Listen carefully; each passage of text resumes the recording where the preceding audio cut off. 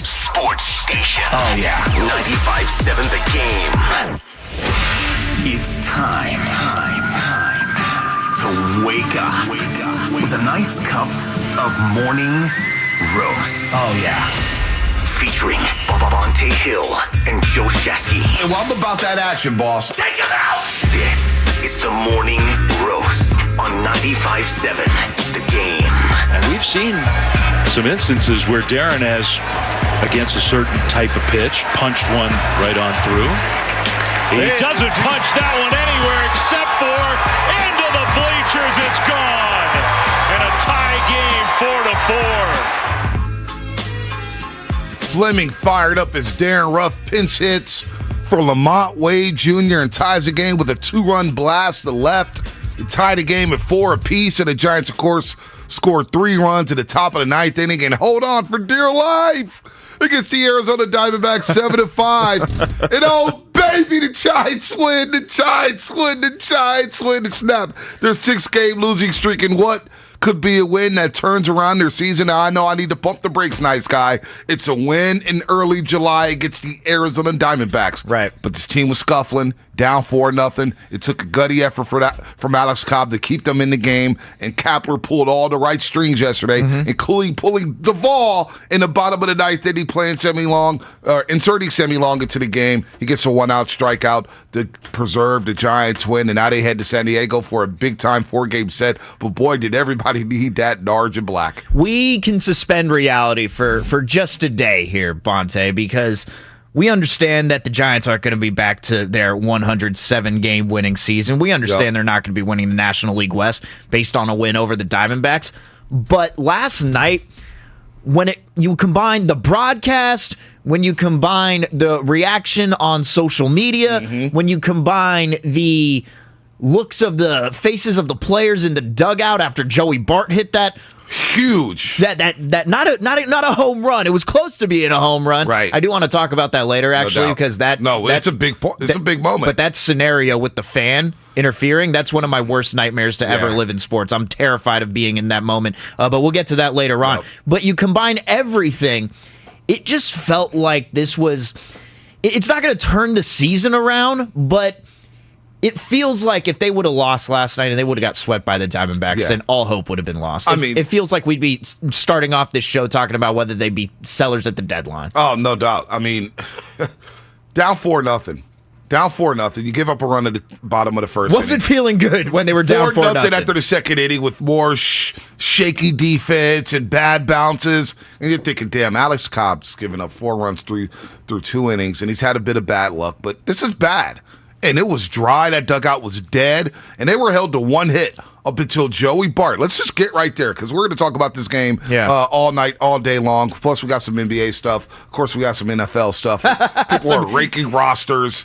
And we got to trade Baker Mayfield. We haven't talked since Baker Mayfield has been traded to Carolina. So what does that mean for Jimmy Garoppolo? Is he going to get CUT, cut? We'll see about that. We'll discuss that. I'm looking at national media, by the way, Bonte. I'm seeing, I was seeing, where do the Jets wide receivers rank among the NFL? I'm seeing that on some national shows. Boy. I think I was seeing. I think I was seeing like how does the NFC South shake down now? Oh boy! Like it's, here we go. It's going crazy with the national media right now as far as football. Baker Mania. But hey, good morning to everybody out there on YouTube. Subscribe to us on YouTube. We love you. Like us, love us. If you want to dislike us, hey, that's okay too. Give us something on YouTube. Subscribe to us at 95.7 The Game. Good morning to you guys on YouTube. Yes. Good morning to everybody out there on Twitch, of course. The originals, the day one roasters. They've been with us from the start of the morning roast. And don't forget about everybody on those roadways right now, getting ready for work, on the way to work. If you're at work, what is up? If you're getting off your graveyard shift, you're driving home, hopefully we can keep you entertained and keep you awake here on a big-time Thursday on the morning roast. Nice guy in for Joe Shasky, the Butcher. We got Lubman. We got Spadoni. It's going to be a jam-packed show. Giants win against the Diamondbacks yesterday. So let's pick it up to where Joey Bart maybe, and Mark Willard is already up, and he's texting me saying that may have been the most important swing of the season. Joey Bart with the ground rule double at the top of the fifth inning, because they had one hit. Crawford's double, LaStella walks, and Joey Bart first pitch swinging, smacks one to left field. Now, you know what? Let's play the highlight first, so let's break it down. Nice guy. I want you to pick it up on the other side. Here's Joey Bart's RBI double to left field. Joey Bart, there's a high drive into deep left center field. Way back there. Goodbye! It's a 3-run homer for Joey Bart to tie or to make it a 1-run game anyway. The comeback trail. Joey Bart. How about that? The D-backs feel that a fan reached out on that one and may have interfered with it. So Joey Bart with that big knock that became a ground rule double, not a 3-run homer to make it 4-2 instead of 4-3. Yeah, you think if the fan wasn't there that would have actually been a home run? I had a tough time analyzing that one. Yeah, it's a bang play. I felt like if the fan doesn't reach over, it maybe hits the yellow line. I honestly didn't have any problem with it being ruled a ground rule double. Yeah. I didn't like the fact that La Stella had to go back to third because he scores on that play. Right. But he scores on the next play. Lamont That's Wade what they were Jr. talking about on the grounder. broadcast after, right? That's what Hunter Pence was saying was Yeah. normally the player would get 2 bases in that situation. You know, but Tommy La Stella was at first base on that play, so you had runners at first and second. Bart hits the ground rule double. Now the fan, and you say this is your worst fear, and I want to know why. Because me personally, with a ball is coming in and it's in play, I'm just standing back. I'm not interfering with the game. I don't want to get kicked out the baseball game. Right. I don't want to touch it. It's not worth it. A $5 baseball, it's just not worth it. A fan right there and he's a Diamondback fan. Yeah. He was a Diamondback fan, right? Yes. So it's like, what are you doing? Well, if the ball's coming your way, though, and you can't tell based on the trajectory of the ball whether it's going to be in the stands or not, I'd just be in a tough position there because I have a glove. This is my one moment in my life that I have a chance to catch a home run ball when I'm in the outfield and it's coming right toward me and you're just going to stand back. I wouldn't be able to do that. But it's also the feeling afterward when you make that catch, and it's just like the Steve Bartman effect where you got all the fans who's going, pointing at you, yelling at you, or whatever. It wasn't exactly like that in Arizona because, this is just a game in July. It's not a playoff game where it truly matters. But it's just my worst nightmare being in that situation. I think I'd go after that ball, but now here's my thing too: is I've had a little past history with a foul ball. Once. Really? Yeah, yeah. Really? Well, yeah. I was in left field. I wasn't at the edge of the Oracle Park. It was at Oracle Park. I was in left field, and if the person that was sitting behind me is listening to this, then they will know who I am, and they'll probably come and find me, and tried to, now we want to get into that. But the ball was stroked to left field. I was near the left field foul pole. Okay. And this thing would have been a home run easily. I forgot who hit it. I forgot who it was. I think it was the Giants and the A's playing in that day. But we're about 10 rows back in left field, and there's a ball that's coming straight at me. Like, it's... I'm thinking in real time, oh, snap, I don't know whether I need to catch this ball. Do I get out of the way? Is someone else going to catch it? Because I don't have a glove on me. I'm barehanded right now. And the ball's coming straight to me. And then when it gets like maybe 5 feet in front of me, I kind of do a little body shift. I'd only try to catch it with my hands, kind of like a wide receiver. Right. Diamond technique. Yeah, and then that ball just went right over my hands, and there was a child who was behind me. Luckily, the dad or whoever was right next to him got his body in front of it and managed to catch it with his chest. Oh. So he came through like a like a wide receiver. He came through like a wide receiver too. He was the one who was the DB who intercepted it. Exactly, you're the wide receiver who let it go. It went right through your hands. So the entire game, this happened in the third inning. The rest of the game, I just couldn't stop thinking about. I was shook. I couldn't stop thinking about whether if I would have missed that ball. I couldn't stop thinking about the TV broadcast. I actually went on my phone and because I can record games and look at my phone. I went back on my phone to rewind and see if I could actually see it on TV. Luckily, the camera angle wasn't at a point where you could see it, but you could see me on TV for just a split second with my head in my hands because I did not know what to do in that time. So anytime I see something like that, where it's a fan reaching over, it's a different scenario. I understand that, but it's just I get a little anxiety when I watch something like that. I just I don't get it. Yeah. I personally don't get it. Fans are just right there. They want to be part of the action, and you get kicked out the game. But look, Giants don't get the 3 runs. But nevertheless, it actually helped the Diamondbacks out. It was a huge hit for Joey Bart. Unfortunate situation for the Giants, who only scored 2 runs instead of the 3. But for Joey Bart, first game back after being called up in Sacramento. A lot of people are watching Joey Bart. I heard Fleming on the pregame show on NBC Sports Bay Area saying, look, he's gotten so much better defensively. He's been a better leader. Yes. He's catching the ball better. Everything is there, but it's that one thing that he needs to put together, and it's quality at bats. And he went up there and hacked, and he hit that sinker, 91-mile-an-hour sinker, and he damn near put it in the seat. So that was good for Joey Bart to get the Giants going. Yeah. And you felt like, okay, it's a 4-2 game now. 4-2 game. Let's play ball. Let's get back into it. And it took late inning magic, like it was in 2021. Late inning magic, where it's like, boy, are they going to get swept by the Diamondbacks? It's 4-2, top of the 8th. They're going for the sweep. Think about this. The Giants, they went 17-2 against the Diamondbacks in 2021. It's crazy. They were on the brink of losing their first 3 games of the season to Arizona right away in that first series. But Darren Ruff with a pinch hit home run, and I'm going to play it again for everybody who's just waking up here, who didn't join us at the top of the show. Darren Ruff with this 2-run blast and tied a baseball game up. And we've seen some instances where Darren has, against a certain type of pitch, punched one right on through.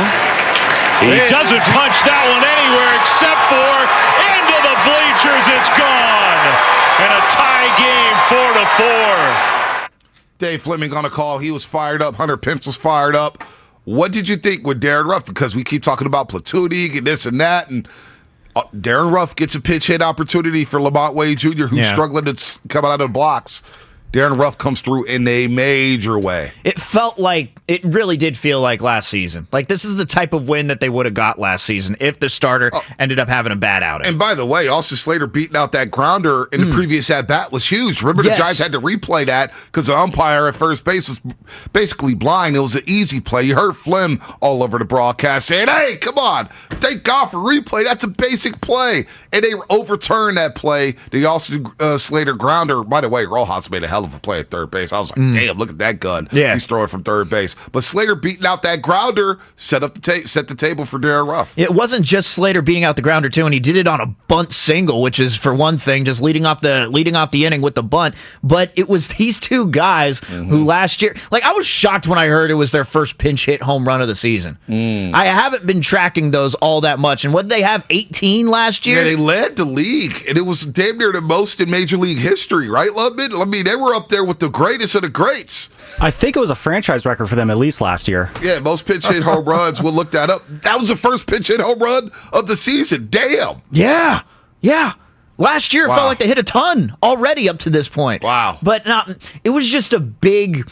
It was a sigh of relief, I think, when Darren Ruff hit that ball. Just a sigh of relief, because the whole point of, starting Ruff and Slater and having those two guys in your outfield and then platooning certain guys, well, no one else on the team was really providing, at least in the beginning of the game. In the top half of the game, these starters that you expect to be starting in this lineup, not ones that are just mysteries. It's just, you know what? All right, this is normal. We got Brandon Crawford. We got Brandon Belt. We got Tommy LaStella. These are the guys we normally expect to be in the starting lineup. We got Yermín Mercedes batting third, which was an odd one. I was shocked by that. They signed him off the street 2 weeks ago, and he's batting third. I mean, it just shows you the state of the lineup of the San Francisco Giants. Yermín Mercedes is batting third. All right? It's just like, all right, here we go. You got Jock Peterson batting second. He goes 0 for 4 yesterday with 3 punch outs. Brandon Belt can't hit anything. He's 0 for 4. You needed that from Darren Ruff. You needed what you got from Joey Bart. And you needed those ninth inning heroics. Those ninth inning heroics there at the top of the ninth inning, where it just felt like, all right, Giants, make something happen here. Make something happen. We know about the previous night in the 4th inning, but you get to the top of the 9th inning, and Mercedes starts off by striking out, right? Yaz gets hit by a pitch, which was huge because he felt overmatched early on in that AB. How about Brandon Crawford beating out the double play? Yeah, it was big. That was huge in the game. Well, it felt like a sign of things to come in the top with that first at bat with Mike Yastrzemski, because he's down 1-2, and he's scuffling. He hits a foul ball, and he gets bailed out.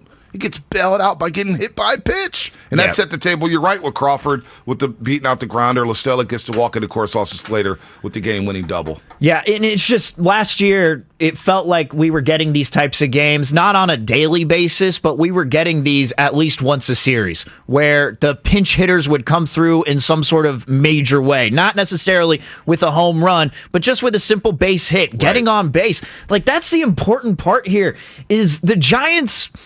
it doesn't feel like they've totally struggled to get base runners on. It's really executing when they do get base runners on, and that's where they've really had the issues. Yep. And last night when they actually got base runners on, they did not struggle. And you know what? Going back to Joey Bart, I don't know if you saw any of Bart's post-game comments, or these might have been prior to the game, but just how in his head he was during the season. Now, I understand it was a very short stint in Sacramento, and he probably got called up a little sooner than expected. They might have wanted to keep him there in AAA and get him some more at-bats down there and to continue to get his confidence up. But Joey Bart talking about how, just everything that he was going through, he was in his own head. Like each day, it just kept on stacking one on top of the other. And we thought, wait, you're not trying to replace Buster Posey anymore. You're trying to be your own person. Like, that's how we were at the start of the season. But as the strikeouts started to stack on top of each other, I mean, I couldn't imagine what it would have been like for him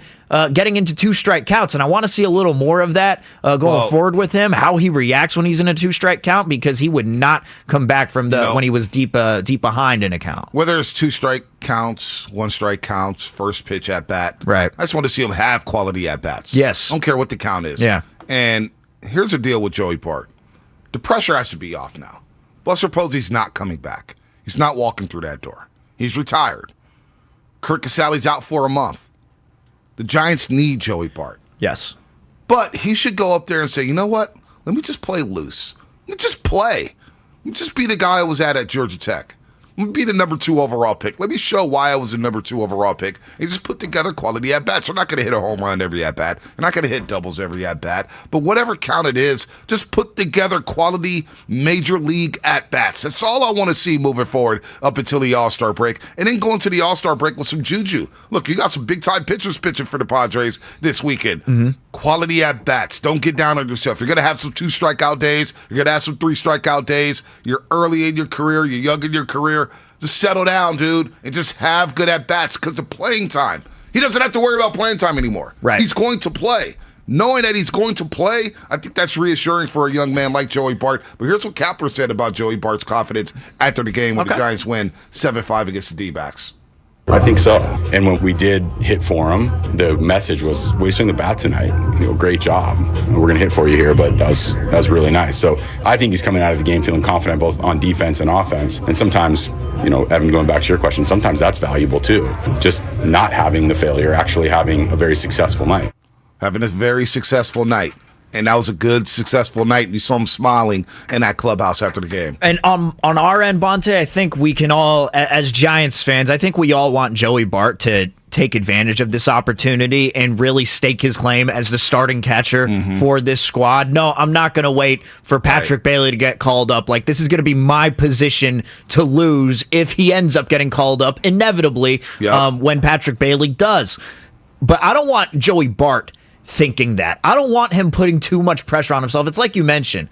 Just don't think. Just go out there. Just go out there and play. Just go out there, man. And take your pitches, right? Do what you like. The plate discipline was still there. The plate discipline was there when prior to him going back to Sacramento. It was there. It was just him not being able to come back from these 2-strike counts. But I think I also want to see him batting higher in the lineup, to be honest with you. Really? I know he's striking out a lot. Yeah. And I know the splits are not good. I want to see this guy bat higher in the lineup, whether it's second, whether it's sixth. Can be batting ninth. Give him an opportunity to drive in some runs. Give him an opportunity to bat around some of the better hitters. I just want to see what it looks like. One game. Just let me see him bat second. If you can bat your mean Mercedes at third after a week and a half of having him on your roster. He's been on the roster for a week and a half, and he's batting third. Yeah. I think you could put Joey Bart a little higher in the lineup. Yeah, no doubt. No, he was He was primarily batting 8th or 9th back when he was playing on the team. So look, we don't want him thinking too much, and we want him having at bats like that one where he's just aggressive. Right. Sometimes it's just instead of waiting for your pitch, just go out and attack it. Right. Sometimes I'm not going to use my mentality, but some mentalities of hitters is that, look, the first pitch that you're going to get might be the best pitch that you get all at bat. Yep. Because some pitchers are just looking to get one over the plate. So I want to see Joey Bart remain more aggressive if he can, because he was yesterday. Yep. And if he's looking as comfortable and feeling much better than he was prior to his stint on Sacramento, then you know what? I'm going to be going into these games looking forward to a Joey Bart at bat. Now, this segment is presented by Golden State Lumber, serving the Bay Area for 3 generations. When you succeed, we succeed. Visit GoldenStateLumber.com. We're going to talk a little later to Jerry Hairston Jr. at 8:30, and we have a surprise guest at 8 o'clock because somebody's leaving us. Somebody's leaving us. Somebody's leaving us to go to Nashville, Tennessee. And he's been such a great friend of the program, a great troll of the program. We got to talk to him at 8 o'clock. A little bit. I'm going to miss the guy a little bit. I'm going to miss him. It's still a surprise guest, Still a so surprise, he's though. remaining nameless. Yeah, I'm gonna keep him nameless. He'll remain nameless till 8 Till o'clock. 8 o'clock, yeah. I think I'd be saying Nashville. I think they gave it away. Yeah, maybe. Maybe not. What do you think, Spadoti? What do you All right, think? so a little running and a little throwing. Yeah. Here's Sammy Long's strikeout to secure the win as the Giants snap their 6-game losing streak. 0-2. 2 down, 9th inning. Here's the pitch. It is swung on and missed. Strike 3. He got him with the curveball. What a moment for Sam Long, and what a win for the Giants. They needed it. You needed it. I needed it. We all needed it. Give us some drama, Giants. Let's go, baby. Get that dub. And here's Alex Cobb on what a win like that can do for a club. It takes those types of games to break it. You know, it takes just a grindy effort, come from behind, stop the streak in its tracks, and getting that last and final out is just as difficult as the streak it's been. So, you know, those are the type of games that can turn around the season. So now we just got to go do it and play the way we know we're capable of. We're right in this thing, and you know, it might not have felt like it the last week or two, but you look at the standings and we're right there making a push for the playoffs. So be optimistic about that and start getting our mojo back and start playing with confidence again. Now, a few things are happening here, Langford. Yes. One, Alex Cobb, that was a big-time performance. Right. Had to give it up to 4 runs in the first 2 innings, going 6, right? Sammy Long, we'll get to that, and Camilo Duvall. That's what I want to get to on the other side. Camilo Duvall, no, well, we're taking this to 43. Oh, we are? Yeah, we're going long here. Oh. You know? Okay. Commercial's a little Sammy light. Long. Yeah, commercial's a little light these days. He's right. The Giants are still in this thing because the Braves have done the Giants a favor. They've won the first 3 games out of their 4-game set against the Cardinals. So the Cardinals have lost 4 straight. The Phillies, they've lost 1. So the Giants are right there 1 game behind the wild card, and we get a day to kind of just sit back and relax and say, you know what? Because we were coming into the show thinking, like, if they lose, it's time to reassess Farhan Zaidi and what he exactly does. And that's part of the reason why we have Jerry Hairston Jr. on to figure out, let's reset and refresh our memory about who Farhan Zaidi is and what the plan is. Well, the plan is to still win this year, no doubt. Now, can they win? That's a different question. Do they need to make a move? I think so. Do they need to get healthy? Absolutely. I just want to see. I want to see from afar. Sorry to cut you off. I want to see from afar, though, like what Jerry Hairston's thinking. Watching Dodgers every day, but seeing how the Giants have been building their lineup and seeing where they're at right now compared to where they were last year. Laughing. I just want to. I want to see if he understands what Farhan's trying to do, because he knows Farhan. So can't wait to be joined by Jerry Hairston, and he's always a lot of fun. But yeah, this win last night, it showed that the Giants still have some heart left for the season, because some of these past seasons prior to really 2020, it just between 2016 and 2020 is mostly where I'm getting. It just felt like they kind of gave up on a lot of games. Well, they just wouldn't put in that effort. They just looked like they didn't care. Look, I'm not going to go crazy here, right? It's a big time win. It could be a win that changes their season around. It could be a win where we look back in August or September and we say, boy, that win back on July 6th in Arizona on a Wednesday night, oh, that was huge. Oh, that was huge. That was the win that changed the season. Now, they could go to San Diego, lose 3 straight, and this is, Giants suck again. Right. You know what I'm saying? So let's not go crazy. Yeah. Like Richard Williams last night on the postgame show on NBC Sports Bay Area. It's like, look, this is 1 game, and you had to scratch and claw against the Arizona Diamondbacks, who are now 8 games under 500. So let's not go crazy.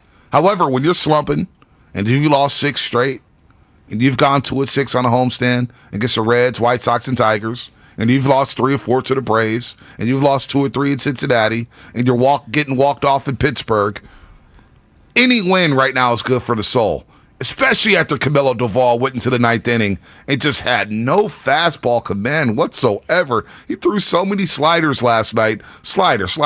Why? Well, because the fastball command was missing.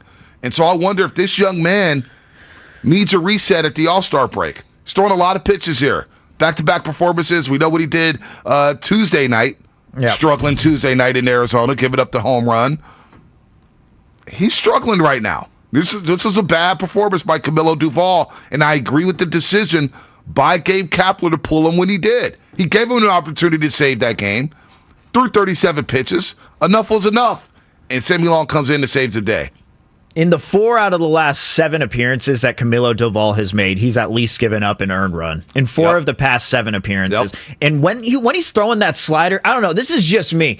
But when he's throwing that slider, that to me is saying that the confidence with him is not really there. Maybe confidence with the fastball. It's just because his fastball is the bread and butter. It's like you can get anyone with that 100-mile to 102-mile-an-hour fastball. You can get anybody with that cut fastball, with movement. But when he's throwing that slider, that to me, when he's throwing a majority of his pitches that are sliders, it just, to me, that shows that he just doesn't really have it. I don't know if they need to give him just a couple of days off, but leading into the All-Star break, I do want to see him get back into some situations where you're going to be in close games like this. I want him in tough closer situations. I want Camilo Doval to get as much work as he possibly can, and hopefully by the time he's going into the All-Star break, he can get a rest and, just go in there and thinking, all right, you know what, post-All-Star break, I'm good. I'm Camilo Doval. I'm one of the better closers in the game. Like, this is who I am. He hasn't really shown that the past few appearances. And I know he doesn't really he's 3 walks last night. He's not so much an outrovert, you know what I mean? Yeah. He's not going to show it. He's not going to be like Chris Sale after that AAA game where he's just going to go insane in the locker room. Well, don't forget Camilo Doval did slam a glove the other couple weeks ago. He slammed the glove, showed me some emotion. That's right. Yeah, I don't mind did. that. Now, Chris Sale just went absolutely ballistic. That's a great word, because I wanted to say something else. It was wild. That's all right. I like the dude's passion, but he looks a little insane. Camilo Doval, 3 walks yesterday, a hit, 37 pitches, only 20 strikes. And the fastball command, again, he was throwing slider after slider after slider, and the D-backs knew that. They had a chance to end that game there in the bottom of the 9th inning. I thought Christian Walker had a great at-bat, drawing the walk. He was down 1-2. Camilo Doval throws a 100-mile-an-hour fastball up above the zone, and Christian Walker held up. Yeah. I was like, oh, boy, we got problems. We got problems. This might be catastrophic. So I thought Kapler, because a lot of people were freaking out about, let Doval finish it. Give him one more at-bat. I was like, you got to win this game. You cannot lose that game last night. You had to get a win. It's not the biggest win of the season yet. We'll see about that. But you could not lose that game. That would have been rock bottom, Langford. Yeah, when it all happened with 2 outs, and it was mostly when Ketel Marte came up to bat. Yep. And that's the one that had me nervous. I really thought, okay, you got 2 runners on here. You got one of, if not their best hitter the past 3 years in Marte. Marte's been one of the few good players on the Diamondbacks these past few seasons. He's been consistent. So you have him coming up to the plate. I really thought he was going to groove a slider right down the middle, and I thought he was going to get a hold of one. I thought it was done. Yeah, I thought it was done. I thought that could have happened, and then he could have possibly, won the game for him with that 3-run homer, tied the game for him with that 3-run homer. But nevertheless, he only got the single, and then once the walk happened, like when a pitcher is walking, guys, that's when it's bad. If he's given up hits, okay, he can come back from that. But when the walk happens, the last walk on Christian Walker, aptly named with the last name, but when that happens, like, all right, yeah, you got to get him out of there. I totally agree with the decision, and Gabe Kapler made the right moves. He made the right moves, and here's what Kapler said about trusting all his pitchers. We always believe in Jake. Obviously, we believe in Jose Alvarez as well, but Sam Long is also a good option. And I guess, if I could rewind and just answer the question very directly, I would say we trust all our pitchers in the biggest moments.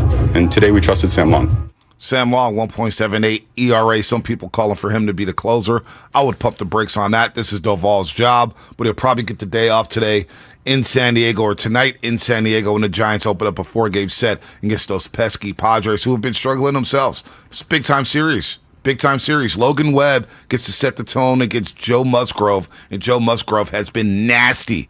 Logan Webb's been great. right? 7-3, 3.13 ERA, 1.13 WHIP with 86 strikeouts. Joe Musgrove right now, 8-2, 2.25 ERA, 0.95 WHIP. Musgrove's nasty, so it doesn't get easier for the Giants. Well, when did Logan Webb thrive the most last year, Bonte? When the Giants' backs were against the wall? Yes, when the pressure situation was up. I always go back to this series, and I think it was in July, or it could have been in August, but it was the 4-game set against the Brewers last year. And the Giants had lost 3 straight in the first 3 games of that series. That weekday series. And this is when they were really going toe to toe with the Dodgers for who would win the National League West. And Logan Webb needed to win that 4th game and have a shutdown type of performance, and he did. And the Giants ended up winning. And what do you know? The Giants win the National League West by 1 game.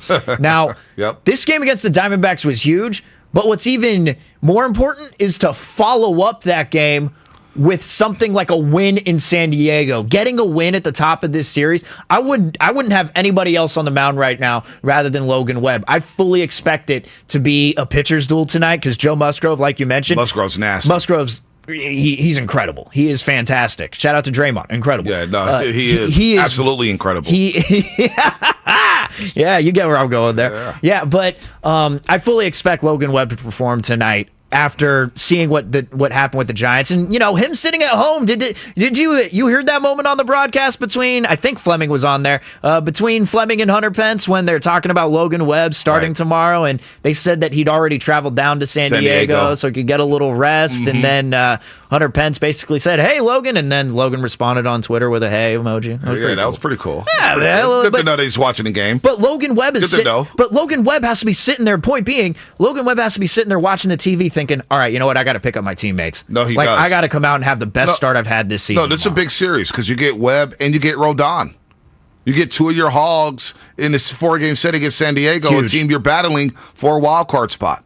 You're going to be battling with the Padres all season long, and of course they don't have Fernando Tatis yet. He's been out all year with the wrist injury, but the Giants right now, 3 back of the Padres in a loss column. 3 back of the Padres in a loss column. They're 3 back, actually tied with the Phillies in a loss column with 39 losses. And then, of course, St. Louis has 40 losses, so the Giants have some ground to make up when it comes to games played. So this is a big win. You didn't want to go down to 40-40.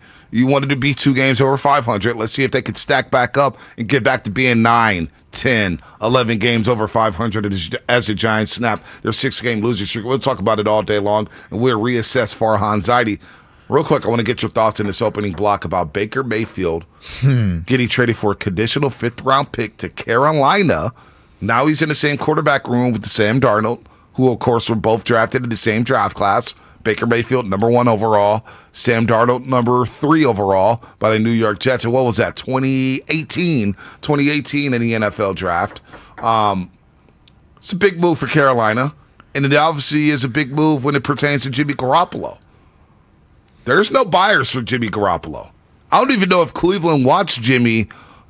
When you think about the draft compensation they may have to give up for Jimmy Garoppolo. Now, the Browns are picking up about $10.5 million of Baker's contract. 4.8 is moved into incentives. He can earn that 4.8 into incentives, and Carolina's going to pick up about another 4.5. So, what does it mean for Jimmy? Well, what does it mean? I don't know what this means for Jimmy because I don't know where Jimmy's at in his rehab. Like, I don't know how teams think when they're trying to possibly get a quarterback who's coming off of surgery on his shoulder. Like, I wonder how teams think. Word is that Jimmy will be ready to go by the time players report to training camp. But we'll see about that. Oh, man. Back in July? What, July 26th? I think is when a majority of the teams are reporting. Yeah. But so what? You got Sam Darnold, who's still going to be in Carolina, if I'm not mistaken, right? So you got Sam Darnold there. The Seahawks still have Drew Lock and Geno Smith. Yep.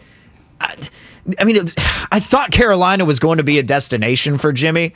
Cleveland still could be, but, I mean, does Cleveland even want to think about trying to trade for Sam Darnold now? Like, what's Cleveland going to do with their quarterback position? Like, what's going to happen with Deshaun Watson? Has a ruling even come down on Deshaun Watson yet? No, not yet. I think that would steer more for Jimmy, the course for Jimmy, more than the Baker Mayfield trade. Like, this was expected for Baker Mayfield. I think I'm actually a little surprised that Cleveland didn't try to work it out with Baker. Now this relationship probably went awry once they traded for Deshaun Watson. But thinking when about they the said Deshaun now Watson we got situation, an adult, now we got an adult in the room, Right, and then it's like you're talking about Deshaun Watson. Okay, Yeah. Baker Mayfield. Hey, it's like we got a guy Baker Mayfield who can dance. But it's like that may be your biggest option. Again, Carolina will pay $4.85 million of Mayfield's salary, while the Browns will pay $10.5 million of his salary. And Mayfield agreed to convert the remainder of his $18.8 million salary into incentives to facilitate the deal. He wanted to get out of Cleveland. So the Browns will receive a 4th or 5th round pick in 2024, depending on Mayfield's playing time in Carolina. And if I'm not mistaken, the Carolina Panthers open the season, I believe, against the Cleveland Browns. Yeah, they do. How about that? Yeah. How about that? Fun little drama. Did the NFL know something that we didn't know? They always know something. like was there already something behind closed doors? Are the 49ers just going to end up cutting Jimmy? I think that's what's going to happen. Damn. Yeah. After all this, you're going to end up releasing him, and you're not going to get any sort of draft compensation for him. Because I don't think there's any way you could bring Jimmy back to Santa Clara, right? I don't think so. I really don't think so. What's the point? I mean, you're going to have a good backup quarterback, but you'd still be paying him a ton of money. You really want to spend it on a backup quarterback for the year? I wonder if there's fans out there, 888-957-9570. That's our text line on the Comcast Business text line. That's our hotline, 888-957-9570. I wonder if there's anybody out there who wants Jimmy Garoppolo back as a backup in case Trey Lance struggles. Is there anybody out there who would want Jimmy Garoppolo to be the backup quarterback of the 49ers, for the 49ers? I'm finding I haven't heard anybody say that. I haven't heard anybody say that. By the way, CBS Sports, they came out, but Trent Williams is a 99 on Madden, the new Madden. First offensive lineman in Madden history, right? Yeah, 99. He's got the gold chain. That's dope. He's got the silver. I think that was Bruce Matthews who presented him with the 99 box, which is pretty cool. Every roster ranked, according to CBS Sports, they had the Niners roster ranked 18th in the league. 18th in the league. So 18th. 18th best roster in the league. We'll get to that on the other side here. But anybody out there want Jimmy Garoppolo back as a backup quarterback? Do you want me to give my answer? I'm not going to give my answer right now. We'll wait till the other side, because if he's a backup quarterback for this team, I mean, look, it's beneficial to have a guy like that backing up your starter, but it's very unbeneficial, whatever word I want to use there, to complicate things. Not for $25 million. Some people on our boy Jay LaFrey on YouTube. Not for $25 million. Boy. Does Jimmy want to be a backup for the 49ers? That's the bigger question. That's from the 510 on the Comcast Business text line. Would Jimmy want to come back? He probably would want to come back and say, let's compete for the job. And then what if they did get into a quarterback competition? Should this be a quarterback competition? Oh, no. Should it be a quarterback competition? Should the Niners say, you know what? We don't know about Trey yet. We don't believe Trey is ready. One of them. Screw Bonte's cue card. There are two different arguments that have come through during the regular seasons of certain years, and that was in the 2019 season for the Warriors, and it was just nonstop talk about Kevin Durant, Draymond Green, and everything that ensued after that game against the Clippers, all the way from November till the end of the season. That was one that was frustrating, but the other one was Jimmy Garoppolo versus Trey Lance talk from last year. I don't know if I'm going to be able to take another, just selfishly, Bonte. I'm self-involved. Can't go through another 4 months of that? I can't go through another few months of that, dude. I just can't do it. I can't do it if Trey struggles and it just you need to put Jimmy in. Army comes through. Like, I don't need that this year, Bonte. 888-957-9570. Is there anybody out there? I just want one person. Can I find one person who's open to the idea of Jimmy Garoppolo being the backup quarterback? Sure you could. For the San Francisco 49ers. Maybe, probably, but maybe not. One person. Give me one person. Lori in Phoenix, where are you at? That's what's coming up on the game. Brought to you by Fremont Bank, full service banking, no compromises. Damon and Ratto stream live on YouTube and Twitch every day. There is no happy ending to the Brooklyn Nets. It doesn't end happy.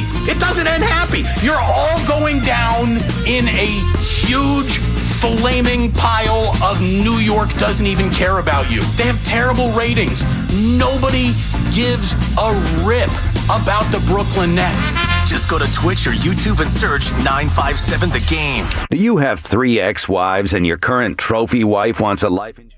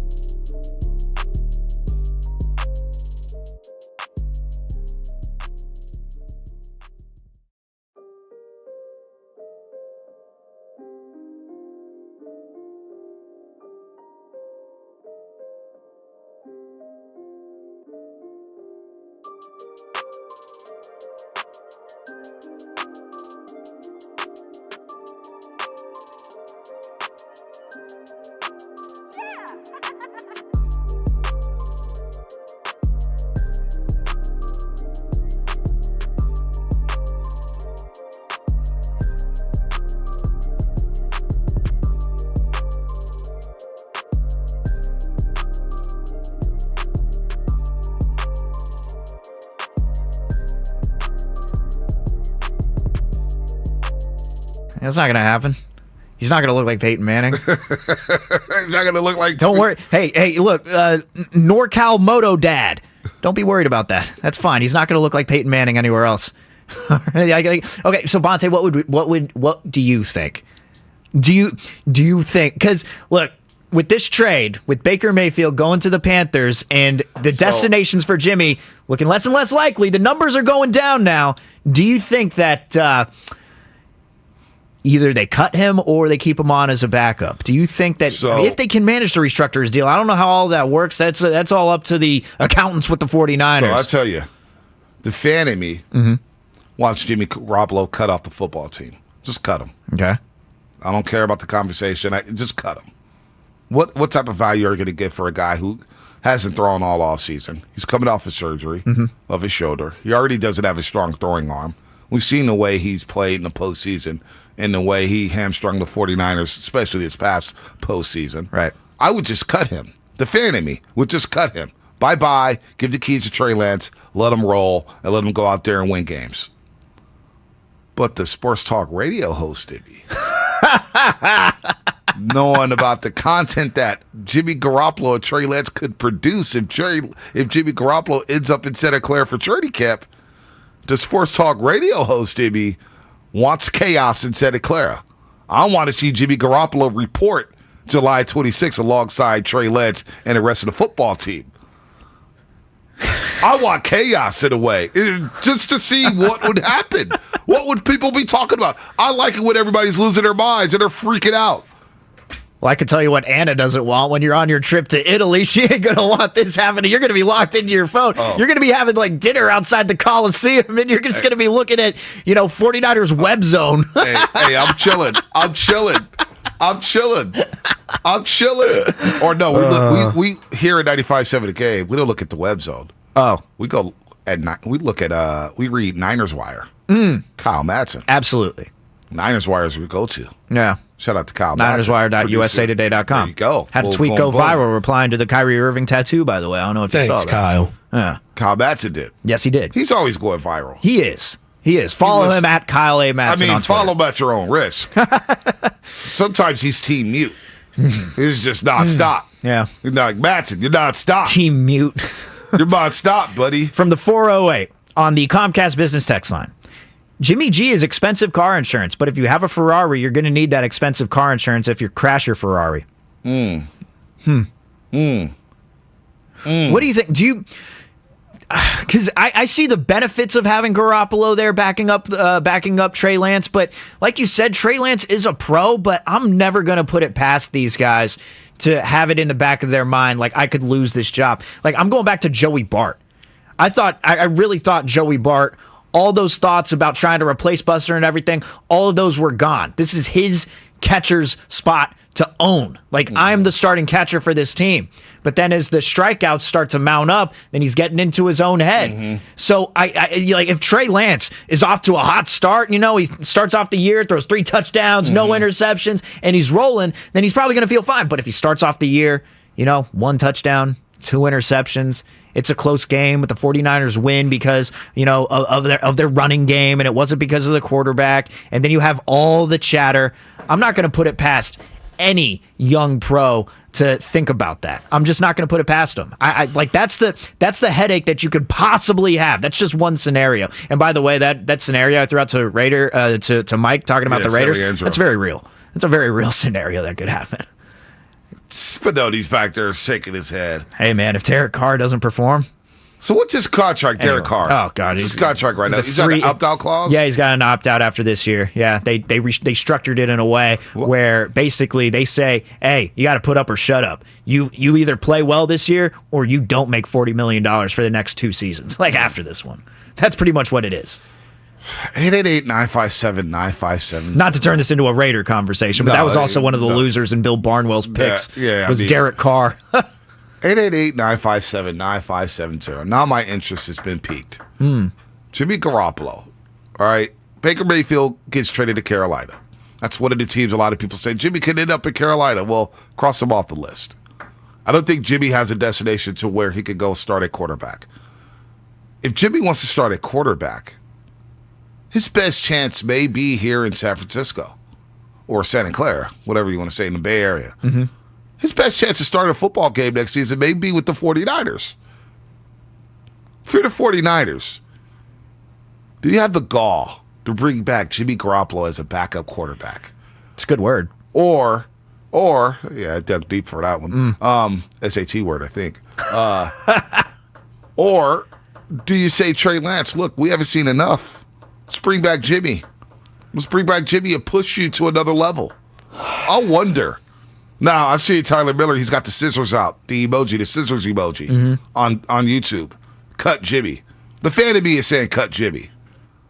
Again, the sports talk radio host in me is saying, you want chaos. I want chaos. I want to see number 10 walking into Santa Clara with some J's on July 26th, reporting to camp.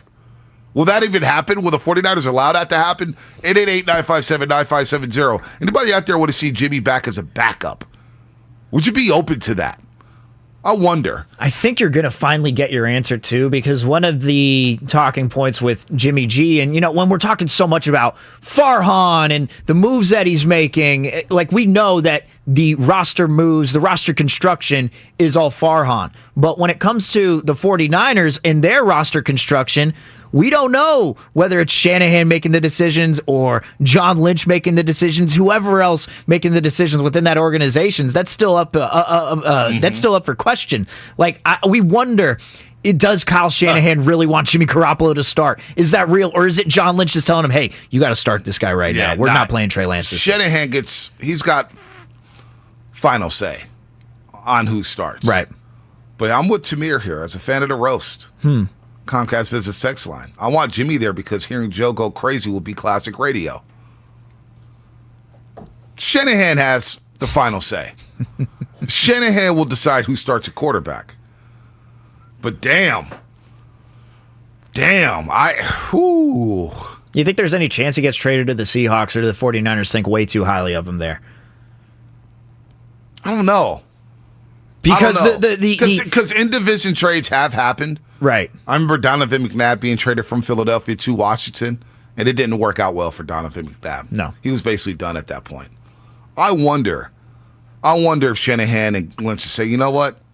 We're not worried about Jimmy. We got Nick Bosa. We've got Ken Law and Armstead. We're going to be fine. Fred Warner Jr., we got second. We're not worried about Where Jimmy does the Garoppolo. I'm going to need you to do this for me, Bonte. Can you pull up that CBS Sports roster ranking that you have? I have it up right here. Where are the Seahawks ranked in that pantheon? So the Niners are ranked 18th. Correct. That's funny. 18th. Uh-huh. The Seahawks are ranked 26th. They're ranked 26th? Damn, that's 26. generous. That's generous. But still, they are 26, and that's with Drew Lock and Geno Smith as quarterback. If you put Jimmy Garoppolo there as the quarterback, you'd still have them maybe in the early to mid-20s ranked in terms of rosters. Like, Garoppolo, the thing is, like when we talk about, from Brian here, from the 707, Big Jimmy needs to start. He's a proven winner. There's people who want Jimmy to start. Proven winner, all caps, and that's Brian from the 707. But Garoppolo has had a fantastic roster around him when they've been winning football games, at least since 2019. It has been fantastic. Whether you go down from the offensive line to the wide receivers to the running backs to the coaching to 2019, one of the best defenses in the NFL, if not the best defense in the NFL. He's had a fantastic roster around him. You put him with the Seahawks, it's not that great of a roster right now. No. Jimmy would get crushed in Seattle. Yes, he would. He would get crushed. I wonder what's going to happen. That's like the only team left, right? We're 19 days away from training camp. Now it's starting to get real. Less than 3 weeks. And I believe Jimmy will be off the roster at some point. But what if the Niners have not tipped their hand? They've tried to trade him. They couldn't trade him. Mm-hmm. I still don't think Cleveland is going to trade for Jimmy Garoppolo. I still don't think they're going to give up anything for Jimmy Garoppolo. That would be crazy if they did. Because I think they have the leverage here. The 49ers have to make a move. They have to make a move. What do they do? Does Trey Lance deserve to be headed to starting job? Because we've also haven't heard anything about that. What if we want an open competition? Open competition in training camp in Santa Clara? Who's up for that? Anthony in Fairfield is. He's on the roast. Anthony, you want a competition in Santa Clara? Quarterback competition? Yeah, absolutely. I think competition and fear are the best motivators for anybody. And if they hired your replacement or somebody that you thought would be gunning for your job, You're gonna come to work a little earlier, and you're gonna work a little harder. That's just it. I'm with Steven on this. Like, we're human beings, and we have feelings, and so you could be a pro all you want. And so I do understand what Steven is saying about like having Jimmy G there, but like this is a sport, and football is the most, It's all about competition, Mandy. It's all about competition. Thank you, Steven. And when it comes to competition, I think it brings the best out of people. Shout out to Gabe Kapler, because I think he said that. So why not? Let's have an open competition. The other part of it is, like, at this point, nobody really wants Jimmy until they see him throw. So it's like, keep him around, restructure his contract, and let's see what happens. What if Jimmy ends up like Rookie of the Year? You ever watch that movie? Yeah, oh yes. Come on. You were 2 years old when that movie came out. Oh, it's one of my favorites, though. Rookie of the Year? Come on. I think I was 2 or 3 years old when that movie came out. It was great. Yeah. Funky butt loving. Yeah. But it's a great cub. But he broke his arm, comes back, then has like this, this crazy 100-mile-an-hour fastball. Yep. What if Jimmy has surgery on his shoulder? Then all of a sudden he's got like a Patrick Mahomes type arm. He's throwing 60-yard rockets down the field to Debo and training camp. Yeah. Come on. You know what I mean? He like rotates it behind him and then boom. Wow, breaking news, by the way, the Brittany Griner situation in Russia where she's detained. Yeah. She pleads guilty to drug possession smuggling charges in Russia trial. That's according to the Associated Press. Brittany Griner, let's get her home here. Get her home. Could be worth up to 10 years, Bonte. Oh my gosh, that would be insane. For that, come on. As far as I know, it's just a weed pen. Yeah, it's a vape pen. Vape pen. That's it. Let's come on. Let's go to Rob and San Bruno. Rob and San Bruno. It's been a while. Football season must be around the corner. Rob, you want to see an open competition, right? Training camp? I'm gonna say no, because when we got Jimmy Garoppolo, we didn't want to see no open competition with him. Yeah. At the end of the day, Jimmy had his opportunities in New England. He had his opportunity in San Francisco. We paid him all his money, and then he pulled that stunt on us. He wanted to get his surgery right before we trade him. So he had his opportunities, and I think it's a waste of time because, like I said last year, Trey outplayed him. He didn't even know the playbook. Trey made that a competition. It wasn't supposed to be a competition. It was a competition because Trey made it a competition. It's a waste of time. I think it's going to split the locker room. And I just feel like it's just, the NFL has told us how they feel about Jimmy Garoppolo, and that's what it is. So, good luck to him, but we need to move on. I'm not paying a guy $27 million to be a backup. Just cut him, right? Would you just cut him, Rob? Just cut him. Let Seattle have him. Let's see if we can go Seattle. We get some easy 2 victories, get our stats up in the secondary. I'm not worried about Jimmy Garoppolo. He has opportunities. I'm not bad at that, Rob. From the 510 at the Comcast Business Text line, Bonte. Jimmy is injury prone, and teammates have called him the B word. Of course, referring to Martellus Bennett from the Patriots, calling him the B word because of the way that he handled an injury compared to Jacoby Brissett back when Tom Brady got hurt. Thursday Night Football. And then Julian Edelman followed it up in another podcast this year, essentially saying, yeah, I understand where Marty was coming from with that one. So do you think, like, this situation, if Jimmy is the de facto backup, like, I think that mindset for him that year was, you know what? Tom Brady is the starting quarterback for this team. I'm going to get a job elsewhere. Like, I'm not even going to put in an effort here. We also got a third quarterback in Jacoby Brissett who can easily handle the load. Like, what if you go into that situation this year where you have the de facto starter in Trey Lance, but you need your backup to come in, and your backup just says, you know what? The finger, it's bothering me. My hamstring, it's bothering me. Put Nate Sudfeld in instead. Like, do you really want that sort of situation on your hands? And then he's just like, you know what? I'm going to cool off and get paid. And you know what? That move on Thursday Night Football may have been the deciding factor for him to get traded from New England. Maybe at that point, Belichick said, I need to get him out my locker room. Thursday Night Football, and I got to go with Jacoby Brissett, who's got torn ligaments in his thumb. And Jimmy does that. We'll play the sound on the other side for Martellus Bennett and Julian Edelman. Second rounder? Because it's second rounder. Hey, John, Kyle, you want Jimmy Garoppolo? No, it helped save the season for the Niners in terms of winning some football games, and it expedited the expectations of the franchise under John Lynch and Kyle Shanahan when they won those final 5 games in 2017. Of course, everybody had them going into playoffs in 2018. I wonder, 888-957-9570. Anybody want Jimmy back as a backup, or does anybody want to see him compete with Trey Lance for the starting job this season? Because we're getting close to training camp. We're 19 days away. 19 days away. Does anybody want to see a quarterback competition between Trey Lance and Jimmy Garoppolo? 49er fans, if you do want that, you'd want chaos. Like, that's really what you'd want.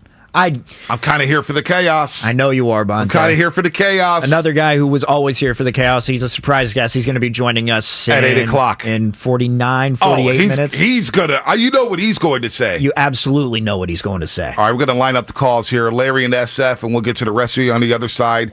888-957-9570. Football season's around the corner, plus the Giants win. We'll get back into them at some point as well. That's what's coming up. Brought to you by BioNTech and Pfizer. Charging a cell phone can be like getting a booster shot. A booster is given to enhance or restore protection after a primary series vaccination, which wanes over time. Schedule an appointment when you're eligible. Quinn Mail from BetQL, and I'm helping you beat the books. The NBA Summer League is here, and it's my favorite time.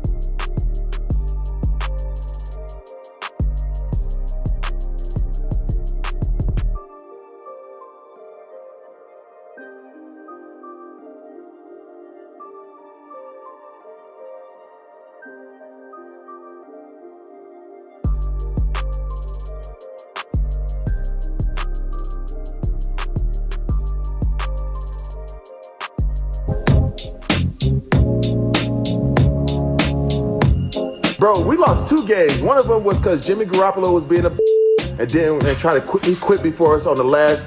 Decided not to play right before the game. So we went out there. Jacoby came out and played with a up thumb and played his heart out. But Jimmy was just being a about it all, and he's still being like. That's why you can't win with for a quarterback.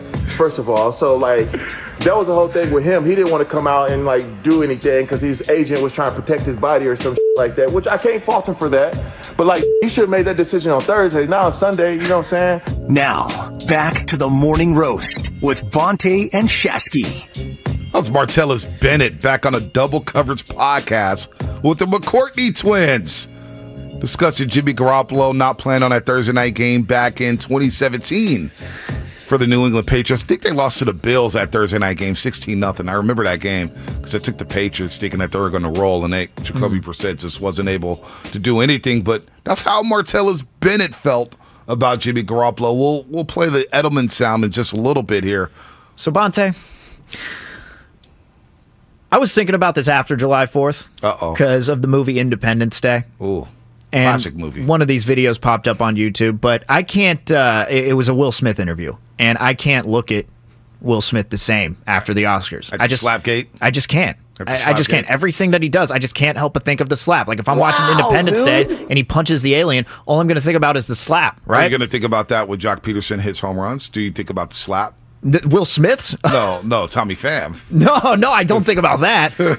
No, all right, because he's not. But I think about it with Jock. I see him. I think Tommy Pham pip slapped him in the outfield. Yeah, but I think completely opposite of you with that. I think Tommy Pham was just an idiot, and I think he was the smaller man for doing that, and he couldn't take a little joke. So that's his problem. That's why I look at the Chris same Rock thing. Well, it's the same thing with Will Smith. Like Chris Rock, he got slapped on national television. Yeah, Will Smith because Will Smith can't take a joke.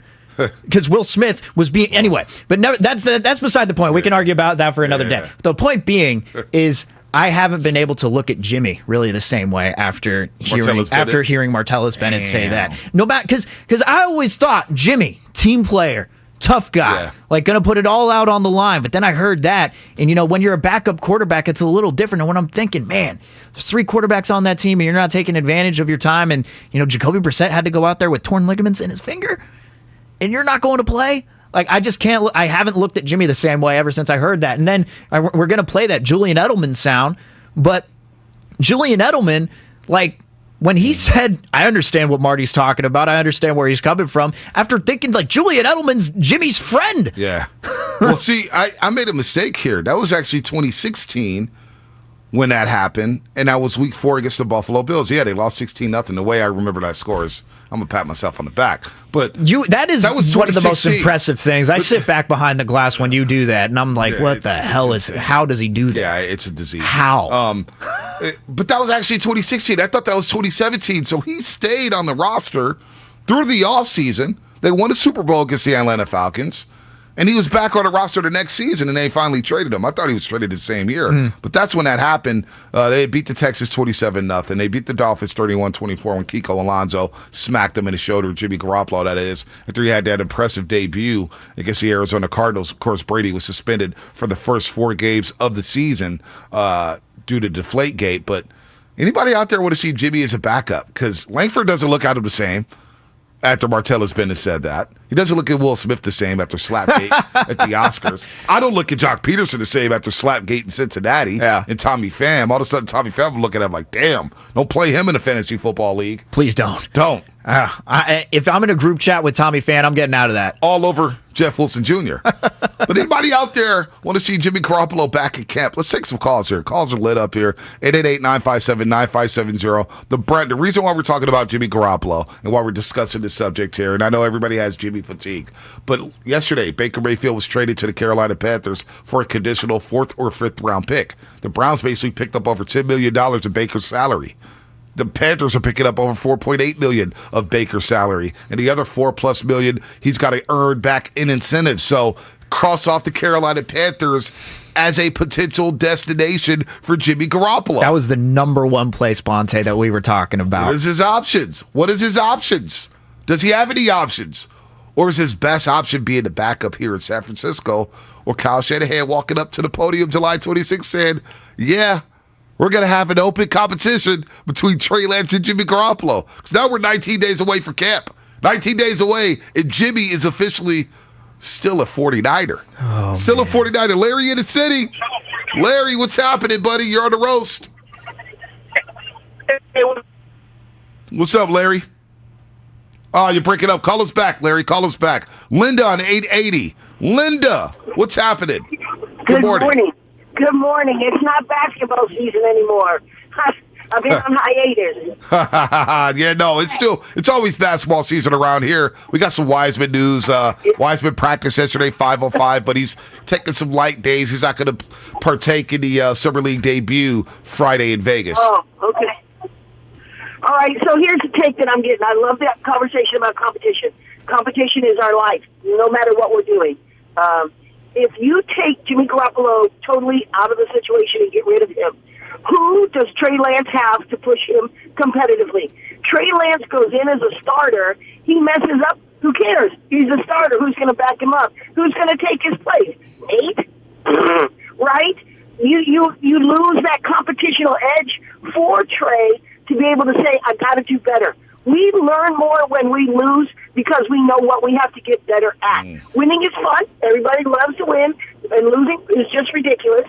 But who's going to push Trey to be the better Trey? So maybe Brock Purdy? Me in the back. No, I'm kidding, Linda. Not Brock Purdy, but I hear you. That's a great point, Linda. Very astute. Because, look, Jimmy, part of the problem a lot of people felt with Jimmy Garoppolo was there was no competition for him.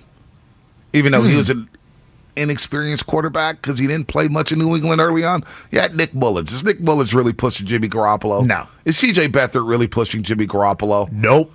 And I remember when Cam Newton was a free agent and we were having a conversation about Cam Newton being the backup for Jimmy. This is before Trey. And everybody's like, no, you can't do that to Jimmy. You can't do it. He's gonna get rattled. And it's the same conversation people are now having with Trey Lance. Oh, you can't bring Jimmy into camp. I kind of want the competition. I want to see Trey Lance put this issue to bed for good, saying, I'm better than Jimmy. This is my team. It's time to move forward with me, number 5, and not number 10. Well, he could do it in training camp, but what about the regular season? What if he gets off to a cold start and then he starts thinking too much? Then he starts making throws that he shouldn't make, trying too hard instead of going out on the field and just doing. It's like Top Gun Maverick. You watch that movie yet? Yeah, no, not yet. Not yet? Well, one of the things that Maverick tells Miles Teller in the air is don't do or don't think, just do. That's what it's like with that's what it's like on the football field. Don't think, just do. And I understand the competition, but on the same level, being a pro quarterback, like having competition behind you, you shouldn't need that to motivate you to be the better version of yourself as a player. You know what should motivate you to be the better self as your player? Money in a couple of years, possibly picking up your option when that time comes, knowing that the 49ers had traded all of that draft capital in order to get you. Kyle Shanahan and John Lynch, this is really the last stage for them to see if, they're gonna last with this team or not, because it really hinges on Trey Lance. I think that's enough motivation instead of just having another quarterback competing with him in training camp. I understand all of that, the competition, but I'm on the other side. That's just me. Jimmy fatigue is so real. Jimmy fatigue is so real. I'm not gonna be able to take the Shanahan going back and forth, by the way, at the podium. Yeah. Well, part of the reason why I want Cass because I know I'll be in Europe. And I don't have to deal with the day-to-day Jimmy Garoppolo, Trey Lance talk. And hopefully by the time I got back from Europe, Jimmy Garoppolo is long gone. Yeah. It's Stefanity. What about Danker? Danker D loves Jimmy G. Yeah, Danker. Loves Jimmy Garoppolo. The biggest Jimmy Garoppolo fan I've ever known. Hey, Danker. You want to see number 10 back, don't you? I want to see him in the backup position of, hot dog vendor. Wow. It's been years, gentlemen, years I've been out on it. The day after we lost the Super Bowl, I called in and said I wanted Brady. We need to stop using his pedigree, the team he came from, where they don't even like him. He's never been a winner. He was playing against vanilla defenses when he first showed up. Then he gets the cakewalk to the Super Bowl with a historic defense, which still doesn't get the respect they deserve. I mean, it's ridiculous how these fans see him as a winner when we all know it's the Shanahan run game, which is second generation. Like, I love my 49er faithful, but they need to be realistic as to how this team works. And Jimmy, He's just look at the breakdowns after games. He can't even do that. It's, we played our asses off. Lance will break it down, play by play, step by step. And it's just time we stop patronizing this Jimmy Garbo, and start getting legitimate, because he's holding our franchise hostage, straight up.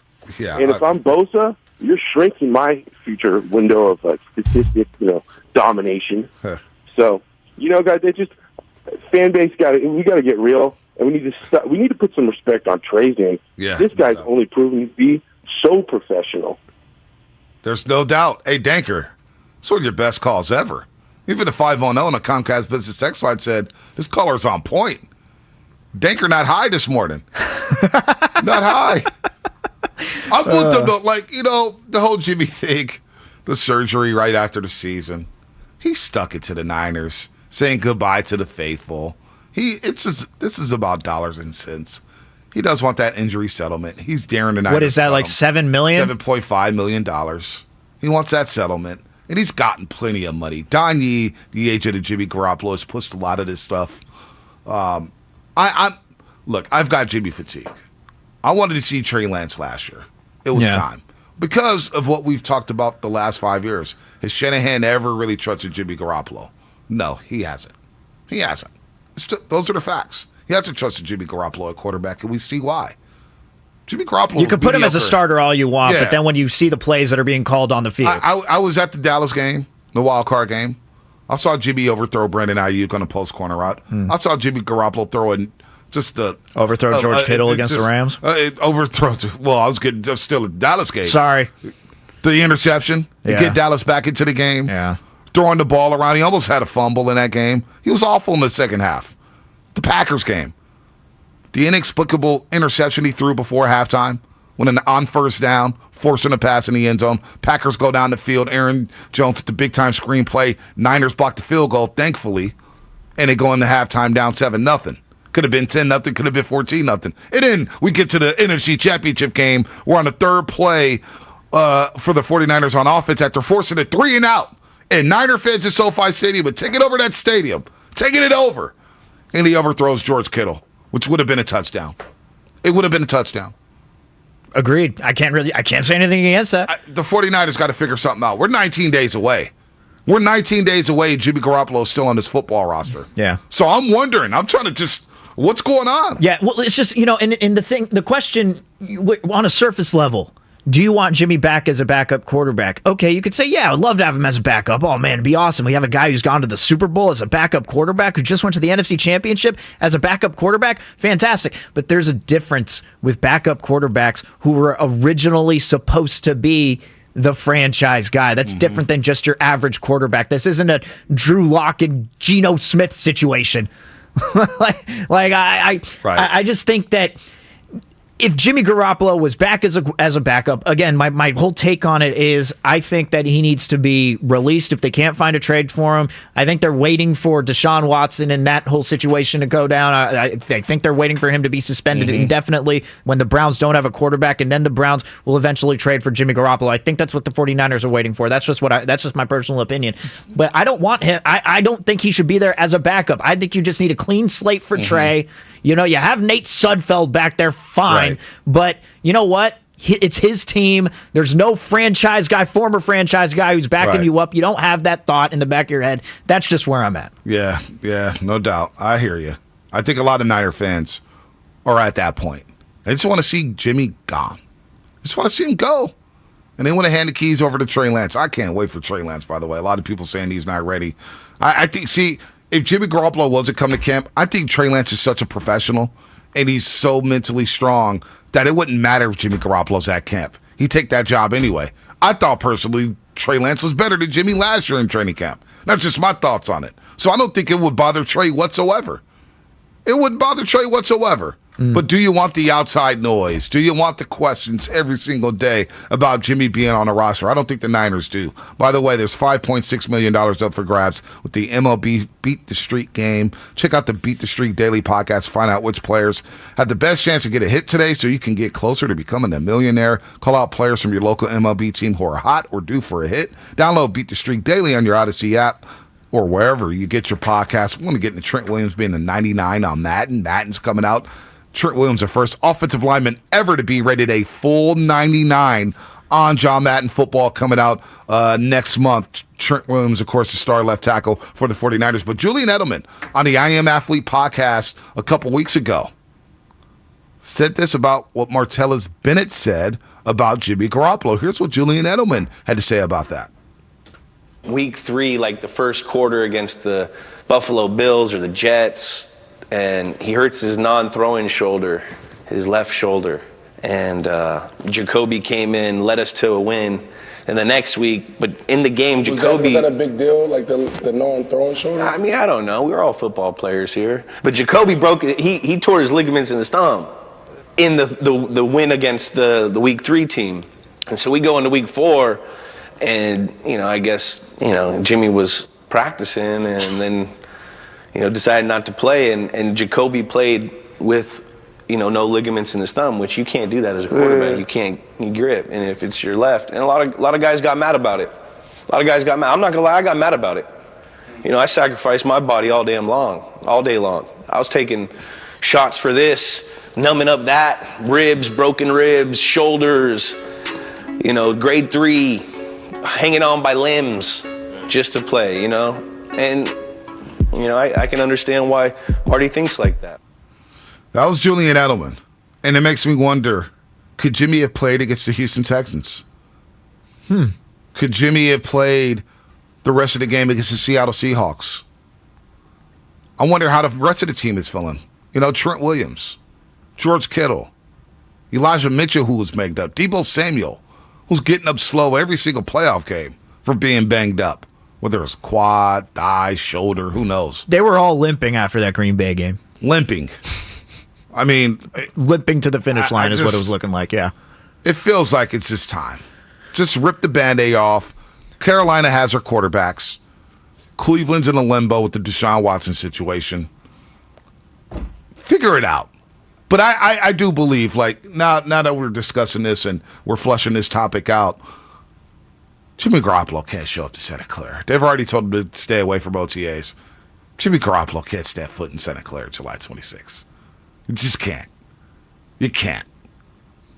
Can't wait for those videos to be posted to Twitter, Bonte. Steven SF. All the stats. Steven SF. Trey Lance today, 5 for 5. Jimmy Garoppolo, 5 for 5. Who should start? Wow. Steven SF. You want that? I know you don't want those problems. Yeah, so just wanted to throw another little consideration in here. If I'm the senior management and, Jed and the rest of the crew, I want Jimmy out of there because I don't want Kyle getting tempted to run Trey into the line endlessly like he did in a couple of starts last year because he knows he's got Garoppolo in his back pocket. I think that's as much a danger as anything else. Trey will be a pro about it. But I think that sort of lurking issue of, hey, Jimmy's here, we can, if Trey gets hurt, it's no big deal, is the thing that I'd be most concerned about if I'm Jed and senior management. Yeah, no, that's a good point. I mean, how much of a letdown would it be if Jimmy Garoppolo actually showed up to training camp and we don't know who the starter is? I mean, it's just, this whole situation is just... It'd be a real letdown if Kyle Shanahan was asked who's going to be starting for your team in 2022, and then he starts answering... it's going to be whoever gives us the best chance to win. Trey could go out there and he could perform in training camp, but Jimmy could go out there and perform in training camp. We don't even know. I just think this guy gives us the best chance to win. He gives us the best chance to win. Whoever gives us the best chance to win. Best chance to win. Not enough ums. Sorry. Yeah, I should have ums and breaths. Should have got a yeah, okay. All right. I got to be better with that. All right, let me ask you, Kyle Shanahan. Probably, but maybe not. Shanahan, today's July 26th, and camp is about to open up as a players report. Coach, Jimmy Garoppolo's still on the roster. Do you plan on having a quarterback competition, or what's the status of Jimmy Garoppolo? We're going to have whoever out there can give us the best chance to win. I think Jimmy Garoppolo can create a competition, but maybe not. Trey Lance is going to be the starter in 2022, but he might not be because Jimmy Garoppolo could show in training camp that he gives us the best chance to win and shows a competition. Competitions are really good in the NFL. You need competition. You want that within your team. You're going to instill that confidence in the team when you get that competition. So whoever gives us the best chance to win. You get no answer. Does Jimmy Garoppolo have a chance to start week 1 over Trey Lance? If Jimmy Garoppolo gives us the best chance to win, then sure. But Trey Lance gives us the best chance to win right now. But Jimmy Garoppolo could give us the best chance to win. Does Trey give us the best chance to win? I don't know. Jimmy Garoppolo could, though. That could happen by week 1. I don't know. Maybe not. Grant, stop asking me those questions, Grant. I don't know. Cam Emmett here, Bay Area Mercury News. Trey Lance, what has he done to separate himself from Jimmy Garoppolo? Look, Trey's given us the best chance to win, but Jimmy's also proven he can give us the best chance to win. It just depends on who can give us a better chance to win through training camp.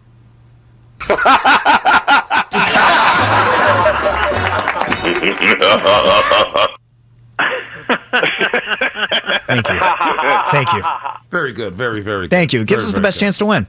That's what it's all about, Bonte. Giving us the best chance to win, damn it. And I think Trey Lance does that this year. Yes, if you're asking Steven, you're asking Steven Langford.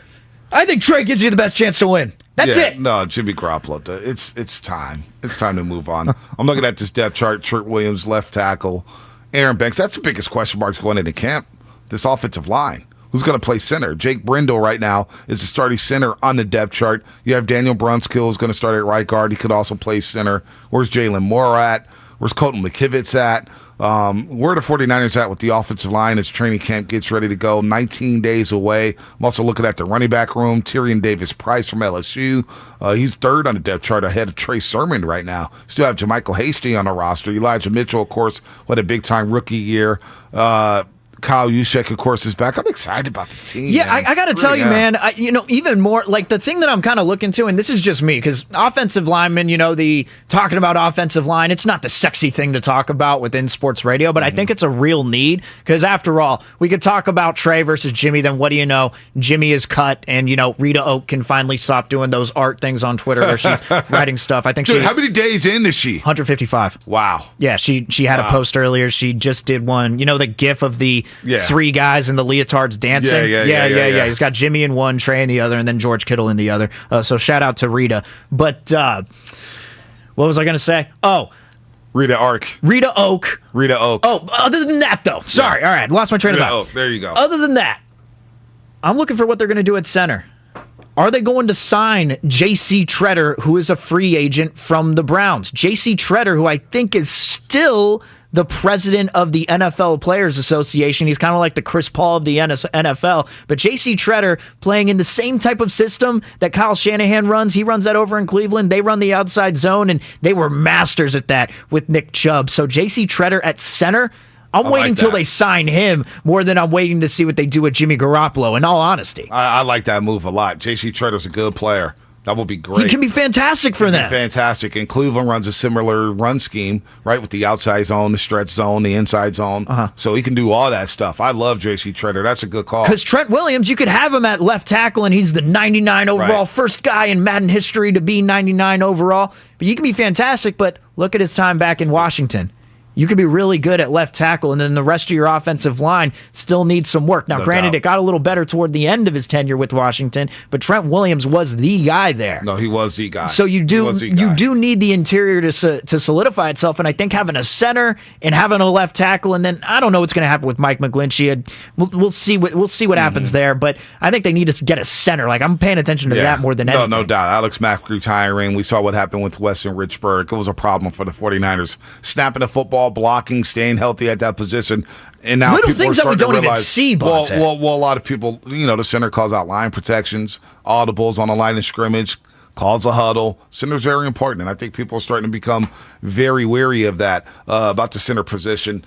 888-957-9570. How about those Giants?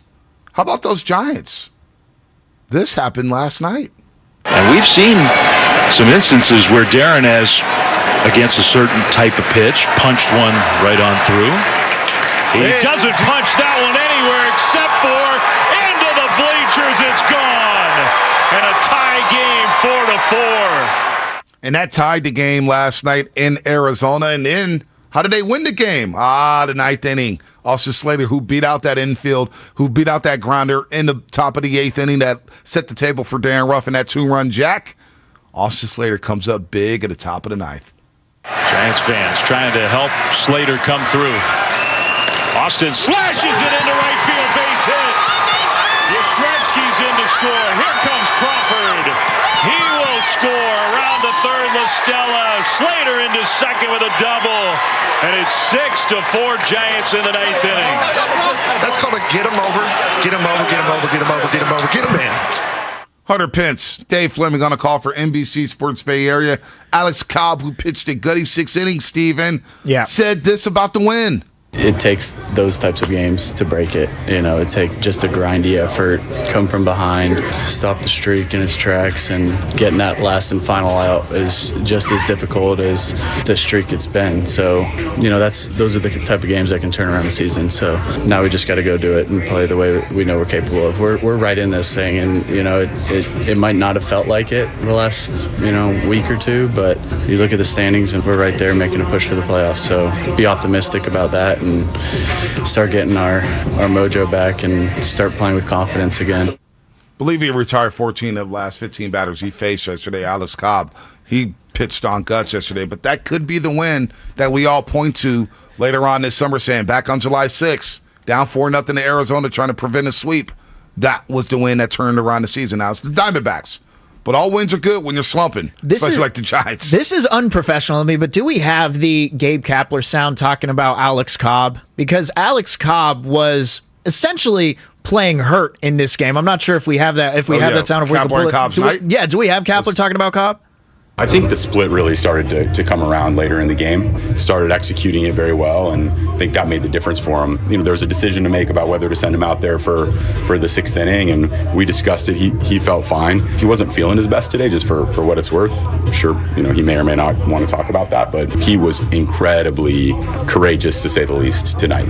So there are reasons for that. I'll just share it. He's not been well, and he was throwing up last night. He was throwing up today, and took the ball and grinded out 6 innings for us. So yeah, it was a really, really important and big performance for us. Big. Throwing up last night, throwing up this morning, gives up 4 earned runs early on in the game, and continues on to finish 6 strong, striking out 3, walking 1.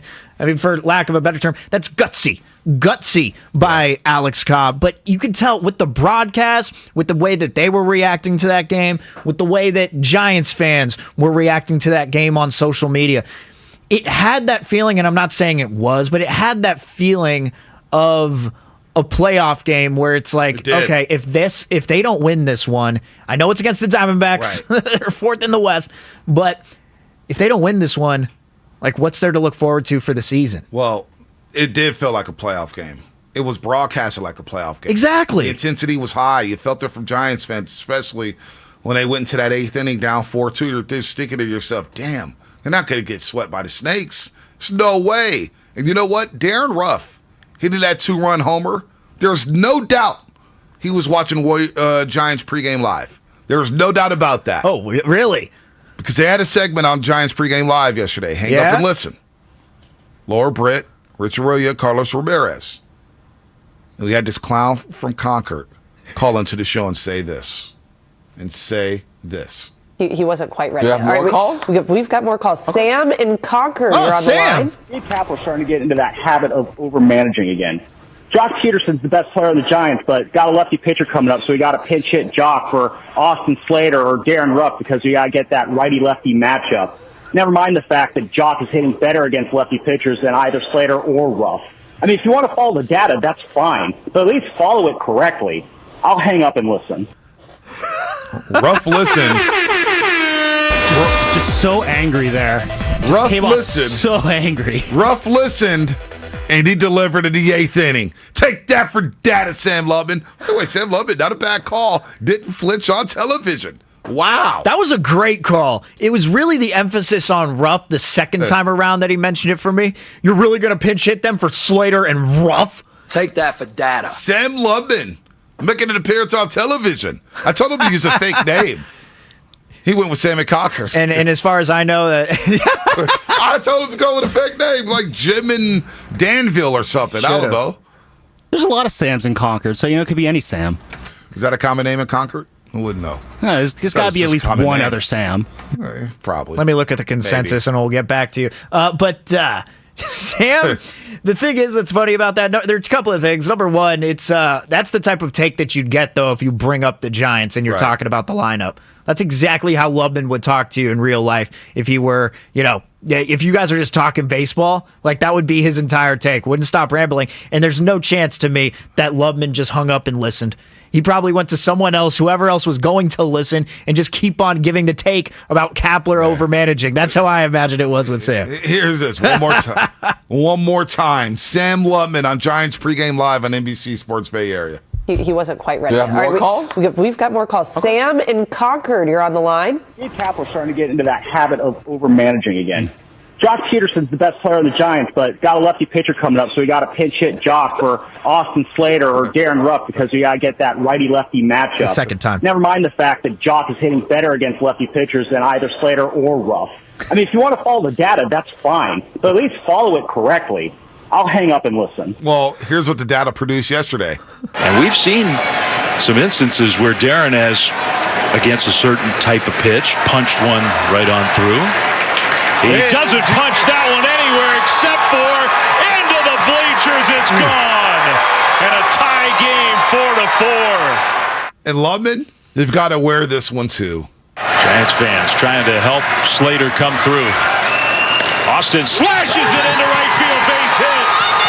Yastrzemski's in to score. Here comes Crawford. He will score. Around to third, LaStella. Slater into second with a double. And it's 6-4 Giants in the ninth inning. That's called a get him over, get him over, get him over, get him over, get him over, get him in. I'm just glad that they heard my message and decided to turn that into a win. So, I'm just going to take credit for the Giants ending their losing streak. That's the best. The fact that he's talking about Slater and Ruff as pinch hitters, and what they did was come in as pinch hitters. Oh. Slater, 2 for 2. Ruff, 1 for 1. Jock Peterson, 0 for 4 with 3 Ks. Strikeouts. And then here's what Kapler said about Austin Slater after the game. Slates are always going to be one of our best options against a left-handed pitcher. And if you look at Slates' numbers over a long period of time, they're like superstar numbers against lefties. So no disrespect to anybody. Obviously, we believe in all of the players on our roster, but Slates is on the roster to take those at-bats. No disrespect to Sam Lubman, but he has superstar numbers against lefties. Austin Slater, superstar numbers against lefties. Take that, Lubman. What did Fizdale say, Spadoni? Take that for data. Take that for data. Take that for data. Take that for data. That's the best. Oh, my goodness. If you want to crowd them, then crowd them. Crowd their ass. Or what did David Fizdale, another line he had during that presser? If you want to crowd them, then crowd their ass. Denny Green, rest in peace, Dennis Green. But David Fizdale was like, they're not going to rook us. They aren't going to rook. They ain't going to rook us. They ain't going to rook us. Yeah. That's all time. All ever. time. But you know what? I feel like we need Isaac, who does a lot of the imaging here on Twitch and on YouTube. All the graphics that you see, all the photos that you see put up with guests. It's fantastic. The layout. You got to go on YouTube. Got to go to Twitch. By the way, subscribe to us. It looks fantastic. But I need Isaac to somehow Photoshop a picture of like Lubman's face on the baseball when Ruff and Slater, when Ruff hits it out the park and then Slater knocks in the winning RBI. This is incredible. Kapler says Slater has I like that idea, by the way. He has superstar numbers against lefties. He's batting .260, 27 strikeouts, 73 at-bats, 19 hits, 3 home runs, and 9 RBI. That's his 2022 splits. So I don't know what Kapler's talking about. Those aren't superstar numbers. Those are not superstar numbers, Bob. No, they are not. When I go to 2021, and I'm looking at the splits, okay, he batted .284, 10 home runs, 24 RBIs, 37 strikeouts, and 169 at-bats. Those aren't quite superstar numbers. Those are decent numbers, though. Those are good numbers. What's Slater's bacon against lefties? That's the real question. I got to look that up. The batting average on contact, that's a very good question, Sam. I got to check that out. So here we go. We're going to blame... Actually, to you, Sam, it's Slates from now on. Slates. It's no longer Austin Slater. It's Slates. Bacon. Here's Sam Lubman making his debut on NBC Sports Bay Area. Lutman was talking to me a couple months ago. You know, Bonte, I want to crack into television, yada, yada, yada. How do I do that? He'd be great. Talk. And I was just like, dude, he knows how to talk. Yeah. He just don't know when to stop talking. That's true. That's the problem. You got to know when to start, stop. Be quick, in and out. Short-winded, not long-winded. If he was on with you on like Warriors pre and post, and you were trying to get to the point where you're saying, "All right, this is brought to you by Jack in the Box," like Sam Levin would keep on going. He'd be talking about the tacos right after I said Jack. It would be reverse. He'd be the one telling me to stop talking. We're usually, I'm the one trying to get you guys to go to break. It'd be the other way around. Yeah, Lutman, I'm trying to get to break, but Lutman and the Jumbo Jack, by the way, having it without cheese. I just don't understand people that don't have it without cheese. He's got to take out everything, literally everything. Drives me crazy. But look, Sam Lutman makes his debut on television yesterday. Giants pregame live. And here's what he said about the Giants. He wasn't quite ready. Do you have more calls? We've got more calls. Okay. Sam in Concord, you're on the line. Gabe Kapler's starting to get into that habit of over-managing again. Jock Peterson's the best player on the Giants, but got a lefty pitcher coming up, so we got to pinch hit Jock for Austin Slater or Darren Ruff because we got to get that righty-lefty matchup. Never mind the fact that Jock is hitting better against lefty pitchers than either Slater or Ruff. I mean, if you want to follow the data, that's fine, but at least follow it correctly. I'll hang up and listen. And then Darren Ruff does this in the 8th inning. And we've seen some instances where Darren has, against a certain type of pitch, punched one right on through. He doesn't punch that one anywhere except for into the bleachers. It's gone. And a tie game 4-4. Oh, and Austin Slater definitely watched the show last night because he did this in the 9th inning. Giants fans trying to help Slater come through. Austin slashes it into right field, base hit. Yastrzemski's in to score. Here comes Crawford. He will score. Around the third, LaStella. Slater into second with a double. And it's 6-4 Giants in the 9th inning. That's called a get him over, get him over, get him over, get him over, get him over, get him in. Oh, the 707 is asking at the Comcast Business text line, who's this guy, Sam? You've played this soundbite 3 times now. That is Sam Lubman. That's the producer for this show. He is the straw that stirs the drink on the morning. He is the straw that stirs the roast. Do you know what the best part of that whole clip is with him and Laura Britt? It's like Sam had already been talking the whole time, and then they just potted him up. They just potted him up. Yeah, like it just came in on fire. That was actually 2.5 minutes into the rant already. They just took the last 30 seconds. Man. I mean, that phone call is basically what Bonte has to hear every night when we have our show calls. It is. Sam Lubman, by the way, our producer. That was the back end of a 2.5 minute take. Dude, I told him, hey, the take needs to be about 20 to 40 seconds. Of course, Lubman goes 2 minutes. So I never had Shasky do it. Hey, Shasky, just 30 seconds. Shasky take the opportunity to talk for 3 minutes. You got 20 seconds, 30 seconds. That's it. But Darren Ruff and also Slater made Sam Lubman wear it. Wear it. You wear it, Lubman. How dare you? I'll take it. Snaps a 6-game losing streak. I'll gladly wear it. There you go. Take that for data. Now we're going to ask Jim Coastal Carolina. I don't know. Blew it. You just ruined the entire. All right, so a little running and a little throwing. Yeah. Little ruining and a little surprise. No. Time now for the So Boxer you just shut your yapper. It's probably time for the Boxer and Gerson injury report. We need a timeout. It's time for the injury report. That really hurts. Brought to you by Boxer and Gerson, Northern California's premier workers' compensation law firm, helping injured workers get their lives back for over 40 years. Damn it, it's Sam's fault. It's all Sam Lubman's fault.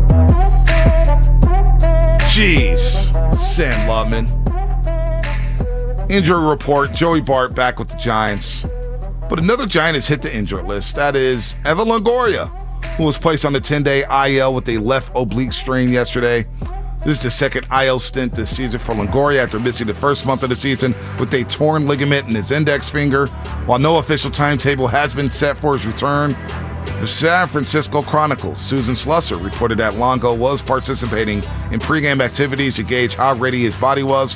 The Giants had hoped to avoid putting him on the IL, but even in doing so, they did not anticipate Longo's absence to be too long. We'll see about that.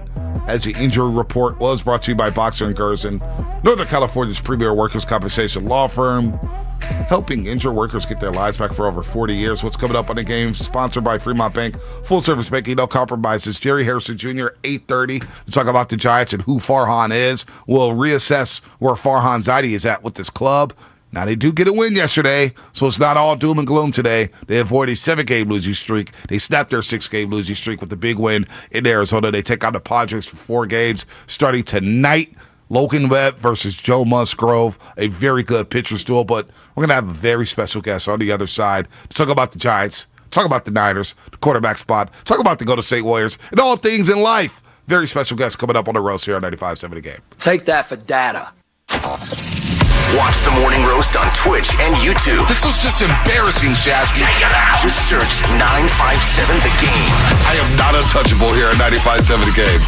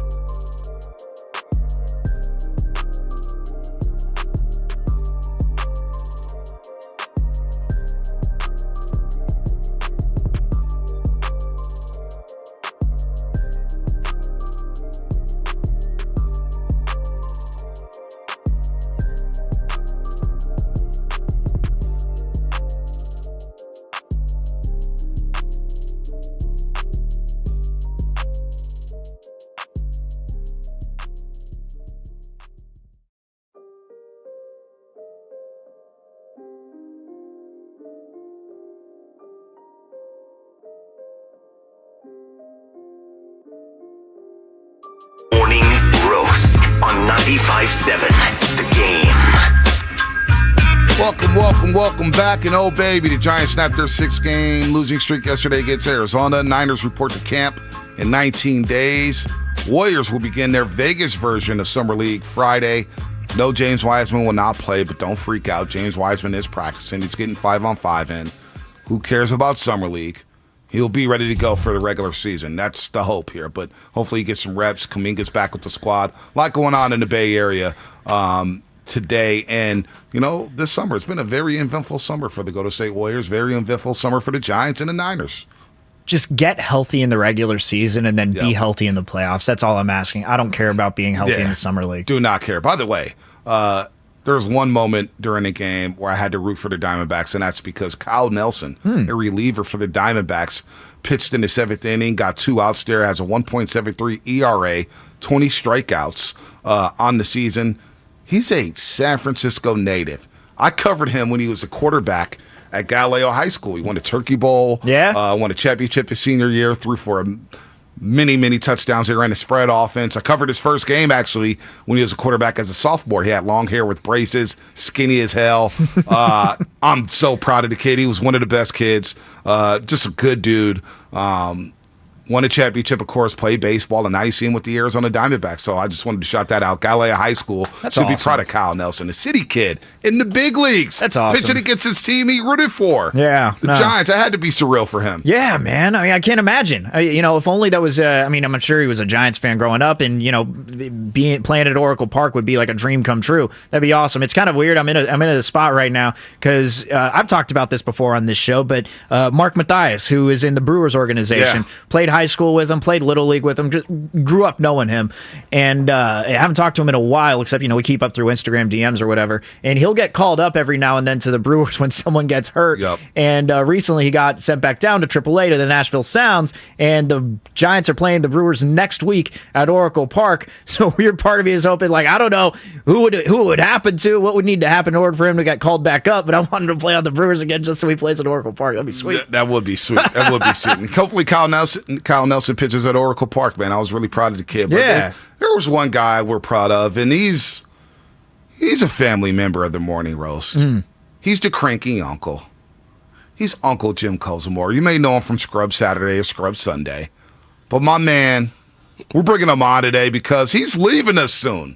And I don't know if I saw the announcement yesterday on the A's pregame show. They said a lot of nice things. I know Bit Roberts held back on what he really wanted to say. But Jim Cozumore, what's happening, my man? We had to get you back on the road one more time. I know, my guys. Thanks for having me on. What do you mean Summer League doesn't mean anything? They're hanging banners in Sacramento about Summer League championship. Come on, man. You're right about that, which is why your text about Chet Holmgren being real, like Coles, pipe down, dude. Pipe down. You need to get out of the house about Chet Holmgren looking like Dirk Nowitzki in Summer League. Relax a little bit. All right, buy the jersey now. Get it while you can. And you want us to buy the KD jerseys again for the Golden State Warriors. I heard you over the weekend. Who was first on that bandwagon? I was, baby. Hey, there's nobody, nice guy. There's nobody like Cozumore who just irks me on the weekend. And for some reason, I keep going back to listen to him because I'm saying, how is he going to tick me off this morning? Yeah. Well, that's the allure of him, though, isn't it? It is. It's just he has these wild, outrageous takes. You don't know if he believes it or not, but yet you still want to keep listening. Yep, You just want to hear how he's going to continue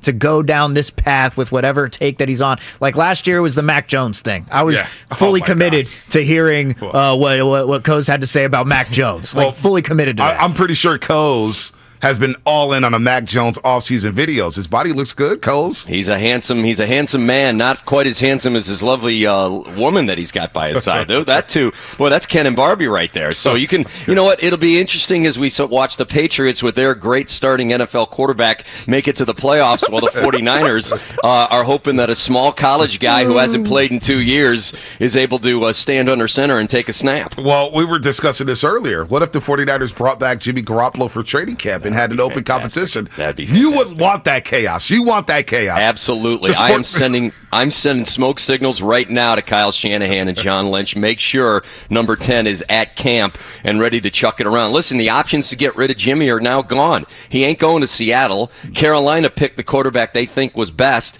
and maybe that's because of injury, but you've got to bring Jimmy G back, and quite frankly, Jimmy G's an NFL-ready quarterback. He'd win that battle. Coz, as an agent of chaos, I thought that you would want Jimmy to be traded to Seattle, and then 2 times a week, or 2 times a year, the Niners could play Jimmy for however long, and it would just be Trey Lance versus Jimmy Garoppolo, and all hell will break loose in the Bay Area if Jimmy ends up winning. Nice guy. If I could, and I'm going to have to check into this, so if I get 2 jerseys, if I get a Chet Holmgren OKC and a Jimmy G Seattle Seahawks, maybe I get a discount rate on that because I'm getting a twofer. But my brother, that is one of the great storylines that you would get out of the division, which really is a 1.5 team division. I'm not Seattle. I'm not too worried about, and I think Arizona's imploding, and I think the Niners have a chance to compete with the Rams, but the Rams are the big dog right now.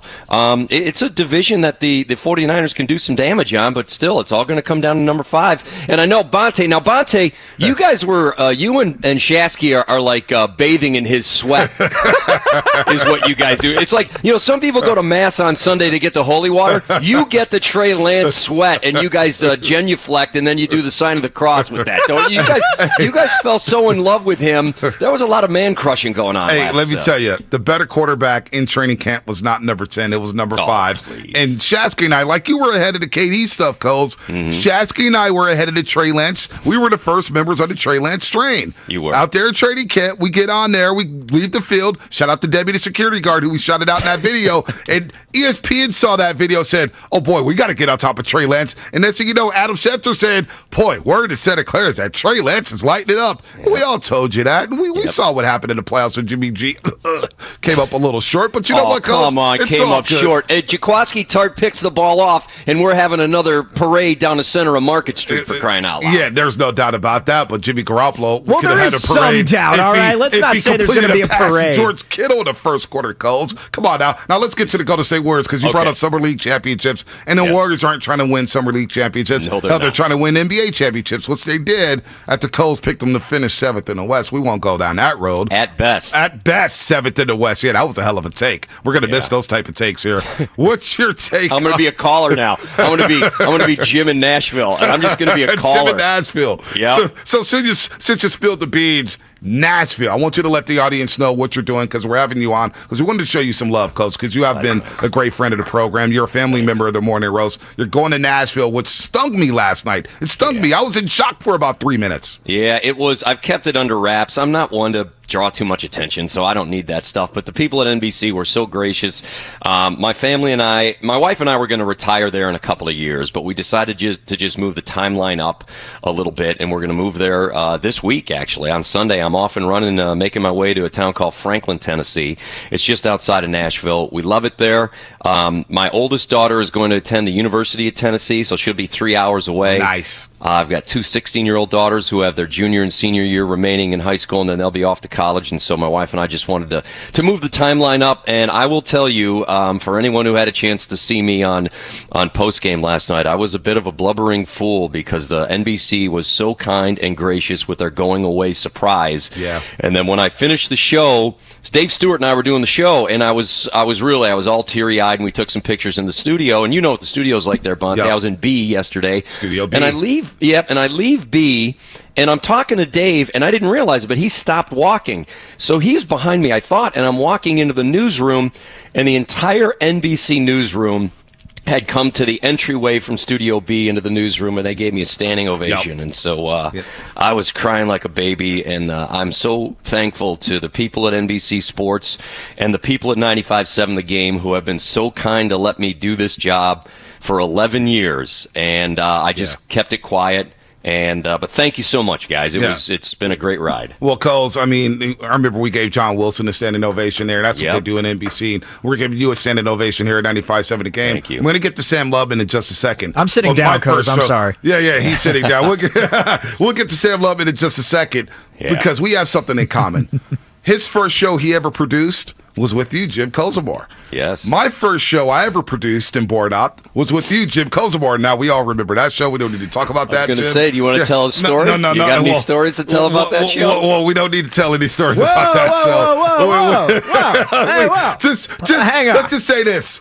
We're thankful to be here in 2022 working. Let's just say that. There was a miscue that happened that Bonte and I should be on the street right now cleaning up down Sansom is what we should be doing. We should not be on the radio at this We juncture. should not be. If you ever run into Bill Lasky, I'm sure he'll tell you the story. Yes, he will. He will gladly tell you the story. Or Vita Blue. Blue. But Sam Lutman, you know what? Let me just go and text Bill Lasky and Vita Blue. I got them on speed dial. Let me just ask them what happened. They're good texters. They text you right back. But Sam Lutman, since he said, I produce Coles and he's telling me the story, Sam Lutman, Coles. Yep, he's the you best. start talking to him, he's going to be going on for 15 minutes. He has takes on takes on takes. I know. So he made his television debut yesterday on Giants pregame live. I want you to take a listen to this. Let me hear. He wasn't quite ready. Do you have more calls? We've got more calls. Okay. Sam in Concord, you're on the line. Steve Kapler's starting to get into that habit of over-managing again. Jock Peterson's the best player on the Giants, but got a lefty pitcher coming up, so we got to pinch hit Jock for Austin Slater or Darren Ruff because we got to get that righty-lefty matchup. Never mind the fact that Jock is hitting better against lefty pitchers than either Slater or Ruff. I mean, if you want to follow the data, that's fine, but at least follow it correctly. I'll hang up and listen. Now, Coles, he has that take.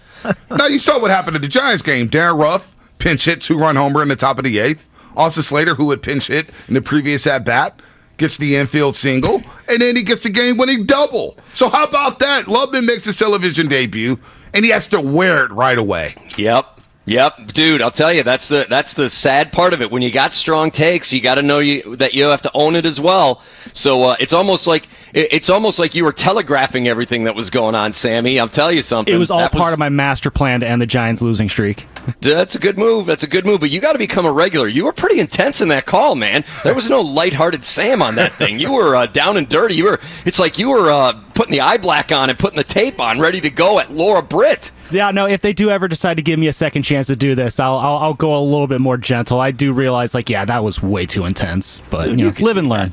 They didn't, because they left out the uncut version. He was going on for about 3 minutes prior to that. They only played the 30 seconds at the end. But you know what? What's one sports take that you've had, one strong take that you've made on this station that you're still hearing about? Because that tends to happen every now and then. When you have that strong of a take, I'm sure there are people who are still coming at you for a certain something. So what's one take that you've had that you've said on these airwaves that people are still coming at you for? Well, I'll give you one sports-related, one non-sports-related. Sports-related is the one Bonte always drills me on. And we'll be fair, Bonte Lacob was crowing about the Warriors, and I'm like, I get it. You're the son that no one talks about in the Lacob family, so you got to say nice things because you're doing the shows on NBC. And I said that they were going to be a play-in team at best last year, and they were not a play-in team. That's for certain. So that's the take. I continue to get texts on when I work the weekend scrub Saturday and Sundays. People say, when are you going to mea culpa? When are you going to apologize for your weak take? And so I've been doing it for months now. So that's the number one that comes up. But the other take that I get the most heat about, and on a no. I got to give you two that I get heat at. The one I get the most heat at is split hat Coes. Oh yeah. And I'm gonna have to tweet out a picture this morning because I'm packing up. I swear, the movers are coming today, and I'm packing up the split hat. Throw it away. One more picture with the split hat that I will tweet out at Coes NBCS today, so you can follow me there. And then the other take is, Steven, middle seat beats window seat. Oh no! Every day. I forgot about that. Middle seat Coes. And you know what? Every day. Let me tell you how horrible the middle seat is. I had to be in a middle seat on the way back from Boston after Game 4, and my left knee was stiff for 12 hours. All right? The middle seat is a no-no. Middle seat's the best seat in the plane. And don't do this, Coles. Aside from, listen, aisle is the gold medal winner. No doubt. But aisle's gold medal winner. But silver goes to middle. Here's the thing. Don't go out to Tennessee with the split Vandy and Tennessee hat. That's a good I know call. you're thinking about it. I know you're thinking I'm about bring having those the ball out, buddy. and Dude, Commodore that's my hat. new business. I'm doing that every Tennessee game. I'm going Tennessee Vanderbilt. I'm doing Tennessee Alabama with the orange T and the red A. I'm doing it all. Oh, man. I really thought you were just joking with the middle seats thing when you first said it. I thought you were really trying to get a rise out of people. Then I saw you take a picture and Uncle post it Coles on Twitter. does a joke. No, apparently not. Do you know what? And you know what? To bring this all back around, that initial picture that I took was when my wife and I went to Nashville for the first time just before COVID hit. And it was Valentine's weekend in February. And it was our first chance to kind of get away. The kids stayed back at home. And that's the first taste of Nashville we had. And it ended up being the place that we're going to eventually retire to. And so, so that comes all the way back around. But middle seat is the rule. And then I'll give you the third one that is a non-sports take. Honey on pizza is also one that I get occasional. On occasion, I get a little heat for that one. But I'm telling you, that's the best condiment that you can put on a pizza. That's the Chicago thing, though, right? That's the deep dish pizza, right? That's the young kids nowadays. Young kids are doing honey on pizza, and I started doing that. My daughter, to this day, still does it. Honey on the crust. Honey on the crust. Honey on the crust. That sounds a little dirty. Doesn't it? That sounds a little dirty. sounds dirty. That sounds naughty, Stephen. Couple of things. I just got a text from my buddy Ravi, who listens to the show. He says, just had to change the radio when he said the middle seat is better. So thank you, Coz. We just lost our one and only listener. But in all seriousness, like one of the, back when I was in college and watching Yahoo Sports Talk Live when it was Comcast Sportsnet at the time, one of the promos that they ran, I think it was Chael Sonnen who joined you guys. Yeah. And then he said something along the lines of, I forgot what take he was giving, but then he called you Joe at the end. Yes. And he said, well, actually, my name's Jim, but you can call me Joe if you want. And you said it with an absolutely straight face. It's just one of my many memories of you. But I'm sure, as your time has come here in the Bay Area, you've had some time to reflect on just some of the moments you've had. So I'm just wondering, have any moments stood out to you being in the Bay Area media and doing what you've done? Like, are there any ones that you've kind of reflected on and thought, damn, like, I can't believe that happened? Yeah, and, we've been blessed here in the Bay Area. There's no way of getting around it. Other regions don't understand that you're not supposed to win multiple championships in all these sports. So in the time I've been at NBC and with 95.7 The Game, I've covered 3 World Series championships with the Giants,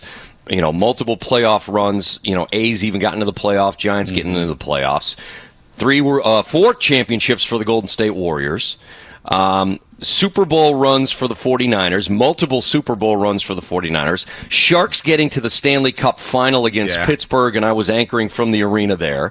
I anchored the U.S. Open coverage from the Olympic Club back when they hosted the U.S. Open. What a flex. Exactly, huh? And then I've done 6 Olympic games between the summer and the winter games through the NBC Sports people. So this 11-year run, without question, is the greatest moment of my career. And I've done a lot of fun things, and I've been blessed to, work in the NBA for 20 years and with 4 different teams and work in markets like Philadelphia and Chicago and Houston. But this is by far the greatest experience I've ever had. And it's because of the people, and it's because of the fans, and it's because of guys like you, because you always welcomed me. And you did, Larry Beal texted me last night when he found out I was leaving. And I just thanked him. I was like, God, you're an established guy, and I come to the market. And you guys were so nice to me. Everyone was so kind. And he was like, hey, you're a pro. You came in and did your job, and we appreciated it. And the great Raider post-game shows with Bill Romanowski. Oh, my gosh. Those were highlights as well. How can I forget that? Those were great. Tony Bruno and Bill Romanowski, and Bill grabbing the face mask and shaking my head around, rattling the cage. Those were some fun times. And, okay. Okay. That's a good one, too. Cole's going off on Notre Dame broadcasters and reciting broadcasters back in the day. It was awesome. But Langford, I think you got something else for Coles, right? Do I have something? Yeah, we have something. We have something for Coles. Our top moment for Jim Coles. This is our favorite moment. I think he knows what's coming. The gut punch heard around the world. All right, what style of football will a Jim Tom Sula 49ers team play? The style of football that suits their players. What are the players that you have now? What style would that be? Well, I think I think it would be fair to say that our team is built to run the ball and throw the ball down the field a little bit. All right, so a little running and a little throwing? Yeah. You're tipping your hand, Jim. Yeah, I know. You're tipping your hand right now. Yeah, I'm going. There are tough decisions. decisions. Going out on a limb. I know. What do you look for in an offensive coordinator? A good one. And what defines that? I mean, look, I don't want to get into and I don't want to be, I'm getting cute, and I don't want to get cute. We're looking for fundamentally sound guys that look at our roster, at the San Francisco 49ers, and you adapt the schemes and you adapt schematics to the strengths of the roster. Coles, That was beautiful. You deserve 3 Emmys for that. I know, exactly. That is so true, my friend. You know what? And that is the moment that most people remember me for, the great Jim Tomsula interview. Tim Kawakami, who was with the Mercury News at the time, he was in the room when the interview started. Because we were doing a full, Sports Talk live show. He actually left the room. He was so uncomfortable with that interview, and it was so awkward for everyone there that he just walked out of the room. He said he couldn't take it anymore. And I felt bad. Like in the beginning, I thought Jim Tomsula was being a jerk. Yeah. And in the end, we realized he was just overwhelmed by the moment. And I almost felt sorry for the guy halfway through the interview. I was like, God dang. Trent Baalke's got this guy so much on a leash, and he's got something else in a jar that the poor guy can't even have a conversation. So that was a great moment. That's Bay Area history right there, guys. Thank you for the memory. Some of the great comments that we're getting here via YouTube here, Coz, from Yang Tom Smith. Oh my God, first UCLA and USC joined the Big Ten, and now this. Coz is joining the SEC. And then from the 510 on the Comcast Business text line, this is my favorite. Congrats, Coz. Good thing there's no ocean waves in Nashville for you to worry about. Exactly. That is another one I get a lot of. You still get that? Yep. I still get the breaking my leg in the ocean in Hawaii. Less than 24 hours in, and I've already got a broken leg. And my wife, as delicate as a flower as she is, she comes up to me and she looks at me and she goes, "This is not going to ruin my vacation. You understand me?" I'm like, holy smokes. I'm getting no love anywhere. So I love this text right here before we get you out. 707 Comcast Business text line. Coz is NorCal's grandpa. He cannot leave. That makes me I call cry. you Uncle Coz. I mean, they want to call you Grandpa Coz. I know. That tells you how old I am. It's funny. They ran a retrospective yesterday on the A's game, and maybe I'll tweet it out today. And Dave Stewart looks at it, he goes, "Man, that hair color sure is changing, ain't it?" And, when I started, I was a young buck with, nice head of hair, and all of a sudden it is peppery, my friends. Man. It is peppery. So, yes. So Nashville, you're going to chill. Oldest daughter going to Tennessee. Yes. Going to be a volunteer. Your other daughter's going to be in high school. Yes. Going to get in on the Predators or Titans. I think Coles. You Gonna know, get a little antsy out there in Tennessee. Exactly. I think they need some swagger out there, some Bay Area swagger, Coles. We're going to do that. I'll reach out when I get there to the Preds because I've done so much work with the Sharks here, and the Sharks have been so great. Their people have said they'd be happy to talk on my behalf. I've been able to make some inroads. They're trying to get Major League Baseball to Nashville, the Nashville Stars, which is at one point you guys ought to have Dave Stewart on because they've come together with the Negro League Hall of Fame, and they're going to duplicate that. And when the league expands, it looks like Nashville's in line, so I'll be hooked in with those guys. But that's a few years down the road, and I'll try the SEC network and the Big Ten network. I'm a Big Ten grad, so maybe I'll. Who knows? I might not be done, but for now, I'm hitting pause. I have a feeling Coles is going to tick off Nick Saban somehow if he gets into the SEC network. He will make waves. He will go at Saban, and he will tell him to shut his yapper, damn it. Shut his yapper. Awesome. That would be awesome. No more Freeman's Appliance either. What are you going to do without Freeman's Appliance? Oh, man. It's so funny you say that. I've got to go to Friedman's. I've got to buy some stuff before I leave on Sunday. So my guys over at Friedman's Appliance in Concord, I'm going to be there. Pleasant Hill, rather. I'm going to be there in just a couple of hours. So make sure that you're ready. Roll out the red carpet because Jimmy's got to buy a few things. I'm going to be missing editing all those live working vignettes there, Coz. I'm going to be missing a lot of that. Oh, boy. I didn't know what I was reading half the time, but it's a great place. I'm telling you, everybody, go to Friedman's Appliance. But still, poor Steven, every Monday, we're getting texts, hey, you got to do another one. I know Shasky's not here. He's probably missing you. We'll get you back on when Shasky comes around. Very nice thing. Yeah, no, Shasky, of course, we love you here at 95.7 The Game. Loved you at NBC. You've always given me great insight. You've helped me out when I was doing making a transition to television. You always gave me great pointers, Coles. You've always been a real one, man. So we wanted to show you some love on the Morning Roast. And I'll tell you, if you go back to when you were in Toronto and you were hosting shows, was it with E40? Mr. Fab. Mr. Fab. You were doing shows with Mr. Fab, and I used to tell the NBC folks, I said, that guy's natural. That guy's natural. You show love. And it came up big. And Stephen, thank you for all you did, and thank you to everyone, Matt Nahigian and everyone at 95.7 The Game. This is a great, I'm telling you, I'm going to start crying any second here, but this has been a great time, and thank you so much for letting me be a part of your guys' lives, and I'll be a big fan listening with the Odyssey app, and when Jim in Franklin calls, you'll know who it is. We love it. Jim in Franklin. We love it, Coles. Our YouTubers, our Twitch roaster, everybody at 95.7 The Game are saluting you, and they're going to miss you, man. So, Coles, thanks so much for spending some time with us this morning. You're the best, guys. Thanks. No Love problem. you, Coles. Safe travels in Nashville. Jim Colesmore. Give him a round of applause. Coles, baby. Jim Colesmore, Uncle Coles on the Morning Roast.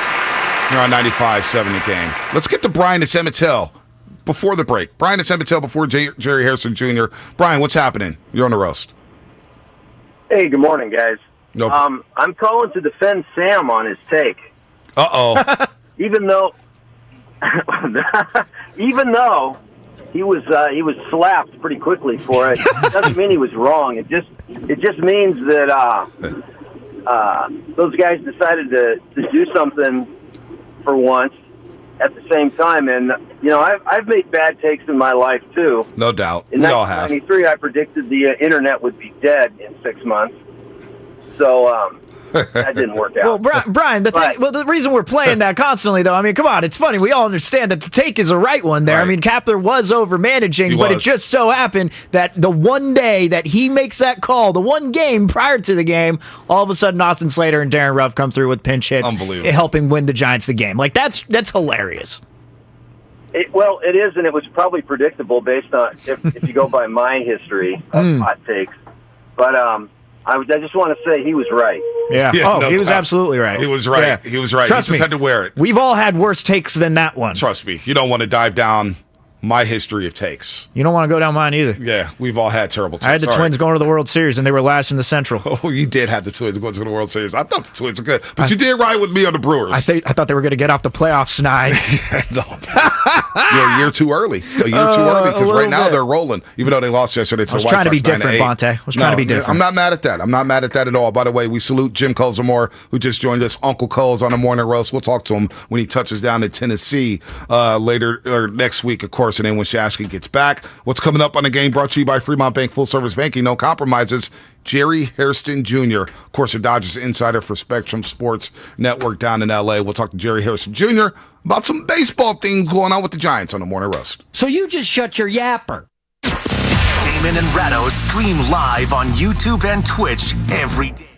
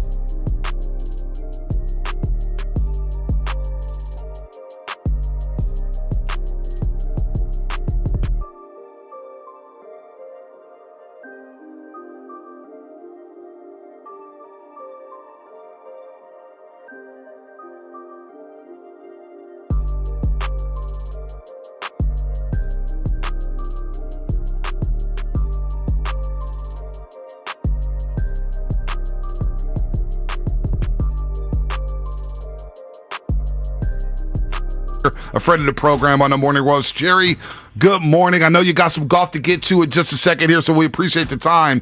We need a refresher course on who Farhan is and what does he exactly do? What is his expertise? Because right now, as Giants fans, we're stressing out right now. We don't know what the plan is. Who are the anchors of the future? Yeah, you know what? I understand, being in your position, the Giants fans understandably so, they're a little frustrated. The Giants have been in a little bit of a tailspin of late. They've been crushed by injuries. Farhan does an incredible job putting rosters together. If you look at what the Dodgers have done the last, several years, Farhan had a huge hand in that. He traded for a guy named Chris Taylor, and Chris Taylor has been a huge piece of the Dodgers' success the last 5 or 6 years.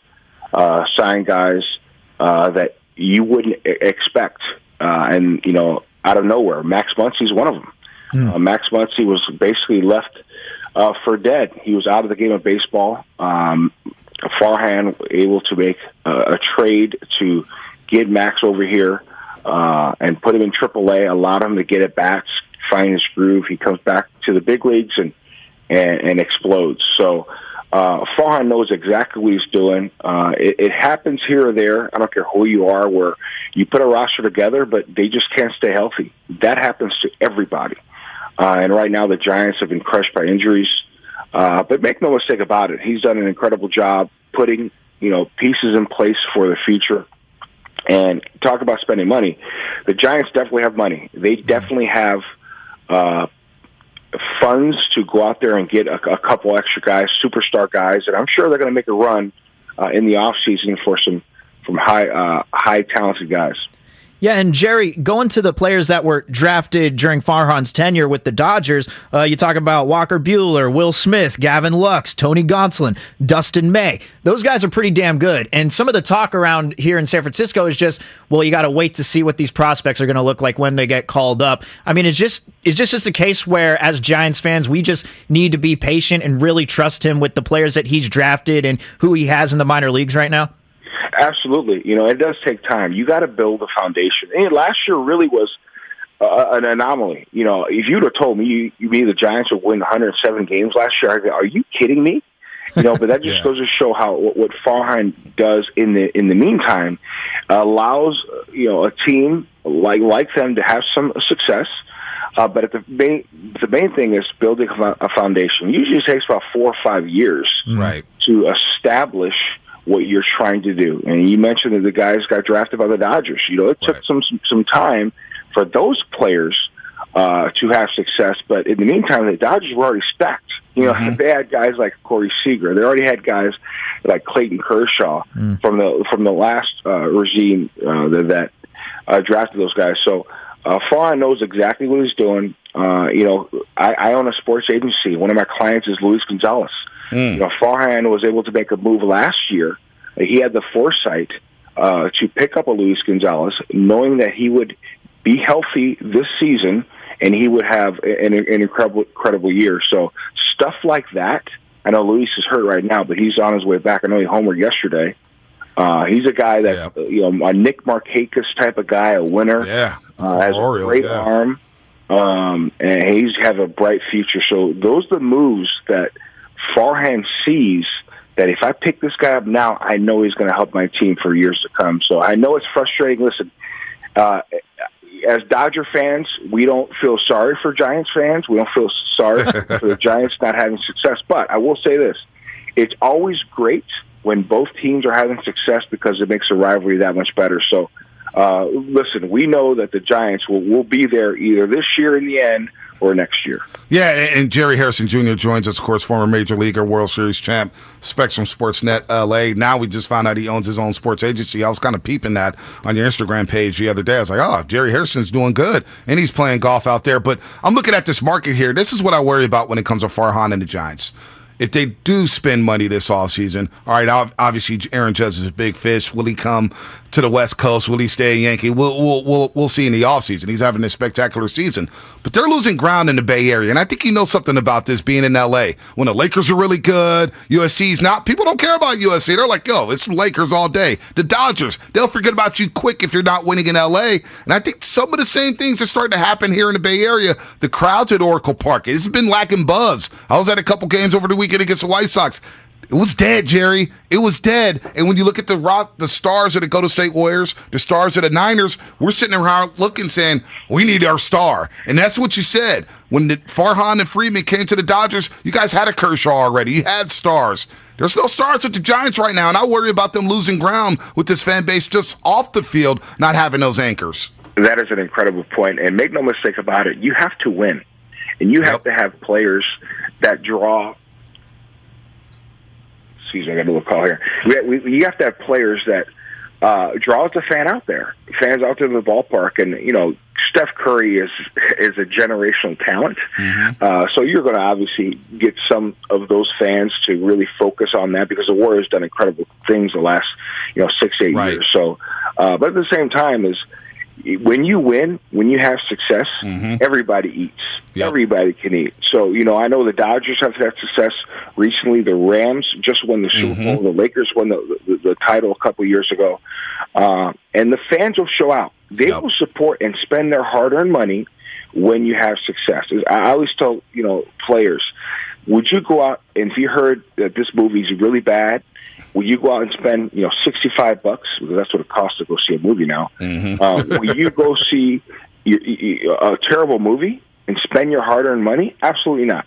It's the same thing with sports. If you don't put a winning product on the field, a competitive product on the field, chances are families aren't going to spend their tons of money to go see a bad product. That's just the nature of the beast. And everybody knows that. You have to win to draw out the fans. No doubt. And you got to win and have some excitement with it. You talked about Steph Curry, but also Clay and Wiggins, and you got Jordan Poole and Kuminga and Moody and the Niners with Trey Lance and Kittle and Bosa or whatnot. And then you got USC down there. They got Lincoln Riley. So it's like the Angels, you're falling behind even with Shohei Ohtani because Lincoln Riley's in town with the USC Trojans. But we appreciate the time. We know you got to get on the course. Where are you playing at today, Jerry? Well, my course up here, the Oak Creek. Okay. So, it's called the Oaks Club.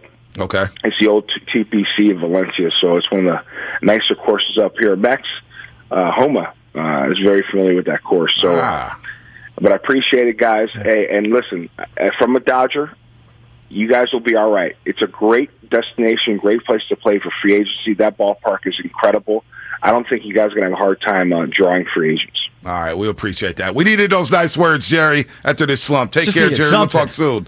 All right, guys. Take Thanks. care. Jerry Harrison Jr., always a friend of the program. Always gives great takes. Just someone to tell us, like, it's going to be all right. It's going to be okay. We needed some reassurance here. We needed a refresher. Yeah. We don't know what's going on. What's the plan? When is Luciano going to be up? When is Bishop going to be up? When is Kyle Harrison? I'm tired of hearing about all these names. I need to see it. We need to have Jerry on when the Giants and the Dodgers are both toe-to-toe in the National League West and have a little trash talk and going back and forth, because that's all time when Jerry comes on. But we needed somebody. He's a friend of the program. Yeah, I don't know if they're going to be in a great race this year. The Dodgers. Definitely not this year. Dodgers are rolling. Yeah. 7.5 up on the Giants. Dodgers 7-3 in their last 10. They win 3 straight. $65 to spend on a movie too. He's right. Yeah. I mean, although I paid $650 the last time I went. Well, yeah, and Michael Hernandez, you're right. Debo is a star. I didn't mean to forget about Debo. Debo is a star. Got plenty of stars with the 49ers. Plenty of stars with the Warriors. Yeah, but you forgot one, Bonte. I forgot one. Sorry. Because it's been pretty clear, if you listen to this show, you tend to forget a lot of things about sports. You do. You do. I mean, you do. By the way, you got a memory like an elephant. I don't forget. Well, YouTube, they're like, yo, Bonte's always on Farhan's line. And part of the reason why I'm on Farhan's line is because if we have the audacity to question Bob Myers, who's helped this organization win 4 championships in 8 years, and we have the audacity to question John Lynch and give him heat, we give John Lynch a lot of heat. Why can't we give Farhan heat? It's year 4.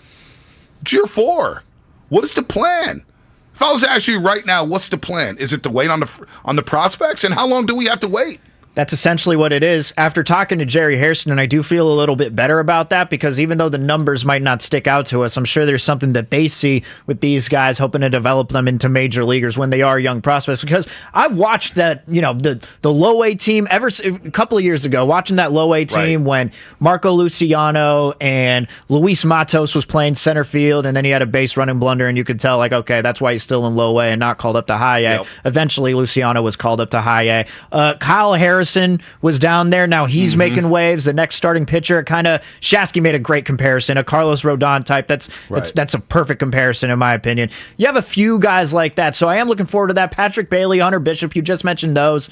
I really think it's just a situation where we got to be patient, but it's tough being patient in sports, Bonte. That's nobody likes to be patient. It's tough being patient. Larry Berra patient in life. Giants ownership group patient.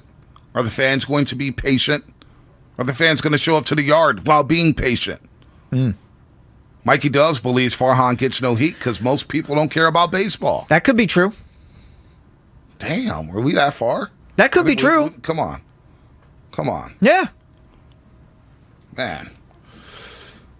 Bob Myers. Tom Son. Bob Myers is the one that I just don't get. John Lynch, I can understand. Steve Kerr, Bob Myers. I can understand a little bit when it comes to John Lynch, sure, but when it comes to Bob Myers, I just do not get that. I don't get that at all. Yang Tom Smith. Bonte works hard for the money. He just needs a vacation. Hey, Yang Tom Smith. We're 19 days and counting, buddy. T-minus 19 days. 19 days away. You got an itinerary planned out? What you got going? Oh, we've got everything going. Yeah? We've got everything going. We'll be out for 13 shows. I'll be out for 17 days. I counted up the shows. I'll be gone for 13 shows, folks. 13. That's a lot. That's a lot of shows, man. That's a lot of shows. I just hope you don't Wally Pitt me. What are you looking for? I hope I come back to a show. What are you looking forward to most out there? Food?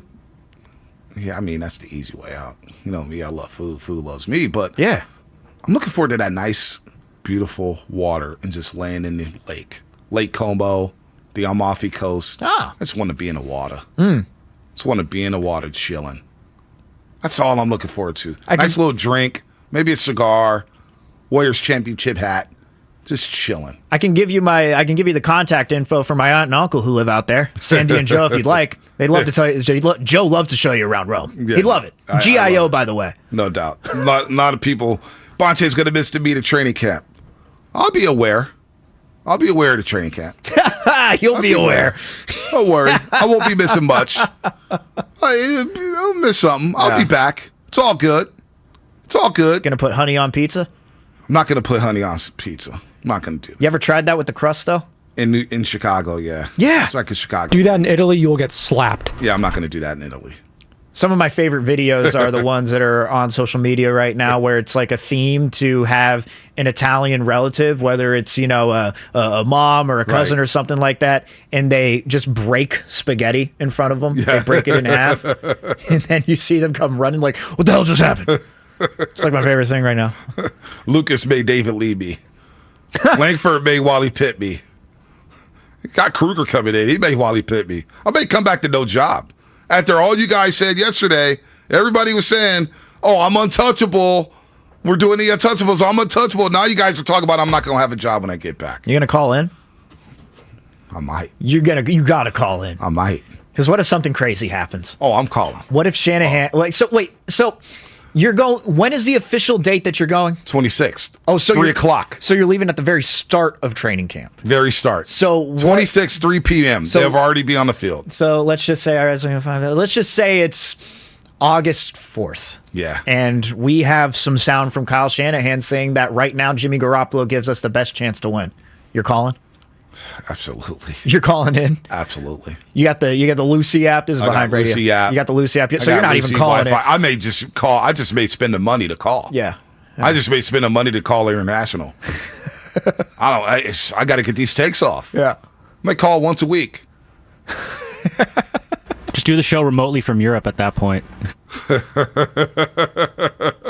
It's 3 hours. What is it? 9 hours? 9 hour difference. 9 hour time 9 difference? hour difference. We had George Contos on Willard Dibs a couple days ago, calling from his honeymoon from Florence. That's dedication right there. That's dedication.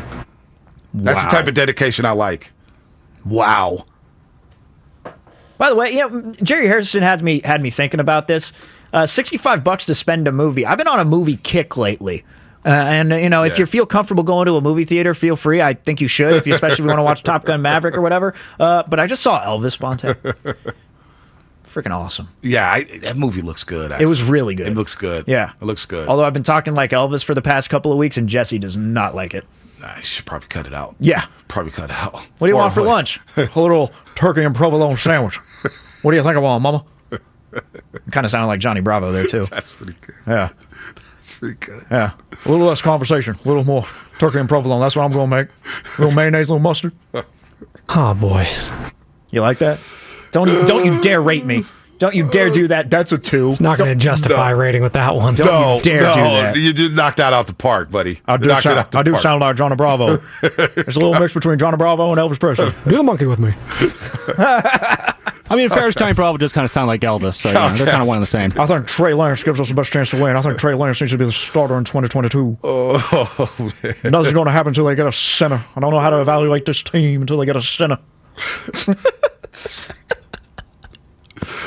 Between that and somebody's text on the business text line, that's pretty good, Elvis, man. What? That's pretty good. The last time Bonte was gone, Shasky had a segment for musicals. Oh, boy. I like this one. We don't do a segment for musicals. We did an entire hour based on musicals. Y'all are wild. Yeah, it was great. 957 is like TNT Inside the NBA show, so keep up the great work. Yeah. The competition's like ESPN NBA show. Oh, that's a hell of a compliment. 415's telling me to stop it with the Elvis. I can't help it. Does Bonte know any Elvis songs? I do not. Honky Tonk, right? Does he have a song called Honky Tonk? No? Maybe I'm just thinking about the Honky Tonk Man in WWF. But no, you know what? Seriously, though, great movie. Highly recommend you see it. If you saw Bohemian Rhapsody and the one about Queen, and you've seen Rocket Man, the one about Elton John, to me, those movies kind of left you wanting more. The performances were fantastic, but the movie overall itself, Elvis, a little different for me. Elvis was an awesome performance by the guy who played Elvis. Tom Hanks plays the most hateable character that he's ever played in his career, in my opinion. We're actually going to watch that this week. Movie was great. We're going to watch that this weekend. Bonte will have a Jamal Adams moment trying to badge into work after his vacation. Pull up to the driveway. Badge doesn't work. I'm calling Lub, and he's not picking up. I turn on the radio at 6:05. Shasky's on with Langford, and they've got Langford in the intro. Yeah, I can see that happening. Right during the smack dab of training camp, the biggest training camp for Trey Lance. I will be zooming in. I'm going to zoom in from the water. Maybe from the island of Capri. You are not going to be able to stay off Twitter when you're out there. Good luck. Man. I tried to move this vacation up. Yeah. I really did. I'm not going to lie to you. Full disclosure. I tried to move it up. And Anna said, if you say anything about freaking training camp over this Europe trip again, I'm going to snap. She was getting mad. Because, it's training camp, Trey Lance, first training camp. Yeah. It's going to be Buzz, Travis Swore playing corner, and you got Ayuk and Devo. Devo's probably going to sign a new extension, and you got Nick Bosa. Bonte, shut up. We're going to Europe during these dates. We got a great deal on these flights. And now we're getting closer and closer to training camp. And I am like... You're going to be at the Trevi Fountain just like looking up training camp videos as much as you can. Watching a Kyle Shanahan press conference afterwards. All of it. By the way, Sideshow Bob. Who's this? AJ Cruz, 1212, YouTube. Bonte, Elvis is snitching music. Oh, really? Oh, okay. I mean, if that's how you want to classify it. Snitching music. That's fine. Any Jimmy news will break during... Oh, that was dude. terrible. Another thing, too. This is so right. 650. Comcast business text. I didn't even hear what he said. I'm trying to do my version of Blue Christmas by Elvis. It didn't work. Spadoni's looking at me like I'm crazy, but hey, it's live radio. You got to do what you got to do. Shasky will be posting videos every day in Santa Clara. No doubt. Oh, he's going to take advantage of that.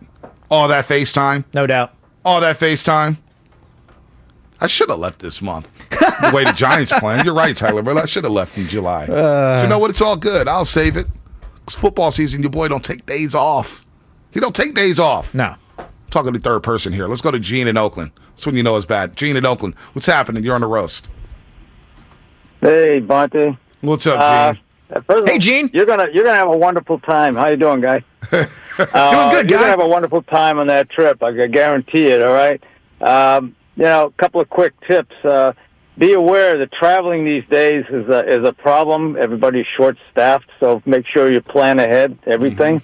Okay. And get on a travel plan so you're not paying international rates to call in. I called in from London, Scotland, and Ireland, right? And I didn't pay any more than I pay here. So, and the best thing about it is you'd be calling at 3 p.m. in the afternoon instead of 6 a.m. in the morning. So yeah, anyway, that is a good call. I look forward to hearing from you. Oh yeah, I will be. Anyways. I will be zooming in on Beach's Zoom. That's for sure. I will get the Zoom link. I will get the Zoom link live. Go ahead, Gene, with your call. Yeah. All right. So, you're talking about patience. So that kind of segues into what I want to say and what I've said a number of times already. Look, the whole thing about Garoppolo, as long as he's not costing us, contracting, Bosa or Samuel, not hurting us financially, why not? Okay. Why not have him in? Why not have him compete? All right. I don't see any. The only negative potentially is that maybe it slows down Trey's, development. Mm-hmm. But, I leave it to the coaching staff to figure that out. Remember, Trey's only 22 years old, all right? He's not going to take us to a Super Bowl this year, or the chances are practically nil, all right? No one 22 years old with as little experience as him has ever even gotten to a Super Bowl. We're really probably, at best, looking at next year for him. So let it play out. We're going to have two good quarterbacks, meaning if one goes down, we still got a good chance to make the playoffs instead of relying on Nick Sudfeld. I just don't see any real negatives in keeping him around. All right, Gene. That's a good take. Appreciate it, Gene. Let's go to Sophomore and Pacifica before the flex moment of the show. Sophomore, what's happening?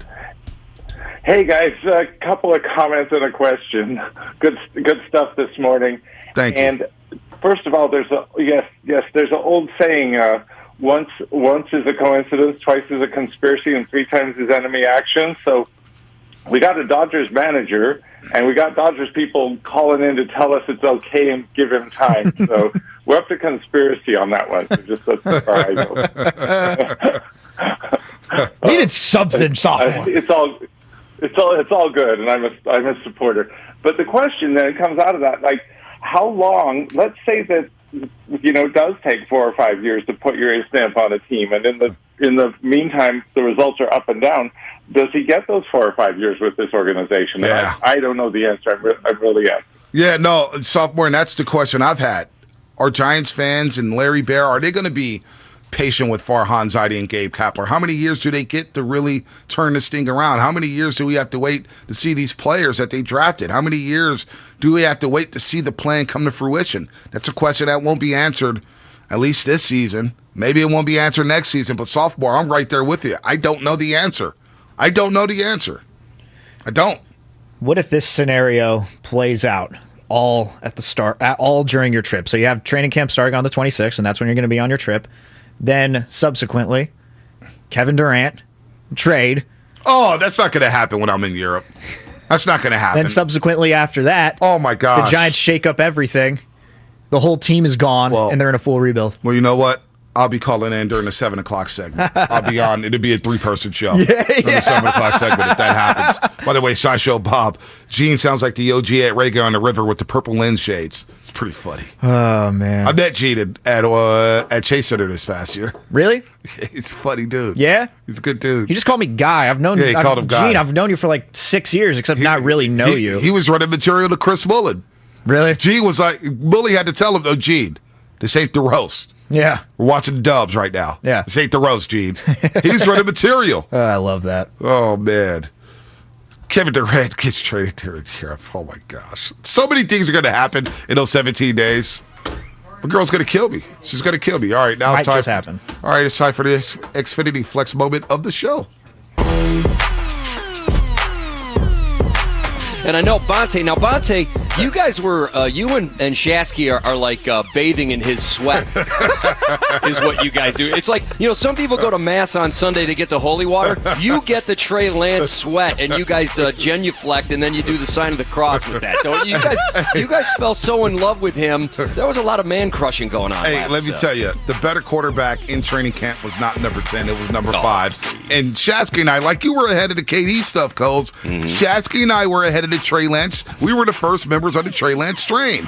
Out there in training camp, we get on there, we leave the field. ESPN saw that video, said, oh boy, we got to get on top of Trey Lance. And next thing you know, Adam Schefter said, boy, word to Santa Clara is that Trey Lance is lighting it up. We all told you that. We saw what happened in the playoffs when Jimmy G came up a little short. But you know what, Coles? Come on, came up short. Jaquaski Tart picks the ball off, and we're having another parade down the center of Market Street for crying out.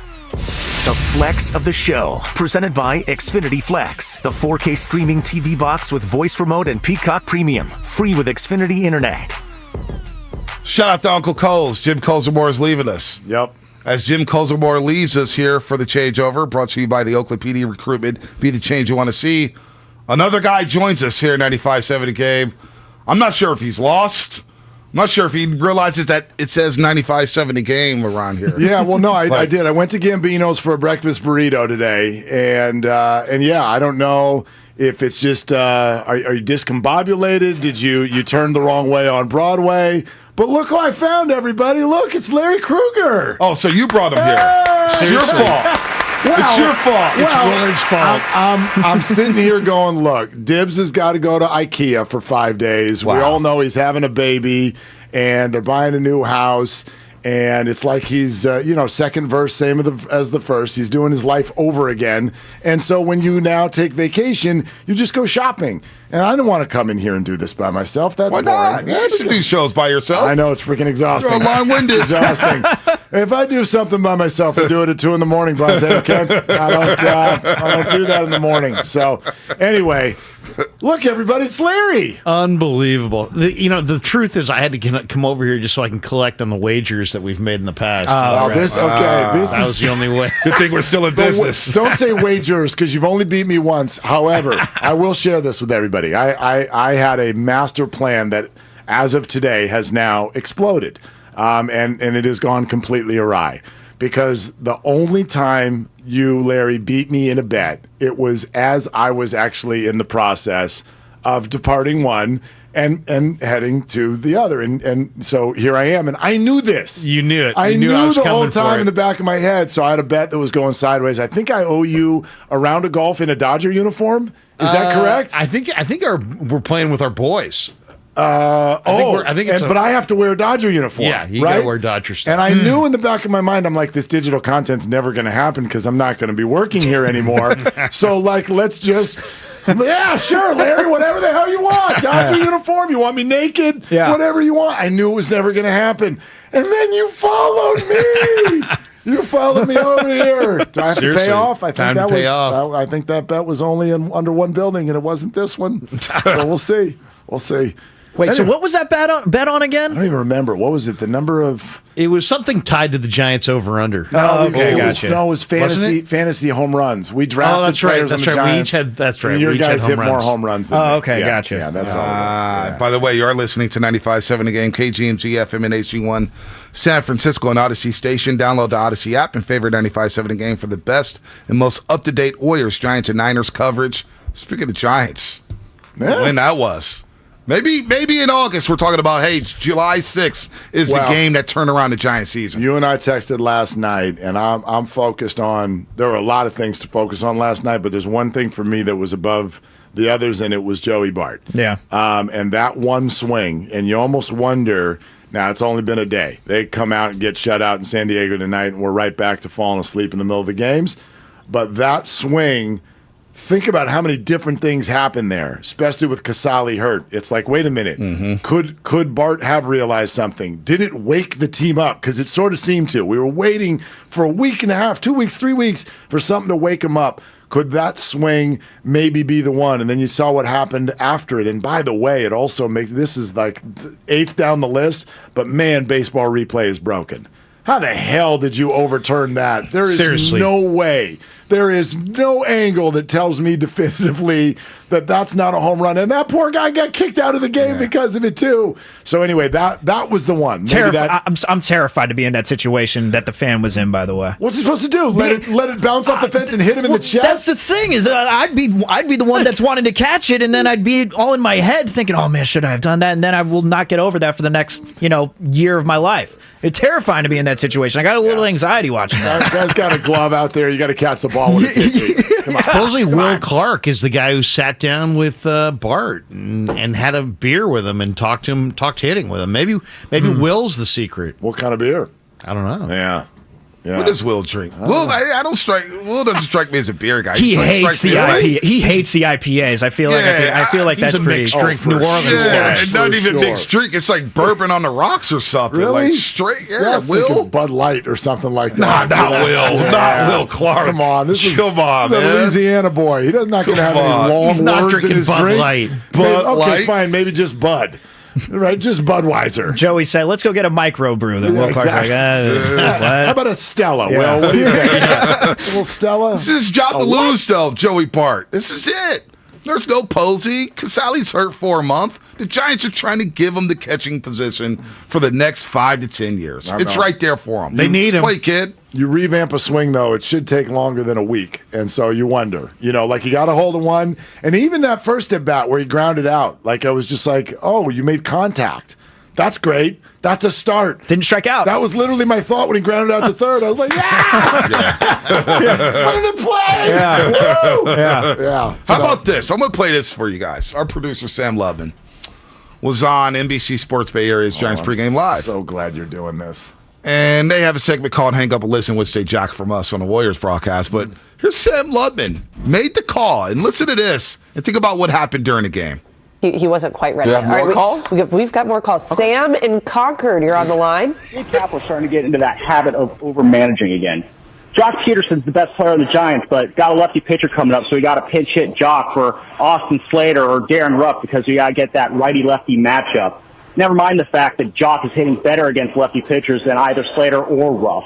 I mean, if you want to follow the data, that's fine, but at least follow it correctly. I'll hang up and listen. And what happened last night?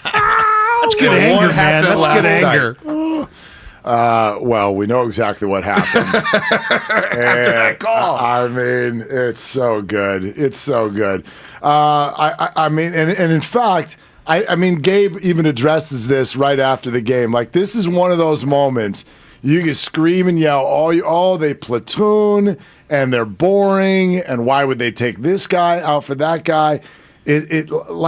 I look at Gabe and the Giants sometimes the same way I parent my kids when they're screaming and yelling for their 8th dessert and they want to have it at 10:30 at night. Mm-hmm. And I know what kids don't know, which is I know what's going to happen if I say yes. First of all, you're going to think I'm a pushover. Second of all, you're not going to be able to fall asleep. You're going to be a hot mess and this whole thing's going to break down. You may not like my rules or my process, but as an adult, there's a reason for every decision I make. And that's very true with Gabe Kapler as well. I like, Sam, take that for data.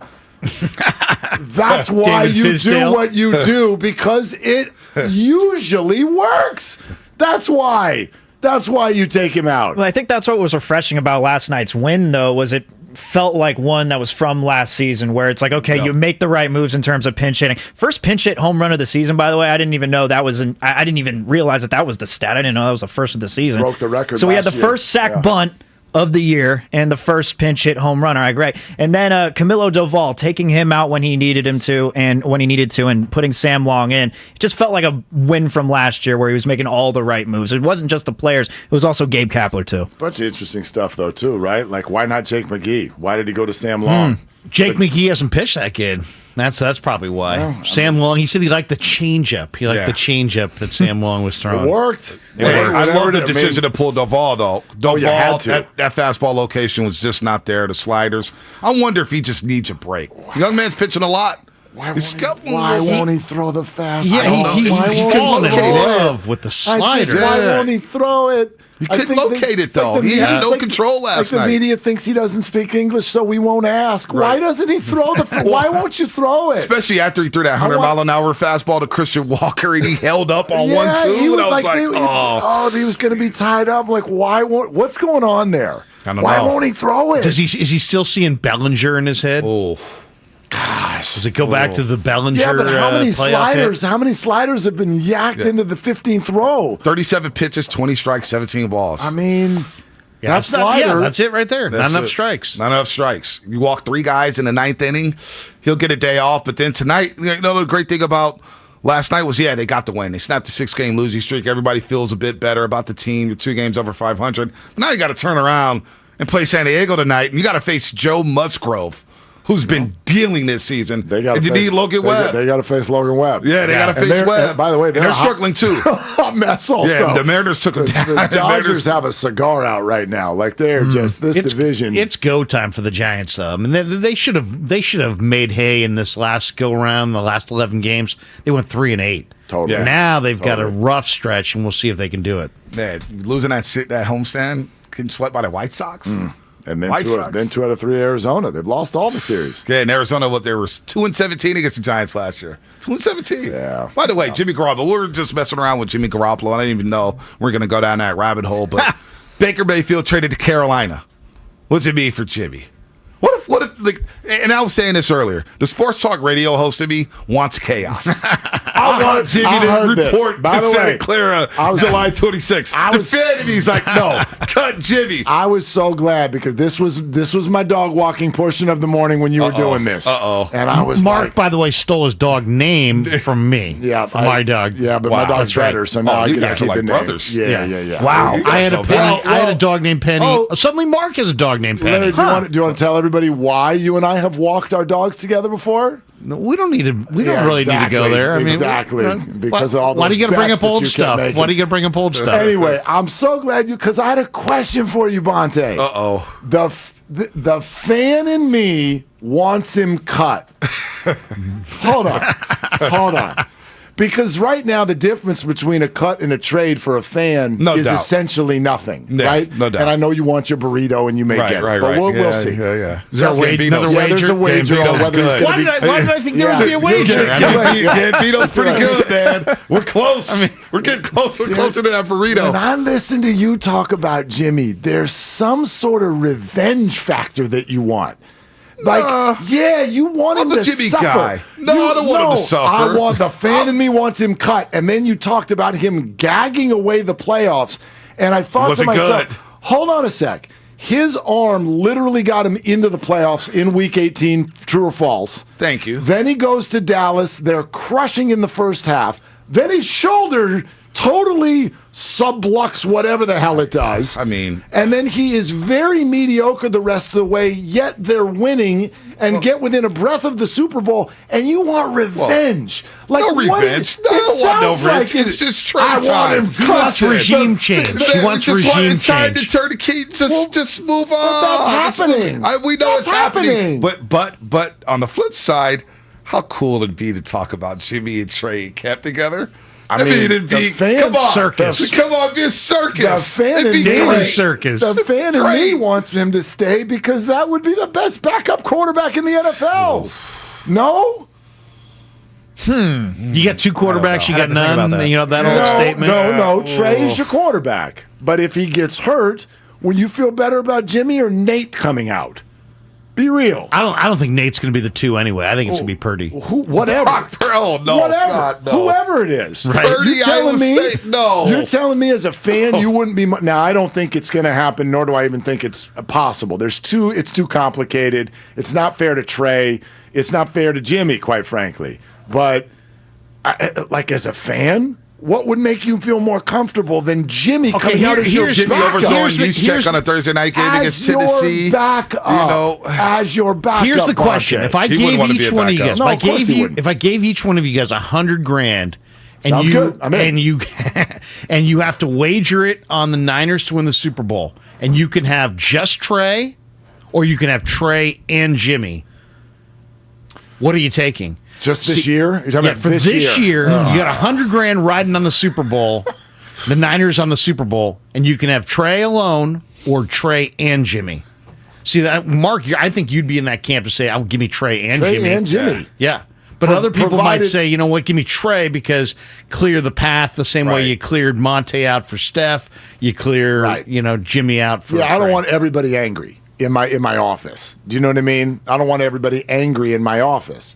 And so if Trey is like, why are you keeping Jimmy hanging this guy over my shoulder? And Jimmy's like, why are you keeping me? I should be a starter somewhere else. And now both of your leaders are ticked. That's not good. But just from an X's and O's, who's better as a backup quarterback in the NFL than Jimmy Garoppolo? Probably not many. Not many players. I'd have to look that up. Yeah, not many quarterbacks are better. No, especially because Mariota's not a backup anymore in Vegas. He's in Atlanta.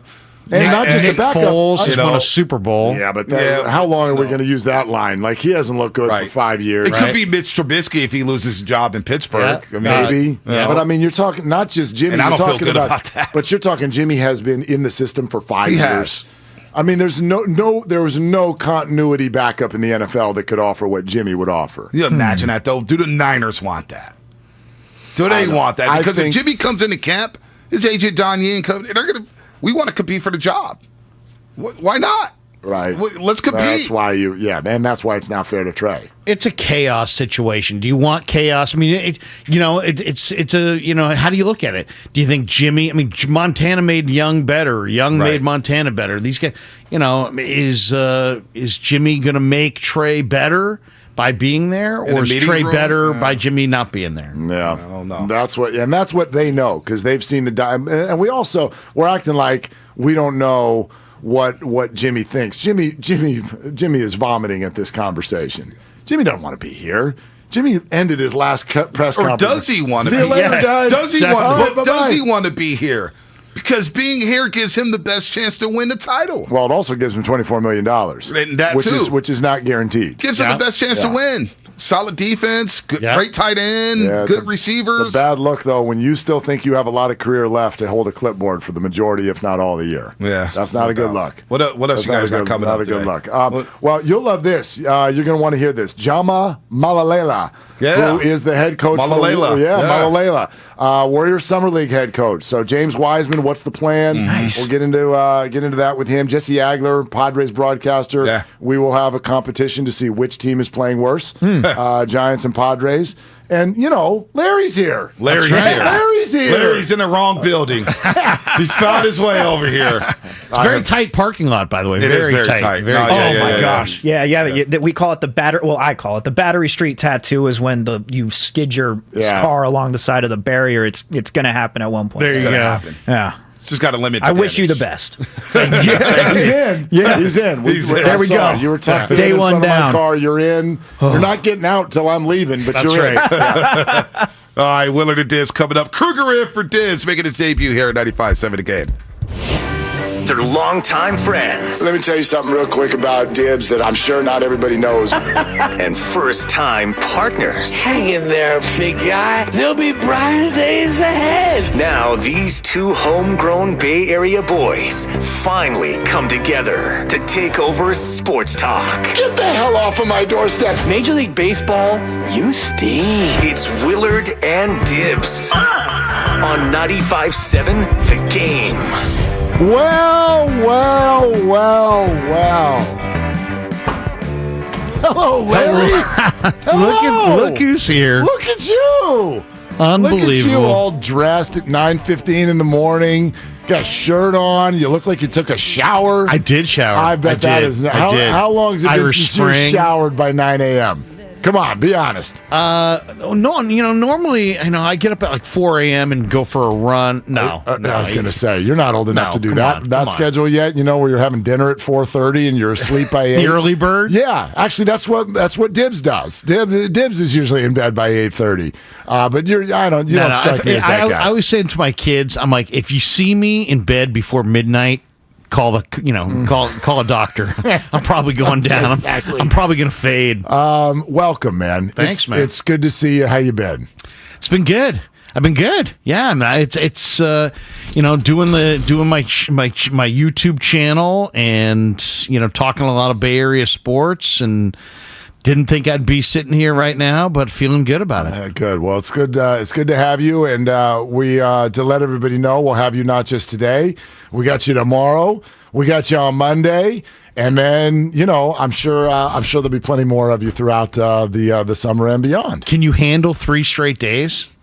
I don't know. That's why there's a weekend in the middle. Thank God. Yeah, seriously. They structured this on purpose. Exactly. So that we wouldn't kill each other. But we'll see. No, we did. Didn't we do, I feel like we did a week together once before. We have done some things together. We weren't in the same room. That's right. It was the beauty pandemic. of the pandemic is that I could never strangle you. That's right. So that was good. And, I did have a dog. I have a golden retriever named Penny, and suddenly Mark had a dog. And your dog was named Penny. Yeah, but my dog's way cuter and way faster than your dog, and so we stole the name. We took your chain. Yeah, is what we did. Did you even think about that? Did you ever think, you know what? Maybe I shouldn't steal that name. Maybe I should. I don't know. Come up with my own GD name. Like everything else in my life, I've never thought of you before I make a decision. Thank you. That's exactly right. All right. Hey, before we get into what happened in Arizona with the Giants last night. This sounds so stupid to be doing this off of a Wednesday game in Arizona. Like it's a classic. It's July. It's Wednesday. It's Arizona. It's just a whatever game, right? Not this one. This one, I think we're going to remember this one for a while because it was the game that finally, you hope, turned the tables, just erased the losing streak, come from behind fashion. There were home runs, there was excitement, there were runs, there was all the things we've been asking for. And so, dang it, Larry, that leads us to this song of the day.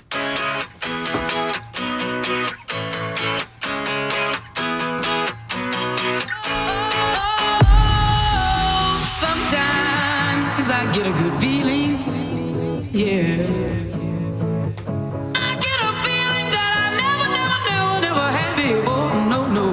Get a good feeling, yeah. Did you party after the game a little bit last night? What'd you do? Did you take a little lap around the living room? Oh, my God. I was, first of all, the Giants had to have that one. They had to have that one. And if you looked at those hitters' faces in the 7th, 8th, and 9th, it was like, we have to get this win. I mean, that was almost like a playoff game. Alex Cobb was talking, it felt like we clinched something. Seriously. They clinched going 41-39. It wouldn't seem like much, but you're right. And you heard Dave Fleming after the game. Like, I think right when it ended, he was like, they needed that. And you needed that. And I needed that. And the city needed that. And God needed that. And just the world needed that. That strikeout from Sammy Long, what a relief. Sac State kid. Bzz, bzz. Go Hornets. Go Hornets. No, but I mean, that was a big decision, too. Do you go to McGee? Do you stay with Doval? He went to Sammy Long. He went with his gut, probably. And he seemed like he had a little conversation with the pitching coach, and almost like maybe it was the pitching coach's decision. Did you see that? Right at the edge of the dugout, Cap looked at the pitching coach and basically asked Bailey for some feedback, and then all of a sudden Bailey said something. Cap popped out there and brought him along. Larry, I would rather you did not talk about my gut. My gut is non-existent. I have a complete and total 8-pack, and I will decide whatever I decide on the Giants based on the math. That's exactly what happened last night. No, it was a great night for Gabe Kapler. It was a great night for Gabe Kapler. It's one night. Last night didn't fix any of their problems on its own, but it was all of the things that organization needed, some obvious, some not so obvious. The obvious is, okay, they won. They hit the long ball. Still got out-hit, by the way. Who cares? Whatever. They scored runs. Right. And in fact, one of the things that I took out of last night's game, and Kyle and I even started texting about it after the game, I wasn't bored. That was not a boring baseball game. And Kyle kind of hit me and goes, nah, they're still boring. And I'm like, no, because we got into an argument yesterday, so that I'll let you in on, which was Would you rather, and this comes from my son Abe, who the Giants had bases loaded, nobody out the night before, not last night, Tuesday night, bases loaded, nobody out in the fourth inning. Right. And Abe goes, if they don't score here, I'm becoming an Angels fan. and I was like, why? Why would you do that? And luckily they did. They only got one, but they did. So he goes, all right, I'm going to stick with it for a little while. I go, why Angels? They stink too. They're terrible. He goes, at least they've got players. I said, okay. Would you rather be rooting for exciting players who don't win, or would you rather be rooting for not exciting players who do? Now, the argument falls in the vine a little bit when you're losing 12 of 15, but the Giants as an organization last year, this year, look, they obviously they win more than they lose, and even if they do it with boring, I was not bored last night. That was an exciting baseball game. Ground ball to right field by Austin Slater. Okay, whatever. No. That was exciting. That was a moment. So I don't need baseball to have Q rating people. There aren't that many in baseball. What I need baseball to do, I think in general, younger fans, if your team's not scoring runs, you're bored. I can appreciate a pitcher's duel. We may get one tonight, Musgrove and Webb. But if your team goes through 3 weeks of we don't hit, who's not falling asleep? So that's all it was. They just need to hit. I kind of agree with Kyle. It's sleepy, man. It's really sleepy. I agree with you. I'd rather win with no names than lose with, big names. But if you ask, look at the attendance. The attendance is super flat. They won 107 last year. Why is attendance so flat? Because there's two reasons people buy tickets. Great players and a competitive team. And this year we're not seeing name brand players, and because of the lockout, I think they lost some of that momentum off last year. So now people are looking at this year, and this year it's like a 500 outfit. I don't really agree that people buy tickets based on great players and competitive baseball. I think people buy tickets based on competitive baseball and something affordable to do with my peeps. I think that's what I think people think it's fun to go to a ball game. We've talked about this some. I went and sat out in the bleachers for one of the Tigers games last week. The one that they won. Don't worry. My record's undefeated this year. I don't go to losses, okay? Which is my way of trying to get season tickets here. Giants, if you want to go to win the World Series, just send me season tickets. Funnel your tickets to Willard. Haven't lost a game all year. But anyway. How many have you been to? Oh, not that many. But I don't know, four or five. There you go. 4 or 5. Gosh, I was at that Mets game where they had 9 runs in the first 2 innings. Hey, they hit when I'm there. But anyway, I'm sitting out in the bleachers. It's packed. Why are the bleachers packed and the club levels not? Cost. Thank you. Yeah. So I think people will go to baseball games if you don't price them out.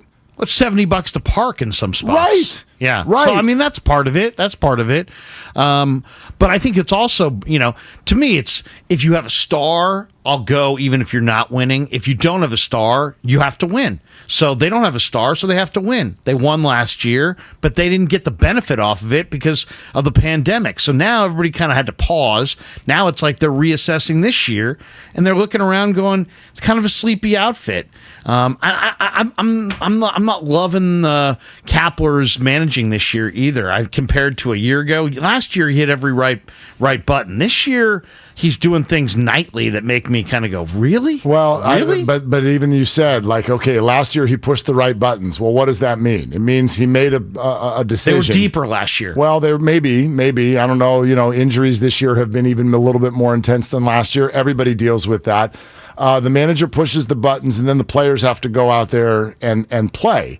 When you see the defensive metrics of this team, you don't even need metrics. When you just watch them play, you're like, oh my gosh, like you look like a bunch of little leaguers it's a out circus. there. It's bad news bears. So stuff. I'm not putting that on Gabe Kapler because we already know he's got 28 coaches who are working with these guys every day on what to do. What if they don't work as hard? I've had some people whisper to me in the last couple of days that this coaching staff, who no longer has any ties to the championship years, that they don't challenge these players, that that the players are never wrong, that this team doesn't work as hard this year as they worked last year. Now, these are people around the club on a daily basis. I'm not there on a daily basis, so I can't quote you chapter and verse. But these are people that are in the know saying that this club doesn't work as hard this year as they did last year.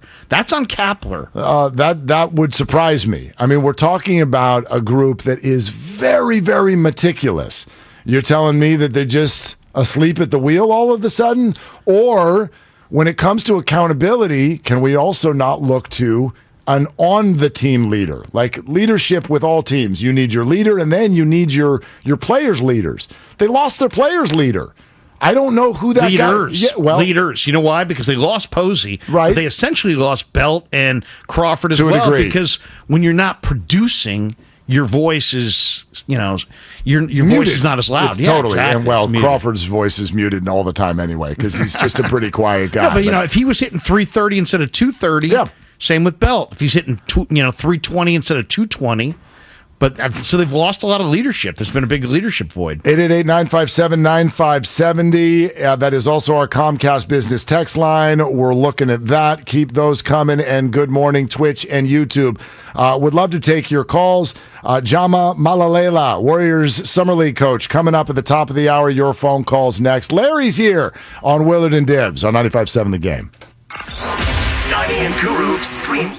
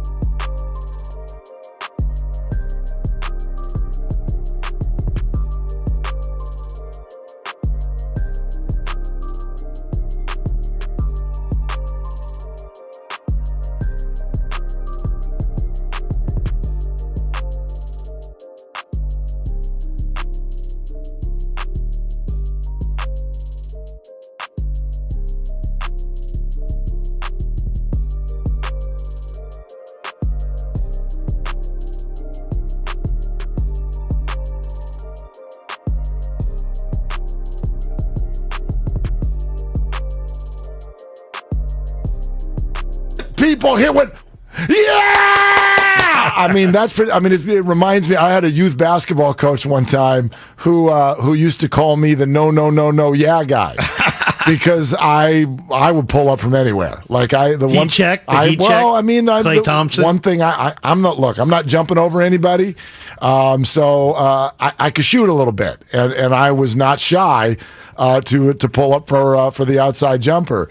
And that team party at the end of the year where everybody gets a trophy and some slices of pizza and everything. He's like, man, there are so many times I wanted to kill this kid for taking the shot, and I'd be like, no, yeah, all right, come on back, play defense. So that was the no, yeah at bat for Darren Ruff last night. Oh man, it was a meatball hung right in the middle of the plate, and he hit it right. I mean, it was in his happy zone. It was in his wheelhouse, as they like to say, and he wrote it out. Good for him. He's had a rough first half. Well, and I didn't know if it was going to make it though, because boy, they ruined that ballpark with this humidor thing. Have you been watching this? I know. The humidor's in every park now. That ballpark, though, used to be, we used to call it Coors Field South.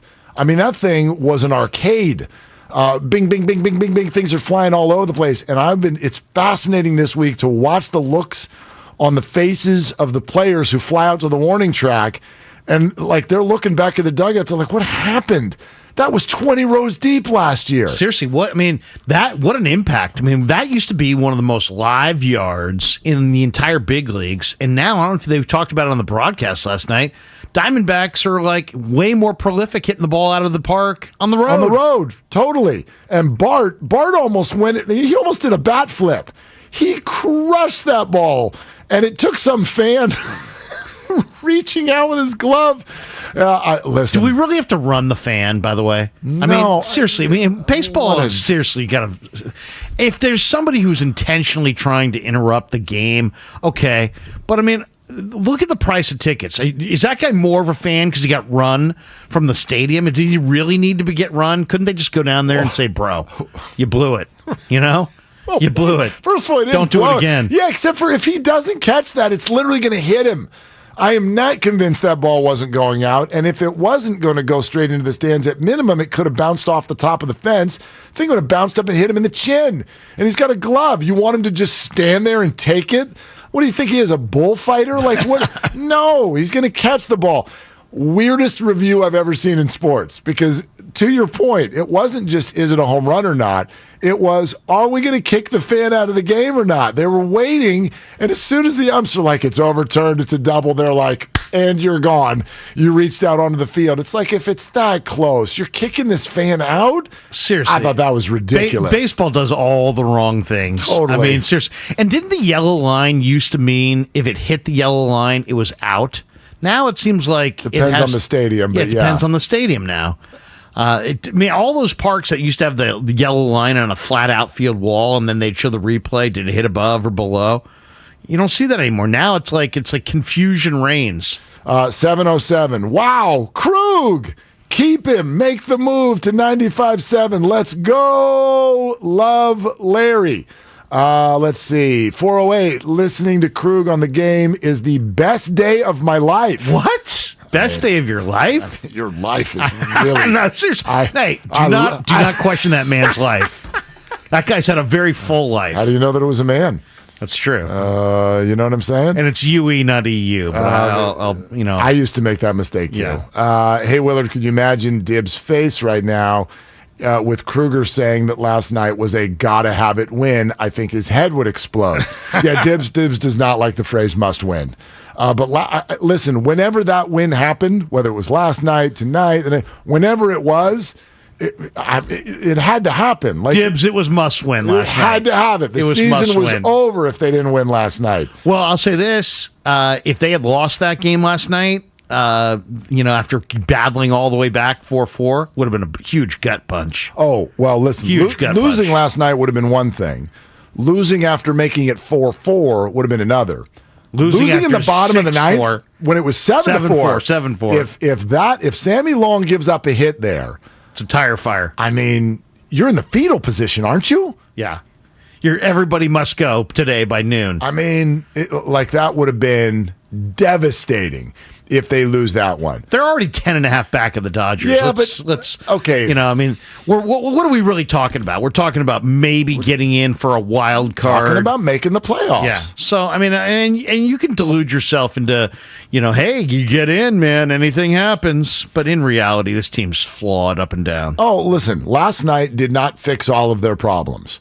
But it was a great night for them for multiple reasons. First of all, they didn't get swept in Arizona. Well, that's the easy stuff. I'm talking about the intricate stuff. Last night was a really good night for Joey Bart, and therefore a really good night for the organization. I don't know if he'll make it last, but for at least one night, he looked like the guy we thought we were going to see this year.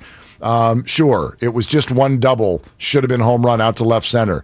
But even the other at-bats where he put the ball in play, looked relaxed, more confident. And by far and away, by the way, he's a better catcher than Austin Wynns. Like, I've liked Joey defensively all year. So if he can play, just even for this month while Casali's out, that's huge. And it was a great night for Gabe Kapler. For as much as, and I know that one game's not going to change everyone's thought, I'm a very big fan of Gabe Kapler and his way. I think he's done a wonderful job. If he's the reigning manager of the year, has this year been perfect? No. Has he had challenges? Yes. Has he made mistakes? Who doesn't? But I'm a very big fan of the reasoning behind we do what we do. Now, it's not always going to work, but there's a reason we do what we do. He can answer it every time. If you ask him a question, he'll be like, here's why. You don't have to like it, but here's why. And last night was a here's why game.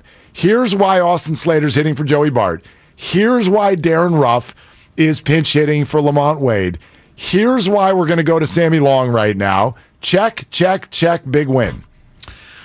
My problem with Cap is he plays too many lefty-righty games. Make the adjustment. I get it. Darren Ruff was put on this team to hit against tough left-handed pitching. But that was the beginning of the year. Now Ruff's had a nightmarish first half. Peterson has been an all-star. He's on pace for 35 jacks. I get it. You want to have Peterson against lefties, but Peterson's got better numbers against right-handed pitching than Slater does. So all I would say is, Cap, adjust. Adjust to the game in front of you. Don't make your decisions at 3 o'clock. Make your decisions at 8 o'clock. Just because you had Jock Peterson penciled as a platoon guy, make the adjustment. He's clearly not a platoon guy. On this team, he might be the reason that people go buy tickets. Stop pinch hitting for him with Slater in the fifth inning, watching him come up in the eighth inning in a situation where you want Jock Peterson, but now you're stuck with Slater and he strikes out. So all I would say is I'd like to see a little bit of an adjustment from, this is what we thought when we put this team together in the offseason or in spring training, as opposed to it's now freaking July and you're watching Jock Peterson. He's your all-star. Yeah, but here make the adjustment. Stop playing lefty-righty games. If you're just going to play lefty-righty games till the cows come home, what do we need you for? Okay, except for let me see if I can come up with an analogy on this. All right, I'm not anti-Kapler. I like Kapler, but he's a little bit wed to these.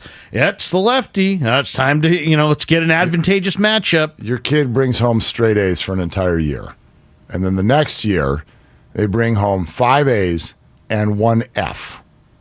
What do you do?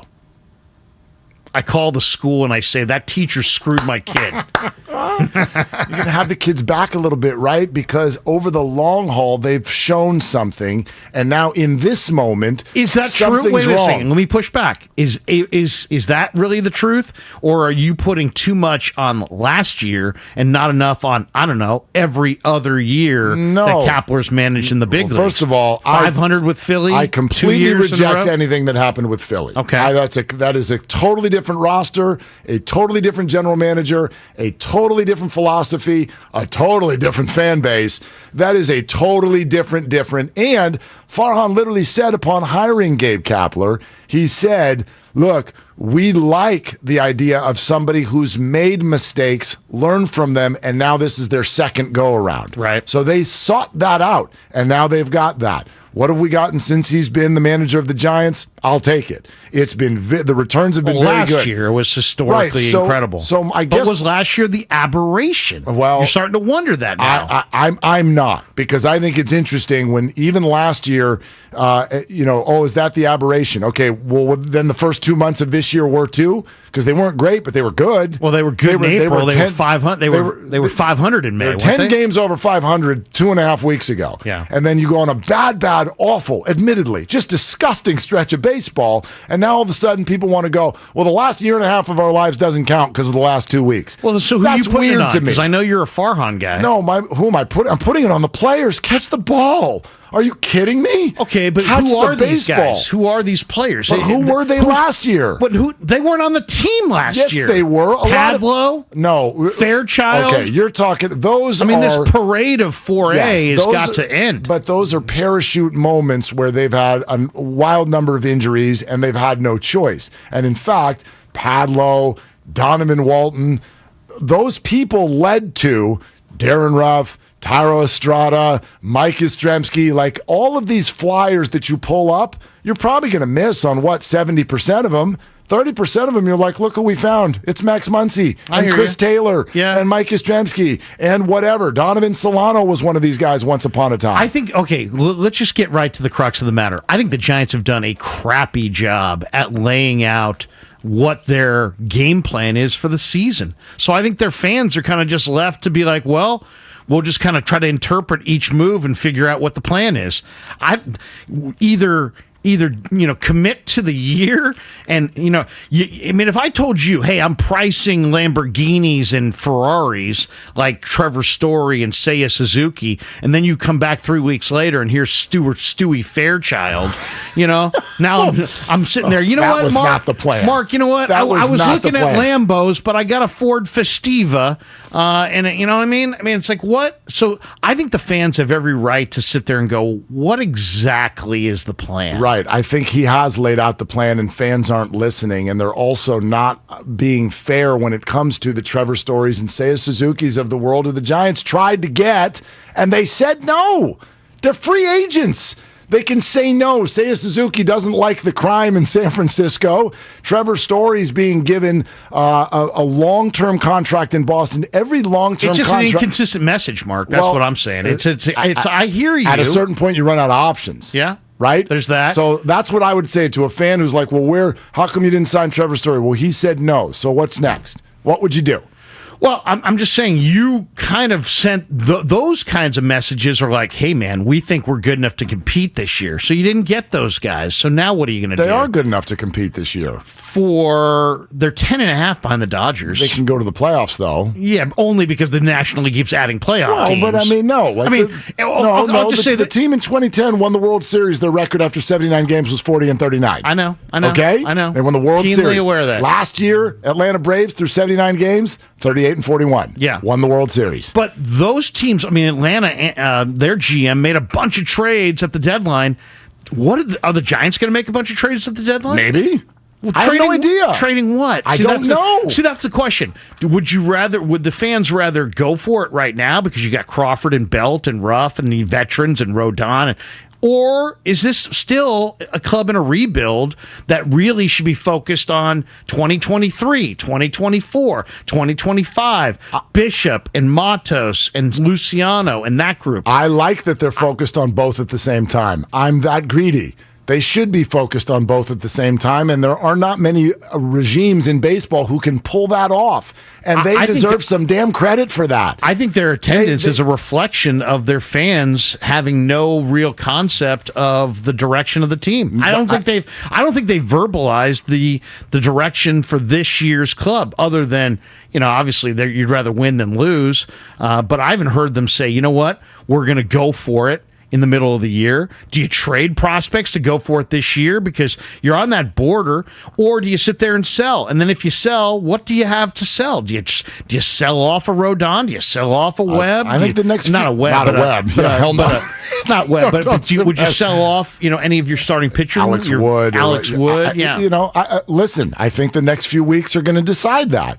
And in fact, Baggerly's got a great piece on that today, where it could go both directions. Baggerly's basically called them out and said they're boring. Well, they are. For the last 3 weeks, they are. But were you bored last night? I was not bored last night, and I had a headache in the middle of the damn game. Yeah, I mean, they're just. I should have gone to sleep. They're a sleepy team without any real regulars. I need some regulars, Mark. I don't mind a platoon. I don't mind 4 platoons. I can't have 8 platoons. Okay, I understand everyone who says that, and I hear you, but I think, respectfully, I believe you think the grass is greener on the other side, and it's not.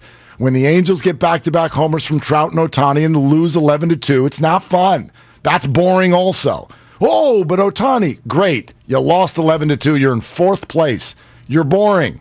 So I wasn't bored last night. Last night was the reverse. I should have fallen asleep, and I didn't. The last 3 weeks, I've fallen asleep when I was trying to watch the game. So the Giants, in a lot of ways, they're like video and audio NyQuil. You know, I mean, seriously. I mean, you're watching some of these guys, and you're like, wow, this is really. Tell me when Jock Peterson's coming up. Oh no, they pinch hit for him 3 innings ago. Oh, you know what? I think I'll call it a night.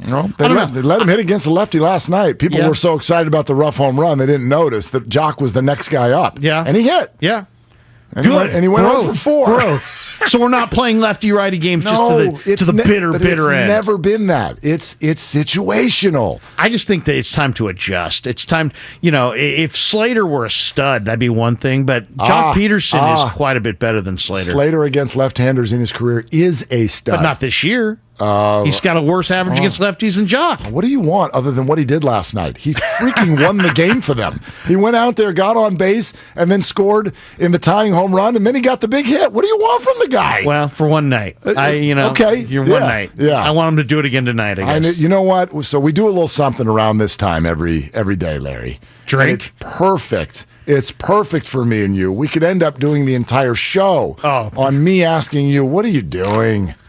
Willard and Dibs have a lot to say. My only weapon was my mouth. But they just have one big question. What are you doing right now? What are you doing right now? What are you doing right now? What are you doing? What are you doing? What are you doing? That's right, Larry. What are you doing? What are you doing over here right now? I don't know. Seriously, what the hell am I doing here? Are you already second-guessing your decision? Is that's what's happening right now? No, you know what I wanted to bring up? I'm in the right neighborhood, I think. I'm just not sure where I'm at. I think you and I are on the same page on this one. I saw this story last night, and I thought immediately to myself, what are you doing? So the city of Chicago is apparently considering a dome on Soldier Field. One of the 2 great NFL films spots in the history of this league, and I know it's a newer Soldier Field, but are you telling me that you are going to take away from us the frozen tundra of Lambeau Field and the frozen tundra of Soldier Field? You can't do that. You're going to put a dome on one of the great, historic, weather able in the playoffs. If the Bears ever got a quarterback, we could get a Snow Bowl again in January. Look, it's not fun for the players to play in that, but holy smokes, is it fun to watch. How dare you consider turning that into a stale environment inside of a dome? Please, I don't live anywhere near there. I will be there for week 1. 49ers and Bears. I'm going. Oh, look at you. I am absolutely going. Giants are there too, aren't they? Oh, and we're going to that too. Yeah. But you gotta keep Soldier Field outdoors. I mean, I disagree with you regularly, but on everything. You know what? You're so right on this. I mean, let's just ask this question: has it been better for the Vikings to be indoors instead of their old outdoor stadium? I guess it's better for the fans, but remember, I mean, I'm old enough to remember Vikings, Cowboys, Vikings, Rams, some great games in the snow in the 70s.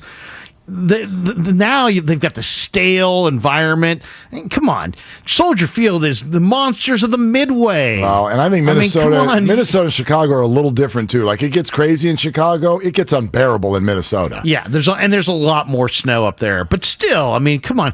Part of what makes Soldier Field and Chicago is the weather. It's the climate. Heck, when I play Madden against my kid, I'm always playing in the snow.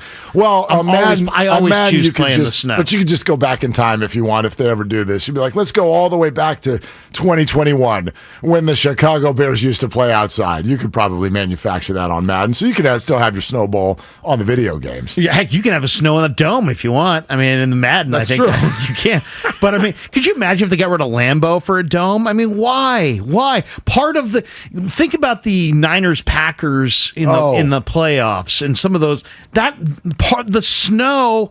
I love watching snow football. I watch the Independence Bowl with A&M and some team I didn't care about. Well, you watch everything. But it was a snowy night in Shreveport, Louisiana. The game was like 10 times better because of the snow. That Independence Bowl. Any prospects? Break it down. It was a couple years ago now, but I'll give you a full printout later on. Any sixth-round flyers we can look for? There were some Larry? really good players. There were some incredible players. No, I just saw the highlights. I was watching. I don't know why it was being replayed, but the Niner-Packer playoff game this year, that Robbie Gould field goal, it's awesome. Is so much better because the field is white. It's so much better. You can't let that go. By the way, I was driving around listening to 95.7 last night, and somebody made the argument that if Tart just catches the pick, they're going to the bowl. No. Maybe. No. Not for sure. No. That is a narrative that's going to live, and it's not true. That's not true. It's like, urban was myth. it like 10 minutes left in the game still? And they were at their own 35-yard line, and they had 2 possessions afterwards, over. and they didn't get a first down in either of the possessions, and it just ain't true. Agree, it would have helped. Possibly. Would have helped. Possibly. I mean, it would have been a good development. It was not cause and effect. It was Let's not hang that on Tart. It was not ball game over. No. It was not time to go into the victory formation. I'll tell you what it is time to do. Jama Malalela, which is not only fun to say, hopefully fun to listen to. He is going to be the head coach of the Warriors Summer League team. So what exactly is the plan for James Wiseman, Jonathan Kuminga, and the rest? We'll find that out coming up next. Then we'll get to your phone calls so all of you can agree with me and not Larry. Larry is here for Dibs. It's Willard and Dibs on 95.7 The Game. Watch the Morning Roast on Twitch and YouTube. This was just embarrassing, Shasky. Check it out. Just search 957 The Game. I am not untouchable here at 95.7 The Game. I'm very tradable. He's got the most trade value here. He's got the most trade value at 95.7 The Game. Well, my stock's pretty high. Well, actually, you're worth a couple of full-time hosts and then some interns. No, that's a lie. That's an overpay. Some interns to be named later. Yeah. I'm worth a brand new coffee machine. And a couple microphones. This is the Bay Area's sports station. Oh, yeah. 95.7 The Game. If you have certain chronic conditions such as heart disease, Asthma, diabetes, and you're 19 years of age or older,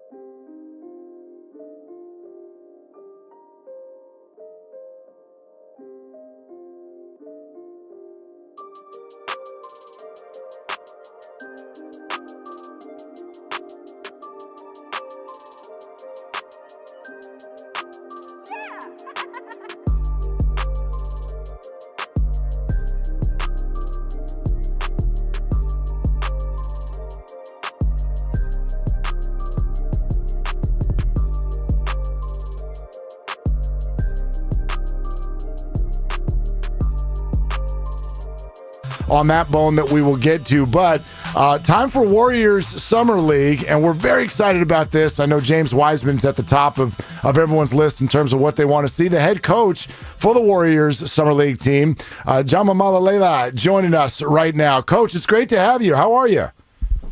I'm doing great, guys. I'm out in sunny Las Vegas. It's super hot here, but we're excited, ready for some games to start happening. I was going to say, sunny Las Vegas. Yeah, what is the temperature right now? I don't even want to know. They tried to tell me, but I'm not trying to pay attention. I want to go back to Canada. Exactly. It's cold. Vegas does a good job of making sure you never have to go outside. So that works out well. All right, tell everybody what they want to hear. When are we going to see James? What do you think? So listen, the guy's making amazing progress. We do these kind of scrimmages with some of our, roster players and some of the guys on the summer league team. He's basically playing a day and then resting a day, playing a day, resting a day, and he's doing really well. I think he's not going to play the first game of summer league. We all kind of know that, but he's trending well to play after that. I'm not sure it'll be game 2 or game 3, but the guy's really sort of, put his head down and his body's doing really great. So we'll see. In the coming days, he'll definitely get out on the court. We're so excited for it. Yeah, what is he looking like to you? You know what? He just obviously his size is the first most impressive thing, right? We all know that and kind of can sense that right away. But I think as he started to scrimmage more, we're starting to really learn some of the nuance of his game. His hands are really good. He can shoot the ball, which we all kind of knew, but he's finding when to shoot the ball a bit better. And then obviously his ability to protect the rim. That's sort of what the focus will be for us. And as he starts to be able to move more, we'll continue to sort of coach him up and work on his rim protection and his ability to sort of protect the paint for us as a team. Coach, this is one thing I know fans always go through in Summer League. You watch someone play, and you're like, oh, my gosh, they just pop off the screen, and you get excited, and then it may or may not translate. I wonder if you can put that into words somehow for fans. Like, what is the difference between Summer League games and then actual NBA games? Yeah, it's a great question. I think for people listening in, and shooting is the best way to think about it. So it's the easiest way to sort of frame it. So, some people can shoot sort of in an open gym with nobody there. And then if you sort of do it in practice, maybe they can still kind of shoot the ball okay. But if you sort of add, the level of player up a little bit, the shots maybe don't fall as much. But then if you go to sort of elite defenses or elite sort of players around you, then, that's if you can make those shots, you're really special. So Summer League is a sort of intermediary place where we as coaches and front offices can look at these players and see what they do at this level, knowing that it may not directly project to the NBA level, but also knowing that if they can't do it at this level, it's going to be hard to do it at the next one. So it's sort of these progressions of growth and development, and that's why the summer is so impressive and so many NBA players are so good, is because they get this opportunity where they get to actually have more usage, dribble the ball more. If you guys saw Moses Moody in the Cali Classic, he was playing a little bit different style, and that's great for his growth. So that's why we're excited for this stuff. I did get a chance to watch both the Laker game and the Kings game. The guy who kind of jumped off the page to me is Lester Quinones, who played at Memphis. I don't remember watching him in college, but he had a step-back 3 against Sacramento that he made it look real easy. And I looked up, he was almost a 40% three-point shooter. What's Quinones looking like to you? Yeah, Lester's he's one of those exciting stories, right? A guy who doesn't get drafted but comes in and we sign him to a two-way. And he comes into an environment where he has to learn professional basketball. And it's a different beast, right? It's so different to play pro than it is to play college. And so Lester's really started trying to find what that rhythm feels like, and those Cali Classic games are great for him to do that. And I think these upcoming games, as we sort of add some more of our Warrior roster players, and he gets to play with those guys a bit more, I think we'll really sort of see what his game is. But the guy can really shoot and score, like you mentioned. And I think we got to get him super gritty on defense and be able to get him to be able to guard ball handlers and, really cause some havoc on defense as well. Jama Malalela, he is heading up the Warriors Summer League squad here, head coaching the team that obviously there's names like you just mentioned, Larry, that we're just getting to know, and then some names we're very familiar with who we want to see take the next step. What is the plan, if any, for Jonathan Kuminga in Vegas? Yeah, so he's looked really good. He after the season, he got home to back to the continent, back to Congo for a little bit, which was really nice for him.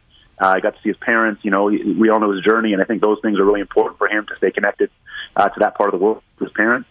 And now he's back with us, and we're sort of ready to sort of unleash him on Summer League. And he just looks really good so far. He's playing with real force, up and down the floor. His workouts are just really high intensity. And I think that bodes well for these Summer League games for him too. So, him taking a step in terms of his leadership, his consistency, but then bringing that, unbelievable athleticism and size to the court will be really huge for us. it was explained to me that Golden State kind of had 2 games every night this year. I mean, they have the game at 7 o'clock or 7:30, but then at 5 o'clock they're developing talent, and there was been kind of a new emphasis put on player development. It just fits with the young roster. From your perspective, how did things go this year as the young talent? You're prioritizing winning and developing at the same time. Yeah, I think it was a real challenge, but one that I think the Warriors took on full head and really sort of did a good job with. I think that, like you say, we literally would have these sort of, pregame scrimmages, and they were multifaceted. One was development, so getting our young guys some minutes that they obviously wouldn't play in a playoff game with the depth of roster we had. And 2, a lot during the regular season were sort of rehab stints as well. So Clay was part of those a lot. Now we're kind of doing it with Wiseman. So this sense of how do we get players playing the game, and I think the simple adage that the more you play, the better you can develop. So we try and create as many game-like scenarios as we can. And I think to answer your question, this team just fit, all the pieces from the players to the coaching staff to the performance. It was a championship team because all the pieces fit together. And one of those was the young players fit in with these older vets. The Draymonds and Andres really sort of took to the young guys, and they took to them. And we found this really cool rhythm through the season where we were kind of able to do both. Coach, you've used the word develop or development a couple of times, and for Warriors fans who may not know, that's your thing, right? Is developing these players into something that they weren't before. And we know about your history with Pascal Siakam and maybe even Andrew Wiggins to a certain degree this year. How do you fit Kuminga into that process? What do you see in terms of what needs to be developed, and then therefore what's the ceiling? Yeah, I mean, I think, when people talk about development, I think one of the secrets, and it's not really a secret, is that you're developing the entire person. And I think so one of the focuses for me and for our entire staff is holistically, where is this athlete going? From their body to their mind to their actual game. And I think that sense of caring after the entire athlete and not just kind of what can they do for you lately on the court really changes the demeanor and changes the plan for them. And I think for JK, specifically, I think that he is someone who, as he continues to develop his shooting, right, if his catch and shoot ability continues to increase, and it did during the course of this season, that really makes him a weapon because we already know he can get downhill with the best of them. So I think the shooting opens up that for him. So development to me is always about how do you unlock the basics and the simple things that they do well. And for JK, it's going to be shooting more. And for Moses, it's going to be a bit the opposite. His shooting is great already to his catch and shoot ability. So now we're working on more of his downhill drive so he has options if he gets run off the line. So you really break the game down to its simplest parts and just try and get them better at him. Kuminga's spin move is just so dirty. I mean, he covers so much real estate on that spin move. And then Moody, I love Moody, but I felt like he deferred almost maybe to a fault this year. What do you see them as position-wise? Do you see Moody more as a 2 or a 3? Do you see Kuminga more as a 3 or a 4? It's this whole sort of conversation around positionless basketball, and I think it really fits. I don't think they're exclusively either, right? They're probably all combinations of 2, 3s, and 4s, and maybe some 5s at times too with JK. So, I think it's about how do we put them on the floor and let them be the best versions of themselves. For Moses, I mean, he deferred a bunch and just, probably deferred to Steph and to Clay, and I probably would defer as well. You get those guys sitting around you. And I think in Summer League that may change, right? His usage will be a bit higher. He'll shoot a few more shots. He'll kind of push the envelope more. And then JK is just so talented. I mean, he literally could be a point guard through a 5, right? And I think that's exciting that he brings all of those sort of components to the game. So we don't really sort of try and pigeonhole someone into one position. We just make them better basketball players. Coach, you talk about developing the person. I wonder, even in this particular tournament, what do you have to do with the people you're working with? We know where you are. You're in Las Vegas. They're young men outside of the basketball court. What kind of rules or at least suggestions do you have in place for the team when they're not with you? Yeah, I mean, we just talk about respecting the game, respecting the team, and I think that means sort of being responsible, and that's the growth process they're in as professionals. I think going into the playoffs, like Draymond made a comment to our whole team and said, hey, listen, we can go party after we win this thing, but let's sort of focus in on what we got. And it's the same message for the guys now. We got 5 games here. Let's commit to it. We're all here. The whole basketball world is sort of, descended on Las Vegas, so our players are looking for NBA jobs, Warrior jobs, international jobs, and all those people are here. So for them to be the best versions, right, they can't be going out. So we no simple rules. We trust them as men, trust them as professionals, and just tell them to come to practice and work as hard as they can. The guy the move, I guess, that jumped out to me in watching the games was that Santos open floor move where he kind of spun. Then he squares the shoulders and got a great high percentage look. I mean, it was almost like a veteran move. From playing in Brazil, do you think, against men, do you think Santos is a little bit more refined than a guy typically that age? Yeah, I think all of us, it sort of popped to us his skill, right? He sort of feels like a real basketball player out there, right? He kind of knows what to do, where to go, how to get downhill. That's a real skill set. I think obviously we've got to develop his body and get him stronger, right, to sort of deal with the NBA physicality. And that's, I think, some of the issues you saw in those Cali Classic games. But man, I think we were all like really impressed with him. He just has this sort of innate sort of basketball sense. And I would agree that your observation that playing in professional leagues, from a young age helps players to get there. Luka's the same example, right? These guys that have played a bit of pro first really helps them on the NBA stage. Warriors Summer League head coach Jama Malalela. Did I just go 3 for 3 on your name? Because if I did, I'm really excited about it. World record. No one else has done it. You're the man. It's really well done. What's the worst mess up anyone's ever thrown at you on that? Oh, I mean, there's just so normally the worst one is when they get to JAMA and then they just pause and they don't even try. Those are the fun ones when they don't even go into it. Well, I'm excited to hold the record. Guys, we'll see how long I can hang on to it. Coach, thank you for the time. Enjoy Vegas. We'll be watching. We're excited to see it. Appreciate you guys so much. Jama Malalela, he is going to be the Warriors Summer League head coach in Vegas. You're in charge of James Wiseman. We're all counting on you. Better turn my mic on. Yeah, you have to do that here too. You have to turn the mic on. You got to turn your mic on. It's not. Welcome to the first day of radio. Thank you. Delay of game. James Wiseman. Are we going to see James Wiseman at some point? It sounds like it, but yeah, not a lot. But not game 1, maybe game 2, definitely by game 3. That's what I gathered from that. And by the way, we just gathered this, and this is kind of a bummer. We didn't get to congratulate him. But we just saw this come down. Jama's being promoted onto the bench for the Warriors. He is essentially taking Mike Brown's spot. And will win more games than Mike Brown next year as well. Well, and you know what? Lakeup has emphasized they like to promote from within. They like continuity. They like development. And this guy's been. Let's be honest. This year, I wasn't sure if they were gonna be able to do both. Right? Develop at 5:00 and win games at 7:00, and it worked perfectly. Yeah. So let's see. Is that the same number of syllables as "Rock Me Amadeus"? Like Jama Malalela is sounding like a song to me. Is that Falco? Yeah. Jama Malalela. Jama Malalela. Like there's some sort of a song cadence that's in my head. Might be my new favorite Bay Area sports name. Little reggae, little jam rock. Yeah, something. Sounds like an E40 verse. It does sound like an E. But let's get E on and see if we can. And then there's other. I like to bring people into the room whenever possible. We have an issue that will come up both today and tomorrow and Monday at a minimum. Larry, when you're here, I can't see Kyle. Because you stand. I'm a stander. You don't sit when you do the show, so you're standing, and therefore, and you've got enough, girth. You've been working out. Thank you. And I cannot. Look at that tricep development Dibs right there. is a wee little man, and so I can just see right over his right shoulder, and there's Kyle. Hi, Kyle. And when you're here, so if Kyle needs to get my attention, too bad. He's got to get up and do a lap around the. Yeah, he does. He does. So that's different. So you're coming in here. And, I've got a bigger profile than Dibs. That's one way to say it. Yeah. That is one way to say it. A little bigger profile. Yeah.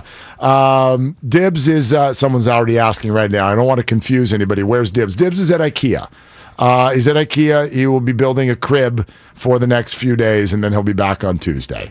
So that's the plan right now. And it'll last forever if you get it at IKEA. Oh, gosh. That's good quality material. That's really good stuff. Yeah. All right. 888-957-9570 is the number. That is also our Comcast business text line. Say hi to Larry, everybody. That's Larry Krueger. He's hanging out. And also Twitch and YouTube. Not only can you listen to Larry, you can see him. Good-looking man, am I right? You can see the profile. Look at the tricep development there. It's huge. So make those bad boy pants. glad you're all with us there. Hey, while we just had this conversation with Jama, and you and I, a handful of minutes ago, before we talked to Jama, we're having a conversation about Kevin Durant. And they keep coming up as one of 4 or 5 destinations where Kevin could end up. And if you're a Warrior fan, A, do you even like the idea? And if you do, what would you give up? What's your answer to that? Well, I don't like the idea. It's been there, done that, and yet, you know what? This guy's so freaking good that on some level you got to be open-minded to it. So I am open-minded to it, but I've got a very clear delineation of where my cutoff point is.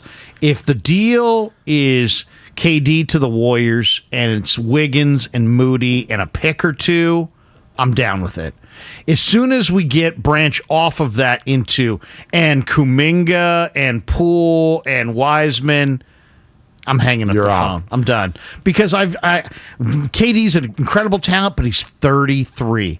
And he's got 4 more years left, but let's be honest. Whoever trades for him here is risking maybe the dead year in year 4.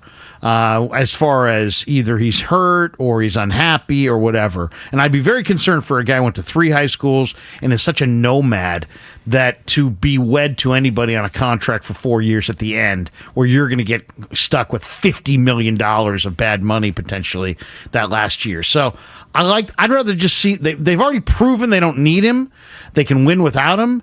I'd rather keep Kuminga, keep Poole, keep Wiseman. If I can make it happen for Wiggins and Moody and picks, I'll do it. Big fan of teams winning with their own drafted players. Homegrown means a lot. Means a ton. Now, it doesn't necessarily, I don't even think it's possible for the whole roster to be that, and we all know our favorite adopted players through the years. Iguodala was one, Hunter Pence, and Andrew Wiggins now. And so there's always room for a little bit of that, but whenever you can do it with a homegrown core first, I think that is huge. So that's big in favor of Jordan Poole and James Wiseman and Jonathan Kuminga and Moses Moody. So I'm with you that from an emotional standpoint, I'm not a Kevin Durant hater. I love the guy. I think he's an amazing talent and appreciate everything he did here.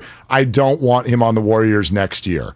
At any price for any deal? Well, because you know Wiggins has to be involved. Right. No, actually, I would answer no. I do not at any price. I don't, just as a fan, I don't think that's the move.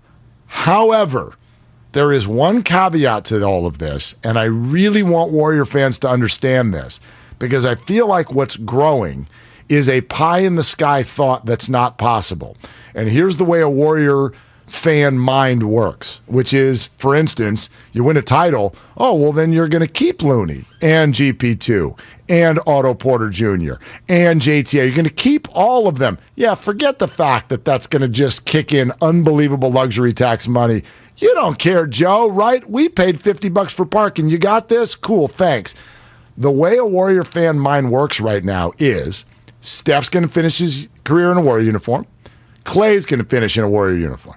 Draymond's going to finish in a Warrior uniform. So just the rest of their careers, they're here. And we're also going to sign Jordan Poole to an extension. And we're going to re-sign Andrew Wiggins. And James Wiseman, Jonathan Kuminga, and Moses Moody are all going to be good. And we're also going to keep them once they become good. And everyone's going to live happily ever after, except I did the math, and you're probably looking at something after luxury tax money at about a $1.3 billion payroll in about 3 to 4 years. And what do they pay for the team, and what's it worth today? Okay, so that's theirs. And how much does it cost? I just went to a game. I went to a game this year. I bought 3 tall beers. It cost me $52. Yes, it's too much. So it's an outrageously expensive arena. Okay, so don't tell me about what Joe's how much is on Joe's plate. I'm sorry if I don't want to hear that. Wait, really Larry, care about that. $1.3 billion payroll. Listen to me now. $1.3 billion. You really think he's going to do that? The idea, all I'm telling you I'm is just not worried about self-made billionaires' financial. I'm not worried about it. I'm just telling you the reality. There's no way that's the way this is going to play out. If you think Steph, Clay, Dre, lifetime Warriors, Jordan Poole, lifetime Warrior, Andrew Wiggins, re-signed, James Wiseman, healthy and amazing, re-signed, Moses Moody, Jonathan Kuminga, amazing, re-signed. No, there's zero chance that it plays out that way. So Durant actually could potentially offer a financial parachute. Cost certainty. Yes, because really it's cost certainty, and there's an end date in 4 years. And so I'm curious if they in that building think it's not that Kevin's talented, it's that he offers us a way out getting some of these guys off the roster because you're not going to be able to pay them all. Well, you could pay them all. And that's the thing. Here's the one thing. I wish that the NBA would change their rules. I mean, I understand the cap, but I agree with Bob Myers wholeheartedly. You should be able to spend what you need to spend to retain the players that you draft. I mean, there should be some component of the cap that gives you a benefit, because I think you should incentivize teams to draft and develop. Why? Because that relationship between the fans and the players is real, and you should be able to pay less if you drafted Jordan Poole than if you signed Jordan Poole. And then you have less volatility, and you have less free agent volatility, and you don't have owners buying teams and blowing up the market and selling teams, and it's just not good. We see it in baseball all the time. We saw it twice with the Marlins. I'd like to see them, make some account for, hey, you know what? I drafted this player. I'm going to get to go exceed, I'm going to somehow get a financial break because I was astute enough to identify that player in the draft. It's not the current way it works, but I think that is what I'd like to see. I think it would be in the best interest of the league going forward. I think it's a great idea. I think it's a fantastic idea because you do look at someone like Jordan Poole, and the Warriors found him at, what was it, the 28th pick in the draft. And then, by the way, cultivated all this. Like, he wasn't good for the first 2 years of his career. He was back and forth in the G League, and he looked a little wild and out of control. And then all of a sudden, I mean, he still looks a little wild, out of control sometimes, but it clicked. And you're like, oh my gosh, we got a player, like a real player, like somebody who can score 20 a night in the NBA, and you'd hate to lose that. And I have real questions, again, not whether they could, but whether they will. Like, are we all just buying into a pipe dream that Poole and Wiggins can both be Warriors beyond next year? If Wiggins comes back and does all year next year what he did in the playoffs this year, oh my gosh, like, how? How are the Warriors going to sign Poole to a worthwhile extension and convince him that this is the place for him to be, even though he'll be under Stephen Clay for 3 more years, and get Wiggins? Wiggins is going to command a bucket load on the open market if he plays next year like he did in the playoffs. The other thing that you brought up is that they're going to the finish line with all these guys, and they haven't gone to the finish line with anybody. I mean, they didn't go to the finish line with Rick Barry. They didn't go to the finish line with Chris Mullin. I mean, you think of every great Warrior player in the history of the franchise. They weren't Warriors beginning to end, but they're going to go beginning to end with Steph and Clay and Draymond. I don't know about all three, but this is a different regime and a different time and a very different player. Like, apologies to Rick and Chris. I think they know this. They're not Steph. No, Steph, I think we would be in agreement. But I'm just saying, is Clay in that category? Is Draymond in that category? Are they now in that category because of the way things are?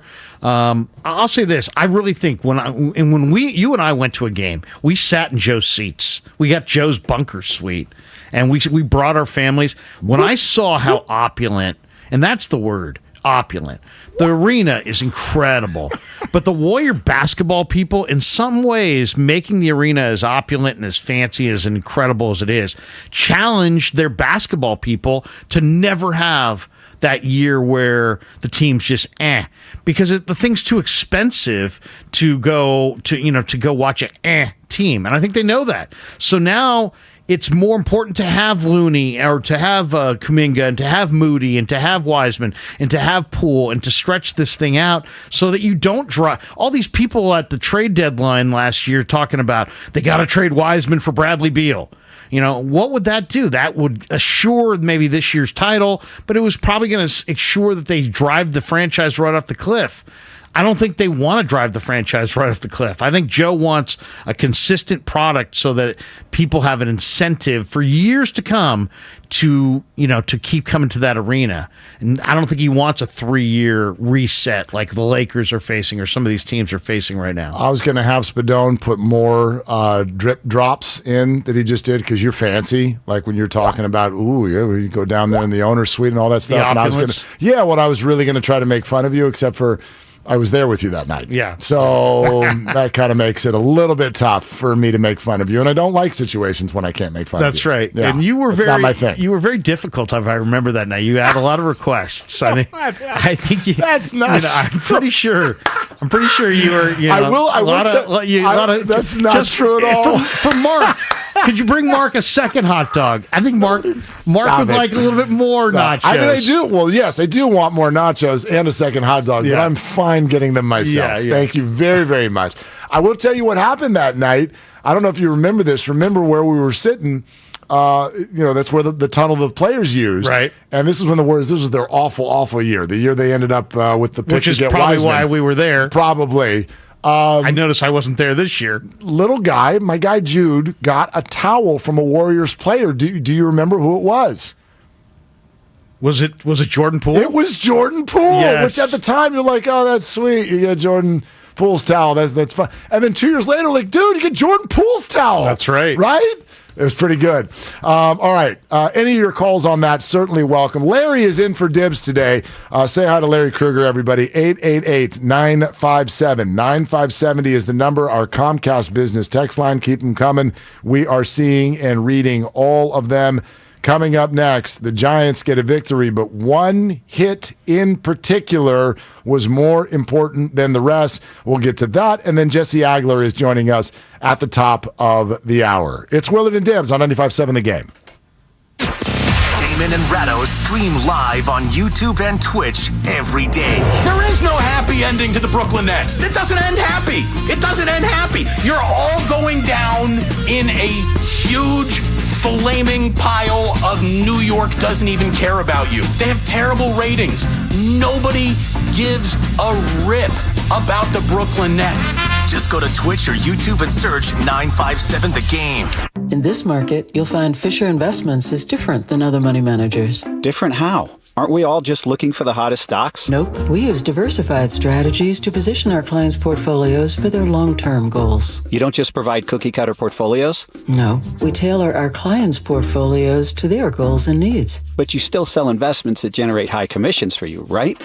No, we don't sell commission-based products. We're a fiduciary, the highest standard of care for...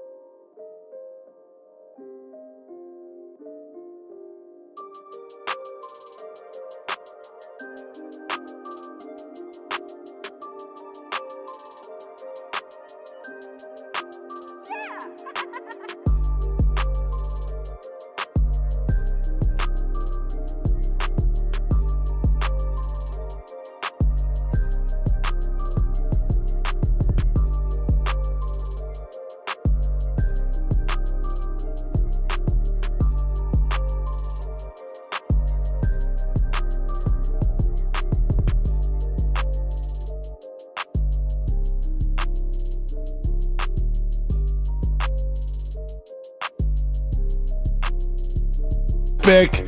Please talk about lentil dip today. Oh, that thing just sounded like ass.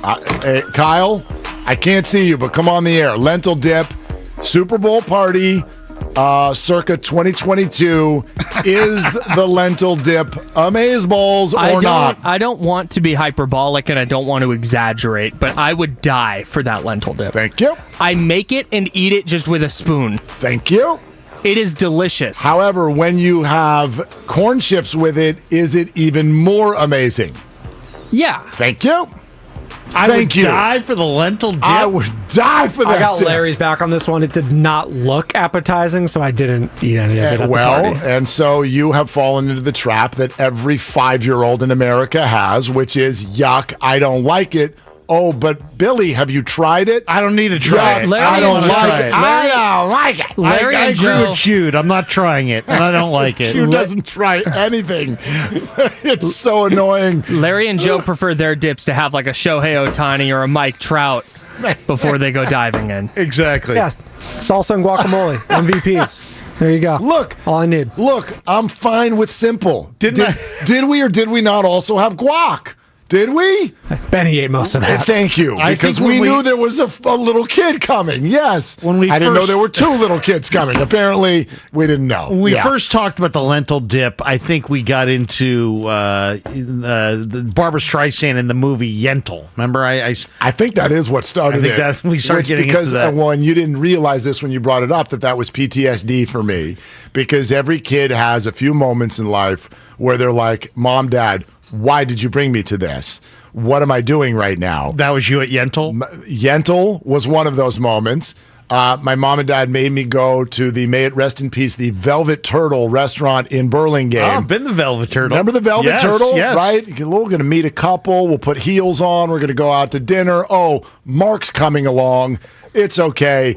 They don't have a kids menu or anything. So just embarrass the hell out of me as the menus get passed around. And I do the Spadone thing. I don't like it. I don't want. And my mom whips out, like Clark Kent in a phone booth, goes into her purse and pulls out a peanut butter and jelly sandwich. She knew you weren't going to like it. Whap! Throws it in front of me. Shut up, kid. There's your dinner. And I sat there like a little schmuck, eating a PB&J at the Velvet Turtle. Unbelievable. Your mom knew you, though. Yes, she did. She knew. So there was that. And then there was the obligatory, I have an older sister, so I had to go on her college trip. So now I'm going around staring at universities that I'm never going to attend. And then Yentl. Those were my 3 moments in life where I'm like, what am I doing here? Why do you have me here? Questioning my purpose on the planet. Oh, my gosh. What am I doing at Yentl? Yentl. What did I do wrong? Yeah, and then years later, I'm in college, and next thing you know, I'm waiting tables at a restaurant, and who sits down? Barbra Streisand. And James Brolin, I almost talked to her about it. I remember that story. You killed me with that Yentl movie. I love how lady. 408's like turkey tacos. Willard and your turkey tacos. Listen, I've got offensive food takes until you try them. Facts. Every time we get someone to try them, you get a Kyle who's on the other end going, I'd die for that guy's menu. I'd die for that menu. Willard's trying to convert people to his crappy, eating habits. Salami and olive, round table pizza. Nobody eats. Try it. Nobody eats during a radio show like Mark Willard. What did I just crush during the break? 10:30 in the morning. What did I just eat? You got Tupperware that you're busting out. You got all kinds of stuff. I do. Seriously. Yeah, I got all different shapes and sizes. And I always thought, you know what? It's just because it's at night. He's at night. That's why he's eating all the time. He's at night. Now we're here in the morning. You're still eating. Yeah, Mandarin orange chicken, 10:30. Yeah. You got a problem with it? Unbelievable. You have a problem with it? Well, I didn't smell it, so and I appreciate that. Yeah. So anyway, that is not going to change. It has not changed. I'm seeing 415 Larry Krueger, Leverage McLeverage himself, back on the air, getting by on ass. That was Getting by on ass That was was a a big line. Javon Kinlaw. Leverage McLeverage was a DJ Jones. Yeah, so whatever. Pick your garden variety defensive lineman in the middle and onward with your take. So anyway, yeah, it's Larry Krueger, everybody, in for Dibs. Today, tomorrow, Monday as well, so we're going to hang out. We'll have some fun. There's no doubt. We're going to argue our faces off, and that's just because Larry's wrong about 78% of the things that he says, but it is all good. I do wonder what you thought about this, because I thought last night I really want to give an extra game ball. I know they don't do that in baseball, but it would be great if we can do it. Gabe Kapler, after the game, we'd like to hand out our game balls. We have found as an organization, like, players will play harder once we give them out. I'm giving 2 to Joey Bart. I'm giving 2 because it wasn't just you got a big hit. That was layered with so many things for this organization. Number one, it served as the wake up, right? We've all been waiting for this. Like, will you slap these guys across will you wake up, like, catch the ball, throw the ball, and mix in a hit once a week or something? They looked so asleep for the last 3 weeks. And Joey's rope down 4-0. First time a couple people were on base, it was like, you got to get a big hit now or this game's out of hand. And Joey got it. In his first game back, he's back earlier than he was supposed to be. He represents all kinds of hope for this team because he was supposed to be the first of this parade of minor leaguers that are supposed to come help, and he looked terrible. He couldn't even hit the ball. So for him to go down, come back up at a time where he's forced into action, he's Buster Posey's replacement. We're all starting to sit here and think, man, this Buster departure is just crushing our souls. For all of that to be wrapped into one swing, even though MLB's replay system totally messed the whole thing up, that hit was way bigger than one hit. I agree. Yeah. To me, my big takeaway was the Will Clark thing. Just the fact that, what happened to Joey Bart? Hit that ball out on opening day. It looked like a 2-iron. And you're thinking, I said it that night. This guy's going to win the Rookie of the Year. Yep. And then all of a sudden, you watched him before he got farmed out, and he was swinging through everything. It wasn't like, he couldn't hit a slider, he couldn't hit a curve, he couldn't hit a foul. He couldn't hit anything. He couldn't hit anything right down the pipe. So I thought he was going to be put away when I say put away, down in the minors for 2 months. A month to break his old habits, a month to establish new momentum. And I think in an ideal world, he would have been, Mark. But they don't have an ideal world. They don't have any catching depth. They lost Papirski. They lose him? Yeah. Or did they leave without him? Yeah, exactly. I don't think they lost him. Papirski was the first Austin Wins where they're just like, hey, we need a parachute. Right. But so they were out of catching. And, Joey Bart's there. So has he put it all together? I don't know. But I'll tell you, I loved hearing that Will Clark took him aside, had some beers with him, talked hitting, because Will is a hitting savant. Totally. And it makes me wonder if Will ought to be, I know he's the roving minor league hitting instructor, but maybe he ought to be in a more significant role. Maybe he ought to be a hitting coach at the major league level. Maybe he ought to be a manager. I will say this, and you can speak to this. You remember those days. When Will Clark was, as a player, when he was on the field, you knew he was on the field. Oh. He had a presence. He had a presence. Totally. A presence that was greater than almost anybody he ever played with, including Barry Bonds in '93. He had an incredible presence, and I just think that his kind of no-nonsense approach, I think, is something that would be welcome right now. You're just a couple ticks years older than me, right? Like, was Will your guy? Class 88. Okay, class 88 in high school. Okay, so you're 5 years older than me. Was Will your guy? Totally. Those years, Totally. because when Will came up, I was 12. Like, I was obsessed with the dude. I have a glass box. Did I ever tell you when Will tried to pick up on my date? Oh, stop the No, presses. I swear Hold to you. on. Every other take is out the window. I'm at the Pierce Street Annex. I'm pushing my seat away from the microphone.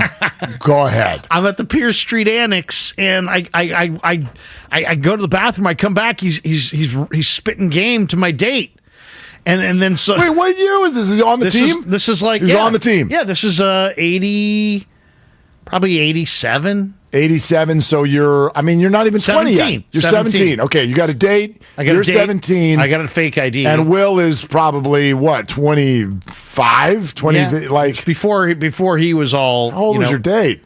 She was like 2 years older. Oh, look at you. Yeah. 17-year-old dating a 19-year-old? Yeah, both had IDs. You want to talk about it? I do want to talk. We'll talk more about it. I don't want to talk about anything else, actually. Go ahead. So I went to the bathroom and come back. He's talking to my date. And now we're dancing. You remember Pierce Street Annex? Sure. Yeah. People dancing. Place. You could peel the walls. It was so gross. But anyway.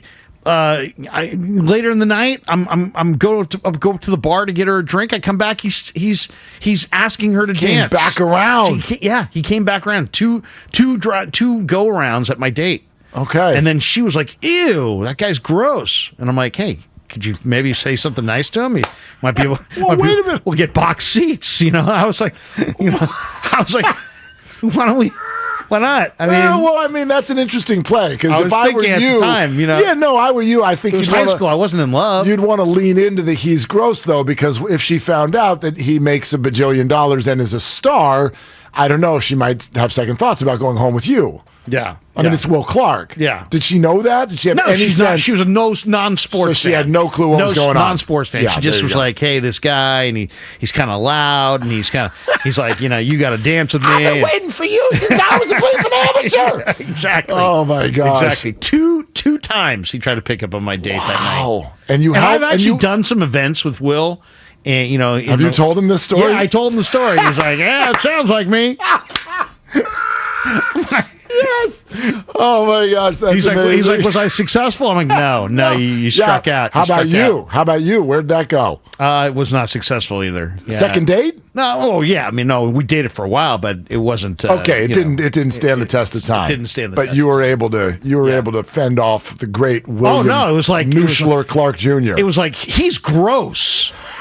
I mean, that's what she said. She said, "He's gross." I'm like, "What?" You're like, "No." Are you kidding me? He's hitting 289. This guy's one of the best players in the league. I mean, seriously. My gosh. I was thinking to myself, would it really hurt you to dance with a guy? We could have been sitting behind the plate. Oh, God. That's hysterical. Unbelievable. Anyway, I listen. I love the idea of him having someone else's ear, young players of the game. It'll never happen with this regime, though. I mean, he's so old school. You couldn't have him on Gabe Kapler's staff. He would tell the players the exact opposite of what Gabe's telling them every single time. He's like many of our listeners, and I know, right? I mean, maybe even like you. I know that I've got a different spin on this Giants regime than others. I support him. I'm a huge Farhan fan. I think Gabe's doing a great job. Are they perfect? No. Are there questions? Yes. Do I think that's the Giants' problem? Oh, hell no. Not even close. And so with that being the case, Will is old school. He thinks this platoon stuff's a bunch of garbage too. But the funny thing about it is, for Giants fans, they seem to have the perception that this is a Gabe thing or a Farhan thing. I looked at the last time the Dodgers faced a left-hander. Max Muncy was on the bench. This is what baseball teams do now. They're trying to put players in their best position to succeed, and they're not going on the last 3 weeks of data. They're going on career data. Austin Slater against a left-handed pitcher is a better player than Jock Peterson against a left-handed pitcher. It's been proven for years now. But do you ignore 2 months of baseball for your career stats? I mean, that was what the player used to be. What your last 2 months are what you are right now. See, that's the thing. Would Gabe Kapler have let Madison Bumgarner go the distance out of the pen in 2014? Probably not. Bruce Bochy's watching that in real time, saying, "You know what? I'm riding him. I got Santiago Casilla down there, and he's fresh, but you know what? I'm riding him." And would the analytics have told him, "No, Mad Bum on 2 days rest has got to get out of there"? So it's about the balance of the analytics and the data versus your feel. And sometimes I get the feeling that Cap doesn't have a great feel. And as far as, I'm with you on the Giants. I'm with Cap, and I like Cap, and I like this coaching staff. Why? Because I interviewed Brandon Crawford late last year, and I asked him, I said, you were here for the previous regime. How would you compare the regimes as far as the information that you're given as a hitter to prepare for that night? And he said, we've always had good information, but the information we've had this year, meaning last year, is far better and more detailed, no doubt, than what we had prior. Yes. So he bought in, and so did Posey, and so did Belt, and so did Longoria. And look at the way they performed last year. Now, I know it hasn't carried over. Buster's gone. Both the Brandons have dealt with injury and not played like they did last year. But I'm with you. It wasn't just Crawford. We've talked to tons of players. Posey told me that what he liked was that it wasn't a one-size-fits-all deal. Yeah. That they had a different approach and a different message for different hitters. Now, that makes sense to me. You wouldn't expect the players to come out to guys like you and me and say, no, actually, this regime stinks. And we really like Bruce Bochy. You wouldn't expect them to say that. But you can tell. How. Right. It was. I have not talked to, I was doing the podcast with this team. I was playing. I talked to every single. They love this staff. Now, I don't think they love them every moment of every day. When Logan Webb gets pulled in the 6th, he's furious because he's a competitor.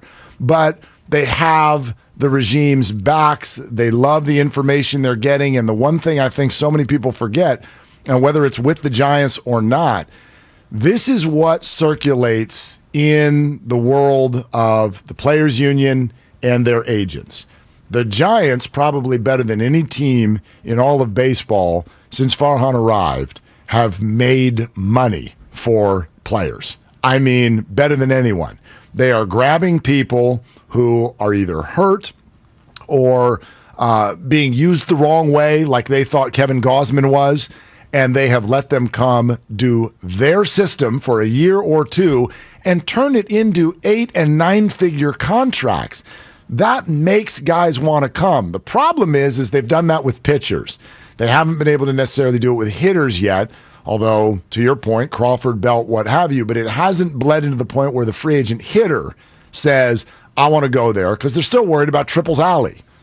Yeah, and the other thing that's a little alarming this year is that you got guys like Wood and Rodon standing up and saying, "Where's the fire?"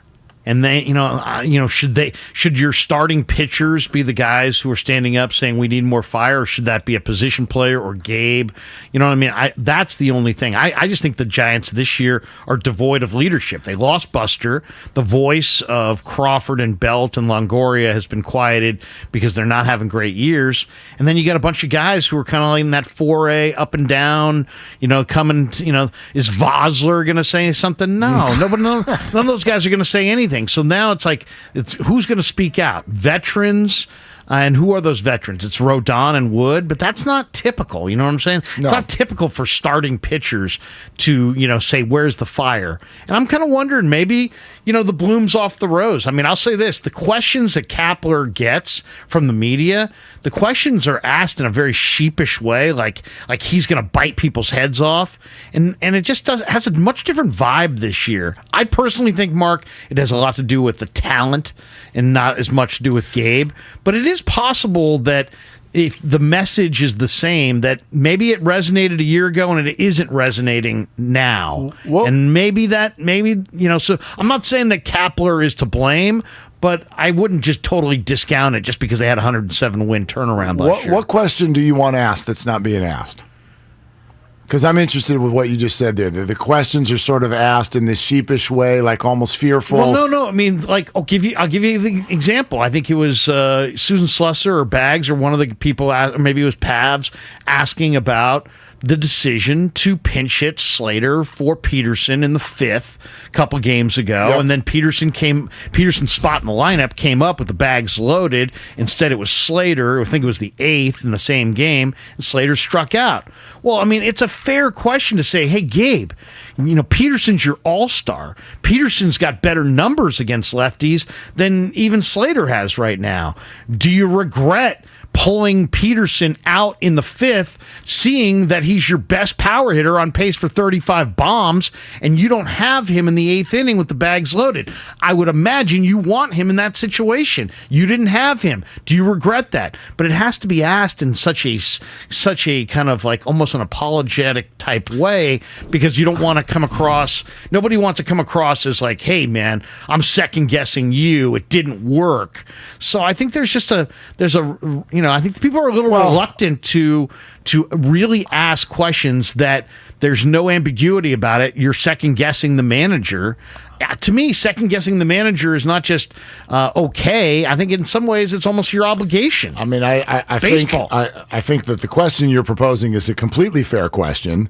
I do know that sometimes it's tough on beat writers who know that they've got to come back again the next day and the next day and the next day. So they've got to ride that line. That's their job. And they, by and large, I think, do a very, very good job of it. But I'm just saying, I'm not blaming them. I think it's a culture of, don't question. So I think I have an idea on that. And I wonder, because that's interesting to me. And I wonder if there is an air, and this is almost, by the way, just so you know, this is the way the rest of the country feels about San Francisco.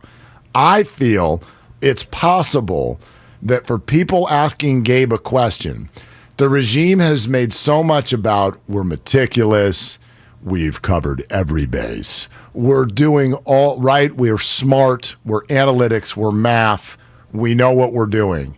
To question means you're running the risk of being made to feel stupid. I do wonder if even if they don't set out to ask it that way, but you feel like Gabe, I'm going to look bad on the back end of this question. Yeah, Gabe and Farhan, they've thought of everything. They're so darn smart, and they got all of their math, and so it's analytical. How am I allowed to question it, and will I be sort of made to look stupid if I do? I wonder if that bleeds in a little bit to the people who are asking the questions on a daily. It's definitely the way the rest of the country looks at San Francisco. Like, oh, you guys are so smart, right? You're just so above it with your Silicon Valley and your weather, and oh, yay. I mean, that's, and so sometimes I'm not excusing it, but you don't want to go there sometimes, because that's the vibe that's been created. No, I hear you.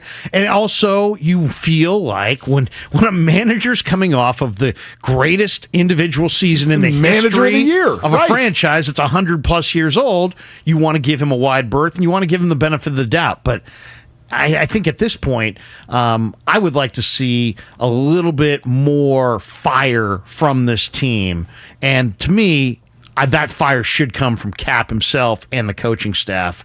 I'm not seeing it right now, and I'm not sure if it's a reflection of the people in the room, or if it's all these injuries, or if it's the lack of veteran leadership, position player-wise, because they don't have an everyday guy. I don't know.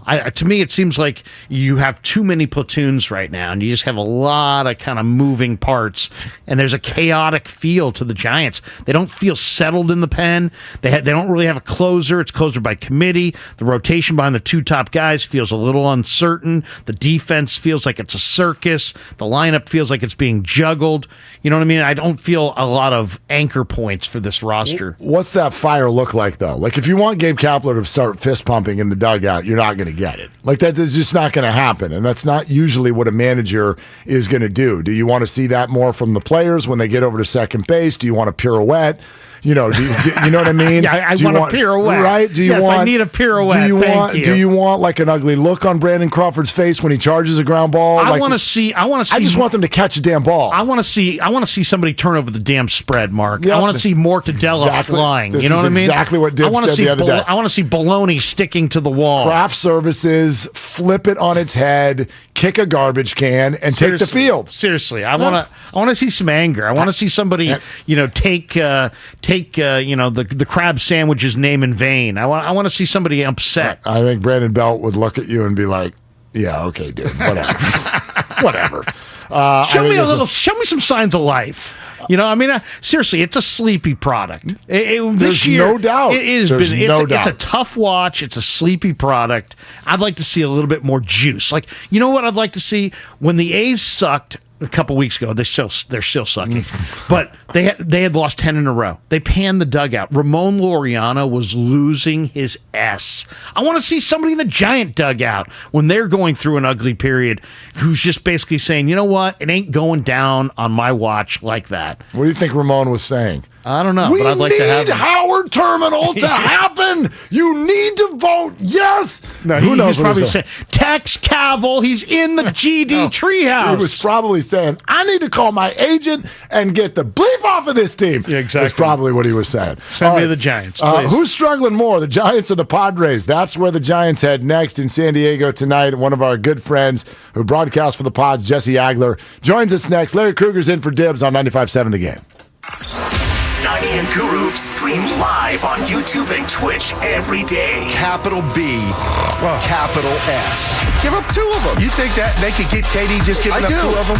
You get Wiggins, proven. You get Poole, already a good young player. And then you take Kuminga, who's a wild card, who's got a chance to be good. Yeah. Now you win 2 more titles with This is the Bay Area's sports station. Hell yeah! 95.7 The Game. So we were trying to come up with a title for this podcast. Let's have a shorter name that's catchier, that kind of speaks to you. And my wife, Gretchen, says, what about Hey Maine? Hey Maine. Hey Maine. So I gave in, just like I gave in when she wanted a cat. But I get to keep my subtitle, The Kenny Mayne Talks to Famous People Podcast. So it's Hey Maine, The Kenny Mayne Talks to Famous People Podcast. Get that wherever you get your podcasts. I think that's the tagline. It's not easy being the one everyone counts on to keep the facility running, no matter the weather or supply chain hiccup.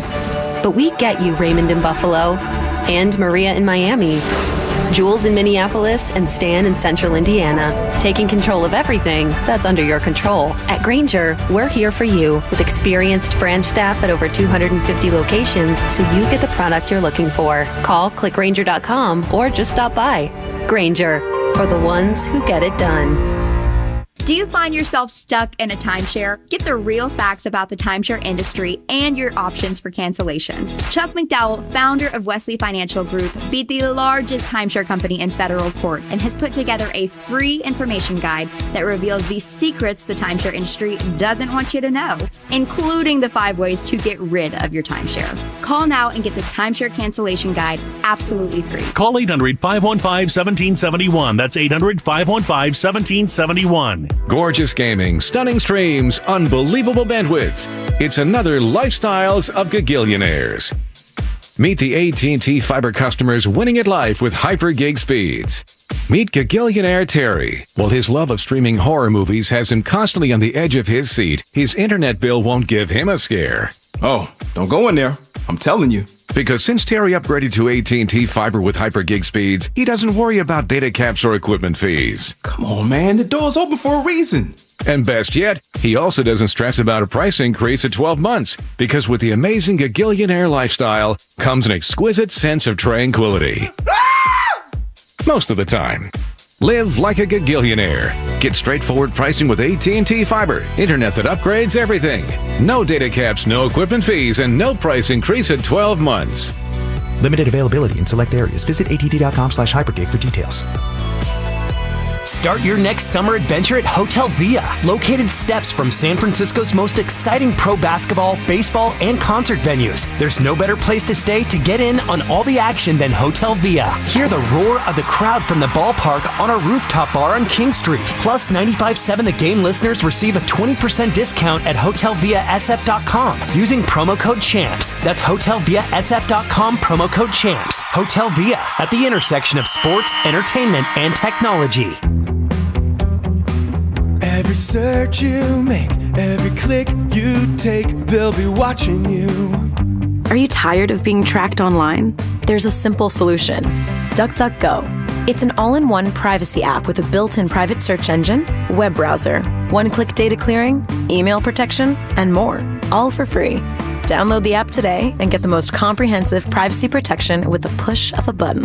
DuckDuckGo. Privacy simplified. With no fees or minimums and no overdraft fees, banking with Capital One is the easiest decision in the history of decisions. Even easier than choosing Charles Barkley in a pickup game. We'll take Barkley. Ha! First pick. Sorry, kids. Yep, even easier than that. With no fees or minimums and no overdraft fees, is it even a decision? Okay, here's the plan. Pass me the ball every time. This is banking reimagined. What's in your wallet? Terms apply. See CapitalOne.com/bank for details. Capital One N.A. member FDIC. Here at the Almond Joy Factory, where tropical vibes abound, we use soft, fresh-tasting coconut. The crunchiest almonds and delicious chocolate candy. Ah, but do you know what our most important ingredient is? Sometimes you feel like a nut. Sometimes you don't. Almond Joy's got nuts and something even way better than that. Yes, Almond Joy is made with almonds and joy. You're listening to 95.7 The Game, KGMZ FM at HD1 San Francisco. An Odyssey station.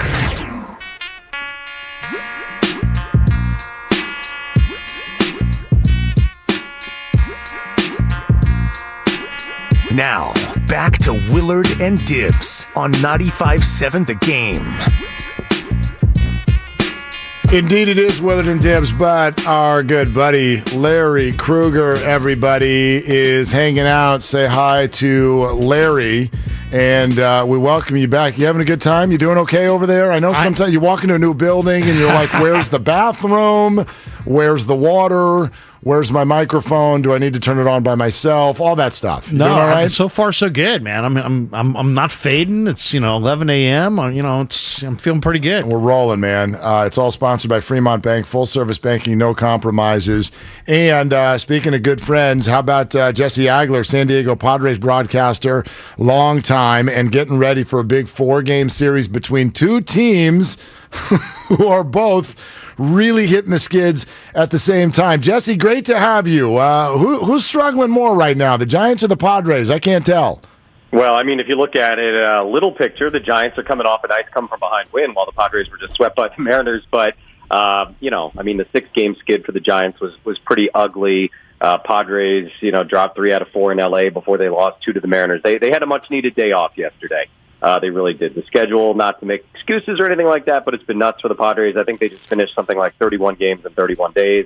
The off day yesterday, probably good with them not playing their best baseball. And now they get to put the ball into Joe Musgrove's hand tonight, and he has been not only their best starter this year, but one of the best starters in the National League. So that makes them feel good, certainly. What do you make of the Padres' inability to stand up to the Dodgers? I mean, it seems like the Dodgers just have ownage on the Padres right now. Yeah, I mean, look, the Dodgers are not only a great team, but they are a team that has been great for a while. And I think in sports, especially like what we all do, it's easy to fall into something of a trap and making it about the two teams and the history and the geography in the region, right? Because that's a good narrative. Like, that's a fun story. That's a good thing to talk about. That's something we will all enjoy kind of discussing. Does it really matter on the field what happened in 2016 or what happened in 2015? No, it doesn't. It really doesn't. But, it does build into this thing now that's gotten a little bit big for the Padres, and they hear about it and all that goes on. I think just right now the Dodgers are really, really good. And the last series between the teams, the Padres were not playing their best baseball. And, in fact, you could probably easily argue playing their worst baseball of the season. So you put those two things together and you lose 3 out of 4 in L.A. I mean, look, last year the Padres won 7 of their first 10 games against the Dodgers. So it's not like some insurmountable, mental hurdle that they have to get over or anything like that. They just got to play better baseball, and then whoever's in front of them, the games will be better than they were this last week. Jesse, what kind of Manny Machado are the Giants facing this weekend? I know he's been back for just about a week plus, but he's only had maybe 3 hits I'm looking at in maybe about 19 at-bats since he got back for the start of the Dodgers series. No home runs. So what are we looking at there? Yeah, he's not 100%. I mean, I don't know how to put a number on it, but it's not probably all that close to 100. Look, the reality is Manny's one of those guys where you say 75% of him is better than most everybody else. And that's kind of, I think, the situation that we're in right now, even, with the struggles at the plate since he came back. Hopefully the off day yesterday was good. It was also his 30th birthday yesterday. I saw him at a big charity event that the Padres held on the field at Petco. He was in great spirits and looking good and all that kind of thing. He's a freak. We say that here a lot about Tatis and the way he's come back from some of his injuries. Manny is a very similar guy. He does not spend time on the injured list. He posts every day. He's got tremendous respect within the game because of his ability to stay in the lineup And again, he is not at his best right now. He is not physically where he wants to be right now, but he's still better than most everybody else in baseball at this moment. And again, not to lean too heavily on this off day thing, but maybe, getting a couple of nights off the last 2 days will help him recharge a little bit here. You look at that Padre lineup, the one name that jumps out to me is Nomar Mazara. And, Mazara is just an odd guy. I mean, he can hit 500-foot home runs. He looked like one of the best young hitters in the game. Then the bottom fell out. He had 3 hits last night against the Mariners. What do you make of Mazara? What have they done to rebuild him? I mean, he's hitting over 300 in a small sample size, but what are you hearing about the adjustments he's made? No, I mean, first of all, it's definitely one of the better stories that we've got going on this year. And as you said, the 3-hit game on Tuesday, he did it himself. I won't give the Padres credit on this one. He had opportunities, I think in the offseason to sign some major league deals, and he knew he wasn't right at the plate. He knew his approach was off. He knew his swing was off. And he said, I'm going to hold off on signing anything. Let me try and work on myself. And so he went to winter ball. He worked with a private swing coach in Miami this winter, and he kind of redid a couple of things, kind of broke himself down, built himself back up mechanically at the plate, really kind of, I think, did a deep dive into his approach at the dish and said, I need to be a better hitter. And, as time went on, it ended up being a situation where, there were really only minor league deals available to him. And I think he saw that as almost a positive in a weird way, like, all right, good, let me go challenge myself. Let me, take that time that I might need in the minor league to put this new approach into action. So I'm actually doing it in a game environment and continuing to build up. And so he went to El Paso with the Padres, and in 35 games, he hit like 370. So obviously everything he was doing was working really well. But beyond that, because we know the inflated numbers in that league a little bit, I mean, he reached base in every game that he played. He walked almost as much as he struck out. And that kind of thing is a very different Nomar Mazara than the guy you were mentioning, hitting 500-foot home runs, but hitting 220 with the Rangers a few years ago. So he's really, to his credit, kind of broken it all the way down, built it all the way back up. And with Will Myers being out now for a while with a knee injury, Mazara has stepped in very, very nicely playing right field. Jesse Agler, Padres broadcaster, with us here on Willard and Dibs. Larry's in for Dibs, 95.7 The Game. Jesse, there are only 8 teams in the National League with a winning record right now. There are 6 playoff spots. We're at the halfway point. You've seen probably gone against all of these teams. Handicap it. Who do you think are the 6 that are most likely to end up in it? The lazy answer is probably the 6 who are in position today. Atlanta and Philly from the East, Milwaukee, St. Louis from the Central, and the Dodgers and the Padres from the West. That's a dangerous question to even pretend to answer on July 7th. I'm not an idiot. I know that. But, we'll see what occurs. The trade deadline is August 2nd. Obviously, there's going to be a lot shaken up between now and then. But, the Giants, obviously, and the Phillies, I would say, are kind of the 2, I don't mean literally, but like the 2 wild cards in this conversation, right? Like they're the ones that they could get hot and they could switch up the standings a little bit. But, I think right now, the way it looks, I would take the teams that are the top 2 in every division right now in the National League. I think the Phillies, while they've played better since, they let go of Joe Girardi as their manager, I think they've just got some deficiencies. But look, I mean, if Dave Dombrowski goes crazy at the deadline and adds a couple of pitchers, you never know what could happen there. The Braves could get cold and that sort of thing. But, I don't like to bet against the Giants. I don't like to speak ill of the Giants because I have, A, just tremendous respect for the way they run their baseball operations and their business as a whole. And B, I mean, last year was a pretty good lesson that, hey, these guys know what they're doing here. I'm a believer in Gabe and the way they kind of lay it all out. I think it works really, really well for them. And look, when they went out and got Chris Bryant at the deadline last year and made a couple of moves, they were really prudent, powerful moves that were made. So I'm sure they'll be looking to do the same thing, as the month of July rolls on. So I'm not counting them out, but with the rosters as they are today and knowing that the Padres are getting some bullpen health back, knowing that Fernando Tatis will be back sometime in the next month or so, I do like the Padres right now. Let's talk A.J. Preller. Supposedly he sleeps 3 hours a night, which is, that's pretty incredible right there. But what's Preller looking for at the end of the month? We're first week in July here. I hear the Padres connected in the trade rumors to a bunch of different players. What do you think Preller's hunting for at this point? Yeah, I mean, I think it's 2 hours, by the way, not to... Is it 2 hours? Yeah. It's 2 because he's got to try and make all these trades. Look, he's in on everybody all the time, it seems like. I mean, he's not going to miss on a conversation. We don't know, obviously, what will actually get consummated in terms of transactions. We don't know how those deals will look in the rearview mirror, but we know he's going to be in on every chat. Look, I think a power bat, ideally an outfielder who's a power bat, I think that kind of does two birds, one stone. One stone is part of it. I'm also of the belief, even though their starting pitching has been great, even though the bullpen is getting a couple of guys back, Pierce Johnson and the former two former Giants, actually, Pierce Johnson and Drew Pomeranz, they expect them to be big parts of the bullpen down the stretch here. I am team always add pitching if you can. That's just my belief system when it comes to roster building in baseball. Like, I know the cliche is you can never have too much pitching, but it's a cliche because it's true. And so if there's a way to wiggle in an extra reliever, an extra starter of quality, I think you do it just because you're probably going to need that guy at some point. But I think they are interested perhaps in an upgrade offensively behind the plate. Wilson Contreras' name has been out there, it seems like, since spring training. He's an impending free agent. Catcher, arms, power bat, preferably in the outfield, I would say is the wish list. But as we all know, the variables that are in play when you approach the trade deadline always make it far more interesting than it looks on paper initially. Jesse, let's get to the real question. Okay, my neighbor comes out today and goes, boy, the Giants tonight, boy, they're heading to my favorite road ballpark in America. And I went, oh, absolutely, no doubt. Petco is beautiful, but he didn't say favorite ballpark in America. He said favorite road ballpark in America. Oracle Park, Petco Park, your thoughts?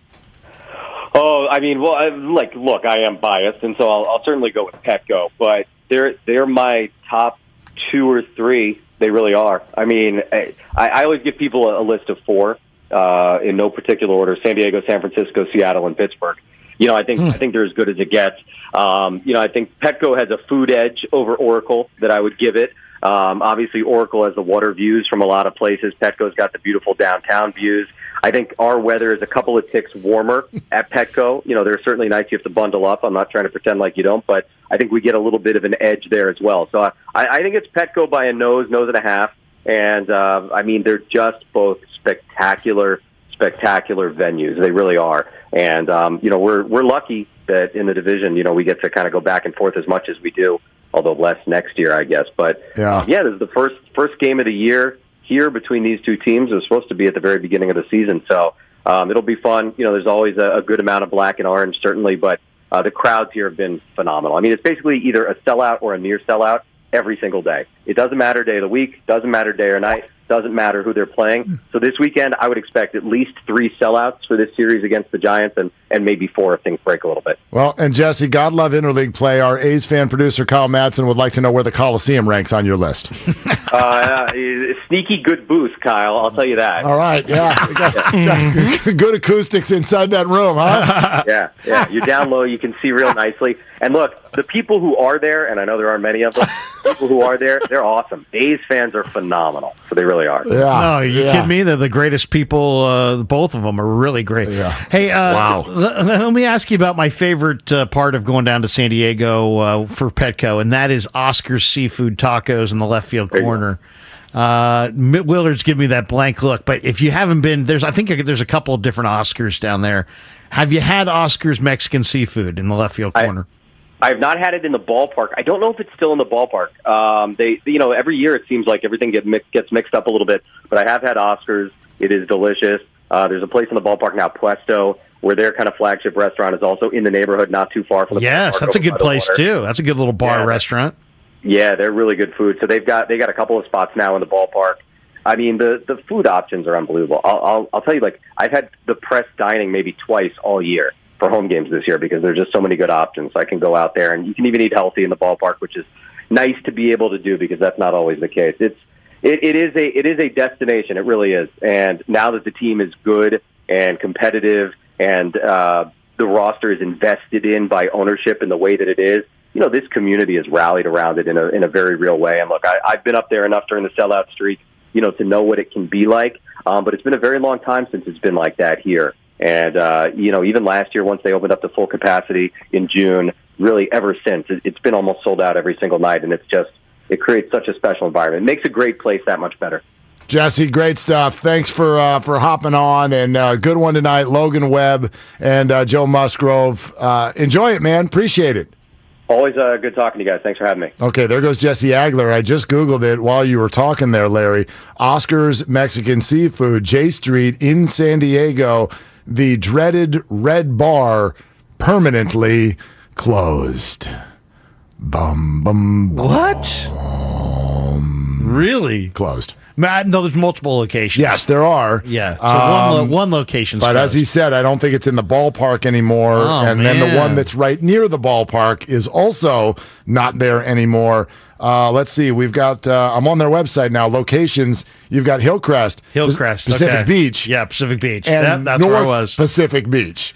I love that. They're like, we've got 3 locations. One's on Pacific Beach and one's on the other side of Pacific Beach. PB, as they say. PB, that's there right. You go. Which is not a bad place to get lost, my friend. No. Not a bad place to get lost. Not bad at all. All right, Giants and Padres, 4-gamer. Get started, and all is well, thanks to Joey Bart, Darren Ruff, Austin Slater going the other way, and the brilliance of Gabe Kapler's platooning system. Am I right, or am I right? Yeah, let's platoon everybody. How about a regular? Remember that concept where a guy was like, I don't know, like he played against lefties and righties? No, never heard of it. I saw the Braves a couple of weeks ago. I could have swore they had some guys who Bonds only went against played. right-handers. Yeah, I remember that. Speaking of platooning, maybe they'll do it with Trey Lance and Jimmy Garoppolo this year with the San Francisco 49ers. How do you feel about that? Ooh. This is, okay, this whole thing got really interesting yesterday, and I was excited to talk to you about it too, just with your ties to the organization. But with Baker Mayfield getting traded, it feels, I guess, to a degree, like the last trade destination dried up. If you can't go to Seattle because they're in the division, if Cleveland's not interested, and I've heard they're not, I don't know if we should buy that. They have a quarterback who's throwing $100,000 offers around to massage therapists. Yes, I believe, well, and is he even available to play this year? Right. We don't know where that's at. They may know a thing or two about where that sits, but we haven't heard the decision yet. Jacoby Brissett is Jacoby Brissett. Would be fun for Garoppolo and Brissett to be backup quarterbacks together again like they were once upon a time in New England. But I don't think that that's where this is going to go. And so maybe the 49ers are playing the game of, well, let's get to August and see if somebody else gets hurt. And if another team would like to have them, there's no reason. This has always been the case. Once the shoulder injury got hurt, 49er fans were like, make the move, There's no reason. There's zero incentive for the 49ers to rush and cut Jimmy Garoppolo right now. They can cut him anytime before the final roster is set for week 1, and they do not have to pay the $24 million. But you're leaving out one thing. Well, I wasn't done, but which part? Okay, I was just going to say, if you do cut him at the last second mark, you are risking the fact that there could be veterans in that room that feel like you played him or did him wrong. No doubt. So I'm not saying you wait until September 1st and cut the guy, but you can let training camp open up, let things develop, see what's going on with other teams. There's no rush with it. But the interesting thing to me has always been the way the fan base kind of seems to want, and punishment is a strong word. I do feel like Bonte this morning, it almost said like, I want him to cut him. Like you're going to get some sort of joy out of snip, snip Jimmy because it shows the rest of the league didn't want him and he's not that good or whatever, when this is really all about the shoulder. And there's not really much waiting for the 49ers in a deal if it were to happen. Baker went for a conditional 5th. Like, I'm at a point now where I don't care how the departure happens, as long as it happens. And I actually don't even necessarily want it to happen. I just think that it will. I don't think there's a way for them to navigate having both of these guys on the roster. If there were, hell, as a fan, I don't know why everybody wants him gone. He would be the best insurance at the quarterback position in the league if he would stay. I think it'd be unfair to Trey and unfair to Jimmy. I think that's it right there. You just said it. They want a commitment to Trey. Right. So I don't, if you're Trey, do I want Jimmy over my shoulder? No. If you're Jimmy, do you want a clipboard as your gift for 2022? No. But if you're a fan, I don't know how Trey's going to play, and I don't know if Trey's going to get hurt. I would love it if Jimmy was the guy that you called upon on week 7 because Trey turned an ankle. I'd love that. How could you find anything better and more solidified than that at the backup quarterback position? Yeah. I mean, there's a lot of different angles on this. One, there's only 2 teams as of 2 days ago that had the ability to take on Jimmy's contract without making cap maneuvers. That was the Carolina Panthers and the Cleveland Browns. So now the Panthers are off the table. Now the Browns are the only team that can take on Jimmy's contract. So there's that. Does he wind up in Cleveland because Cleveland is a Super Bowl ready team that may not have a quarterback and doesn't want to lean on Jacoby Brissett? There's that. So I could see Cleveland being viable. Is Houston viable? I don't know. They have Davis Mills. They say they like Davis Mills. Are the New York Giants viable? I don't know. They have Daniel Jones. Would they have any interest in Jimmy? Is Seattle viable? Is not cutting Jimmy about making sure that he doesn't wander over to Seattle? Because if I'm John Lynch, the fastest way to have people barking, you need to go, is have them show up in Seattle and have Seattle sweep the Niners. Yep. Niners get swept by Seattle with Jimmy Garoppolo this year. Bad luck. John Lynch has got a lot of problems. Bad luck because Seattle's not a good football team. Like, you are a way better team than the Seattle Seahawks. And if they're just a turnkey Jimmy Garoppolo away from beating you because we don't know how Trey's going to play, here's the other not angle. Good. There's one other angle on this thing. We're so focused on Jimmy and Trey that nobody's looking at it logically. What if Trey comes out and plays great and looks awesome and he's lighting the NFL world ablaze in September and then has a 7-week injury? And now it's Brock Purdy time or it's Nate Sudfeld time, and you have another thrown away season because of an injury at the quarterback spot, and you weren't fortified with any depth because you moved on from Jimmy. Well, because that's not the way the quarterback position works. Like, right. Who's fortified with depth at the quarterback position? Right. But I mean, that's why they went and got Trey, because they couldn't win with any quarterback that wasn't Jimmy. And so when Jimmy got hurt, suddenly you got to have some way to win games. What if Trey plays great and he's your guy for the future, but he gets hurt and now you don't make the playoffs and you're talking to your fan base about another season that's wasted because of injuries at the quarterback position. So there's just a lot of different angles on this thing. I think he will get moved. I think he will get traded. I don't think he'll be released. I mean, there's also face here. Kyle Shanahan has stated repeatedly. I just was standing in 10 feet away from him at minicamp a few weeks ago when he basically said, "You know what? I'm not trading this guy. We're not releasing this guy. Yeah, we're not cutting him." So, does he lose face if they do? Does Lynch lose face because he said he had a second-round pick on the table if he, and I think everybody's keenly aware of their individual scoreboard in addition to, obviously, the team winning. I think Prague needs to sign good deals and Lynch needs to make good trades. And I think they're aware of that. So what happens here if suddenly you have to cut Jimmy? We just received a text that is someone saying to you and I something that has never been said. Stop talking, before. Jimmy? No. 415. You guys agree too much. That has never been that's said. A new one. That's a new one. That's a new one.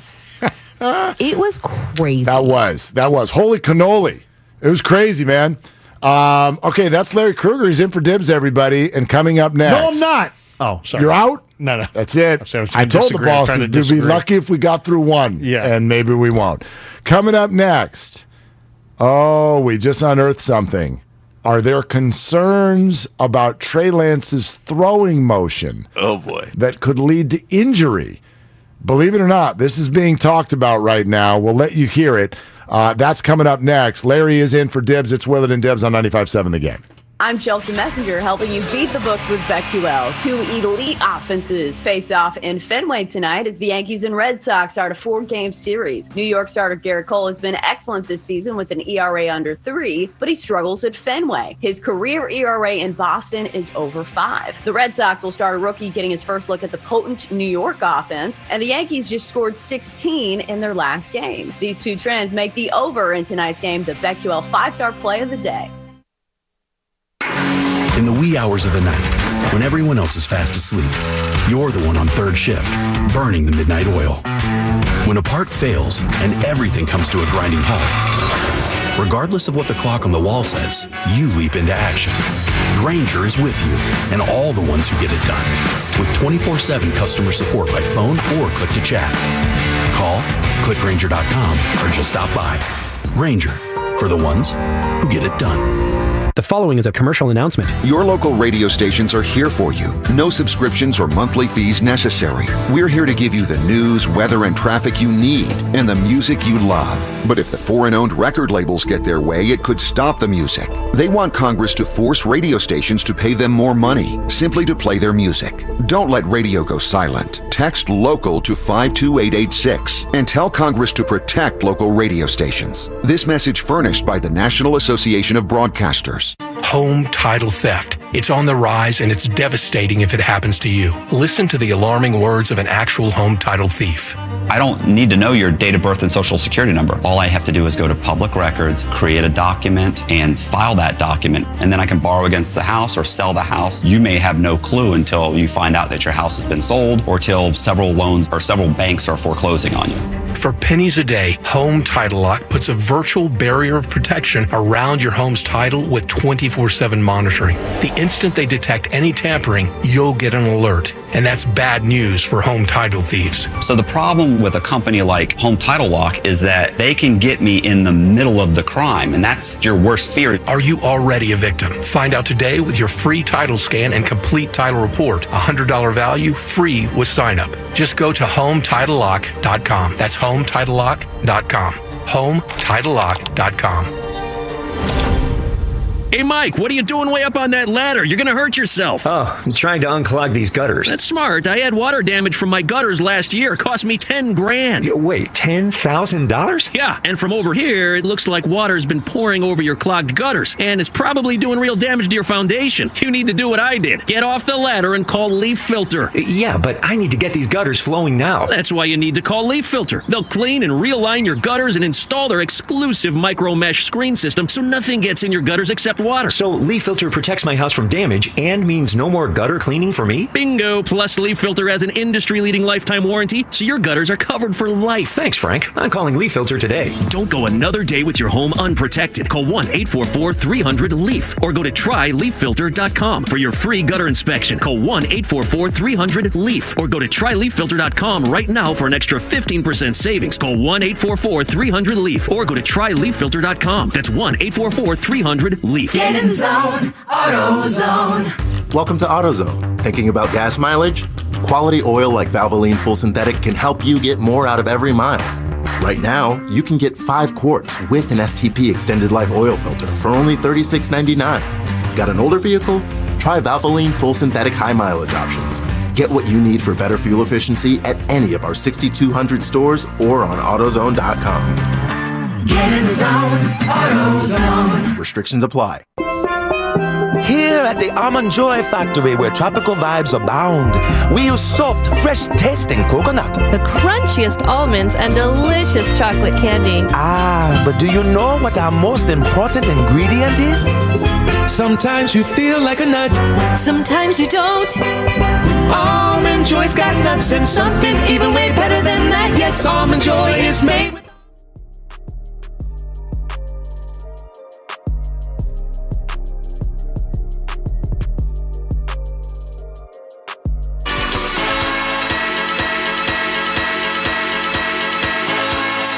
Now, back to Willard and Dibs on 95.7 The Game. I have to check in on you once an hour. You okay? I'm still good. Do you need validation? I have people texting me, and I do have. I do need validation. Yeah. I need constant validation. I didn't mean for parking. I just mean for your way and your life. Do you need validation? I do. All right. Thank you. I'm not the one to give it to you. I'm getting this from the text line 415. In honor of Larry Krueger, I'm going to go to Gordo's Taqueria and get a boiled chicken burrito. I mean, there you go. See, boiled chicken over the grilled chicken. Fist in the air for that. Yeah. See, no, I'll. There we go. We're done. We're done agreeing. All right. That's the end of that. You're gonna go boiled over grilled. I like boiled. What can I say? Yeah, GTFOH. My friends at Gordo have advised me go with the boiled. Well, that's fine. Everybody's got their opinion. I also order off the menu. I go with the spinach wrap. Thank you. Oh gosh, that's just ridiculous. Although that's fine. I'll eat a tortilla that's almost any color. To be honest with you, you can get those tomato basil tortillas, the spinach wraps, whatever. It's all good.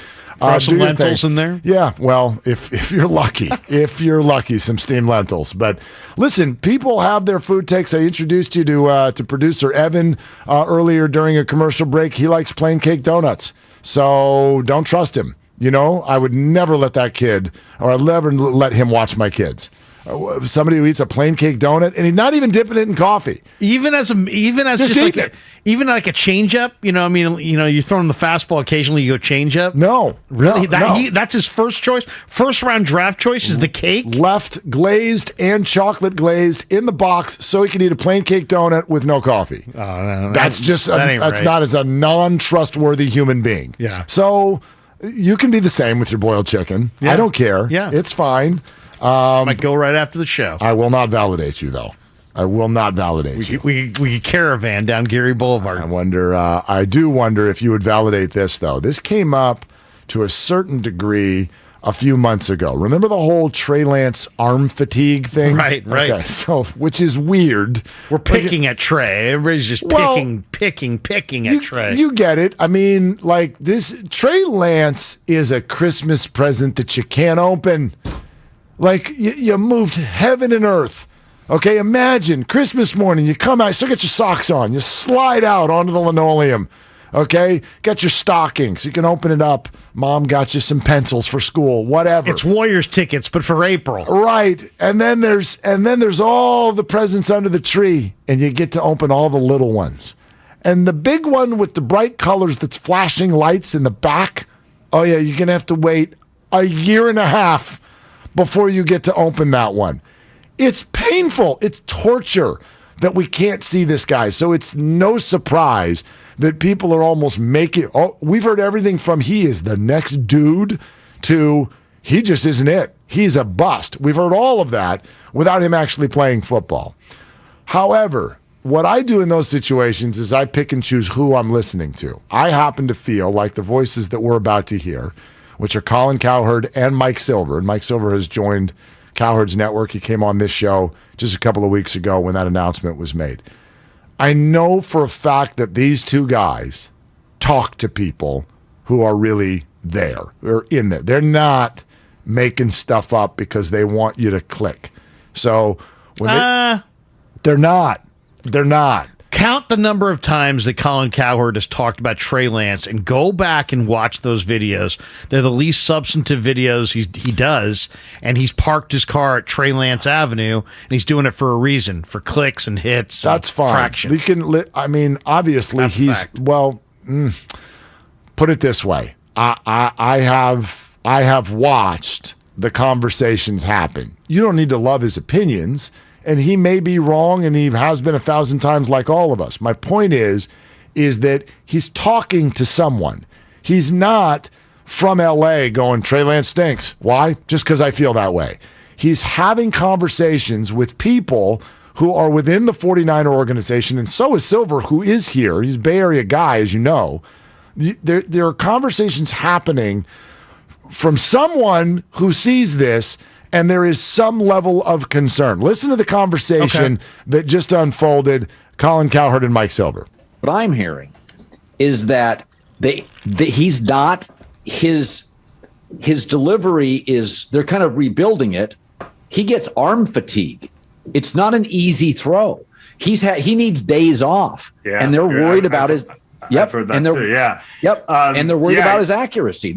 You and I are hearing the same things, because you and I know Andy Reid moved off Alex Smith, who got into the playoffs, because they were at practice. They saw Mahomes, right? Yeah. By the way, Buffalo, even though Josh Allen struggled first year, was all in because they were at practice.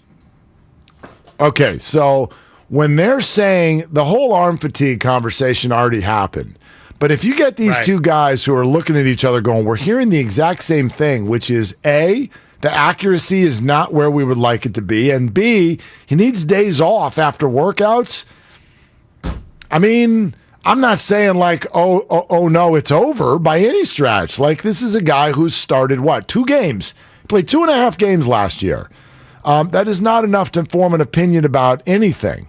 But if that's what you're hearing from the lab as they get ready for year 2, it's not great. It's not great. I don't buy it. I just don't. I mean, first of all, I was at minicamp. Neither of those guys were at minicamp.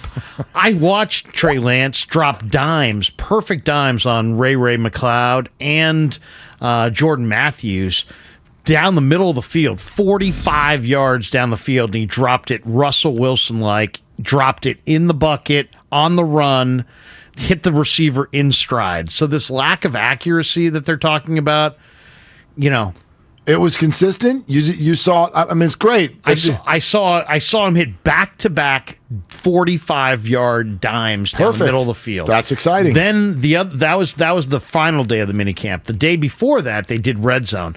To me, when you're looking about accuracy, always look at the red zone because your accuracy's at a premium in the red zone. He threw dime after dime after dime, literally between the numbers in the red zone. He was near perfect. So those are the 2 days that I have in my memory from just being there a couple weeks ago. So I would push back on that he's not accurate down the field. In fact, I'll go as far as to say that I think that when push comes to shove, you're going to find out that Trey Lance is more accurate than Jimmy Garoppolo in the deep quadrants of the field. Well, I would hope so. That's literally Jimmy's weakest point. Yeah. You could make the case as why they did what they did. You said a few minutes ago about how, the 49ers moved on from Jimmy because he couldn't stay healthy, and the 49ers would say that publicly, like, hey, we love Jimmy, but there's been a health issue, and that really him. I've always thought that you're using the injury conversation as a little bit of an out because in actuality, you just wanted a different quarterback because anybody could get hurt. Trey Lance could go get hurt next year. Then what are you going to say? Oh, we found another guy who's hurt all the time. I mean, blaming guys for injuries has always, especially in football, been a weird thing. Anybody can get hurt. Tom Brady has torn ligaments in the middle of games. So I just, to me, that was a little bit of an out by the 49ers. So it didn't sound like they were saying Jimmy is just not executing as well as we think somebody can execute. And what is he really especially bad at? Downfield. So I hope Trey's better than Jimmy. He should be. And how many times, I can't tell you the number of times I had conversations with Greg Cosell on and off the air where he would say, Larry, he's not a great late in the down thrower. And what that just means is that if you extend the play, he tends to make his best, most efficient self, we're talking about Garoppolo now, is on his first read, on his first look. When he's got time to, scan the field and go through progressions, what we're seeing is the same mistakes made repeatedly. Late over the middle, throwing into a crowd late over the middle. So, that's what I'm seeing. That's, to me, what the film shows. And I think ultimately all this talk about Trey is just that people know that if you talk about Trey Lance, I've done it myself on YouTube, where if you talk about Trey Lance, you get this unbelievable reaction. You get, if 10 people showed up to talk about the Giants, 110 show up to talk about Trey. And so people park their car at Trey Lance Avenue and filibuster, and we just don't have a lot to go on. So it's these same old ridiculous stories about arm fatigue and just things that just are non-factors. Now, where arm does that fatigue come is a from? factor. It comes from somewhere. Like, do you think that this is just made up out of thin air? I'm just saying that just because somebody's talking doesn't mean they're credible. But arm fatigue is a thing. Go talk to Brandon Crawford about it. He gets it every year in spring training. They go for 10 days, and then suddenly he's got dead arm. It's a little different in baseball than football, I think. I think it is too, but we're talking about repeated throws from shortstop, and then somehow he gets dead arm in mid-March, but he's playing every day at shortstop through literally October. Well, what happens to that dead arm? You break down those adhesions, and you build up strength, and you build up resilience to it, and it's a phase that you go through. But ask Crawford about it. I personally think that this is much ado about nothing. All right, you showed up at exactly the right time. and I told you this earlier. Tomorrow's payday. Nice. I don't know if it is for you. I don't know if it happens that quickly. But for a lot of us, tomorrow's payday. And on payday around here, donuts show up, courtesy of The Weakest Link or The Biggest Loser or whatever reality show you want to have, based on the picks that we have put forth over the 2 weeks leading up to that moment. Now, even when we're out, usually we send in a pick on our own behalf. So you will not be picking for Dibley. It can be anything. In fact, Dibley seems to have a rule that it has to be like a non-English speaking country where his sporting event is taking place. The dude is doing tennis, he's doing soccer, I have no idea what's going on. And he's already sent in his pick, which we will share. But when someone is in, even if you're not picking on his behalf, you can still put in a ceremonial pick on your own behalf, which will allow you to eat a non-plain cake donut tomorrow morning. Nice. So are you prepared? Yes, I am. And what is your top-ranked donut so that we know? I like jelly. I like a little raspberry-filled jelly donut. I knew it. Why did I not? I knew it. What? I knew it. Why? I can't have a raspberry-filled jelly donut tomorrow. Jelly donut? What the heck? You're going to stick somebody a jelly donut in this box so that it can ooze out and ruin all the other donut? You're going to do that on your second a jelly day? Donut, you're damn going it. to walk in the second day of your new place and you're going to ask for a jelly donut? I'm about to walk down the hall and talk to Matt. I'm not happy here, Matt. I want a jelly donut. Willard's bothering my routine. Yeah, good luck with that. I should have known. I knew you. What kind of donut would be You're ideal? such a jelly donut guy. It's unbelievable. Oh, it's a chocolate old-fashioned. This isn't a debate. Okay. I don't mind a chocolate old-fashioned. Good. How about donut holes? Do they count as donuts? No, but they're very edible. They're delicious. Yeah. They're really delicious. Those are appetizers. Oh, those are incredible. All right. Hey, real quick. Yeah. If one was to bring in donut holes instead of donuts, what is the proper amount of donut holes to bring in? 148. I would say 24. 148. Because Boy, those are that's like a wide gap. Yeah, those You want are 2 dozen. Those are like popcorn. You just eat those. It's not like you even count them. Right. You just eat them until you fall over. You know, It's not. my buddy owns All Star Donuts in Walnut Creek, and sometimes I'll show up. So you're buying donuts tomorrow? Sometimes I'll show up a little late in the donut cycle because I know he wants to get out of there. Yeah. And when does the donut cycle end? Well, whenever the donuts run out, they're done, right? It's like barbecue. When the food's gone, they're done. So I'll show up late, knowing that he's just going to give me the rest. Just going to give it to you. Here's instead of a dozen donut holes, here's just a bag full of. Does donut he know holes. this about you? Yeah. Okay, I was going to say. But he also does now. He also his patented line is Steve Kerr's overrated and needs to be fired. Oh boy. Yeah. I mean, think about that, Mark. I'm not eating that Think about donut. that. I'm not eating that. All right, Pick Your Battles is next on 95.7 The Game. There's a new cat in town, the Bay Area Panthers.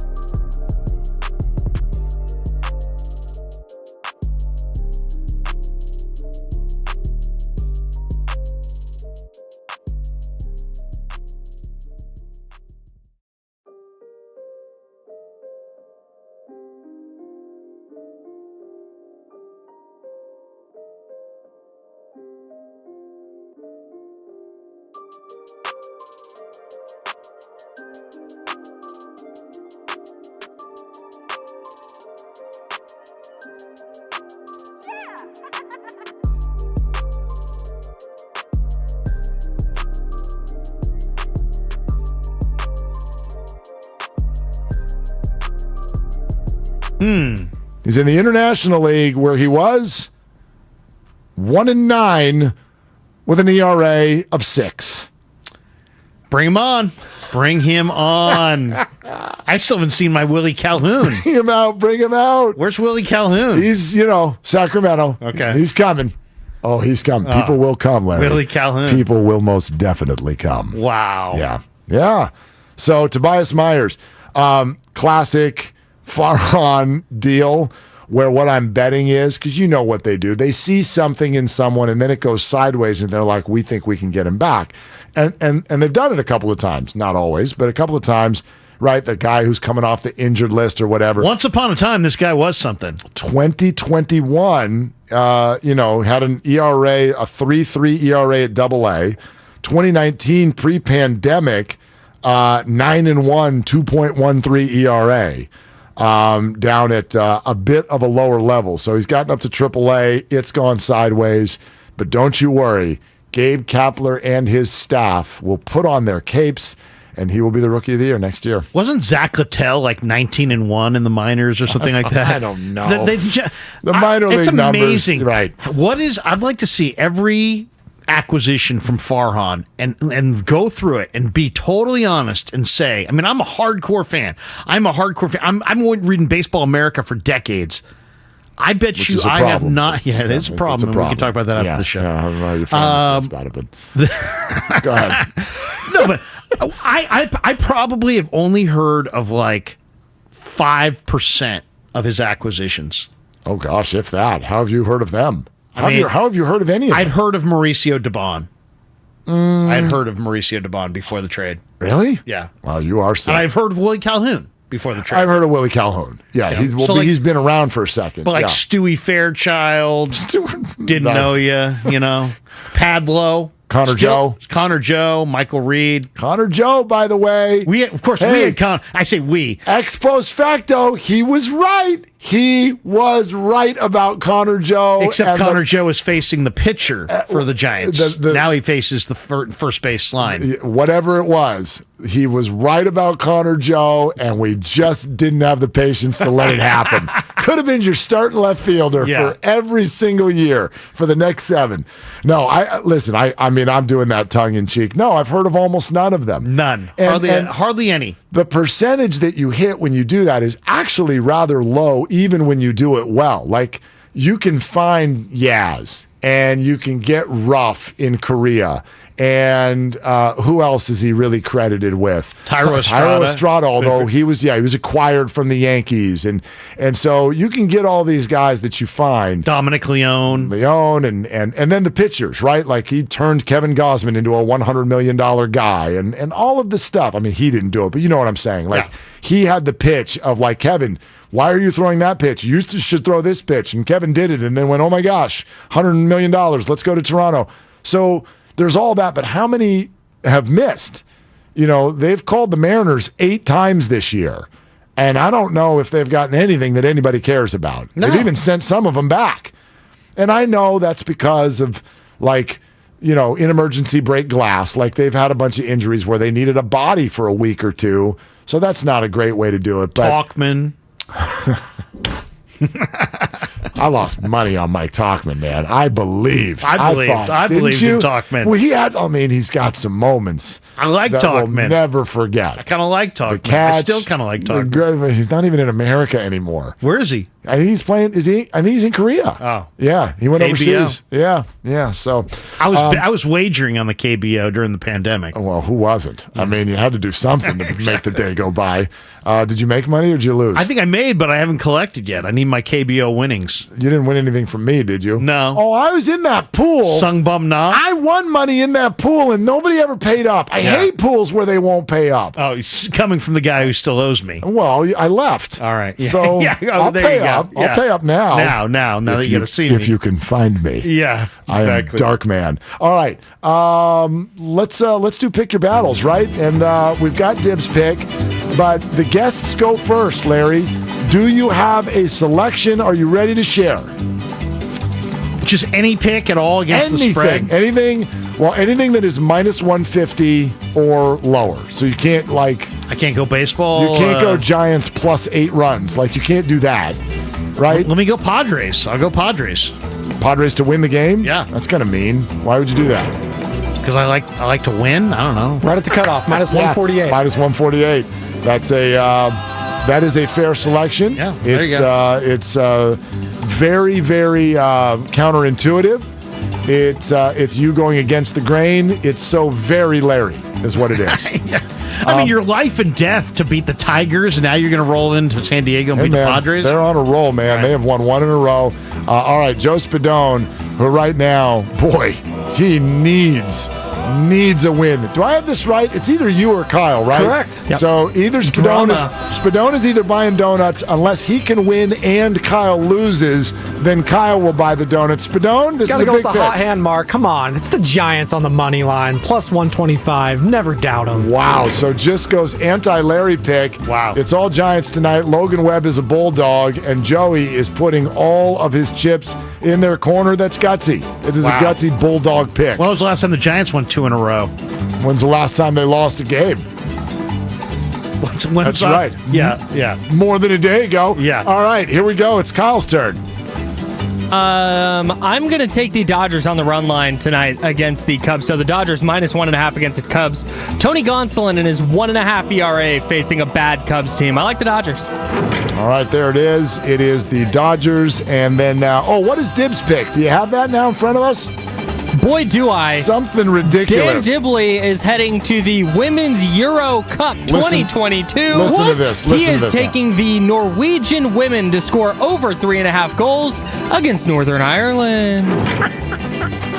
What? He needs to take in a meeting, man. No, I'm telling you. The goal for me when Dibs is done with a pick is that I understood it. It's not even about whether it happens or not. And I think it's a big, elaborate game that he plays where if he picks something that... He's like the Farhan of the show. No, it's like if the tree falls and nobody hears it, does it actually... Do you know what I mean? Did it make a sound? He's like, if nobody can find the game that I pick, I can just tell him that I won. And no one will call him on it because they have no idea where to find out if it's true. Now, I didn't think of that. Yeah. I did not think about that angle, but that's a solid play. Well, being over here in first place, I'm in the safe house. I do not need to worry about donuts, so I will just have some fun and think that we've got 2 good pitchers who will both throw well tonight. I'll take Logan Webb and Joe Musgrove and the under 6.5 runs in the game between the Padres and Giants tonight. That's a 7-inning game? Yep. That's a good one. Under 6.5 runs. Giants win this one 3-2 tonight. Really? At Petco Park in front of Seafood Tacos for everybody. Okay? Let's pick your battles for a decisive Thursday. That's how it works, Larry. Go Musgrove. And then you show up the next day with a donut. That's it. And where are these said donuts coming from? Do we have a certain spot? No, whoever's buying gets to get the donut in their neighborhood. Yes, I get here early though, so it might be Kyle getting them from either way. somewhere. And where's your donut house of choice, Kyle? Where do you like to buy?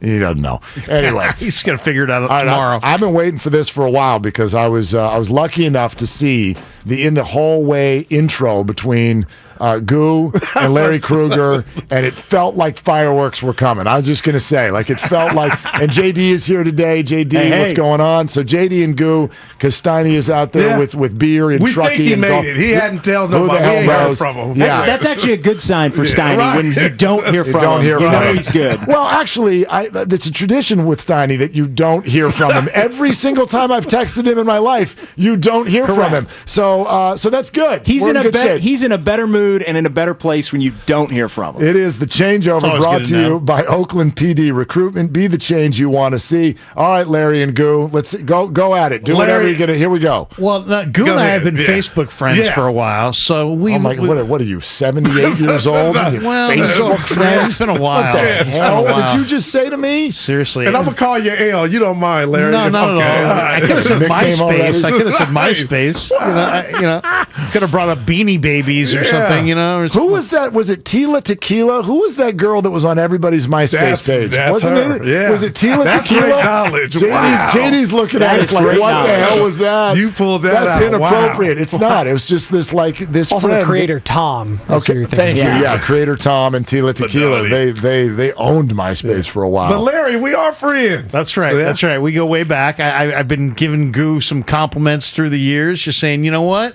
I don't know about that Simets guy, but you're carrying him. I love You're it. absolutely carrying That's that right. guy. That's And right. I got to be honest, Larry, I'm driving in. I'm like, why you got extra? I had more juice today. And I'm like a little kid, Larry. I got little kid tendencies. I'm like, I got a new teammate. So That's right. I'm hearing That's you on right. the radio. Now it's the four of us. I will say this. I know Martin Luther King has a slogan. He had a dream, but I had one. I want to lay it on you. I know where the Giants are. I think a lot of fans are being spoiled, overreacting. I put myself in that. But if Ohtani and Judge are available, does Farhan owe it to the Giant fans in the Bay to bring or make it look like, Larry, that they went all in for him? Because I'm starting to think about Ohtani. You got to, and would the computer or metrics allow him to do both? Would Farhan say, we just want you to bat? Could he be a Giant? You have to Why trade not? for him. You have to trade for him. Well, yeah. I mean, seriously, but didn't they go after him? They did. Yeah. So Big they time. went after him. And Shohei is not available till he's unrestricted 2024. Okay. Right? So It's he's a show, and right now it's Nice. a sleepy show. I mean, Wow, let's be that's- honest. I mean, about those this. are two very, very different questions, I think, Goo, because you're looking at Shohei, he's exactly 2 years younger than Aaron Judge, but also not available for another year beyond Judge. So Don't let us get into the Judge. Mark and I went back and forth a couple years ago on a Judge to the Giants. well, this trade. guy, this He's shows you what kind of incredible. And it was shows you what kind of friend Larry is. okay. Okay, this guy, it's like we send the bat signal to pull him out of his own garage.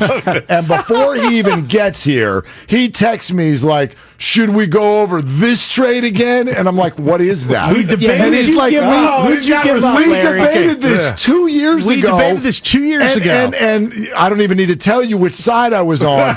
But this is a completely faulty premise because it's 2 years later. In this Go trade, ahead. Go ahead. in this trade was the Giants getting Aaron Judge, the Yankees getting Yaz, Elliot Ramos, Sean Jelly, and Will Wilson. Okay. I said go for Judge. Willard said, I said there's no way in hell Farhan would do that. Willard said, don't trade these guys. No. That's not what I Now said. look at That's the not what dude. I said. I mean, Because seriously, first of all, you're coming wow, at Larry. me. The premise I'm is surprised. so faulty because you're doing this at a time where Judge is having an historic season. And it could have been here. Yes, right, exactly. right. Except for the wind would have knocked down half of the home runs. I'm Number just saying, one. you argued on live radio Wait a minute, that Larry. Yaz, Ramos, Jelly, and no, Wilson I didn't. were better than this Aaron is a freaking faulty Judge. premise, and I never said that. What I Wow. told you is that Farhan wouldn't do that because you completely ignored the financial Well, Farhan implications should of have it. done that. Well, and what did I text you last night? I said, okay, your What side was I your on in that premise trade? was faulty, number one. Number two, a hell of a lot has happened with all five of those people since then. And three, what did I say? Go ahead. What's the most powerful phrase in the English language? You said, I don't know what side I was even arguing for. That's what you Incorrect. said. You want me to show you the text? Okay, go ahead. I said I was wrong. You admitted wrong. You admitted fault. This, All right. Right? But, All right, all right. but your argument is faulty. Faulty premise. No, because today just happens to be the day we're talking about it because it just happens to be the day. No, because it But wasn't we on the brought table. This You were up. making- Larry, Larry it was on forgot about it. fan-sided. It was on fan-sided. Right, Okay. but- Come on. Right, which means Brian Cashman and Farn were clearly talking because fan-sided had it. I mean, Judge wasn't available. But I mean, 2 years ago, he's not available now. You were taking victory laps on me that day because you had a couple callers. It kind of got habitual and I taking victory never laps on you. forgot it. I never forgot about clearly. Look but at that's this what guy. they need, though. It's like Steph Curry over here with his damn receipts. I ain't mad at him. I was just telling King. JD they need something like that, Larry. Of And course I know they do. they're not just walking around like that, but since the days of Barry Lamar Bonds, when I watch Judge, just the highlights or Ohtani, I get like chills, and I'm just like, that's what's missing at Third and King. And I know they did it when they won the chips differently by community, and you had stars, almost stars, Buster Posey. But if you could get these two guys, I mean, one of them. I mean, lie to us and say you did everything under the sun. Well, they like always you did do when that. you're in a hotel room or lobby for Stanton, right? Remember those were? I mean, come on, you thought that was going to happen. The Giants are masters at coming in second. Okay, and wow. making it out like they did everything. You know what? A C note at that ballpark gives you half a crab sandwich and a place to park. That's man. All right. So I mean, I'd like to see somebody that's better than Pablo. First of all, there was a woman eating that crab sandwich right in front of my son's face in the bleachers last week. Yeah. It's the most disgusting thing I've ever watched somebody do. I'm Turn like, away. you need to back up, lady. Like, I mean, that crab sandwich and just one of these like big bites with stuff flying out the side of this. I'm like, look. Just please, like, sounds awful. Napkin optional. Spatial awareness, please, with your crab sandwich. Okay, I'm not as offended by that, but if you sit down next to me and you've got clam chowder, get the hell out of my face. just please, get like, your clam chowder and take it somewhere else. He's not a Patriot fan. But that said, like, no, I'm in full agreement that at some point, because they've said we will, when the time comes. At a certain point, we're going to get to, well, so when is the time going to come? Because we've watched this. I used to work in San Diego, okay? That fan base was told for 30 years, we are building toward 3 years from now. And then 3 years would come. We're building for 3 years from now. And we're building for 3 years from now. And then finally, they came home to roost. Not that they've won anything, but they've got marketable stars now. Go ahead. And they did it because the Chargers left and they went, oh, we can actually grab the fans' attention. And what did Jesse Agler tell us an hour ago? The building's filled every single night of the week. Yeah. Okay, so yes. They got fun guys to watch. And there you go. Farhan's answer to you would be, I'm confident in this because we've had this conversation. His answer to you would be, we're not going to sign for the sake of it being a star. It's got to be the right star. So we're not getting someone who's 32 years old. We're not giving Chris Bryant $180 million just because you want us to. But at a certain point, you're going to have to, JD, get to win one of these battles. Yes. Going to have to come in first. You might need to overpay. It might blow up your spreadsheet. You got to go get a dude. And so when's the right year for that? Yeah. It felt like maybe it would be this year. It wasn't. I don't feel like they've got 3 more years to tell us that story. It's going to have to happen at some point. Yeah, because I was asking JD, I was like, hey, I know Farhan has the Dodger ties, but where is the black credit card, Larry? When is he going to tap into that? And I'll give Farhan this credit. I didn't think Chris Bryant was coming last year. So to go get that rental, he shocked me. So I was like, okay, you went to Nordstrom's, Chris Bryant. Okay? Well, he went to Nordstrom Rack. I mean, let's be honest, because he didn't give up. He could have not did anything. Chris Bryant, he helped this team. He did. He helped them last year. They didn't get over the top. But even that was a bargain He wasn't holding buy. on to it to me, JD. To me, I was like, he's going poker. He's going all in. I'm trying to even remember who they gave up. They gave up Canario and then another pitcher. They Caleb gave up Killian. They gave Caleb. He was like the minor league pitcher of the year. Yeah. For the Giants. Was it a bargain basement deal or did he wait it out until? You know, it's kind of like scalping tickets. Like, what happens to the tickets once the game is started? Like, he played that perfectly. He took it up to the last minute, and he didn't have to give up a whole lot because the Cubs had to dump him. And thank God he didn't re-sign him because he was asking for everything under the sun. The dude just hit his first homer. So that's why With the Rockies. Yeah, I'm going MLK, but I'm like, man, this team needs a star. It's hemorrhaging, and I'm tired. I watch every pitch. I'm just like, they're boring. It's sleepy. Nobody's sleepy. That man, lethargic. It is, but I'll continue to ask this question. Like, were you bored last night? Because I wasn't. Now, I'll totally agree with you. It's been a sleepy product this year. It was 4-0. I thought they lost, but right. Okay, but then Joey Bart, and here comes Darren Ruff, and then a rally in the ninth, and Camilo 37 pitches, and all this junk going on. And I'm thinking to myself, now it was torture at the end. It felt like last year. Like it was a last year win. It was a 21 win. And I thought 21 was entertaining. I did. 21 they won 107 games. 21 was out of nowhere. But when you do all of the roster shuffle, as you guys know, and you don't win at a really high level, maybe not 107, but if you're not winning in the mid 90s or low 90s, it becomes a very difficult watch very quickly. Well, and when you don't have a lot of punch and you don't know a lot of the names, and you can't catch the ball. Like, I mean, they were sleepy watch right now. I think my point is this: there's no doubt they're sleepy, but I think it's a little bit less about the names on the back that we talk about, and it's more about how awful they've been playing. They can't catch the ball. They don't get any hits. Who wouldn't be bored? I'd be bored even if their name was Ohtani. If you strike out every time, how much totally of this bored. is Buster Posey? Because Steiny yesterday was like, it's all of it. And I was driving home like, how much is, but you got to catch the ball. I don't care who's not here. That's uncharacteristic of the Giants. You're listening to 95.7 The Game, KGMZ FM and HD1 San Francisco and Odyssey Station. I do have questions about who is the clubhouse leader. I mean, Brandon Belt came out with a captain's hat, and everything was tongue-in-cheek and fun, and then he got hurt, and now he's not hitting, and I don't see a captain's hat. I see a funny look over at first base every time the ball gets thrown over there. So that kind of lost its juice. So, I don't know. Is it Kapler? I mean, no, but you need someone on the team. Yeah.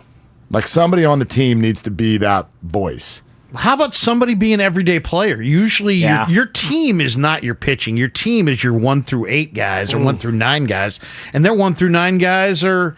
You know, it's like if the entire Warrior roster was made up of Chris Chiozza. Man. You know, and their best hitter has been Peterson, and Peterson gets routinely pinch hit for because that's in the just part of the plan. What is that? I just I know in the fifth. Right. What if he comes out? So He's going to come up again. If you're doing that with your best hitter, that's tough.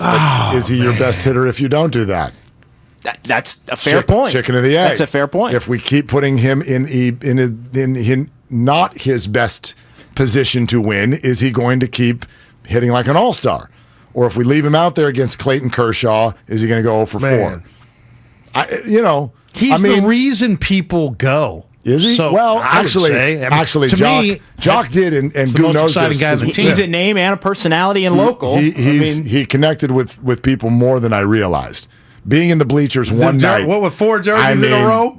Jerseys, people screaming at him. He's turning around looking at everybody after every pitch. 3 guys who had dyed their hair blonde who are yelling at him. He's the Happy Gilmore of baseball right now.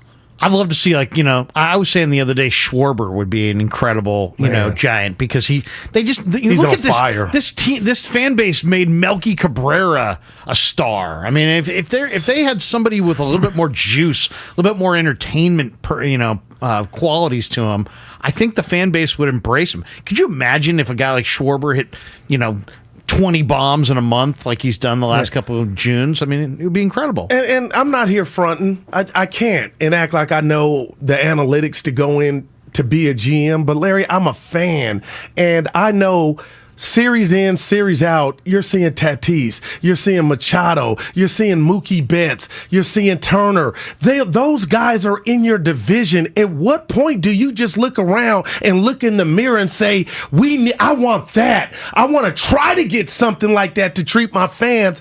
I don't think it's that hard. And that's why if Ohtani, you could go knocking on their door for a trade. Judge, he's probably going nowhere. But they need to do something quick, fast, in a hurry because I'm watching that team, Larry, and I'm telling you, if I was working hard and money was tight, well, it is, I would be like, who are we really going to see, honey? Like, is it a must-see? I'll listen to Kruk and Kite, who I love, but right now they don't have that.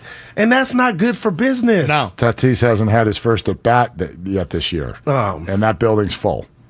And Machado's been hurt for 2 weeks, and the building is full. Well, and they developed a lot. They had a lot of players that they developed that came up, and they had the big deal for Hosmer, and then they've added. They went in on Machado, and the Dodgers. It was. I know you've talked about this a lot, Mark.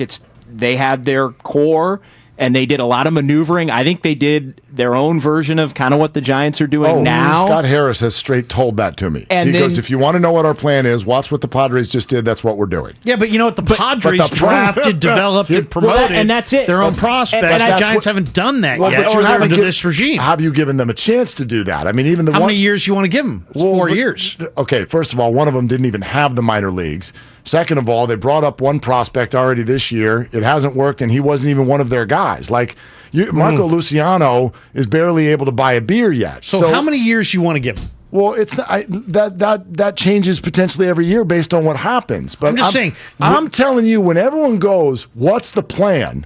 I'm telling you what the plan is. And 107 wins actually messed with everyone's heads with regard to the plan, because if they had only won 80, everyone would have been like, okay, I see what you're doing. But then they won 107 and everyone went, oh, okay, well, now you got to do it again next year. But the prospects aren't ready yet. Longoria's still sitting over there at third base. And it's not the time to spend on the Mookie Betts. But the prospects, they did try to spend. They just didn't land anybody. Yeah. Okay. And do you blame them for that? And the prospects had nothing to do with you getting to 107. Willard, they had nothing to do with you getting to 107. So because you won 107, are we not supposed to be able to grade what you're doing now to get back to 107? You can or always you grade. can go back to 81 and 81 and we'll be, oh, you did a great job. No, you created a standard. Now we're holding you. Am I wrong to expect more? Everyone is right. You're a fan. You're totally allowed to want somebody watchable. You're totally allowed to. And the Giants, you think they're stupid? I mean, they know that. It comes down to opportunity, who's available, and then now you got to get somebody to say yes. And then you also have to run this through cost and whatever. And so, again, they've not made every right move by any stretch. But who's the free agent that was like, that's who we wanted, and we just decided we didn't want to make a good offer? Bryce Harper? Suzuki. Suzuki said it was the city. I mean, I don't even care. Right? Stop telling me why they're not coming here. It's just that they're not coming here. We're moving on. Everybody's got a reason. I don't even know if I believe any of these reasons. But then you're putting, they came from the players themselves. I know, but Chris Bryant said they made an offer. They just didn't go to 5 years. And he goes, he said himself, he goes, you can kind of defend why they didn't. What they're doing is working. Once again, back to what we started talking about at the beginning of the show. If you got a buddy and he tells you, I'm pricing Lambos, I'm thinking about a Ferrari, and then you see him 6 weeks later and he's got a Ford Festiva, you're like, bro, what happened to the Lambo? You're like, oh, you know what? I decided to go Ford Festiva. What if his answer was the Lamborghini shop was closed and there weren't any available? I mean, you're laughing at him either way, right? You were talking Lambos. Now you're driving. Man. Now you're driving a Pad. I love that. You're driving. It's great. You're driving a Pad. What happened? But someone's got to say yes. You can't get right. Someone has to say yes. But here's the other thing. We all know this. There's a way to do negotiations where that you can say you're involved, but you just come in right under. And I think they've been masters at that. Yeah, I think they've been masters at that. And I think that means you don't want to win. And I think I think Larry Bear likes making sure everybody knows that they were in the mix. We're in the deal flow. I think, and that's fine. I think Joe Lacob does the same thing. We're trying, but they've obviously had success at a different level. I think they want the superstar from the outside to be the cherry on top of the cake. You're 1,000% right. I think they already want to be good, established. Young players are here. They're even winning because that gives that player a greater chance of being successful once they overpay and finally get them in the mix. I totally agree. Look at Mookie Betts. Mookie Betts is a great player. Came later. But Mookie Betts came after the Dodgers had already had their 1 through 8, which is basically players they drafted and developed. Shameless self-promote, garlic fries and baseball guys. Farhan came on 3 weeks ago and he said exactly what you just said. If you want to know the order, what he said was the team building goes homegrown core.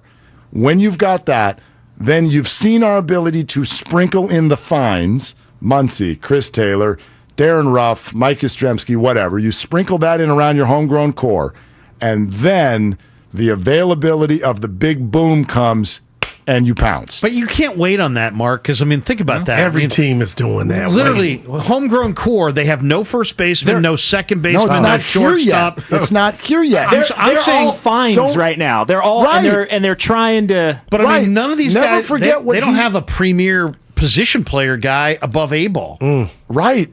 So that's a problem. Never forget what he inherited. Never forget what he inherited. So 4 more years, Willard, you're giving them? No, that's a long time, no. They can't be sleepy for 4 years. I'm just saying. But they're trying to win while they're doing it, and they actually technically have. Doing it. Like all I'm asking for people is you got to be fair. You can be frustrated all you want. but you have got to not ask people to do things that aren't doable. You came in and got the 29th ranked farm system in baseball and a team that was losing more games that was winning with contracts hung around their shoulders and a pandemic and a manager on the way out who's a Hall of Famer. And you're like, okay, go. Like, I hear you. You're going to let him do it. But at the end of the day, you have to adapt in the pool that you're in. And right now, guess what? March, NCAA tournament, you're second fiddle. April, May, June, the Warriors are primary, you're second fiddle. 3 weeks from now, we are going to be talking about Garoppolo being traded, Trey Lance, and the 49ers. It's coming. And the Giants will be. So when's your go time? Yeah. I mean, you need to compete with the Warriors and the Niners and get in there and fight it out and attract an audience. As far as how you do it, that's up to you, but you can't just say, you know what, we're going to punt until 2028 and think that you're going to be, looking at. Do you think they're doing that? Well, but you're talking about you're not going to go for a free agent until you have an established core that's not even here. I would say they're at least, realistically, what's fair, I would say they're at least 3 years away from any kind of an established core. So that means they're 4 years away from any kind of free agents of him. So they're trying to cobble it together, Goo. Yeah, but they last year was a cobbled together team. This year's team's a cobbled together team. Different level of Larry's success. first day, so I know we going OT. But I got to bring this up. Because you talked about Bart. I'm rooting for him, but I know baseball can humble you, and he may go 0 for 5 tonight. If he should be in the lineup, I thought that ball was gone. Okay, I'm rooting for Bart. It was gone. But what's going on with Camilo? What the hell? He does not trust what he is, and that's throwing heat. Yeah. So is that who's missing Buster? What is going on with the kid? Because I couldn't believe he got pulled. It worked out in that curveball by Long. My God, it was magic. But what if that had blew up Kepler, who I think there's some cracks in his whole, I want to say persona, because he sounded like Edgar Allan Poe all last year. I said, this dude's got command of all the report. Now he's talking, and I'm like, oh. It's easy to do when everything works. Uh-oh. And now I'm starting to see maybe what was going on with Philly, but had Long blew that game, they would be coming for his neck today. But about Doval, what's up with him? Because as soon as Doval saw Kepler, he started MFing into his glove. Ooh. Well, so I don't know. But you think he was mad at Gabe or mad at himself? I mean, he walked 3 people. He was about to go through 40 pitches. I think he was thinking, I'm the effing closer. Yeah. Like, let me finish it. I think Ride he's or saying, die. Yeah, I think he's saying, wow. I think he's saying that's my gig. You saw it. By the way, did you see the conversation between Gabe and his coaches before he came out?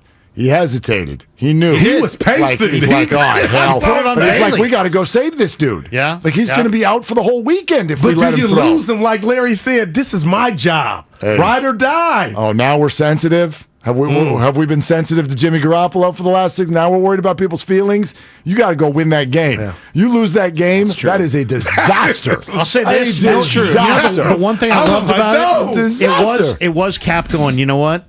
Analytics aside, I'm going with my gut. His gut told him go. It was a Bochy move. It was a Bochy-esque move. It worked out. They needed that. They couldn't have lost that one. Yeah, but I'm with you, Goo. Like, I want to know, why don't you trust your fastball? What is up? Throw your fastball, which is what you two are about to do. Here we go. Goo, JD next. He brings the passion. For what? I want to know now. I'm mentally invested. Don't tell me to pray and you don't say what for. He brings the perspective. Yeah, I think they both have great points. Get off me, text line. He's truly one of a kind. That is wow. Oh, my God. And he's doing a great job. I need you to man up and say what you really want to say. Simon, you're doing a great job. And together, they're Steiny and Guru. Yeah. On 95.7 The Game. What's up, Goo? What's up, baby? John Dickinson sitting in for Matt Steinmetz. Daryl the Guru Johnson here as always. That was fun. Great conversation with Willard loved it. and with Larry Krueger. Couple of big time baseball guys, and we're a couple of big time baseball guys. Kind of underrated, right? Because I'm on the Warrior on the Warrior tip a lot, and we talk a lot of Warriors, obviously, in NFL. But yeah, last night was exciting down in Arizona.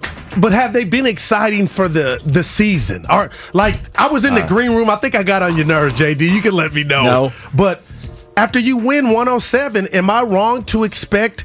Again, you're not going to go undefeated, but they don't look like they have the moxie. You're expecting more than 82 and 80. What's going? They look lethargic. They look dead men walking. My question to you is why and what's changed? Is it really all just Buster Posey? And I'm not hating on Gerald, but if it's that, I'm like, come on, you guys got to man up. You got a manager. I'm hearing reporters talk about somebody should flip over a spread to get them going. But to me, Jay, I'm an old schooler, Jim Leland, Tony La Russa. That's the manager's job if the team is looking lethargic and lazy and lackadaisical. I think a lot of the things they had success with last year just haven't worked at the same level. They haven't pitched the same. Top to bottom in terms of the starting pitching. You let one go, Gosman, who's in Toronto. You think he would help? Maybe. And so, but again, you haven't pitched as well. You haven't been as clutch, which I think is the biggest thing. I mean, last night was the first pinch hit home run. That's, my God. Last night, we're in here talking about the fact that it looks like 2021 last night. They're down. They're not playing well. And then Bart comes up with the big hit, brings him closer. You've got Ruff with the big hit, and the line change, right? How often we talk about the line change, right? You got the lefty starter, the righty comes in, the righty starter, the lefty comes in. The pinch hitters, they made hay last year in a major way. They didn't have a win when they were trailing after 8 innings. They had 7 of those last year. Wow. They had 13 wins last year when they were leading after. When they were behind after 7. Right. They had 13 wins last year. They had, I think, 2 this year before last night. I get that, and that's heavy. That is, I heard that stat, like that was the first pinch hit home run. Like, again, and you should, or I should expect it. Everything's not going to play out like it did last year. And I could call Kapler Elton John at the piano. He was perfect last year. And this year, the keys, shout out Alicia, have been broken. And I just don't know, how much left you have left in you, because we love the sport of baseball to where you could continue to watch a boring baseball team and like a Snicker bar come in here every day, break down the game and be satisfied. I'm not, and that's starting to be apparent. I don't know what Belt is. I know he's older. Crawford's older. They got some nagging injuries. I ain't coming down your road for that. It happens. Wade Jr., he was Rod Carew last year. I'm throwing that out. We talked to Rod Carew. And now he can't even stay on the field. Like, what are we doing? And I'm with Kruger on, it's 4 years of Farhan, but you seem to feel like you're okay. Like, it's status, like everything is, the ship is, they're on time. Yeah, I understand their process. I also don't look at it like a team that won 107 games last year. Like, that's not the margin. Why don't you? Because they were not that good last year. And I'm not going to use the F word. I know the F word gets bandied about. I know which one you're talking about. Because I do think that, that's the word. I do think it's disrespectful to what they accomplished last year, but it's also unrealistic to think that they were even going to sniff that within probably 10 to 15 games this year. Like, right off the top. You got to do, I love you, Goo. You come up with the eye test, right? Yeah. You get the eye test. And to me, the 107 last year was really about 94. But it was really about 94. So when the season ended and it was amazing and it was its own entity and they lose to the Dodgers, and that hurts if you're a Giants fan and you go into the offseason and where are you really at? You're not at 107. You're at 94. But that's as far as I'm concerned. 94 coming into last year. And they haven't been that team this year. Technically 107 because nobody saw them getting to those heights. So my thing to you is, you seem... Not just you, Jay. Are you okay that you got to 107? You don't want to use fluke, and now it's okay to watch what looks like to be an underperforming team all across the board? What we've seen to this point, and especially what we've seen over the last 6 weeks or so, is not acceptable. Okay. All right. The question becomes, is this going to be the story of their season overall, or are they going to be able to bounce back? We'll get into that. We'll get into just what the Giants are going to do here. Is the trade deadline now about a month away, a little under a month away. John Heyman's going to join us coming up at 1:30. We got a lot to get into. The latest with Jimmy Garoppolo and Trey Lance. Jimmy! And we're going to talk some NBA between now and 3 o'clock as well. If you're looking for all the best Niners content from 95.7 The Game, text 49ers to 20357. That's 49ers to 20357. Make sure you click the link, hit the subscribe button in the Odyssey app or wherever you find your favorite podcast. powered by DuckDuckGo, privacy simplified. I'll let you know exactly why I'm not concerned. Coming up here at 95.7 The Game. You can watch the Morning Roast every morning on twitch.tv/957 The Game. The better quarterback in training camp was not number 10, it was number 5. Shasky and I were ahead of the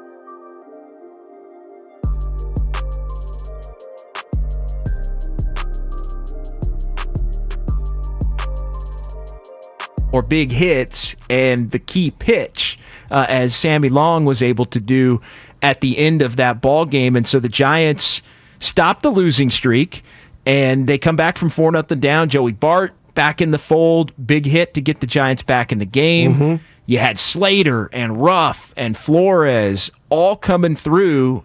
It was a lot like the formula for success last year, where Gabe Kapler comes out of it smelling like a rose, and every move worked, and he went with his gut.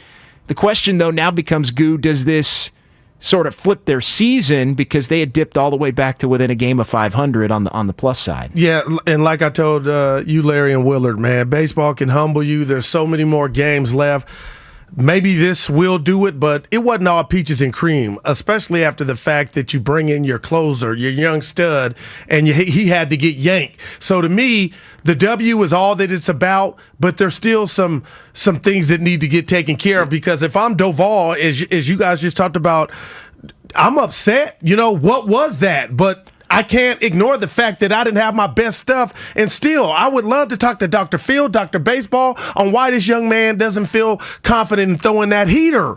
That's what you are. That's who you are. I think it's throw that thing. I think it's because he has a hard time locating it. I think he has a hard time putting it where he wants to put it, and so therefore he doesn't. More times than not, though, Jay, because for us all to get excited, it was because he could locate it. Well, to me, he loves his slider.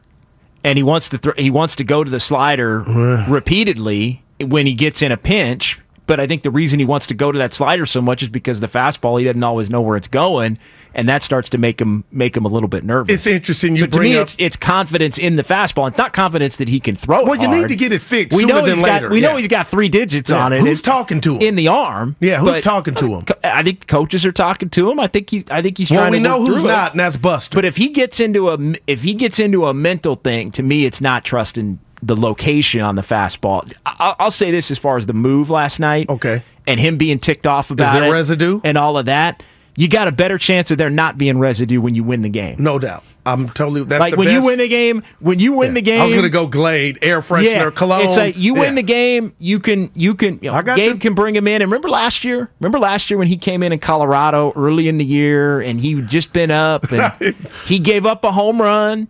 And they lost a game. It was a walk-off loss, and he gave up a home run in Coors Field, and Kapler was like, oh, he did great. Remember, he pitched. He made the perfect pitch. Yeah. Remember, it was so, we broke it down like, what the hell is he talking about? Like, that doesn't make any sense. Like, now you can go, he's tried to instill confidence in him before. I think last night was maybe a little bit more of, as Willard was saying, got to win that game at all costs, and maybe more of the tough love last night. But you can also go back to him today now because you won. Hey, nothing personal.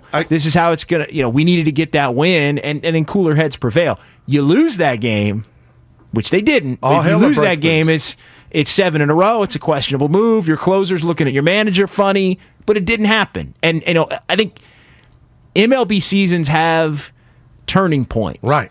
And last night, it's one game in July. They could lose 9-1 tonight. Exactly. But last night is a turning point. I'm not mad.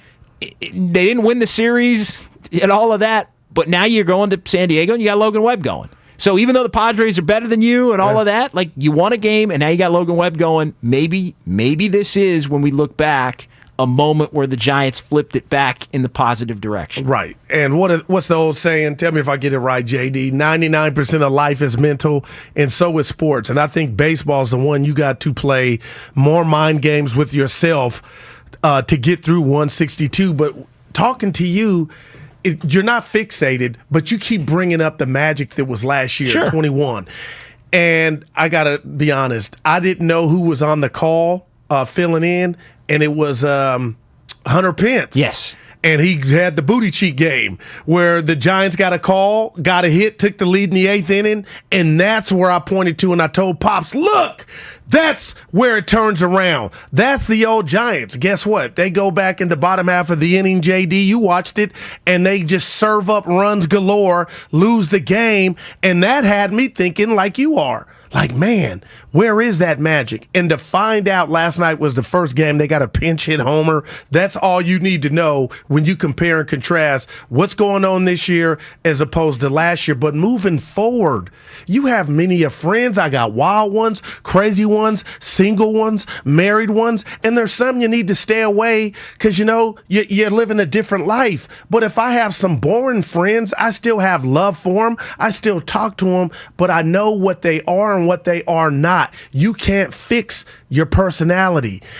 Larry said it, Willard said it, you've said it, and I've said it. This team is boring. How do you fix that? And if you're boring and not playing fundamentally sound baseball, you win. Boy. The bottom line is you start winning. You start having more games like last night. And more games that look like last year. And look, people are already coming down my road on the Comcast business text line. What'd you do? 510. 107 was earned. Are you kidding me? Did you play baseball in your day? That from AJ. Yes, nobody said 107 wasn't earned. What position did you play? Nobody said, at first base. Okay. I was first base. I was all outfield. Yeah. But nobody, I'm not saying you get credit for 107, but why do you get mad with the fluke word? But 107 when I say fluke, because they earned it. Because that's me. Like saying that last year was a fluke is you got all the breaks. That's a bridge too far. They did, all right. But that doesn't mean it was. There's a no fluke. shame in that. That either. doesn't mean it was a fluke because they actually got the hits and made the pitch. But do you know what constitutes a fluke? Is how you follow up with the 107. And they may, go on a run here or tear. But if you're being real right now, Jay, they don't look like what we talked about with the traits and characteristics and just their play. There's losing, and then there's looking like Kelly and the Bad News Bears like they did all weekend long at home against the White Sox. And the two things that make you look the worst are sloppy defense and impotent offense, meaning lack of power. Blue Chew. Meaning, yes, meaning you don't score a lot of runs and you go down kind of punchless on a lot of nights, and you wind up taking L's. And the Giants are still a team that when they don't hit the ball out of the ballpark, they struggle to score runs. And a few more of the balls that were going out last year are dying at the warning track this year. And is some of that just they're saying it's a different ball? Ball. Some of it's that. Some of it's just the angle, the launch angle is just a little bit off. Some of it's just regression back to the mean. The thing that I keep coming back to though, Goo. And this is why I'm not tripping about it. Okay, too like short. a lot of people are. Yeah, is because I'm not holding this team to the standard of 107 wins. Now they're still not meeting the standard of 88 to 92 wins, which I think is about what the ceiling for this. They still can do that, and too. They still can. The question though is, and I thought Larry brought up an interesting point, which was, competing with the Warriors, competing with the 49ers, who you're losing are major brands in their own right. And I think the Giants thought that the formula was do what they did last year. It's not going to be the same, but it's going to be enough. You're going to win enough to where you're clearly going to be a playoff team, and you're going to. It won't be 107, but it'll be low 90s, and it's another year where you're bridging that take gap that all day. And it just hasn't. The guys haven't hit. They haven't pitched as well. The defense has been terrible. They're still getting decent crowds, though, for the most part. It's down. They're getting decent crowds, though. I mean, I think when you look at all-around baseball, I don't want to do that. The Giants are an established team here. Sure. They've created their own culture. Third and King, to me, is the best park in the game. So when you start looking around to make yourself feel better, I'll give you that. But I'm comparing them to themselves. And we're in a pandemic still, so there's a lot of extenuating circumstances. But to me, Jay, again, it's about who we going to the ballpark to see. So is it Wade Jr. one night? Is it Belt? What's going on with Belt? That works if the guys come through. That works if Lamont Wade, every time he comes up in a big spot in the ninth inning, gets a hit. Right. It doesn't work if Lamont Wade doesn't play for a month and a half and comes back and he's got, home runs you can count on one hand to this point in the season.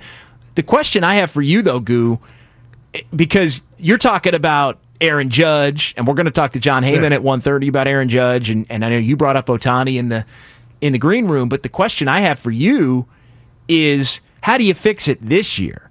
because I don't really think there's anything you can do other than trust the process, try and get a little bit better. I think it's more middling kind of moves that you hope hit and that you just play better. Like, Farhan and Scott Harris are thinking they got the spreadsheet out and they're looking at the ways where, hey, we should be better. Like, I don't think there's any doubt, but I also think they may see areas where they think they're going to be better in the second half. What would you do? I would hope that this year. Okay, you asked me, I'm about to tell you. They're 41-39, and I can sit here and look at you and tell you I'm disappointed. Okay, there's a 41-39 if you just get beat playing your best ball because you set a standard, and I don't feel like they're reaching that. Now, with that, I just whispered sweet nothings and gave kudos to Farhan last year for getting Chris Bryant. And I can't tell you every guy that was available, but when that was announced and there was quote unquote, not that he was feeling the pressure, but the streets were talking, is he going to do something to enhance this run or this team's ability to finish? And to me, Chris Bryant was a big get. That's me. So I haven't forgotten that. So now with that said, JD, they're 2 games over through 80 games right now. Yeah, halfway mark tonight. Okay.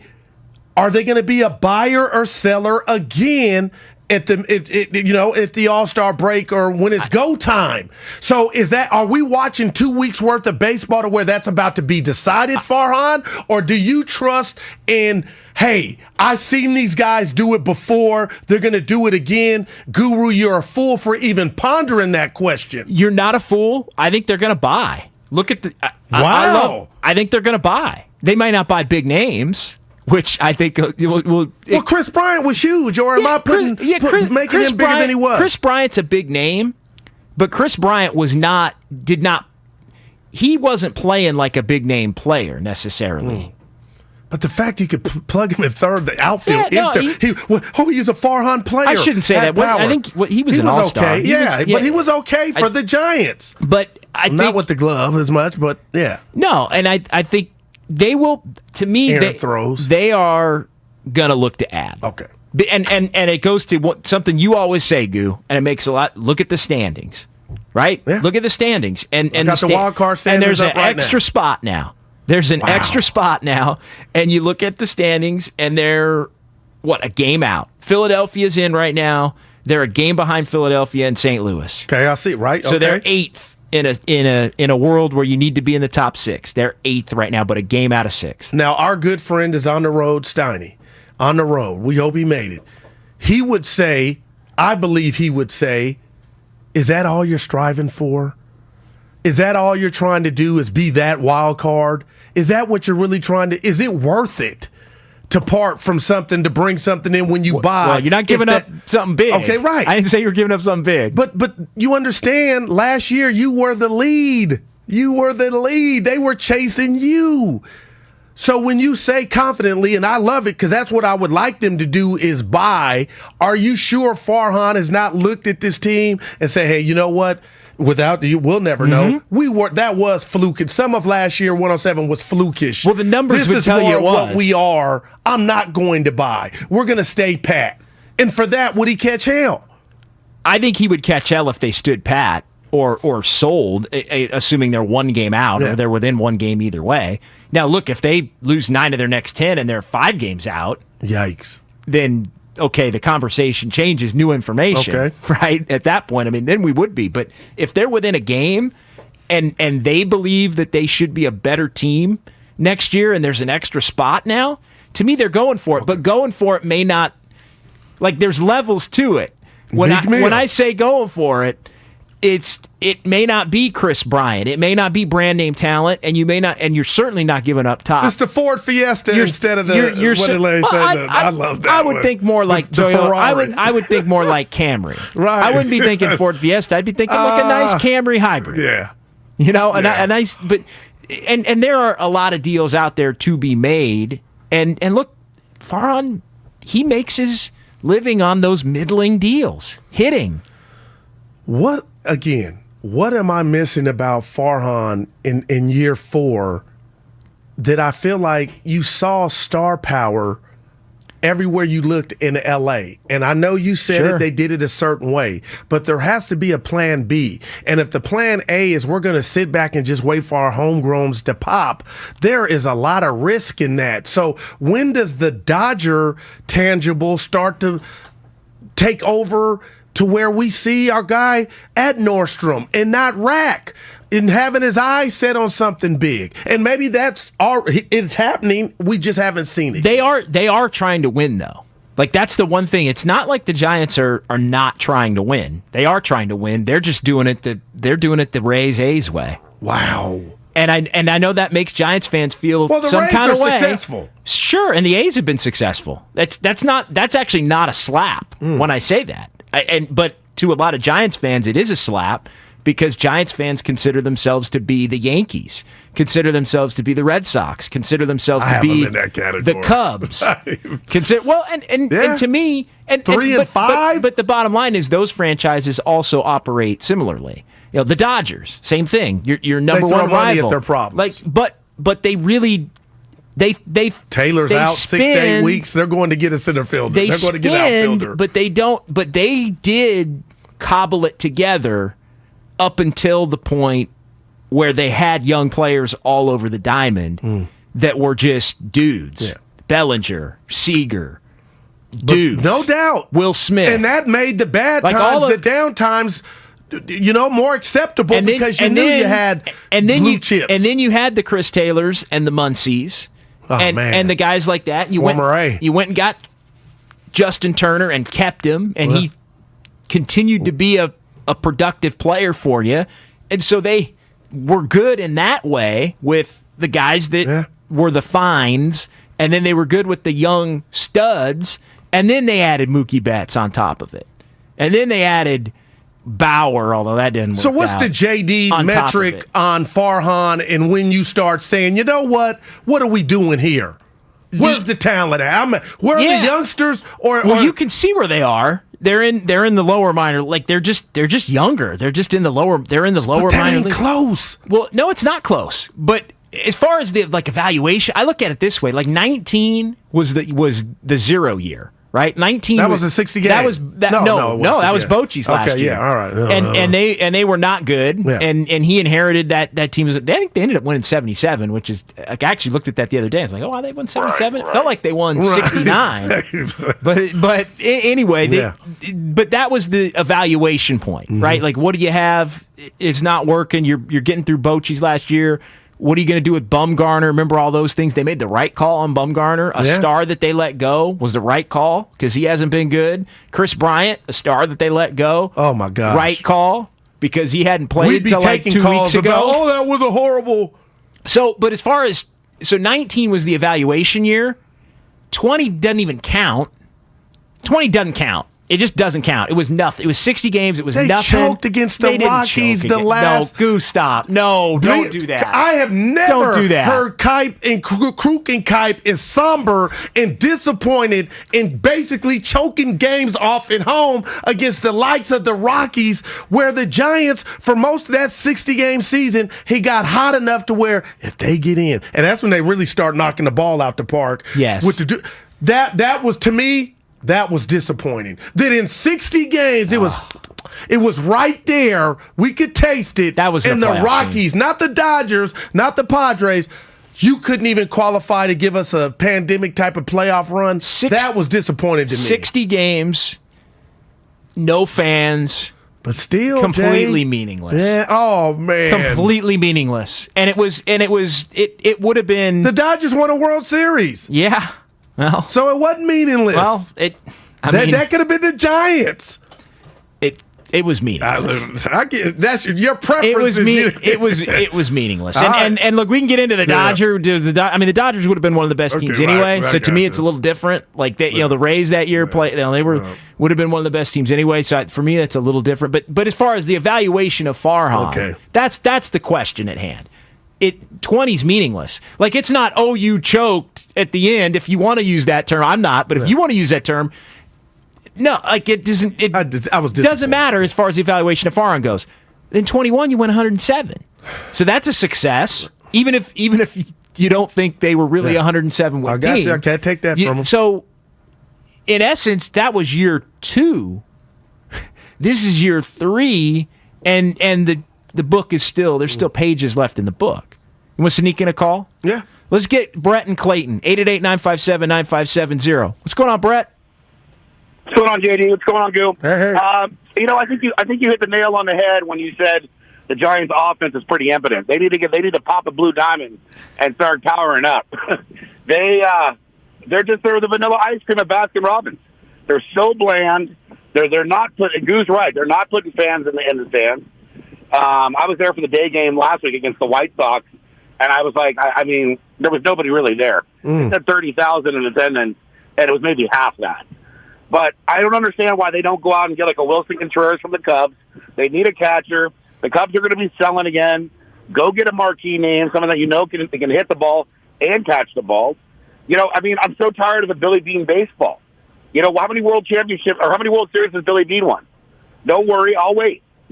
I mean, they got to eventually start getting some bats and hit the ball. They're not. When you have a fan base like you do in San Francisco, you got to put a marquee talent out there. You got to put a production. And right now, this vanilla ice cream's not working. Thanks for taking the call, guys. Go ahead, Goo. Mel, I love that. And again, am I wrong to go back to Barry Bonds pre-3 and 5? I just know what it was like on a day in, day out basis, even the Jeff Kent days. Like that's what I'm talking about. And I'm just tired of watching other teams have that and that ability to know. I get sick of that when you're platooning. Oh my God, a great movie back in the day, Jay. But that tells me it ain't. You know what I'm saying? It ain't all good in the hood with your everyday lineup. And look, Barry Bonds, all-time great. You know how many times the Giants didn't have a winning team with Barry Bonds?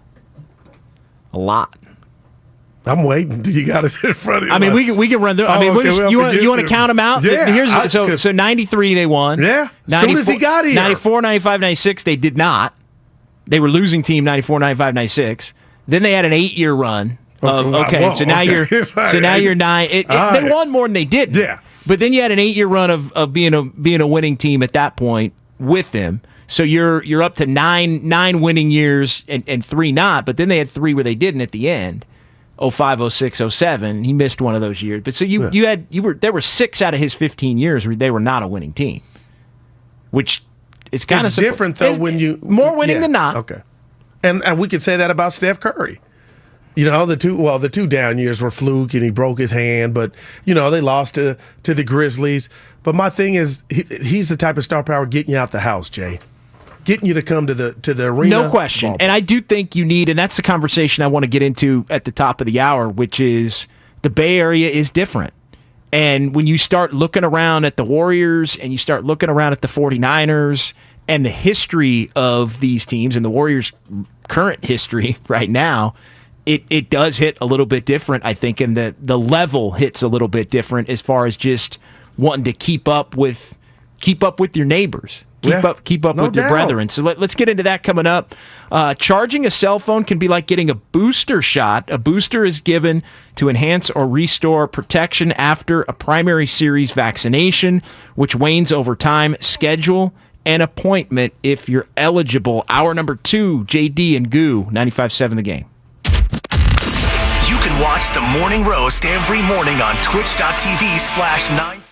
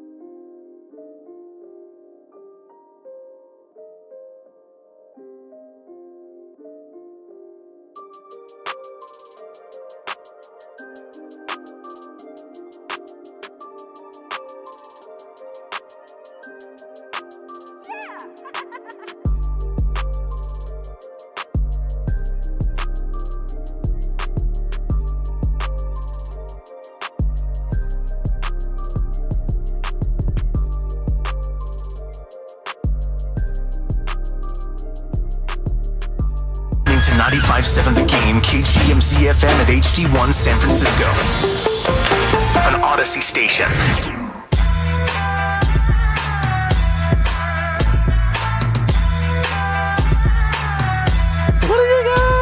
Now, back to Steiny and Guru on 95.7 The Game.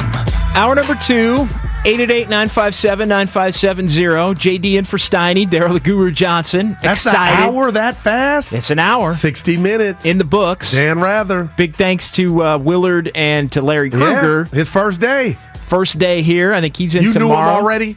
Yeah, Had you known him? We're press box friends. Okay, gotcha. You guys are Facebook friends. We're press box friends. Whether or it's over at Oracle or at the Niners or even at the Warriors from time to time. So known Larry for a long time. Obviously, and we welcome him here to 95.7 The Game. 888-957-9570. We're talking some Giants goo. And John Heyman's going to join us at the bottom of the hour. We'll get into some trade deadline stuff and we'll just get his take on the overall just malaise that the Giants have been playing with these last couple of weeks. And I think it's interesting. This is kind of where I wanted to take the conversation now. Because you shocked me with this one. Well, it's pretty simple as far as you just look at the Giants trying to compete with the Warriors and with the 49ers. And you look at the fact that the Warriors have championships and star power. And a flash and dash that they play with, the swag that they play with. And a lot of that's the chef, as you like to say. But it's everybody, and it comes from winning. The 49ers, 2 of the last 3 years have been right there, highly successful in the Super Bowl, in the NFC Championship game. And, you could make a case that when the Niners are playing well, they have the most fervor in terms of the fan base. But then you got the Giants who just kind of, they won 107 last year, and they're off to an okay start. And then the Warriors win the chip a couple weeks ago, and all of a sudden, all eyes are turning in the dead period of football, right, between the OTAs and the training camp, and everybody starts to turn to the Giants. And that's the point in which the Giants play their least inspiring baseball of the whole season, basically when all eyes are on them. And the question I kind of had is there an added importance for the Giants because of the way the Niners are built, and more so even the way the Warriors are built right up the street, to play a more energetic brand, to have a little bit more star power on the roster? That's interesting. And I hadn't thought of it that way because, Jay, I got 3 kids. I don't have a favorite kid. I love them all the same. And that's me with my sports. But I would think the fan that you're talking about, the Warriors, the football fans, the Niner fans, that they would be able to differentiate, okay, hey, I love the game of baseball, so I'm going to focus in and hone in on the Giants. It's not about what the Warriors, it's not about what the Niners are doing, but in reality, to a degree, it is. But if I'm Farhan, I don't know him, but what I think I know, Jay, of him is if that were true and that meant something, he would look in the mirror and know, hey, we don't have a Steph Curry. And if we got a Klay Thompson and we got a Draymond Green, well, Steph left in Buster Posey. You're looking at Crawford, who's not looking as spry as he did last year. No. You're looking at Belt, who can't stay healthy, but even when he does, he's not clicking right now. You're looking at the homegrown 3 of, are we in the 9th inning of what they got to offer? So what's next after that? So only 2 things can be done in the meantime. You told me these blue chips or these Luciano, they're not close. But I know Bart was not Farhan's guy. God, when he hits the ball, it looks like Edgar. I told you this. Edgar Martinez from the Old Mariners. Sure. That's just me. That's who his swing reminds me of. Okay. But it got so bad for him, he got sent back down. Right. So I can't get my popcorn and feast on just watching him grow. He gets another chance now. But all that said, it's up to management if they're thinking that we're competing with the Niners and the Trey Lances and the Debos and the Warners and the Bosas. Go do something about it. Well, you control that. But is winning enough, I guess, is the question. Look, they're not winning now. They are still 2 games over 500. They're not winning now. Right. They've been bad the last couple of weeks. I want to start a relationship, Jay. So if you're winning with journeymen, there's no real, I'm not gravitating to anything. Tell me, I want to fall in love. I want it to be a long-term relationship. But they did last year. They won with journeymen.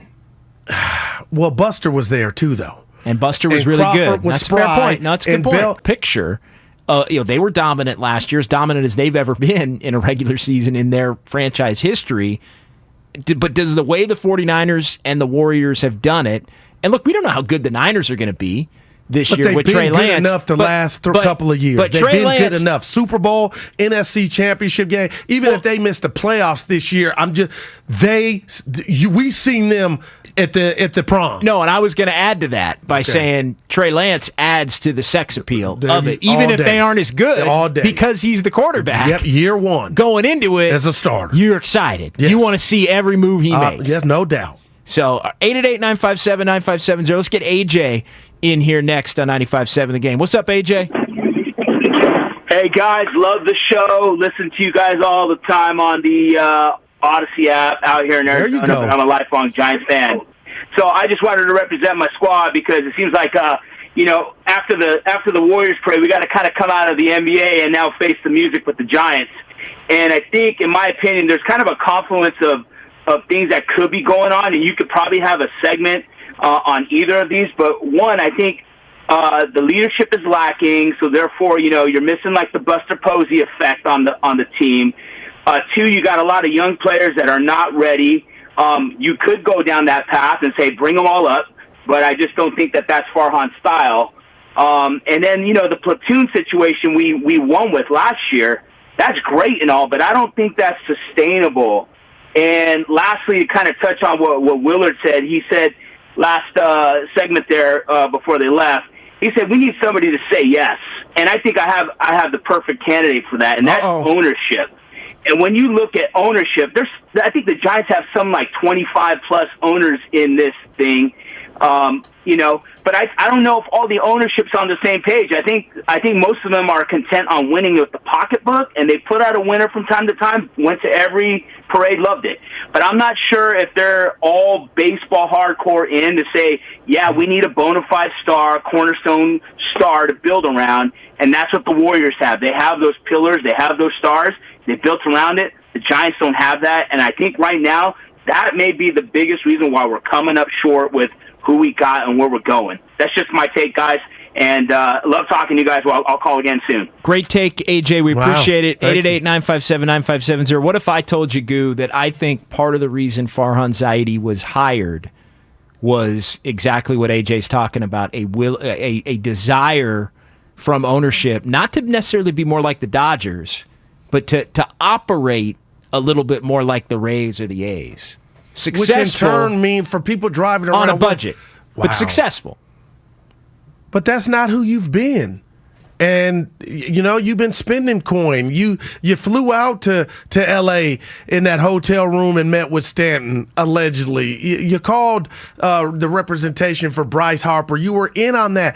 My thing to you is, has there been a traffic jam for any of these top prospects to why they're still where they're at and not closer? I'm asking because I don't know. And to me, that doesn't suffice if you're saying, oh, they're just single A. No, it's go time. You were in the division with the Dodgers and Padres. And let's just, again, we could say, I know what you mean when you say, hey, look around baseball. Their attendance ain't bad when you look at the other 29 teams. My point is it's down for them. How long do you think they're going to wait, especially now that the buzz that you talked about with the question is with the Warriors and with the Niners? I don't know how many Giant jerseys I saw or hats at the Warrior Parade. It wasn't a lot, and rightfully so. It wasn't their parade, but still, I'm thinking, okay, where's the pride? What Farhan's got to do something. You can't just be in the casino and not gamble. And I'm thinking he's doing a little bit of that. But he played the little blackjack when he brought in, I don't know what you call it, when he brought in Bryant for the stretch run. That shocked me, and it was a good shock. Like, okay, you want to see this through, even if we're kind of shocked the world. But what are you going to do in the meantime? Are you calling the Angels to see if the Ohtani thing has got toxic or he wants out? But you're giving up all of those prospects in a second. Well, but that's just not a move because Ohtani's still got a couple of years, the rest of this year and next year, so he's not available for a couple of years. But that means you'd have to trade for him. And it would take him to say we're out of here. So it's Luciano and Harrison and and if we don't do that and we sit here and wait on Harrison and Luciano, what 2-3 years? Yeah, I mean maybe the end of next year for Harrison. And maybe not a playoff trip this year after the 107. That's how you follow You're it up. only one game out. No, you're right. But like you could win 8 out of 10 Jay, and be 3 games up. Let's just go NL West. They better than the Padres? No, they're the third best team. Okay. But that also isn't totally surprising that they'd be the third best team. I mean, most people would have thought they would have been the third best team at best last year, but they hit on a bunch of stuff. And I guess that's where I'm not as up in arms because I kind of know, I feel like I understand where they're at. They're kind of starless. They're kind of in rebuild in a way, and I think they got caught a little bit with their pants down with Posey because they thought he was going to play the last year of his contract and then maybe retire. Can I ask you a question about Buster? And this is no shade at a guy that I respect, and that's Gabe Kapler. The Gabe Kapler that faced the music, what went on in L.A. while he was manager minor leagues and all that stuff.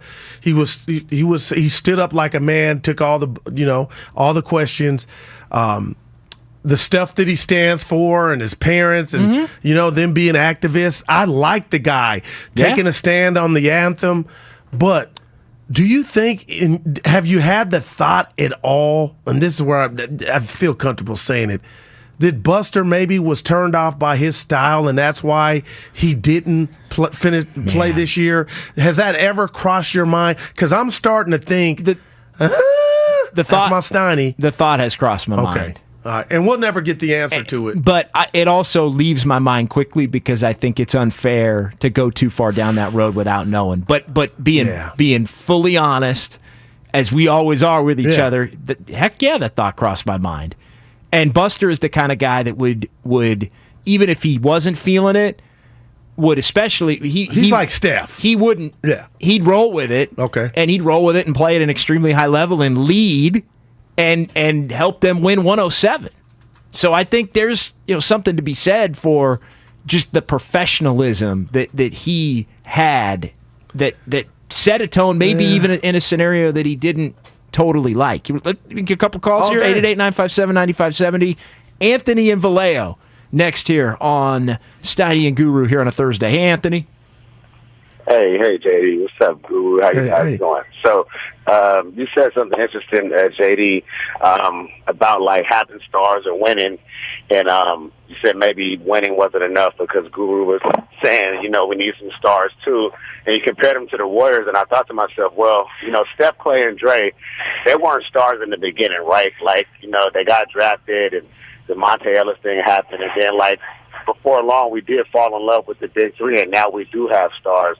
And so I wonder if, this is, and I'm not a baseball fan, but I listen all day, so, like, I have a little opinion. I just wonder, like, if this is just a part of the process of getting to know these guys that are no names, and then, a few years down the line, they will be stars, at least in our eyes, and we can have something with the Giants, because it seems like it really is just a part of the rebuilding process. And when you compare it to the Warriors, that's what I kind of thought of, because I just remember, like, nobody, people were, hot and cold about Steph in the beginning. We didn't know what Clay was going to be. We didn't know what Draymond was going to be. And it all worked itself out, so I feel like it's kind of the same situation. Let me ask you this, because you make a good point, but the scary part to me is I see their Steph, Dre, and Clay, and that's Posey, who's since retired. I'll call him Steph. And now you got Crawford and Belt, who are laboring, and they're getting older. They had a great year last year. So to me, I don't see the new trifecta of stars that fans can grow and get accustomed to and hope that they turn and blossom like the guys you mentioned. That don't scare you? Was Posey always going to be what he eventually became? Like, was he always supposed to be that guy, or was it kind of the same thing, like, hey, here this guy is, and he's making noise in the minors, and let's bring him up, and then he became the guy, or was he always supposed to be the guy? Yeah, no, he was supposed to be the dude. He was he was the college player of the year too. He didn't disappoint. Yeah, no, he was. And thanks for the call, Anthony. That's why I call him Steph. No, he was. Okay. He was supposed to be a franchise player, and he was like from the MVP. jump. And he came up and he delivered. And and there are some similarities. But they don't have him and Steph for sure. Well, the new Posey, Crawford, and Belt, they're down on the farms, and I'm saying farms with an air. So. That don't mean like Larry. They ain't close. Like they get caught tomorrow, but this is the gap. But this is what we in 107 again. Here's makes the dirty it more secret. Incredible. Here's the dirty secret. They are rebuilding right now, but they're also trying to win while they rebuild and cobble it together, and they've been successful at it. Like because this year is not a failure yet. Amazing, which I told you before. I hadn't said it on air. I won't call it flukish, but that was one of the where did that come from seasons since the Mariners. I've never seen anything like it. Okay. I've never seen anything like it in my life. Remember we kept saying, it's on the phone. It's May. Oh, we'll talk about it. It's July. And they kept winning. It's September. They kept winning. Played the Dodgers in the hall. Shasky running down the street with a flag. Philmo Mike next here. What's up, Philmo? Hey man, what's up? I mean, first of all, let's talk about the roach on the wall. Put the rat on the table. I like that one. Really, he never really been a star. He's never been a star. And Posey was a star because he was a stud. It was nothing about his personality. Like you said, we knew he was tight. He came up and things changed, and we seen the difference. Then he got hurt. He came back the next year. We won, so we knew he had stud status. Lincecum, star. Bumgarner at some point was a rock star for the Giants. Right now, you can't compare him to the Warriors for two reasons. The Warriors have always had an exciting brand of basketball, even when they were losing. For one, for two, the Giants' front ownership prior to to everyone else during the Larry Berry years and Brian Sabian, we always tried to go after a star or aggressive. So, like sitting back, growing up as a Giants fan, during the trade deadline, we were always either going to be a seller, a buyer. Jason Smith, Russ Ortiz, not Russ Ortiz, but Alvarez and them boys back in the day, Levine and all them. We tried to get over the hump. Andres Galarraga picking them up. So we kind of used to having a name brand notability. And then also, basketball is just a lot more popular than baseball, just to be honest, especially in the Bay Area with Steph Curry, a super mega star. The most famous athlete in the 90s was a basketball player. The 2000s, I think, was a basketball player. And still, for whatever reason, football is king, but basketball players are more popular. So I think that's what drives our excitement, and you're dealing with Steph Curry, one of a kind. Wow.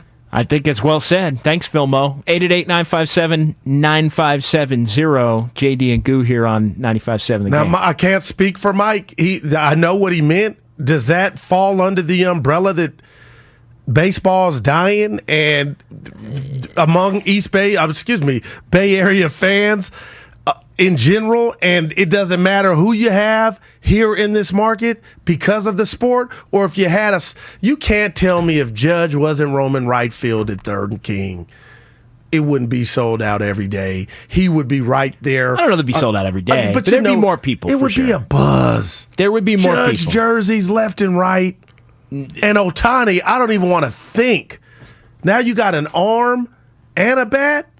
Oh yeah. Yeah, I know they were in on Ohtani. I know there were rumors about Judge. They were in on Stanton before Stanton ended up. They went to L.A. and all of that, and they have notoriously come up second repeatedly in a lot of these. You can be a lot of things, Jay. If you're boring, I'm out. I'm a watch, but I'm like, ugh. I'll catch you. If I do, I don't. I'm all right. Well, and I think that's the problem that they're having right now is the fact that they're 4-12. Basically, since all eyes have been on them after the Warriors won the chip. So if you're thinking, hey, baseball, whatever, first 2 months, you kind of let things play out. Oh, the Warriors are having this magical run. They win the title, and you're a Warrior Giant fan, and all of a sudden you flip over and you're like, oh, the Giants won 107 last year. What did they got cooking?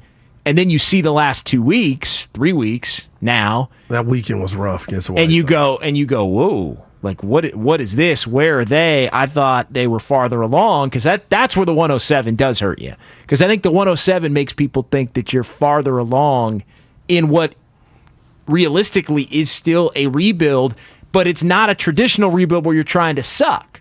They're trying to win while they rebuild, and the 107, man, just.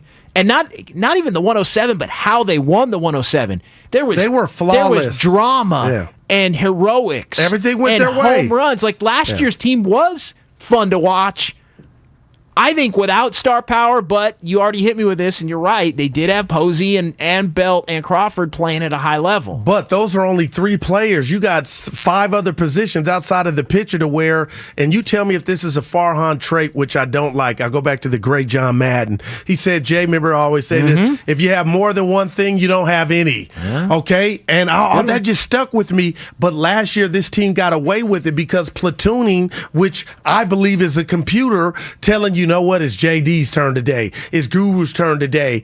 Fans, you can gravitate to the fact that they're winning, but when I talk about building a relationship, knowing that when I get to the yard or turn on the tube, JD's in the lineup, they went against that, but yet it worked. Now I'm wondering how much of that is actually hurting them. Slater could be your second, but I mean, is he going to be in field? I think that's part of the board, people being bored because they're all mediocre. Well, when guys don't come through, it doesn't look good.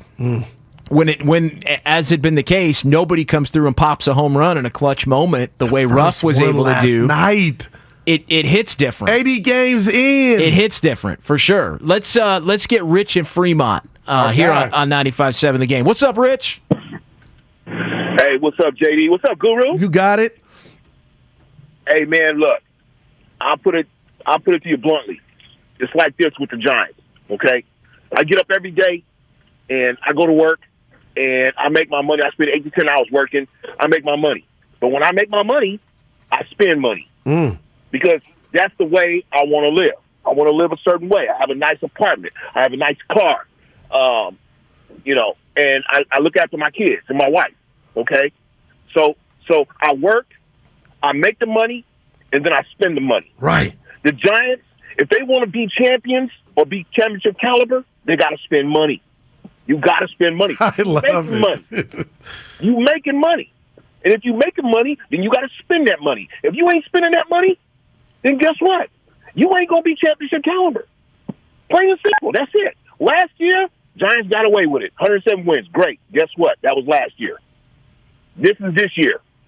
You got to spend some money if you want to be championship caliber. Otherwise, guess what? You're going to be looking up at the Dodgers all year long. Thanks, fellas.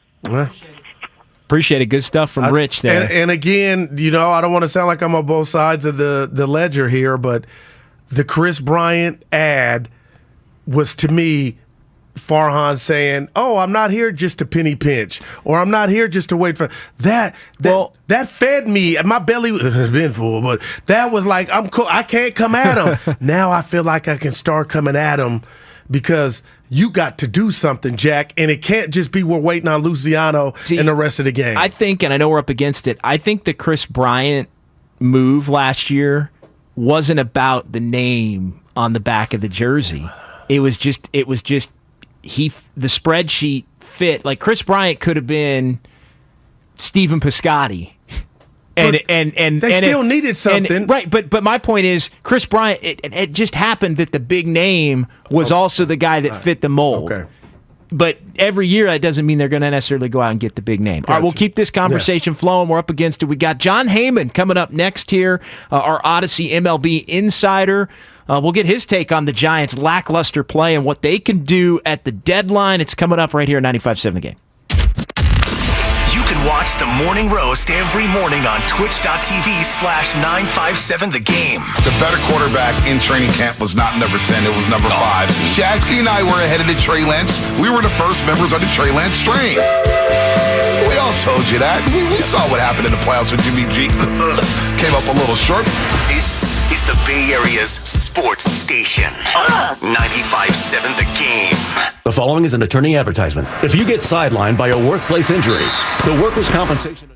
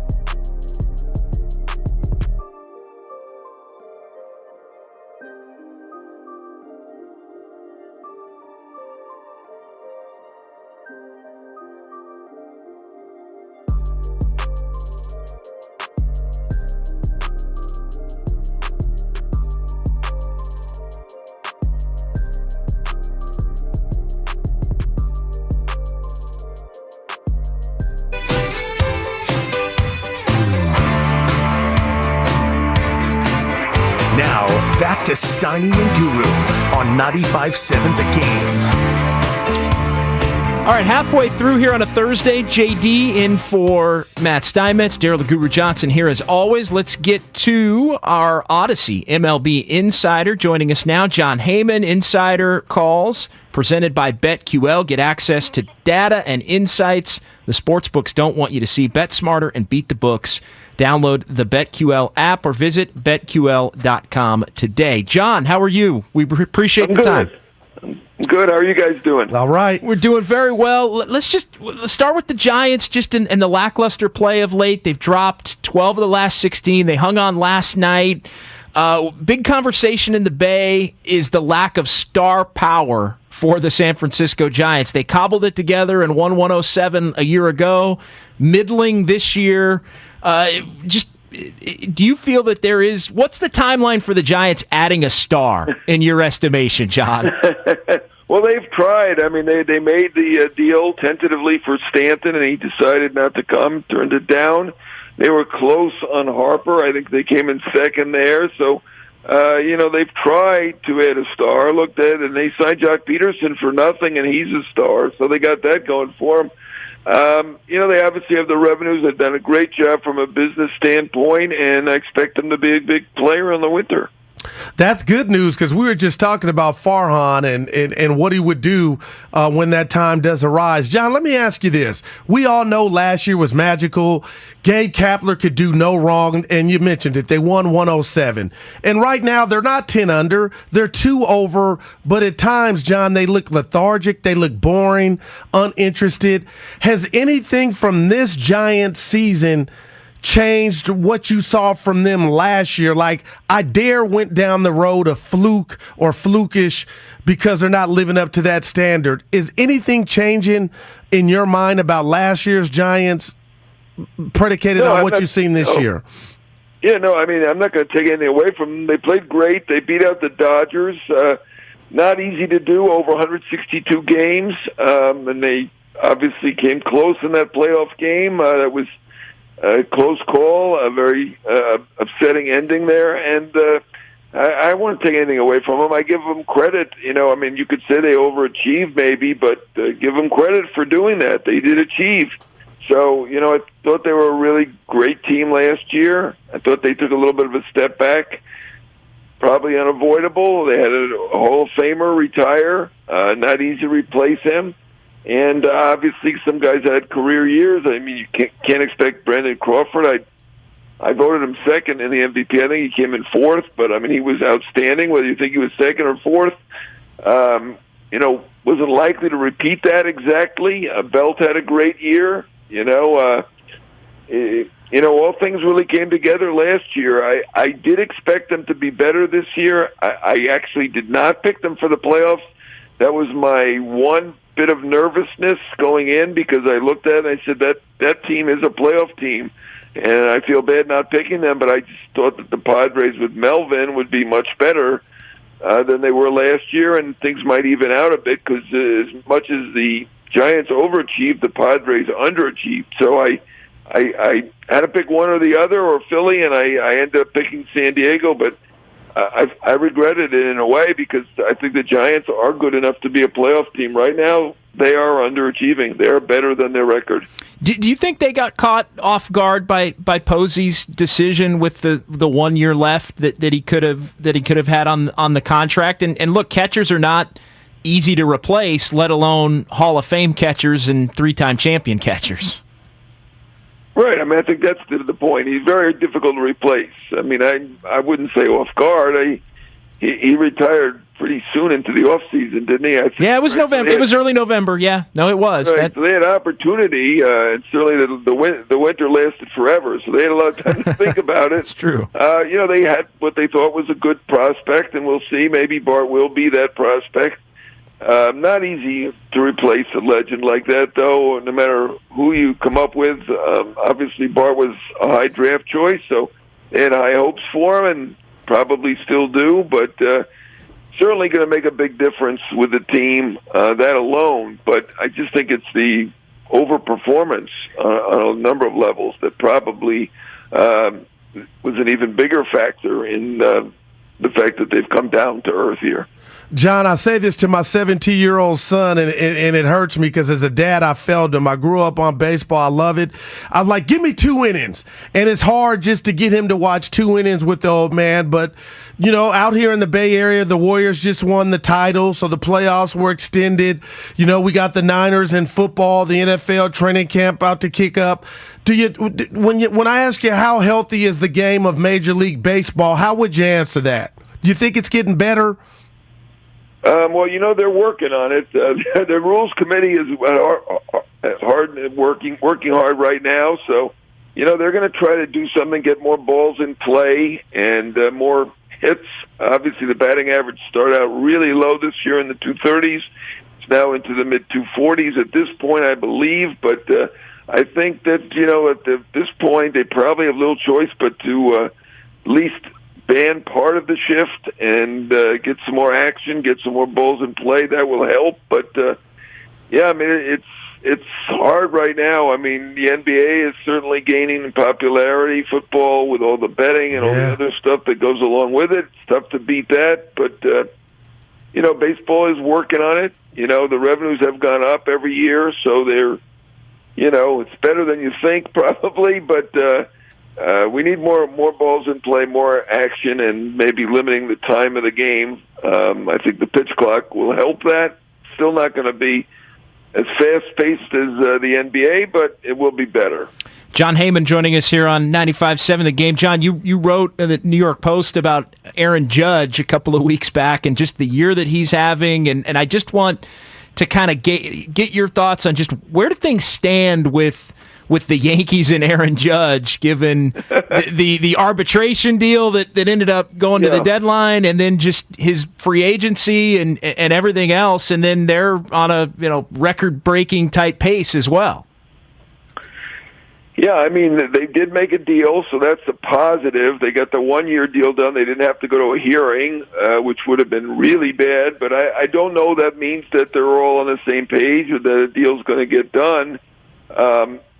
Doesn't seem like they were very close at all on the multi-year, and Judge was looking to get to be the highest-paid position player in the game at around $36 million. They were looking to pay him around $30.5 million, so there was quite a gap there when you're talking the years, too, at least a 1 or 2 year gap, so it was up to a $100 million gap. So they got a lot of work to do.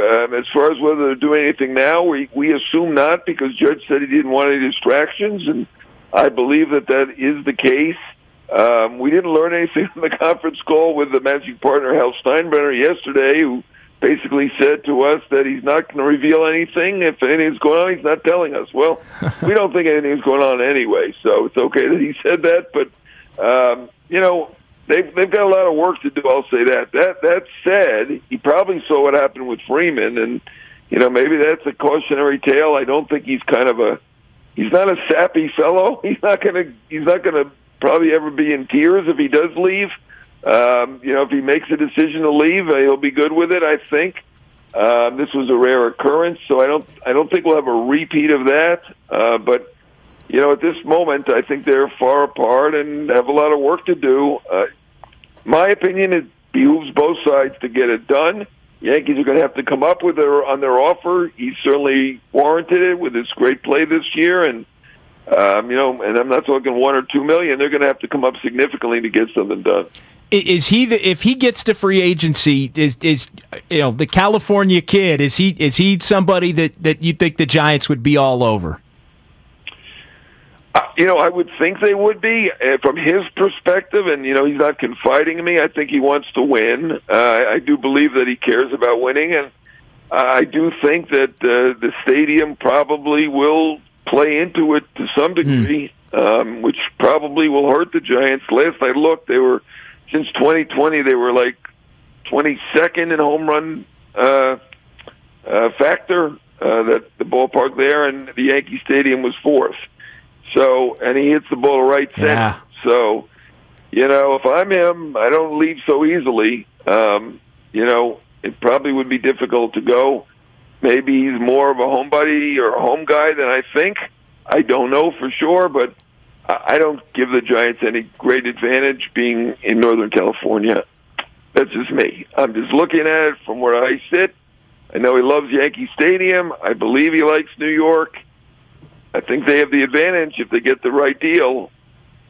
They'll do it. John, I'm kind of old school, 70s baby, so I can remember Dave Winfield, but he was pretty much the biggest dude on the diamond, him and Randy Johnson. But you guys talk about Judge. He's appointment TV for me, even Stanton, but obviously Judge having more success. I look at O'Neal Cruz on the Pirates playing shortstop when they told me a tall dude couldn't do it. That's incredible. But, John, have you ever seen anything like Shohei Ohtani? I mean, not only is he doing it with the bat, John, he's doing it, on the bump. Can you talk about the chances that the Angels retain him? Because I'm starting to think they don't know what they're doing. And now it was Trout. Oh, he had no help. But the both of them, and they still can't figure out what's going on. But just, can you speak to Ohtani and him being the unicorn that I think he is? It's incredible. Well, not only have I never seen it, I don't think anybody who's living has seen it. And, I mean, even Ruth didn't do this together more than a year. I mean, to do both pitch and hit at this level, it's amazing. I mean, this is a once-in-a-century deal. It's amazing. And the Angels are in a bind in a way. I mean, it's great that they got him. They got the deal this century. He's making $5 million, which is the average major league salary, and he's certainly not average under any circumstance. He's the best player in the game. But they're in a bind. They're paying $35 million to Rendon. They're paying $36 million to Trout, and this guy Ohtani is worth at least $40 million. And might be worth $60 million. With the marketing and all that, which he does bring them some revenue. They don't discuss that. So, if you factor that in, it's okay that, he'll offset it to a degree. But, I mean, if you have three players making a combined $125, $130 million, I mean, they have not been able to feel the winner anyway. But to be that top-heavy, it's going to be difficult. I mean, they had a losing record this year with arguably the two best players in the game. Yeah. So, it's going to be a tough situation. I do think they want to retain him. They're going to make an effort. There's no question about it.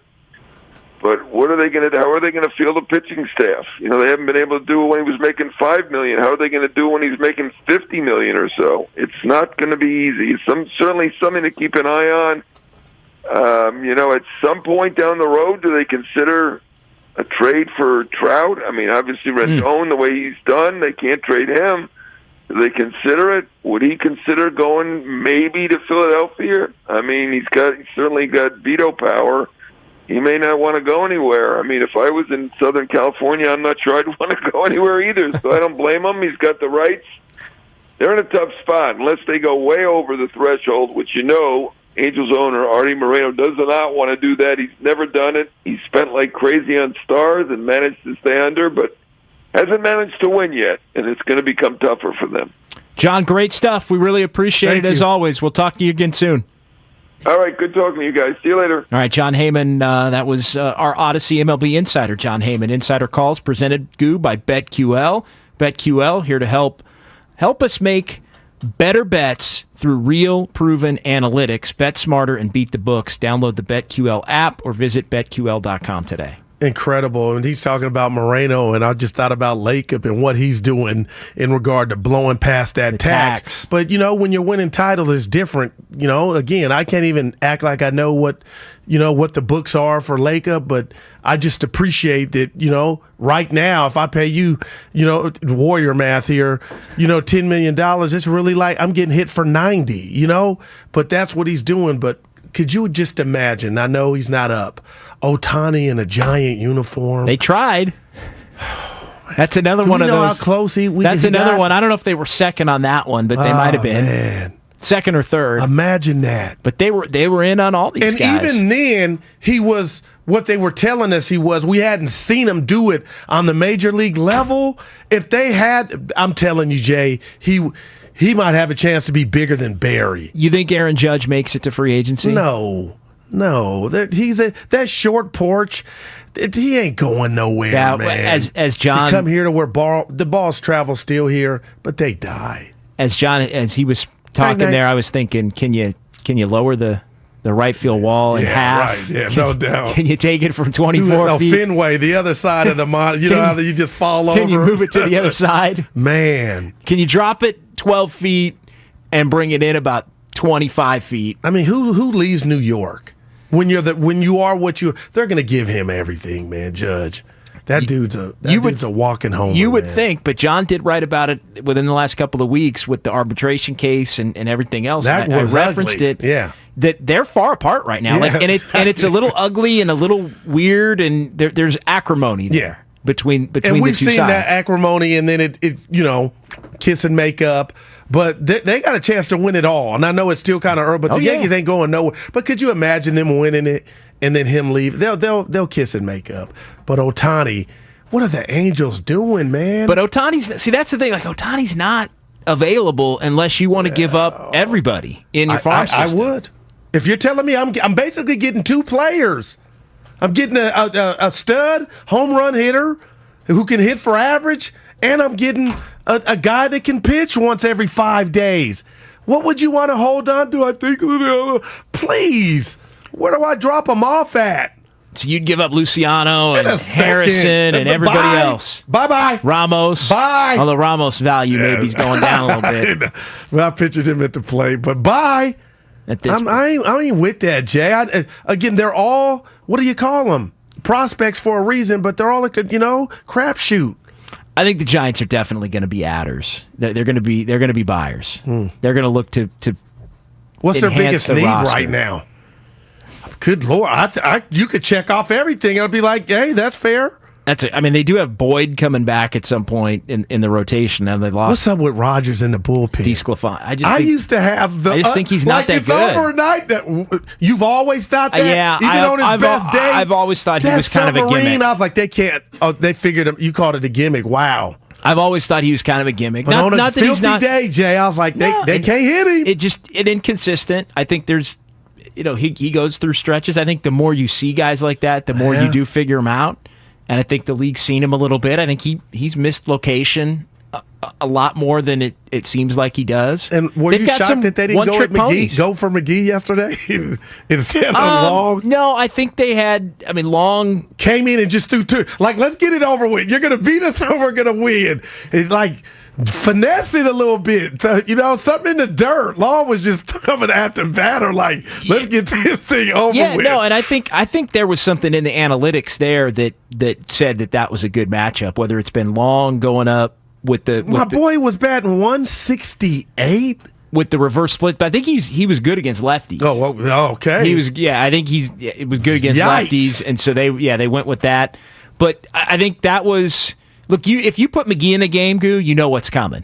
And I think with the bases loaded that was a base hit ties the game, an extra base hit or a home run, you lose the game.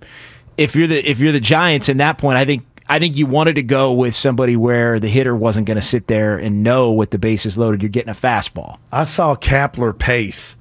Even when Duvall was still going through it, I was like, he took a little walk.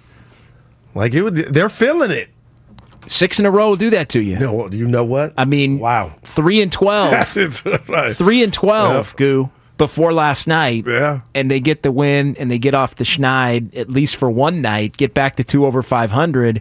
And as we wrap up the baseball conversation, I mean, it's a big series tonight. Now they're going to San Diego. But there's no Tatis or Machado. Okay.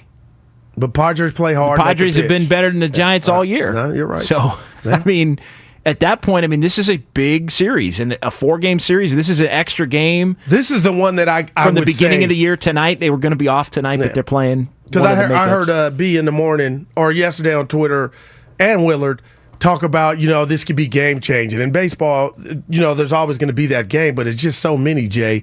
But this would be the series for me if somehow they could go. Obviously, you want to win sweep 4, but if you could win 3 or 4. Then you know what? We could say that last night's game was the game that propelled them to get their groove back. Yeah, they got Logan Webb on the mound in a big series. What have you made of him this year? I feel like batter's been waiting him out, laying off his off speed, making that pitch count go up, and then here it comes, and it looks like a softball. I think he's been, for the most part, good. And, I mean, it just last year he was incredible. Last year he was incredible out of nowhere when the bottom was falling. His out of season his last year was incredible, indicative of a lot of the Giants. It was come out of nowhere. I mean, he wasn't even a lock to be in the rotation at the beginning of the year. It was might if they had Curly look-alike. If he had the 5 starter, if they had 5 starters, he might have been like a swing guy or somebody coming out of the pen, and he wound up being their best starter. So, am I nitpicking when I talk about just the train wreck that is Anthony DeSclafani and Gosman? Looking like Gosman in Toronto. Deal doesn't look good. Okay, but again, the Giants are. That's part of the philosophy. You make hay with the fines, and then you try and pick the right guys to keep. And I think if there is something to look at this year, and why has this year not been like last year? And we can get into the differences in terms of what's happened on the field.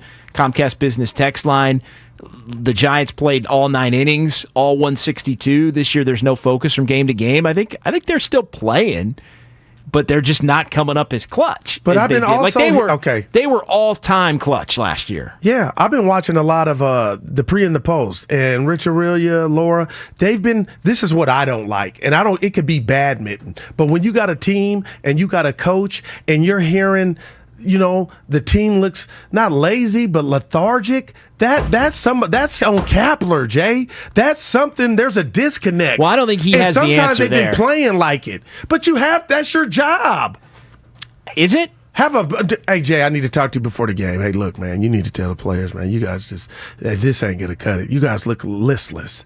You gotta have a confidence. You gotta say something, and then he'll go tell the guys. It ain't, Buster's not here. But Jay, for many of nights, they looked like they could give a damn, and they couldn't give it. And I know that's not what message they're trying to send. But as a skipper, that's your job, the pulse.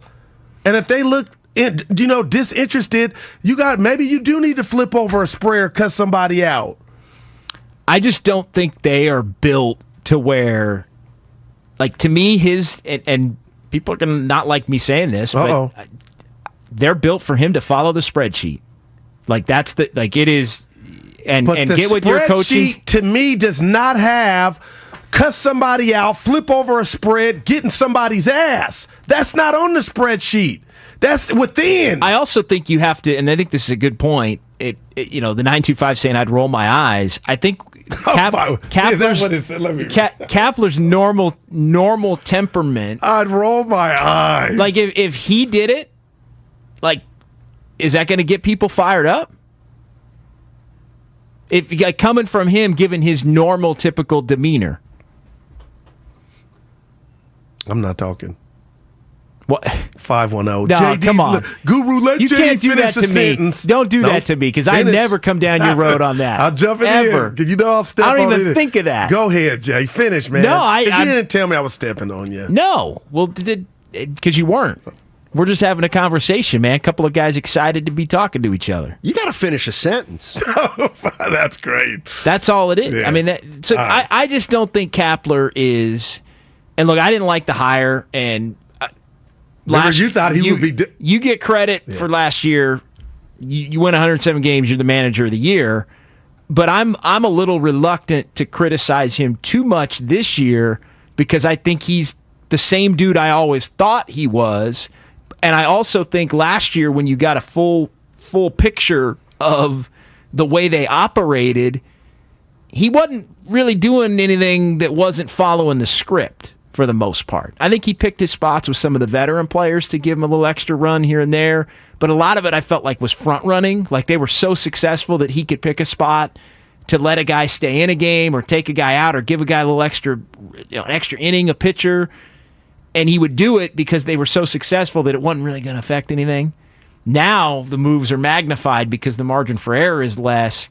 And I just don't I wasn't going to give him all of the credit to the level some did last year, but I'm also not going to give him all of the blame to the level some would this year. So I'm trying to keep it real and 100 with that. And out of respect to him. No doubt. And I'm trying to do the same. And that's why I was citing my sources about, hearing Laura and Rich talk about, I don't want to say chemistry, but just the lack of fire. But you're one of the most fairest dudes I've met in this business. But Jay, when you say I think the spreadsheet was doing a lot of it. I think that's being unfair to Gabe. Like, if we can't prove that, that's how they're built. That's why he got the job. The manager gets the credit by default. He gets the credit, but that's why he got the job, was because he was going to follow the recipe. Yeah. And that's just how baseball is. I'm mad at you, but damn. 888-957-9570. Final hour coming up. You're not going to want to miss the conversation that was had about Trey Lance dealing with arm fatigue. Huh? What is that? We'll play that audio, and how does it relate to Jimmy Garoppolo? We'll get into that coming up here on 95.7 The Game. You can watch the Morning Roast every morning on twitch.tv/957 The Game. The better quarterback in training camp was not number 10, it was number 5. Shasky and I were ahead of the Trey Lance. We were the first members of the Trey Lance train. We all told you that.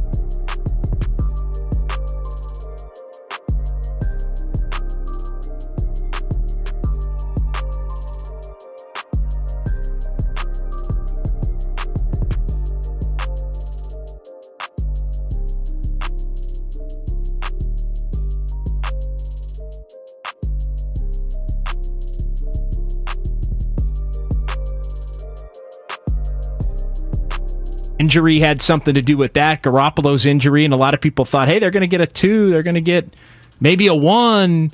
Now it looks like, can they get, conditional 5th plus paying half the deal for, Mayfield?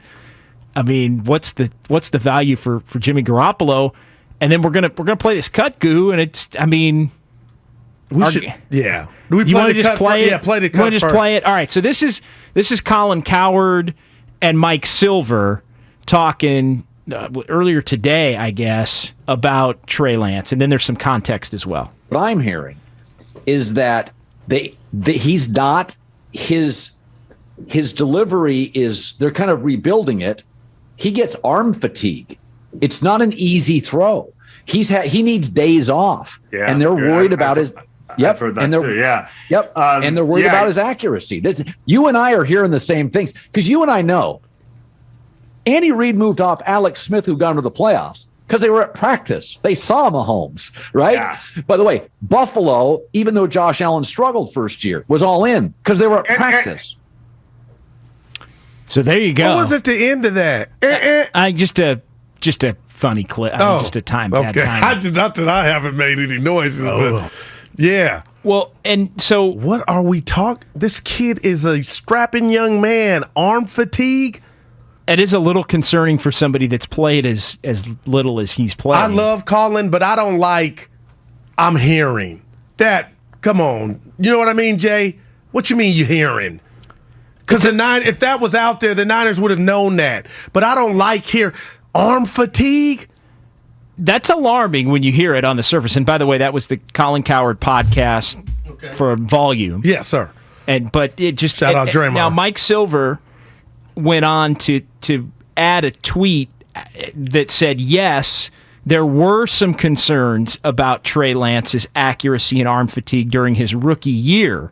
That said, here are some things to get excited about: elite intelligence, arm strength, athletic ability, relative lack of experience suggests a high ceiling. We shall see. So somebody made a point, I think, to probably text Silver, what the hell are you guys talking about? Fix that. That's the read there. But he also says there were some concerns last year. So when they talk about arm fatigue, when you listen to the cut, it's Cowherd saying it as if it's in the now or it's still an issue. Okay. When you read the tweet, it's more the context tweet that came of after the cut. The tweet that came after the cut was more in line with it was an issue last year as they were trying to change his Nothing delivery. to see here, basically. It's been fixed. But I'll tell you what, I just can't recall. And the Alex Smith, it doesn't fit for me because Alex Smith did not take the Chiefs to the Super Bowl, then almost get them back to the Super Bowl and have a 10-point lead in the game before the Super Bowl, which is the NFC Championship, like Jimmy did. And I've just been thinking about, has the game stabbed Jimmy in the back? Because we don't know where he's going to quarterback. But if I think he got hurt when Randy Gregory hit him in Dallas. Nobody saw that injury, that injury happening to the shoulder. And my thing is, this is what we know about the Niners. It's kind of like the Giants. The way Jimmy plays quarterback, he's not Dan Marino. He doesn't sling it around the yard. And I believe his shortcomings with his arm in regard to strength is why we were introduced to Debo getting the ball on the jet sweeps or behind the line of scrimmage to kind of, overcompensate for that. And look what happened. Debo turned into a star. But with all that said, the risk that this franchise has taken to tell Jimmy, which looks like to me, hey, we had a good run, but I think this kid up in Dakota has all the tools. Yeah, he didn't play in the Sugar Bowl, didn't play in the Rose Bowl, but we think he has the goods, and you're going to turn the keys over to him, basically an unknown, and expect the Niners ship to still sail towards the Super Bowl? I have my popcorn. I have it all ready. But, Jay, if the kid struggles, I'm not going to fault him more than I'm going to fault the front office for kicking away a savvy veteran who you made work. And maybe it was a little difficult, with the game plan, but it worked. They should have beat the Rams, and now you're going to say bye-bye to that? To bring in, this better work. The Comcast business text line immediately disagreeing with you, Goo. I mean, immediately. 510, Jimmy didn't take the Niners to the Super Bowl. The Niners took Jimmy. Stay off of my timeline. And I get that, but you know what talk to me, I know Jay. what you're talking about. And a lot of people do. Look, is he going to get cut? He has to. I mean, at this point, he has to. Well, producer E, he's been on there. Go ahead. Before the show, right. And a couple of days before, and in relation to this bothers him. Audio, this is a concern for E. But the audio that we just played, and some of the questions that have been in place, I think prior to that about his arm strength. I mean, you're thinking, like you said, I mean, this is a young kid. Like arm strength, physical tools. That's why he got the job. That's why he's got the job at this point. But he posed it as, well, with the concerns, hey, Jimmy Garoppolo's still on the team, even though they told him to step away. There's really nobody to trade him to now. Okay. Right? Like, fine. Is there any... Musical chairs is almost up. No, Seattle, if they don't do anything, it's over. They keep getting left without a chair. Cleveland, if Watson. I think that's coming. I kind of feel like that's coming also. And they needed to clean house in terms of Baker no matter what. Like that just you weren't going to have Baker Mayfield be the placeholder with Deshaun sitting out because of a suspension. So maybe Cleveland does come to be a short-term answer, but that's still a lot of money to be paid, and they're already going to be paying a lot of money. But producer E posed it this way as, hey, Jimmy's still on the roster. There's not a lot of options. If you're worried about the health now of Trey Lance. He got hurt against Arizona his first start. Does there become a point where he just hangs as an insurance policy? To that, and UNE, I go to that last presser. I don't think it can happen. I'm going to say and that. Why would you invest $22, $25 million in Geico? That won't happen. And just for the betterment of the mental, we talked about 99% of life is mental. You want Trey taking the first. You don't want Jimmy anywhere around. That chapter is over. But again, I could hear our guy Steiny saying, "Goo, who are you to feel sorry for an NFL quarterback?" But is there any part of you over there on that microphone thinking about where Jimmy's at now, what's about to happen with training camp, how close we are to the season, 62 days, I believe? Does he have a knife? Not by the Niners, just a guy that's accomplished what he has. Forget how big of a part he was. He was the QB.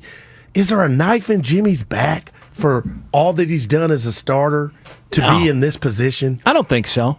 Wow. They would tell you it's the injury. He'd have been gone, and I don't know for what. Maybe the 49ers believe Remember, they would have got it. Was a one possible. Well, it was never Peter a, King was it was never a Ratto. one. I know, but it was really never a two. Okay, but we were saying it to where you wouldn't fall out your chair. Well, you got to be careful when you say we. Nah, look at you. Because the record reflects that I was not. I was more like a 4. Wow. Like a 3-4 initially, and then after the injury, it was like 4 tops. As far as I was concerned. 925. If they trade Jimmy, they will have to pick up a large portion of his salary. And the template is there now with Baker. It is. Wow.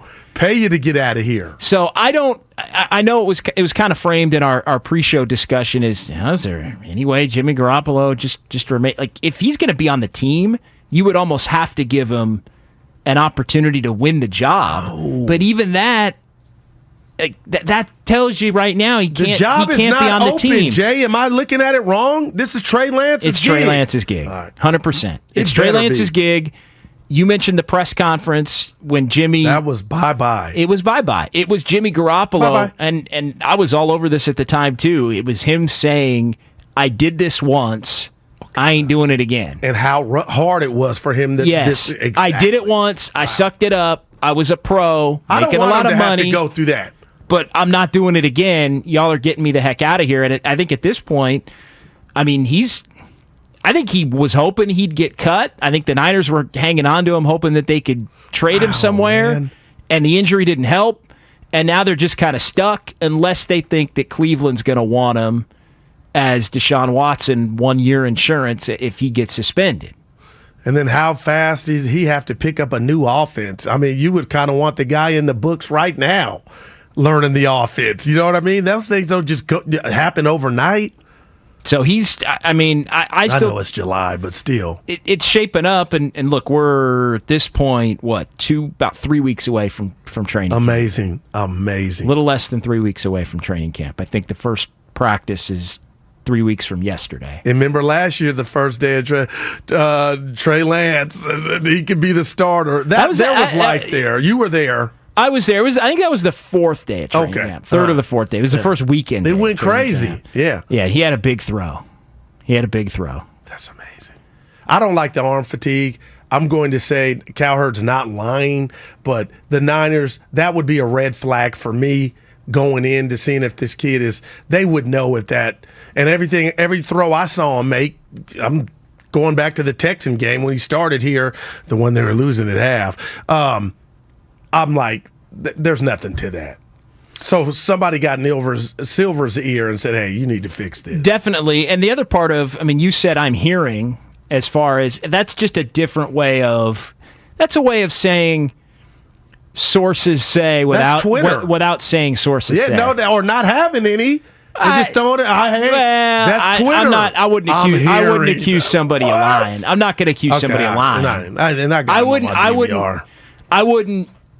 Somebody like as respected as Cowherd is, I wouldn't never accuse him of lying. Somebody maybe less known, but there's nothing about Trey that we've seen. Even you going back to his first camp, that his arm is not that. That's what he had. That's a positive for me. Now accuracy, but he's worked on that. But his arm, he's got a cannon.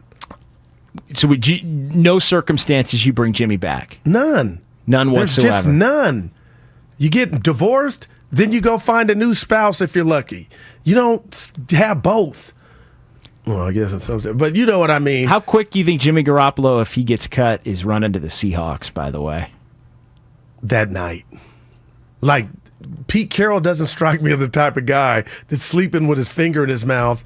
Oh, we got a chance to win the West, knowing that your quarterback could be Drew Lock. Jimmy's a winner.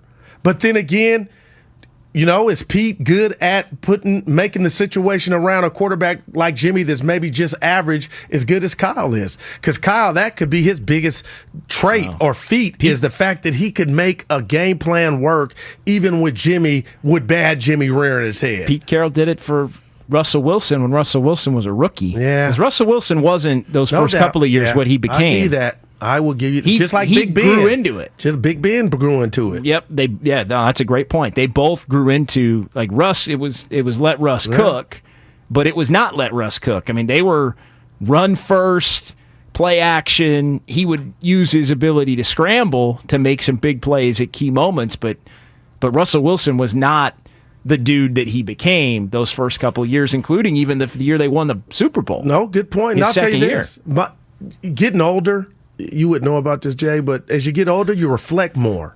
And I sit back at times watching old games, NFL Network. I'll just see the studio analysts, and my mind will just float to, they had the Chiefs down 10 points. Oh, yeah, I know. Mahomes fumbled because Bosa hit him. They get that ball. Jimmy's the Super Bowl champ. Forget I won't even bring up Sanders to throw. You know what I'm saying? Then you come back just this last season, you're on the road.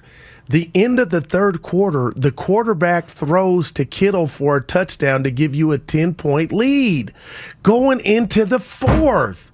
So with all that said, woulda, coulda, shoulda, we're talking about Jimmy that could have punched a ticket to go to the Super Bowl for the second time. Walking away from that to this, assuming that your boy's ready, I cannot wait. And again, I'm on record, put it on my tombstone if I fall out tomorrow.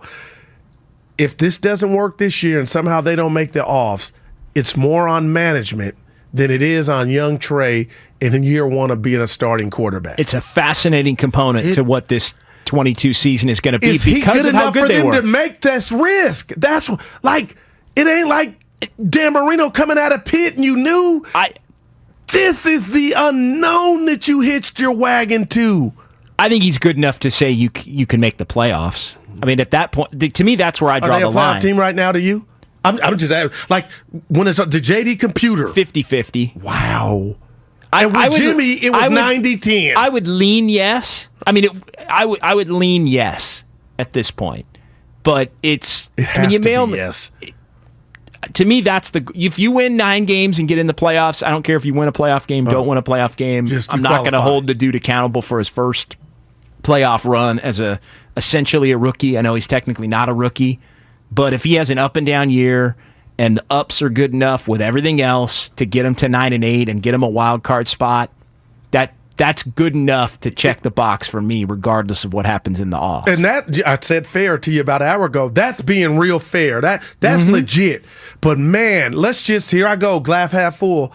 If they don't, and you're sitting there with Bosa, Warner, Trent Williams, all the dogs you got, Mitchell, you got a running game, and you you basically swapped out HDMI cables, and you got the more expensive one, and the TV don't show better. Oh, my goodness. It will be hell to pay. Although then technically they got the less expensive one. Right there, too. More dynamic, but less expensive. Mm-hmm. I got to redo that one. Mitch in San Rafael, 888-957-9570. What's going on, Mitch? Hey, I wanted to bring it back to baseball, if that's all right with you guys. Yeah. Sure.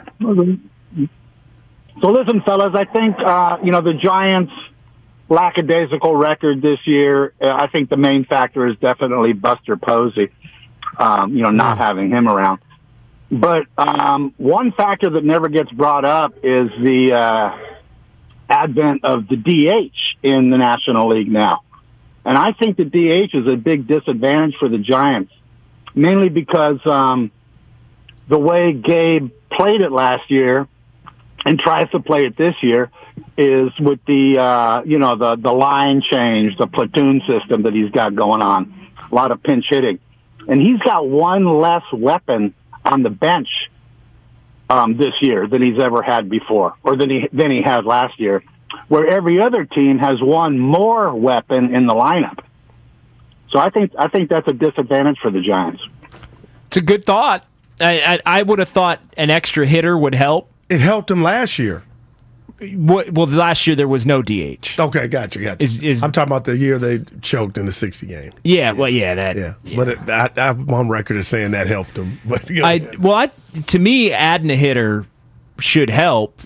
The other part of it is if you're having a pinch hit for pitchers, which you are, you're inclined to have fewer options in the moment you want to play. So in the moment, like if you want to do a line change, well, you also have to hit for the pitcher when the pitcher comes up. So that's one less guy you would have for a line change in a different situation, right? Like if Jock Peterson's in the game and at some point you want to have Ruff hit for Peterson, but the pitcher spot comes up and you use Ruff in the pitcher spot, then you got to use somebody else to hit for Peterson later. So in essence, I think it makes it harder.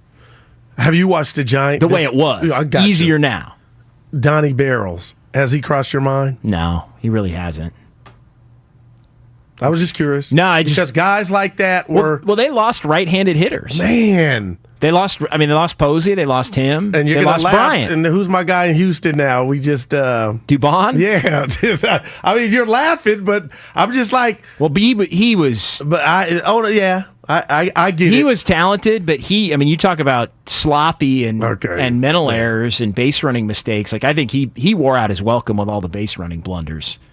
Like it was clear, and you talk about Kapler not having a lot of emotion, and I just pictured one of them now. You're right. He did not. He didn't help himself. He went after Dubon more than anybody. Yeah, and I think that was a tell. Like I think they thought he was pretty talented. Well, I guess what I'm saying to you and the listeners is I think they had better hitters all around last year with those two dudes on the team than they do today. Well, I mean Buster Posey alone. Well, man, that's a real one. I mean that's key. But I do think 510 Connor Joe. No. I mean, Connor Joe's gone on to be. He's gone on to be much better. I don't know why I'm laughing that name because it had so much promise, I guess. Donovan Solano, 925 on the Comcast Business text line. Who is Donnie Barrels? Yeah. Donovan Solano, for those that had already forgotten. That was a joke, yeah. Or they probably, you don't think they joke. I don't think it was a joke. He'd step up, especially against the Dodgers and Chavez. He would have hit. I don't think it was a joke. The 415, damn, Chicken Little Guru, you're ready to dump Garoppolo for Trey all last year. Now you don't have faith. I don't think that's accurate. No, he's been dumped. You wanted to dump him all years, what the texter's saying, and now you don't have faith in Trey. No, I said after week one it was a wrap. If you didn't make that switch, Kyle didn't make the switch and just give the keys over to the youngster, hey, let's roll with Jimmy. And that worked out. They fixed themselves. My thing to the caller or the smartass right there is, what if he's not ready? You can't sit here and say, this will be just like the last 3 or 4 years. We've been waiting. No, you had a quarterback, even with his warts, that got you to the Super Bowl and that got you to the NFC Championship game with a 10-point lead. The compare contrast Jimmy will be over and in the minds of Niner fans, and hopefully not Trey Lance, the ghosted Jimmy, because I'm assuming he won't be around. People are good. That'll be the first article written left and right about, they were this with this.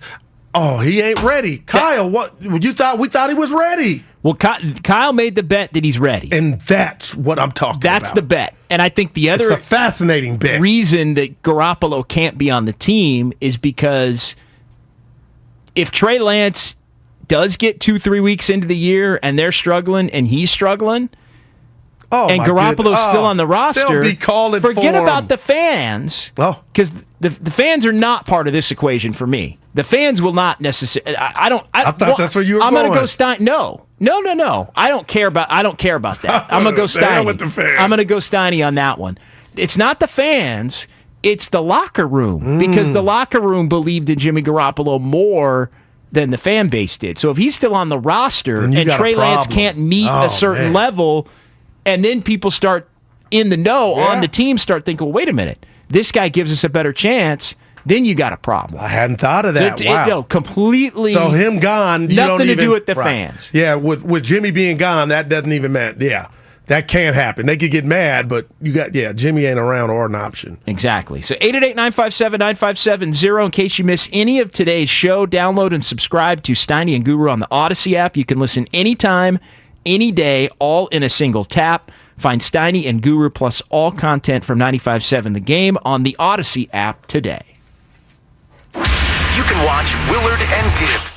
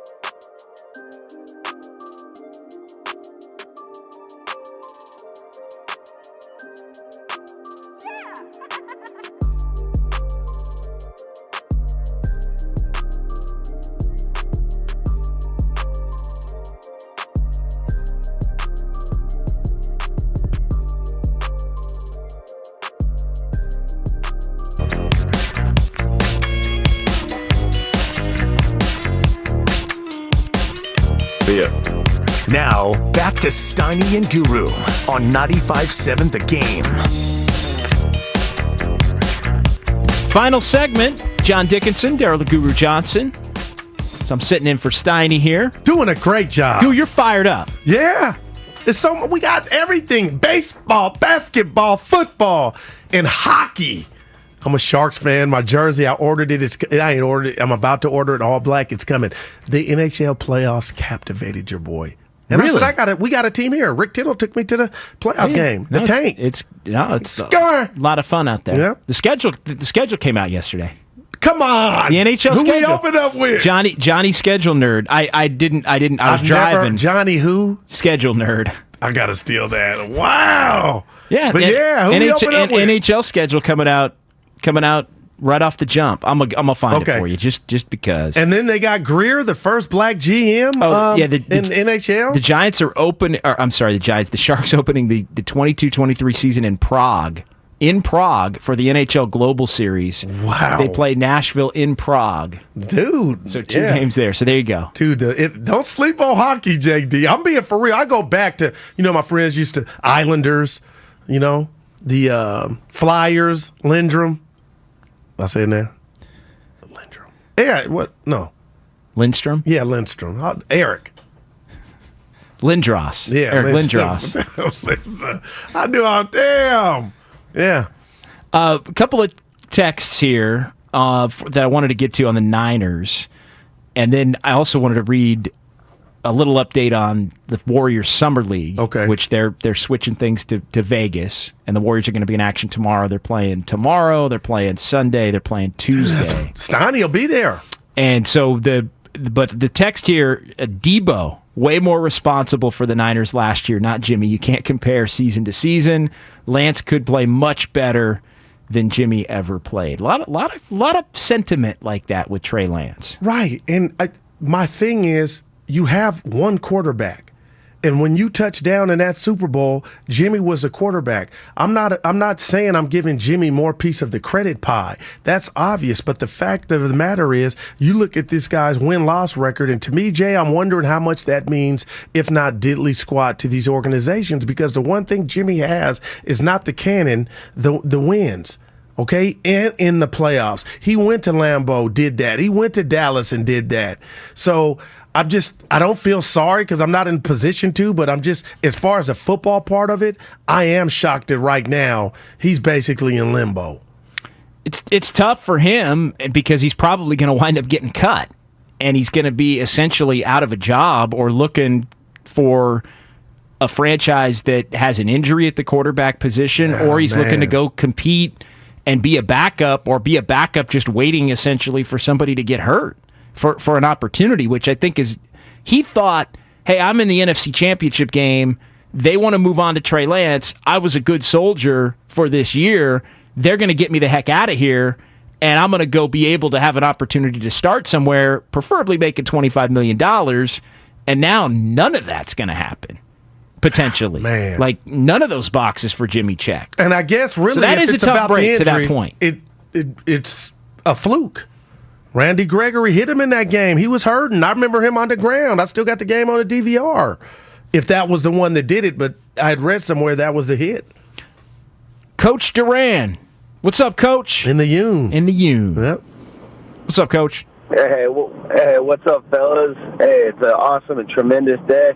I just wanted to give a good, positive, happy, and an incredible shout-out. Football season's almost here. Yes! I can't wait. I'm excited. Raiders, Niners. It's going to be some of the best times of our lives. All right, football, yeah! All right, appreciate the call there. From the Union. Yeah, it's right around the corner. 20 days till training camp. Wow, 62 to opening day. Is that right? Yeah. You got that calendar out. I think it was Russell Baxter on Twitter. Okay. I saw subtracted from 63 being today. The sun came up. So 62, I believe. Yeah, 62, and that would make sense. Let's go. And the first game Thursday is the Super Bowl. It's the Rams. Against, I should know.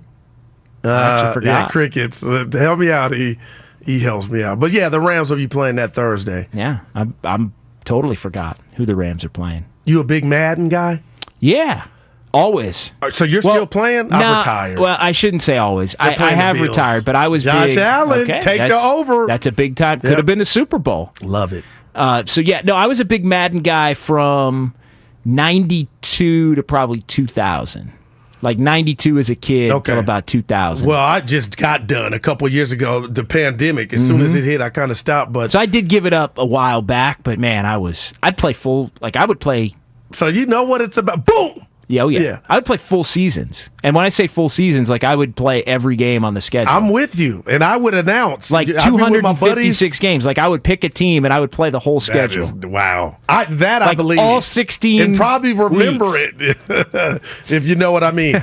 The reason I bring that up is the ratings came out. And we talk about these great athletes, and they all got egos. I don't have to tell you that. You cover them. But they got egos to the point to where this game is so transcendent, Madden, that these guys really get butthurt about what their rating is. Yes. And now it's on Twitter and social media. They're, JD, you are a 79. The great Trent Williams got something at his doorstep, which I know you could say, it doesn't mean nothing. He's the first offensive lineman in Madden history to be a 99. Wow. And I love that, but I do know this ain't early Trent. It's later Trent, who was great. He got a little nicked up last year, but I think about all the great linemen that have come before him during this Madden stretch, and Jonathan Ogden. I mean, I guess I'm getting mad, Jay. Did some of them, Orlando Pace didn't get the 99s. Larry Allen. Here's what I don't understand. And I am going to go a little bit. And I love you, Trent, but man, Madden. I think Trent's deserving. Yeah. Although, I'm going to go Steiny on you, though. I'm going to go Steiny on you here. But the first one? I'm having a difficult time understanding how you're upset about it or you feel a certain way. Like, I get the player feeling a certain way. Oh, I'm an 85. I should be a 90. Oh, I'm a 78. I hope I don't sound upset. I'm upset I'm upset for the fraternity of linemen who play this game that I feel were dominant, that should have got a 99 as well as Trent. 925 on the Comcast Business text line. There's a Niners fan working for Madden, clearly. If they make it here and talk to me, Foster City? That's I think you got any other? No, that was it. Any other linemen you wanted to throw in there? Somebody saying Ogden was a 99 already. Wrong. You may have souped him up. Not. Yeah, the article was Trent Williams, first offensive lineman to get a 99 rating. Congrats, Trent. Yeah, I'm not mad. So big congrats to Trent Williams. Some interesting news on the Warriors front. I know a lot of people with the Summer League getting started. When's James Wiseman going to play? We don't quite have an answer there, but Anthony Slater of The Athletic, he put out there just within the last 20 minutes or so, sounds like the expectation is Jonathan Kuminga will play in the Warriors Summer League opener in Vegas tomorrow night against the Knicks. He looked good in a scrimmage today that included James Wiseman. So it sounds like maybe Wiseman not quite yet, but Kuminga, that's good news. I've kind of been like, he needs to play. You stole the words right out of my mouth, and I know he's at the Congo with the fam. I get that, but you're right. You need to play. And I'm going to say something else. I would never refer to Wiseman as a can, but I'm getting a little nervous and scared because all the reports are, he played 5-on-5, but it was a different 5-on-5 to where we can't watch. Like the can keeps getting kicked down the road on when we get to watch this dude just ball. And am I overreacting? The fact that it looks like, because they were talking about, he ain't going to play in the Classic, but first he was on the roster, then he wasn't going to play in the Classic, and then it was like most likely Summer League at some point. And I'm like, hold on. Why not at the start of Summer League? And how long is this injury? How long is this thing going to go before we see the big man ball? Like, am I wrong for trying to get info on that?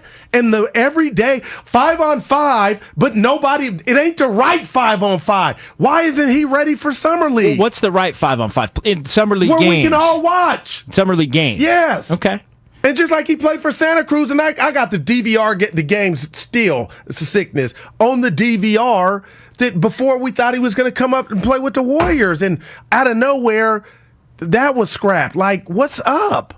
The issue has been anytime he's actually played in legit scrimmages or he's come up sore. Where the other guy, yeah, exactly. Okay. So and that's happened multiple times. Is that concerning to you on this day? Hell yes. I'm not saying that's what's going on now. I get it. But the reason they're being so careful is when he actually has played regularly, he's had to be shut down a couple of different times. I'm rooting for him, Jay. We all are, but damn, man, I want to see the kid get out there. It's two different conversations, like with Kuminga and Wiseman for me. Like Kuminga just needs to play. Moody needs to play. I just want to see him out there. Those guys need to just be getting reps and should be playing a lot and frankly should be dominating at the summer league level. So that's the hope. And to me it's a bad sign if those guys are not dominating at the summer league level. Now Wiseman, you just want him to be healthy enough to get out there. But they should not be, in my estimation, holding Kuminga or Moody back or I love Moody for not that there's 7 games. Play. There's 7 games. So-and-so's only in 3 of them. No, play all 7 if you're healthy. Yeah, and work on your craft. Again, it's about, 925 JD, is it sore or pain? 2 different feelings, right? Like the pain would be the one where you're like, okay, something still's not right because they had to go back in it. But just at what point do we get to see the big fella debut? Hopefully, and it sounds like it's going to be at some point here in the next week. Right. As they'll play tomorrow, just kind of reading the tea leaves between what Slater had put out there. You going down there? Possible. Okay. It's possible. Got to work in the. I got you. Got to figure out the schedule a little bit for next week. JD Guru all in my business. No. It's possibility. You may see me down there for a couple of days.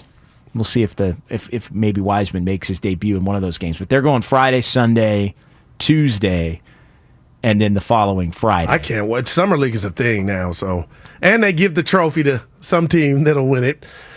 You texted me yesterday, and the reason I know this is I got the text, and it was during the end of the show with Steiny and I.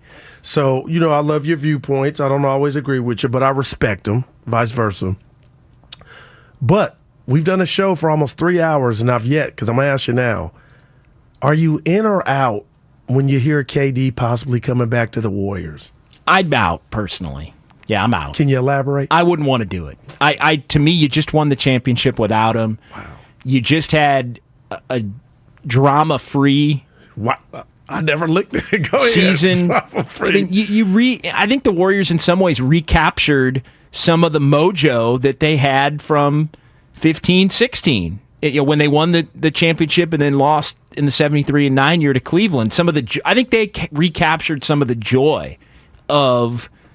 Wow. I think Durant, not putting it on him necessarily, but he was a part of it. I mean, some of it was just him coming over made them so dominant that there was going to be less joy just based on the fact that they were expected to not only win but expected to dominate in winning. Okay. And then toward the end, there was drama and the constant questions of, is he coming? Is he going? Is he happy? Is there anything the Warriors can do to make him happy? Did Draymond make him leave? Is he low key jealous of Steph? All those, reality TV stuff. All of that stuff. And I'm not even saying all of that was Durant's fault, but it was real, and it was a weight that I think held the Warriors down. Now they still probably win the chip if he doesn't get hurt, or Clay maybe even doesn't get hurt. There's no doubt. They got a shot to win Game 6 and maybe Game 7 in Toronto. But for me, you recaptured some of the joy, so I wouldn't want to go back in time to where maybe a weight comes back your way. Now, that being said, you can make the case, and I know Steiny's done it and you guys have talked about it. The only reason I was giving it some credence was because of the financial ramifications. And I know you guys went through this the last couple of days, but if you can bring Kevin Durant back and actually have it save you money, man, then it and becomes you're a giving little bit. Poole 100. You don't know. And I love Poole if he's really worth that 100. Well, you probably are giving him and Wiggins both 100. 150 for Wiggs, so that's about 250. And so, do you want the 250 for the two of them, or do you want to pay? Or do you want to pay Durant whatever it would be, 160? Yeah. Oh my gosh! For the R, you know what you're getting, and you're probably winning the next two championships. Man. At that point, I mean, he's a little older, and they're all a little older, so it's not the lock that it was in 17 that they were going to win it, and to me, 18. I remember the day he came, I said, well, they're winning the next two. Remember how that was? It was great born basketball because we knew there's no theater. This is over. Yeah, the first Durant year here was incredible, man. Just the way that they played, and I think that was. We could have a conversation about the best team ever assembled. Oh, it's on. I know it was 67 wins. But still, to me, JD, that was the best. Hey, Magic, I love you, and Worthy, and all them guys. That Durant with Steph, Dre, Clay, and Loon Dog, to me, was it. And the other dudes were on a mission, and Durant was just the perfect basketball fit. I mean, he was incredible. In some ways, and it became especially true in the finals, right? It was Harrison Barnes was the weak link in the finals, and you replaced. They did, but I hear you on that, and I'm not even like I like Harrison, so I'm not coming down his road. But you replaced him with Kevin Durant, you replaced that position with one of the greats. Yeah, I'll say this about Kevin: why I don't think it'll happen, even if the Warriors said we want you. He's done a lot of barking, or I won't even call it barking, JD. He's done a lot of talking. He talked about the motion offense. He talked about the media. And I do believe that he's cool with Clay, Steph, and Dre.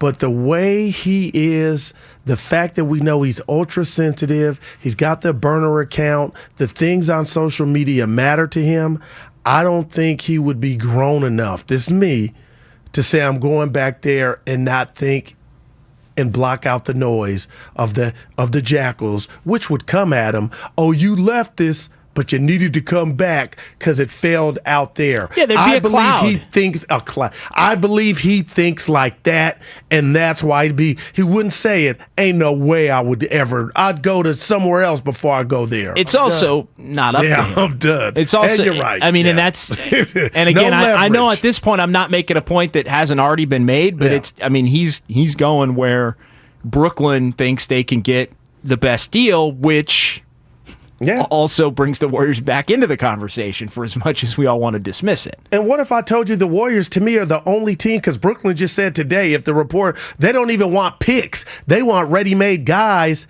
I'm like, do Dre, I asked Steiny this yesterday, and the new Clay, do they classify, this ain't 16 Clay and Dre. Because then I'd be like, oh, that it's done. But now I'm like, what team can give Brooklyn that?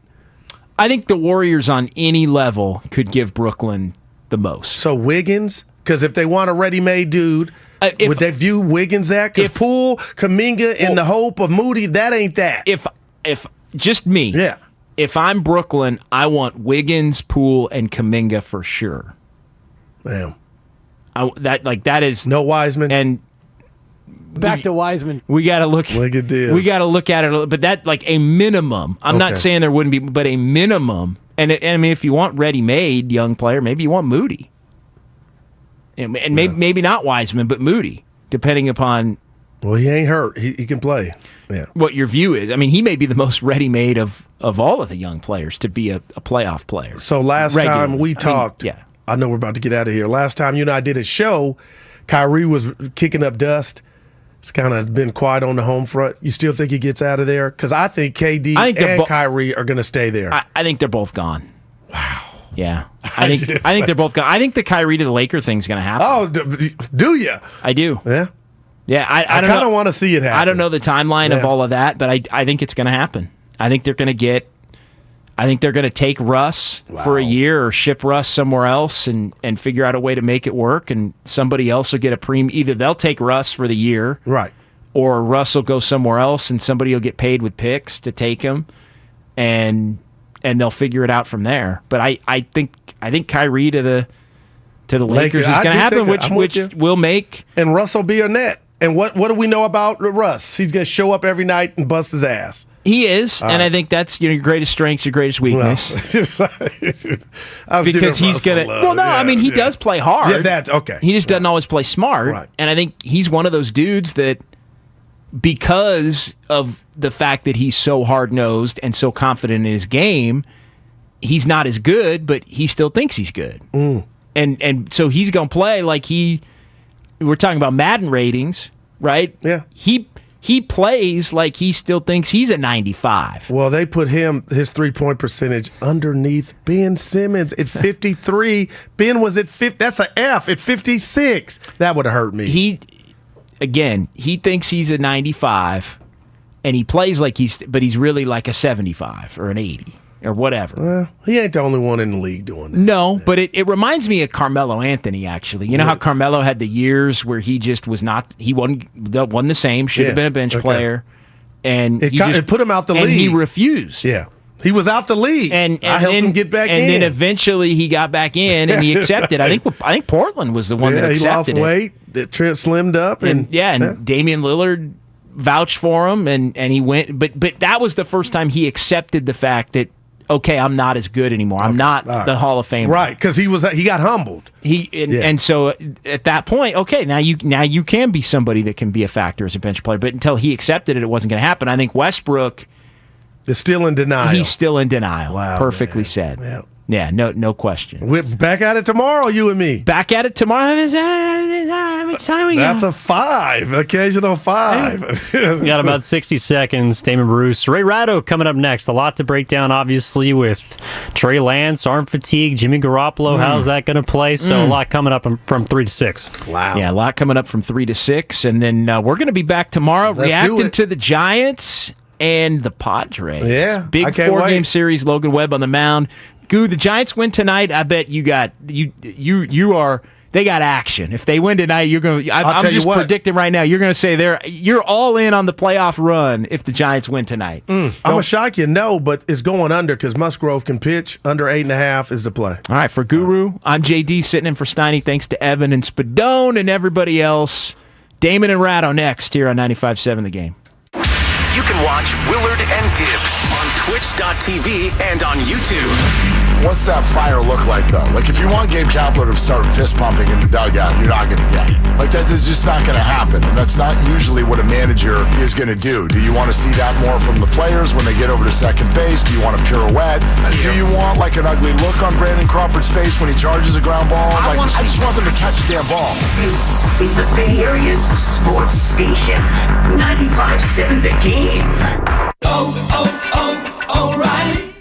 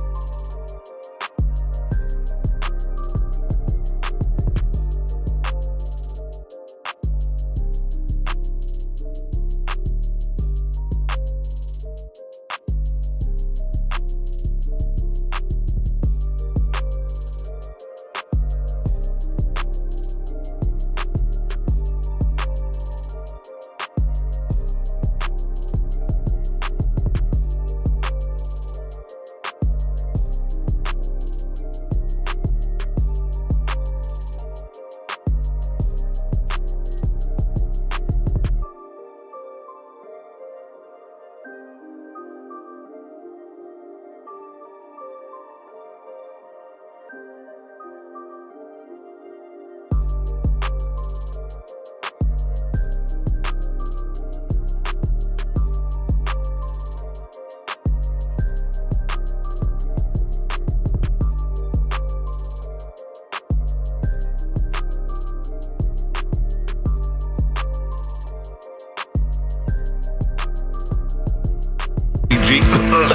up a little short. This is the Bay Area's sports station. 95.7 The Game. You're listening to 95.7 The Game, KGMZ FM at HD1 San Francisco. An Odyssey station.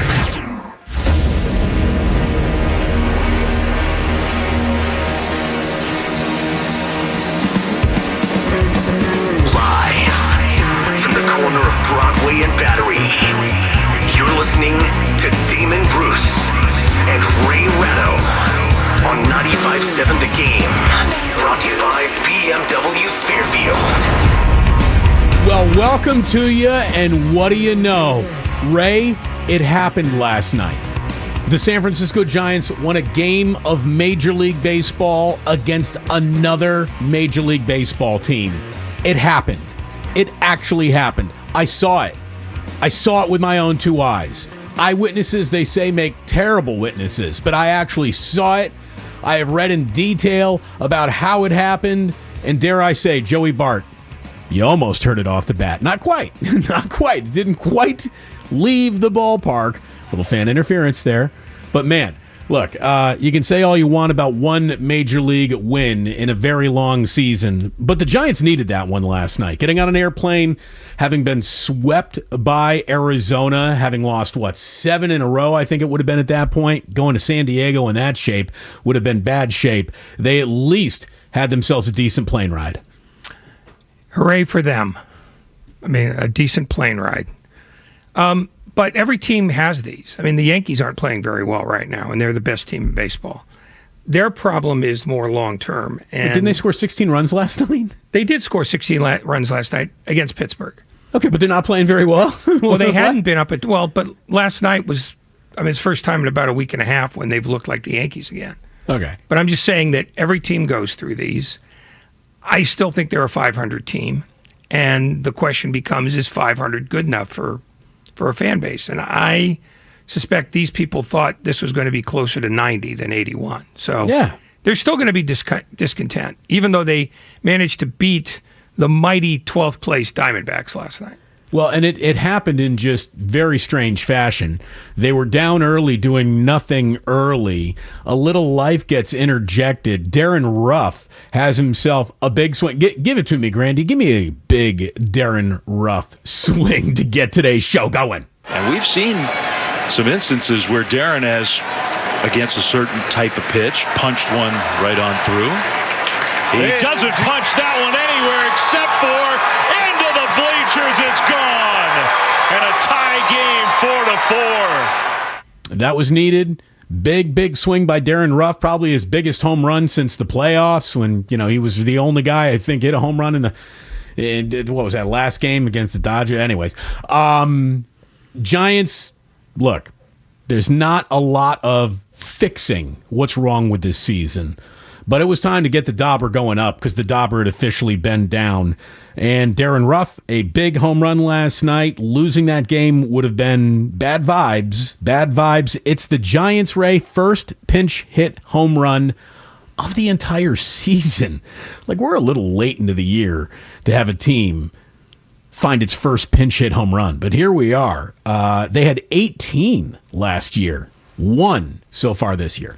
Well, 18 is an aberrational number. There are about 12 other teams, I think, this year that don't have a pinch hit home run. It just tells you one more way in which last year was sort of out of the ordinary for them. The fact that it took till, now to do it just means they're on a pace with a lot of other teams. I think the team with the most in baseball only has 4. So, I don't know. Their regression to the mean has been aggressive, and they're there now planting their flag right in the middle of nowhere. And even with their offense being it's less meh than most teams. And it looks worse because everybody's offense, with the exception of about 3 teams, is ultra meh. You know, the Giants' problems are pitching and defense. They're hitting, you know, a lower batting average, but they're still generating, you know, an above average number of runs, which is sort of the only thing that you're really supposed to be graded on. But yeah, congratulations to them on a pinch hit home run, because maybe it sparks 2 or 3 by the end of the year. Hey, they'll take it. I mean, they'll officially take it. Beggars cannot be choosers. Austin Slater's 2-run double in the 9th put the Giants ahead 6-4. And then in comes Camilo Duvall. Camilo Duvall struggled. Again, he has 2 pitches.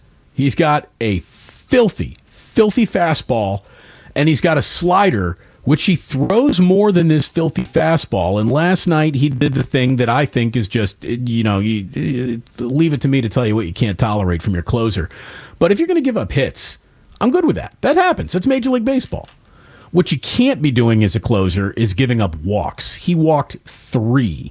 He got himself in a little bit of trouble, and Gabe Kapler, for the final out of the ball game, turned to Sammy Long. Here it is on CSN Bay Area. 0-2. 2 down, 9th inning. Here's the pitch. It is swung on and missed. Strike 3. He got him with the curveball. What a moment for Sam Long, and what a win for the Giants. They needed it. You needed it. I needed it. We all needed it. Give us some drama, Giants. Let's go, baby. Get that dub. So, by the way, NBC Sports Bay Area, quit changing your freaking network's name. Did Dave Fleming sound like he had called a World Series win last night? I mean, he sounded like he was birthing a calf. So, Dave Fleming, dare I say, was giddy about that win. Hunter Pence, I thought, brought out the... What are they? It's like, you know, the kid with the life cereal. What do you like, the sweet side or the other side? Like, Hunter Pence brings out the Mikey likes the sweet side of the life cereal and Dave Fleming. Like, the two of them were goofy, like talking about riding bicycles and eating too many cherries and having heat strokes in Arizona. Like, it was a very different broadcast, and I think when you invite Hunter Pence into your booth, that's what you want, and that's definitely what they got. Yeah, he was, well, he's hyperkinetic anyway. Yeah. And it almost sounded like they were trying to fool people into thinking, man, this is a great timeout, when in fact, last night's game was basically about a huge sigh of relief. They were selling it. They were selling it hard. They were working the hell out of it. Working really hard. But the Duvall thing, though, is the most interesting thing, because if he struggles with the idea of not coming in unless it's a save situation, he's going to have a real problem with getting pulled. And that's when Gabe Kapler is going to have to do a selling job, because otherwise they've got a closer who only wants to close in certain situations, and that's not the baseball of 2022. It's definitely not. But look, I mean, you can have your hills to die on. I just walked 3 guys in the 9th inning means you gots to go. Like, that's how that works. It's a completely defensible move by Kapler. You've got to get the out, and if you don't have confidence in the guy out there, you have to find another guy. So this is not about protecting Camilo Duvall's sensitive nature. It's get the out. Worry about whether he's bent out of shape tomorrow. And tomorrow turns into really what is the best pitching matchup in baseball coming up tonight. Giants are in San Diego to take on the Padres, and it doesn't get much better than a 7-3 Logan Webb with a 3.13 going against Joe Musgrove, who's 8-2 with a 2.25. So a very good pitching matchup down in San Diego tonight, and hopefully a new... a change of location will bring out the best in the Giants. I do want to let you know that we're brought to you by our friends at BMW Fairfield. Now open in the Fairfield Auto Mall. Visit BMWFairfield.com today to book your visit. I want to talk, Ray, and this is going to sound a little... It's on the surface, it's going to sound a little boring, but we need to talk about humidors today. Because thanks to the humidor that they now have in Arizona, that ballpark in Arizona doesn't play like the ballpark in Arizona since the ballpark in Arizona opened, which to me is doctoring results. To me, the humidor has depressed home run rates as much as steroids exaggerated home run totals. And either way, you're tampering with something unnaturally, which I was told was, supposed to be one of the ultimate no-nos. I do not like an awful lot of the directions that baseball's going in, and baseball could look so much different in about a decade from now. They're even talking about robot umpires coming in 2 years from now, which means, I guess, baseball's just going to punt on the strike zone credibility of the rest of this season and all of next season before they bring it in the 2024 season. But we're going to get into that today. We're going to talk about how baseball needs to stop ejecting fans who find themselves catching baseballs when they're encouraged to bring baseball gloves into the ballpark. We need to talk a little bit about why Shohei Ohtani is anything less than the most famous sporting entity in North America today. I just don't get it, but I think we can come up with an answer or two before it's all said and done. We have an awful lot to get to, and for the first time in a long time, and we haven't done it in a really long time, we're going to have no stupid questions rolling out at 4:15 today. Consider it a safe space. We're not going to violate your safe space like Chris Sale says he got his safe space violated by being caught on video with his minor league temper tantrum last night. We'll get into all that. But we have interesting sound for you and a safe space. Any question that you might have from the world of sports, but you're too afraid to ask because you thought, oh man, if I ask this, someone's going to make fun of me. I'm going to feel stupid. They're going to say that's stupid. No.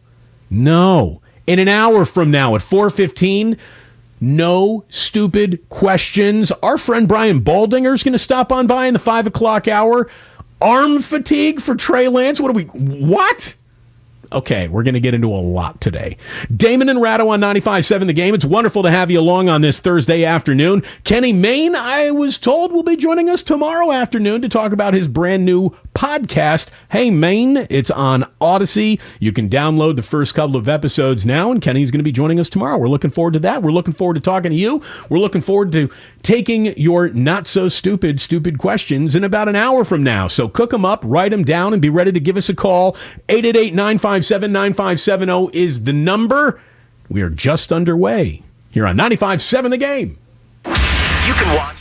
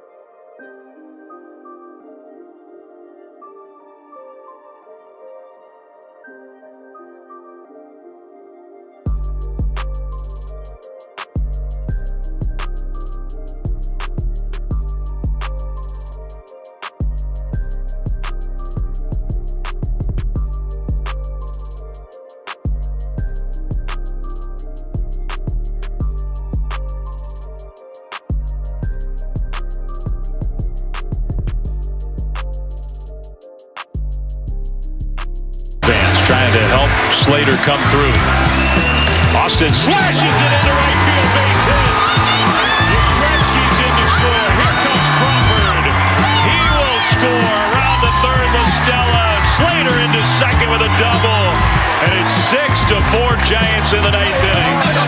That's called a get him over, get him over, get him over, get him over, get him over, get him in. Now back to Damon and Ratto. Brought to you by BMW Fairfield on 95.7 The Game. Again, Dave Fleming last night with Hunter Pence on NBC Sports Bay Area. The Giants pick up a win that, if nothing else, turned the Dauber from down to up as they head to San Diego tonight. And I've just been told we got a little late addition to today's show lineup. Ray, you can ask Dave Fleming if that felt like a World Series win yourself tonight when he joins us, Dave Fleming, at 4:45. Right after he gets done talking to Kapler down in San Diego, he's going to hop on with us. So we're going to say hello to Fleming for the first time in a long time a little bit later on this afternoon. You know, somebody on the text line, and it's very easy to be a critic. Trust us, we're critics, we know. Says, Hunter Pence is garbage on TV. No, I mean, you might not like him, but he is not garbage. I thought when Hunter Pence talked about, swings, swing planes, Brandon Crawford's wrist control, and, how he shot a really, really nice double down the right field line last night. And, there's a guy who knows so much about the art of hitting and playing baseball in Hunter Pence. When he falls back on what he knows to share insights into the game, I thought he was really good. The only thing Hunter Pence is one, a little goofy, but that's not a bad thing. It's kind of just who he is. And he was, I think, a little bit too revved up to be there. And the guy who's a little bit too excited to be the new guy at work is, sticks out like a sore thumb on a microphone. Let him settle in. If Hunter Pence wants to be a baseball analyst on TV, that's an opportunity that he will have in his life. I mean, it's there for him. He's just a little Mr. Excitable right now. He's a little overexcited. Like the whole, looking for that last out of the game. He's like, send your good vibes in, Giants fans. Like, that's a little corny. But again, he's new. He doesn't even know what doesn't work yet. What has he done? A grand total of 6, 7, 8 games so far? Turn your mic on, Ray. Garbage is too strong. Yeah, but way too strong. It is, but he did over-emote, and this is a market where over-emoters don't do well. So I think that's probably something that maybe John Miller walks him through a little bit. Yeah. Unless that's what Giants management wants out of him, in which case they're missing a bet because he is good analytically. And they should let him be the analyst. I mean, he does know a lot about hitting because he hit. You know, he wasn't a guy who just said, see ball, swing it ball, hit ball. You know, let him explain the game. He will do better here than he would in a town like, I want to say Chicago or Detroit, you know, where being a homer, or St. Louis, where being a homer is part of the deal. Homers don't do well here. And I think once, you know, he weans himself of that instinct, he'll be okay. I don't know if he'll be Magic, but he doesn't have to be Magic. He just has to be slightly less annoying than he was last night. You know what I think is also something that, again, this is about time. It's not just time getting the reps of being a broadcaster, but it's time away from his actual playing career. You know, when he drops the we talking about the San Francisco Giants, I think it'll help him, because it's not a we situation anymore as a broadcaster, and it shouldn't be. And he'll get that eventually. But he's still so close to his playing days that he's yet to take himself totally outside of the clubhouse and into the broadcasting booth. I think that does eventually come around to happening. Let me ask you, when Kruko was at the very dawn of his career as a color guy on Giants broadcast, was he, like, from, you know, day one, season one, Ray embraced, you know, obviously it takes time to become icons, and Kruk and Kipe have become broadcasting icons, not only just in the Bay Area, but really all around Major League Baseball. They are regarded almost to a man as one of the best booths in all of baseball. And that's not kissing rear end. That's who they are. They really are one of the best booths in baseball. But did it start like that? No, but Kruko also, you know, let you know right away that he's smarter about this, and he didn't have to be a cheerleader. And he also operated at a different time when being a homer, you know, it wasn't just frowned upon, it was almost forbidden. You had to know your chops early, and he was a little rough, but he wasn't cheerleader rough, because cheerleader rough, I don't think he would have survived. He pretty quickly figured out what his best cadence was. And because he and Kuiper are both sort of on the dry side, they managed to meld their styles together to the point where you don't think of them as separate. But no, he didn't over-emote when he started. And he was pretty well regarded from the get. I mean, I don't think he had a long break-in period where people were going, he's garbage.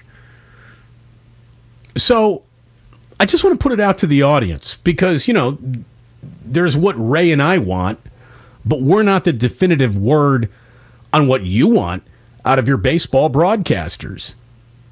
888-957-9570. What do you want out of, not your play-by-play guy, but your analyst? What do you want? You know, for the person from the 925 who is comfortably telling me Hunter Pence is garbage, tell me what isn't garbage. Like, you know who's very different than Hunter Pence? What do you think of Javi Lopez? Because Javi Lopez isn't one of those, you know, rah-rah cheery guys. He's very kind of cut and dry, maybe even a little too cut and dry, but maybe that's what you like. What do you want out of your broadcaster? I mean, growing up, let me tell you, I wanted a half-drunk Harry Carey half the time, you know, and that's what I got. Well, you never got that because he was fully drunk. Thank you. But what I also had, I mean, if you have to compliment a full drunk, do it with Steve Stone. You know, Steve Stone taught me more about baseball than anyone on planet Earth. I got an absolute clinic in pitching watching Steve Stone breaking down Greg Maddux. It was, you know, it's an education I wish you could have all had early in your formative baseball viewing, watching days. Well, and that was one of the things that Kruko was actually very good at, because he could break down pitching, and he made it clear that he knew what he was talking about, and that expertise showed. I'm not as much of an expert on Chicago broadcasting, but for the most part, the history basically on both sides of 35th Avenue is we want our play-by-play guy and our color guy to be a cheerleader. We want Ken Harrelson. And they're just more comfortable with that. That's the style that they grew up with. I mean, Jack Brickhouse was a cheerleader in the 60s.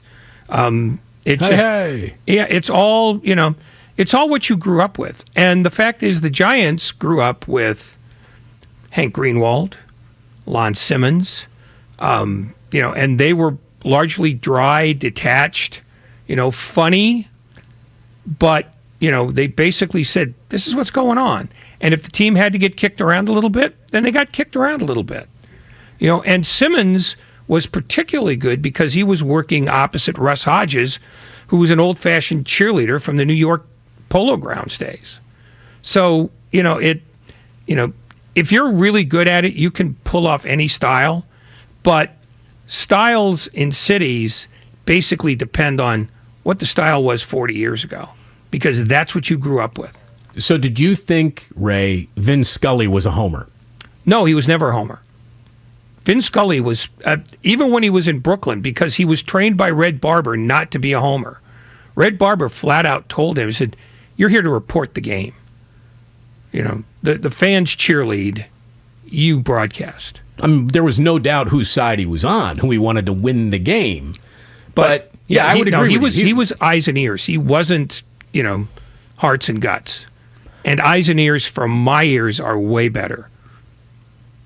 888-957-9570. What do you want out of your baseball broadcaster? Either play-by-play, but I think we all want the same thing out of play-by-play. We just want competent play-by-play. We want someone whose voices and emoting rises to the occasion of an exciting moment and doesn't stay there to sell you the moment that truly wasn't exciting, being able to build a little bit of drama, knowing when to pause. I mean, this is, John Miller is one of the absolute best in the world at doing it. What do you want out of your broadcasters? 888-957-9570. This is Shane in Sunnyvale. Shane, you're on with Damon and Ratto. Hello. Hey, guys. Hey, thanks. What I want, and I know this, not everybody does like this, but I think Tony Romo is one of the best broadcasters in sports right now. When I watch football, I did not play football in anything other than in a grass field tackling my friends. But when I watch the game with him, I learn more about the game than I knew beforehand, and he tells it in a way that's exciting and is great. So if I could have somebody like that to teach me more about the game and do it in an entertaining way. On top of that, if it could be a player who's played multiple positions or a catcher, I think a catcher, is involved in pretty much every play of the game. I think that's why, having a pitcher be a broadcaster helps because they're involved in such a big part of the game. So that's what I'm looking for is really a Tony Romo of baseball. Who that is, I don't know. I don't think Buster is that, or even if he would ever want to do that. Oh no, Buster. Buster Posey. Think about it. We're talking about a Hall of Fame career and a beloved San Francisco Giant who, including his retirement ceremony, has yet to say anything that anyone ever remembered. What is your favorite Buster Posey quote? I mean, we could sit around for a long time waiting for that answer, couldn't we? Because there isn't a correct answer. There is no memorable Buster Posey quote ever uttered in his entire career. He's just not a talker. It wasn't his job. By the way, thank you very much, Shane, for the call. Good to have you on today. Posey's an interesting case, though, because as bright as he was, even for catchers who have to be pretty bright, I think he could break down a game in ways that would just mesmerize you. But you're right. His temperament is not to do that every day.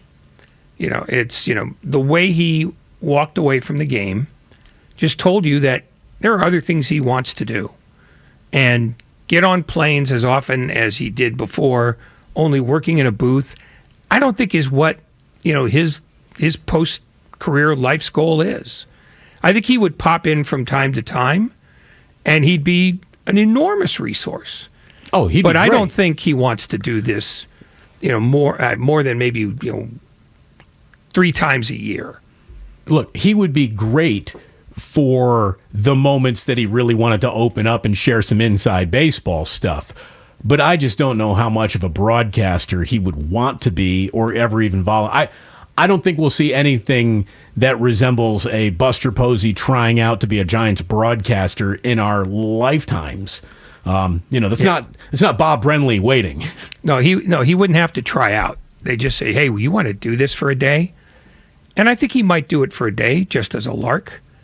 But the trick with Buster Posey, it seems to me, is that you would have to have somebody asking him specific questions about specific incidences during the ball game that they're watching, and then just get out of the way and let him talk. Because I think he would talk about baseball. I don't think he'd talk about, wacky things that happened in the clubhouse, before a doubleheader in Pittsburgh. That's not him. No. But if you want to find out what you're watching and why you're watching it, he would be, in my mind, about as good as it gets. Somebody says, here's the crazy thing. Did you ever listen to Bonds? Did you ever listen to Barry Bonds slip into the booth for about an inning, 2-3 innings with Kruk or Kipe? I mean, it was, when he got into talking about the art of hitting, it was fascinating. It was fascinating. He's the guy who, when he wanted to turn on a little bit of, when he wanted to flash that smile, man, it was fantastic. He just didn't want to do it very often. Somebody on the Comcast Business text line says, are we talking about television or radio? It's a good question, because they're two totally different art forms. It's an awful lot easier to be an analyst if you have video helping you out. If you're just doing it on the radio, that's where some wordsmithing really needs to come into play. So, yeah, I don't think Posey. I think Posey is ideal for television. I don't know whether he would be that for radio. But then again, I never thought Jeff Brantley would be very good on the radio, and he's held his job in Cincinnati for a long time, working with one of the best broadcasters ever in Marty Brennaman. So, what do I know? Somebody said on the Comcast Business text line, I think that Hunter Pence has arrived at exactly the right time for Giants fans. We were in the doldrums, needed a little extra life. And yeah, I mean, I thought he was fine for an otherwise unwatchable, mostly unwatchable series in Arizona. I thought Hunter Pence did a pretty good job, all things considered. He's brand new at it. We'll see what he sounds like when he climbs back into it. We'll ask Dave Fleming about breaking in the new guy when he joins us a little bit later on today. Yeah, and you do have a mute button. That's the other cool thing about television. Is you can put on the radio and watch on television. I mean, there's a lot of ways you can get around a guy who bothers you. So you can DIY, as they say. Damon and Ratto, we are streaming on Twitch, on YouTube. You can head to twitch.com/957thegame, youtube.com/957thegame, and that's where you can see us, bask in the glory. That is, somebody says they really enjoy Sean Estes. Let me tell you, man. Sean Estes is a guy that I got to sit to right next to in Game 7 of, the night that Madison Bumgarner walked on the fountains at Kauffman Stadium. Game 7 of the 2014 World Series. And sitting next to Estes was a clinic in a guy who been there, done that, knows pitching, and the rest of us are just watching. He would tell me exactly what Madison Bumgarner was going to throw. And then basically he held a baseball in his hand the entire time. And as he was talking about the pitch that was coming up, he would just instinctually grip the baseball with what he was about to talk about without even like doing it. He just did it. It was just automatic, and it was fascinating to watch a guy tell me what was about to happen with staggering accuracy in Game 7 of the World Series, who had been there, done that. So I do think Estes, if they want to turn to him more and more from a pitching standpoint, could be very, very good down the road. I think the Giants got a lot of interesting broadcasting depth that they're experimenting with as we, just come to the reality that Kruk and Kipe, how about this? Whatever God you pray to, if you're a big baseball fan and a fan of the San Francisco Giants, say a little prayer that you get at least a decade more out of Kruk and Kipe. You probably don't get a decade more out of those guys. How much does John Miller have left? I don't know. It eventually feels like it's going to be Dave Fleming's show one day. Oh, that's the master plan, unless he goes to ESPN.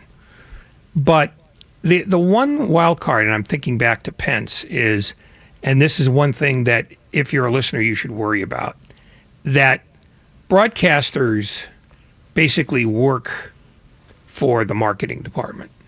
And if you get a marketer who comes from a city where being a homer is part of the deal, they could insist, no, we want you to start cheerleading. And if you get that, you've got unlistenable baseball.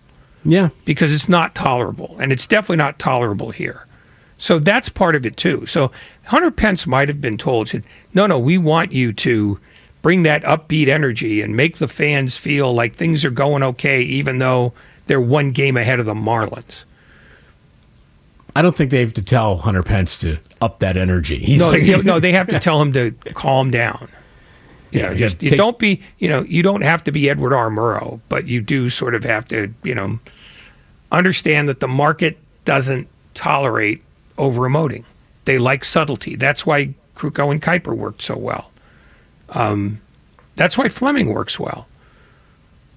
Yeah, no, Fleming's a really good straight guy with enough personality to, make his partner always look good. I mean, that's what good broadcasters do. They make their partners look good. Ray. Yeah? You're welcome. Oh, yeah, thanks. By the way, did you get the video that I sent you last night? Yes, I did. And I should tell you that what you need now is to play Easy Life by the Body Snatchers. Easy Life by tonight. I'm going to write that down. So Ray recommended last night Bad Manners, Lip Up Fatty as a ska song I needed to listen to. I went, listened to it, and as I was listening to it, both my kids, the 3-year-old and the almost 1-year-old, start dancing, bobbing their heads. It happened. It was great. It was Ray, you picked a hit. You picked a hit for the kids. They loved it last night. Well, and since we're sniveling for compliments, you're welcome. Yeah, thank you. Thank you. It would have been a very normal human thing to have acknowledged that you got that video via text, but I didn't see it till today. Ghosted. Oh, okay. Still didn't respond. We would like you to respond to the invitation to ask your not so stupid question. We're going to be getting into it in about a half an hour from now at 4:15. Your not so stupid question. Consider this a safe space. Consider this a place to come and just get it finally out of your mind, off your head, off your chest. The one thing that you have been wanting to figure out about sports, whatever. Ray and I will do our best to answer your not so stupid question starting at 4:15. We haven't done one of those in a really, really long time. So we thought today would be a good day to do just that. What do you think of humidors, Ray? I'm done. I'm done with the humidor. The humidor is probably as responsible for making baseball as boring as it's ever been. And I don't know why baseball would want to do that. I mean, it's one thing to test everybody for steroids and try to pretend that that's been drummed out of the game. It's another thing to go ahead and make sure that no one's got spider tack and whatever all over their fingers as they're pitching baseball. The humidor, I just don't get it. Like, if you didn't want balls flying out of your desert ballpark, you shouldn't have put a ballpark in the desert. Like, you put a team in the Rocky Mountains. You know what's going to happen there? Yeah, you did. But you did it anyways. The ball's going to fly. Let it. The ball's going to fly in the hot desert. Let it. Why is there a humidor at 24 Willie Mays Plaza? I don't understand that. You are sitting at sea level. Why do you need to tamper with the chemical makeup, basically, of the ball. I just don't understand it. Humidors are depressing home runs and sucking as much fun out of baseball as the commissioner himself. See, I think the problem with the humidor is they put it everywhere. And when you said they put it in San Francisco, what's the value there? There's this notion that you're trying to make baseball uniform everywhere, which is antithetical to what baseball is. There's been a humidor in Arizona for 5 years now, and the results are pretty erratic. The first year they put it in, homers went down at about 30. The next year they went up about 30, but they're down this year because they're down everywhere. It's just the only team that is going to end up with a significant number of home runs, like an eye-popping number, is the Yankees, because their lineup tells you it is. But the idea that every ballpark has to have a humidor, it hides the fact that they can't figure out how to standardize the ball, which is what you should be standardizing. And the idea that every park needs a humidor, just because you want everything to be as even as possible, flies in the face of what baseball has always been. If you want everything to be the same, make the ballparks the same. There's 330 down the line, 405 to dead center. You want to do that? Do that. They did that in the 70s. Baseball was sterile and awful. And it's now sterile and awful, too, with better ballparks. There's nothing symmetrical about the game of baseball. So stop trying to make it happen. I just don't understand why they're basically, why are they doctoring results? That's what a humidor does. A humidor doctors results. It's like saying, pinch hitters are allowed to go to the plate with a corked bat. You'd never do that because it would increase home run totals. Why are you trying to depress home run totals? Anyway, there you go. There's my old man shaking a fist at the cloud segment of the day. I want you to remember, no stupid questions coming up at 4:15. Cook it up, write it down, and give us a call coming up in just a little bit. When we do come on back, we got a 99 on the San Francisco 49ers, and it's not Trey Lance or his arm strength. What the hell is that? We're going to hear from some Mike Silver sound that he pumped out with Colin Cowherd a little bit earlier today. In the meantime, Damon and Ratto here on 95.7 The Game. We are brought to you by Fremont Bank, full service banking, no compromises. I'm Erin Hawksworth, here to help you beat the books with BetQL. The Chicago White Sox staged a come-from-behind win against the AL Central leading Twins. Now they face the Tigers, and the BetQL model thinks the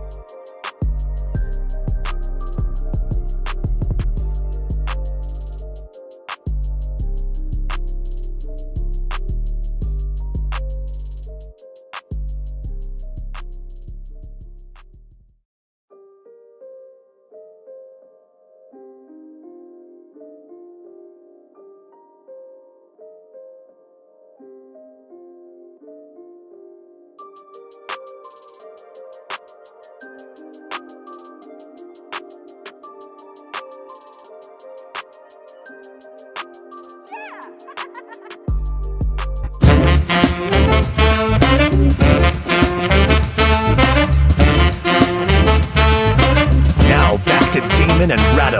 Brought to you by BMW Fairfield on 95.7 The Game. So, look, if you're looking for more Giants talk, you're going to get plenty of it when Dave Fleming joins Ratto and yours truly today at 4:45. So, Flem's coming up from San Diego. Very good pitching matchup tonight. Logan Webb and Joe Musgrove, Giants and Padres. They finally won a game last night. Huzzah. If you're looking for even more Giants talk, check out Garlic Fries and Baseball Guys podcast. Willard and Shasky have it on the Odyssey app. They do it, I believe, twice a week. 2 episodes lovingly prepared for you. We have some sound to share for you. And look, Colin Cowherd is, let's remember this at all times, in the please pay attention to me business.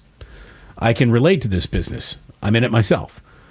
But I'm not the kind of guy who throws things against the wall just to see if they stick. And, who knows? Had I done that in my career, maybe we're bigger than whatever this is. But I just don't like doing constant speculative, what do you think? These are the things that I've heard when, I don't know if you're really hearing anything or not. If I tell you I hear something, I really heard it from someone. I don't do the throwing it against the wall to see if it sticks, attention grabbing type of radio. I don't, right? Do I? Do you? I don't think so. Not that I know of. Yeah, I don't think if we were doing that, I'd have walked. There you go. Look at the integrity. Just shines through. No, it's just a preference. So Colin Cowherd has a podcast. He wants you to listen to it. He's got a new podcast launching, I guess, with Mike Silver, who's joining him on the Volume Network. And today they were talking about Trey Lance. And, well, without any further ado, let me just go ahead and say, Grandy, play that tune. What I'm hearing is that he's not, his delivery is, they're kind of rebuilding it. He gets arm fatigue. It's not an easy throw. He needs days off, and they're worried about his. Yep, I've heard that too. Yeah. Yep, and they're worried about his accuracy. You and I are hearing the same things because you and I know. Andy Reid moved off Alex Smith, who got into the playoffs because they were at practice. They saw Mahomes, right? Yeah. By the way, Buffalo, even though Josh Allen struggled first year, was all in because they were at practice. Okay, so that was a lot of Colin Cowherd, and then Mike Silver saying, yeah, I've heard the same thing too. Now, say whatever you want about Colin Cowherd, Mike Silver is someone who is dialed into NFL offices, especially the Niners office, and maybe he has heard this thing. This is the first I'm hearing of it, and I don't know how much I really buy it.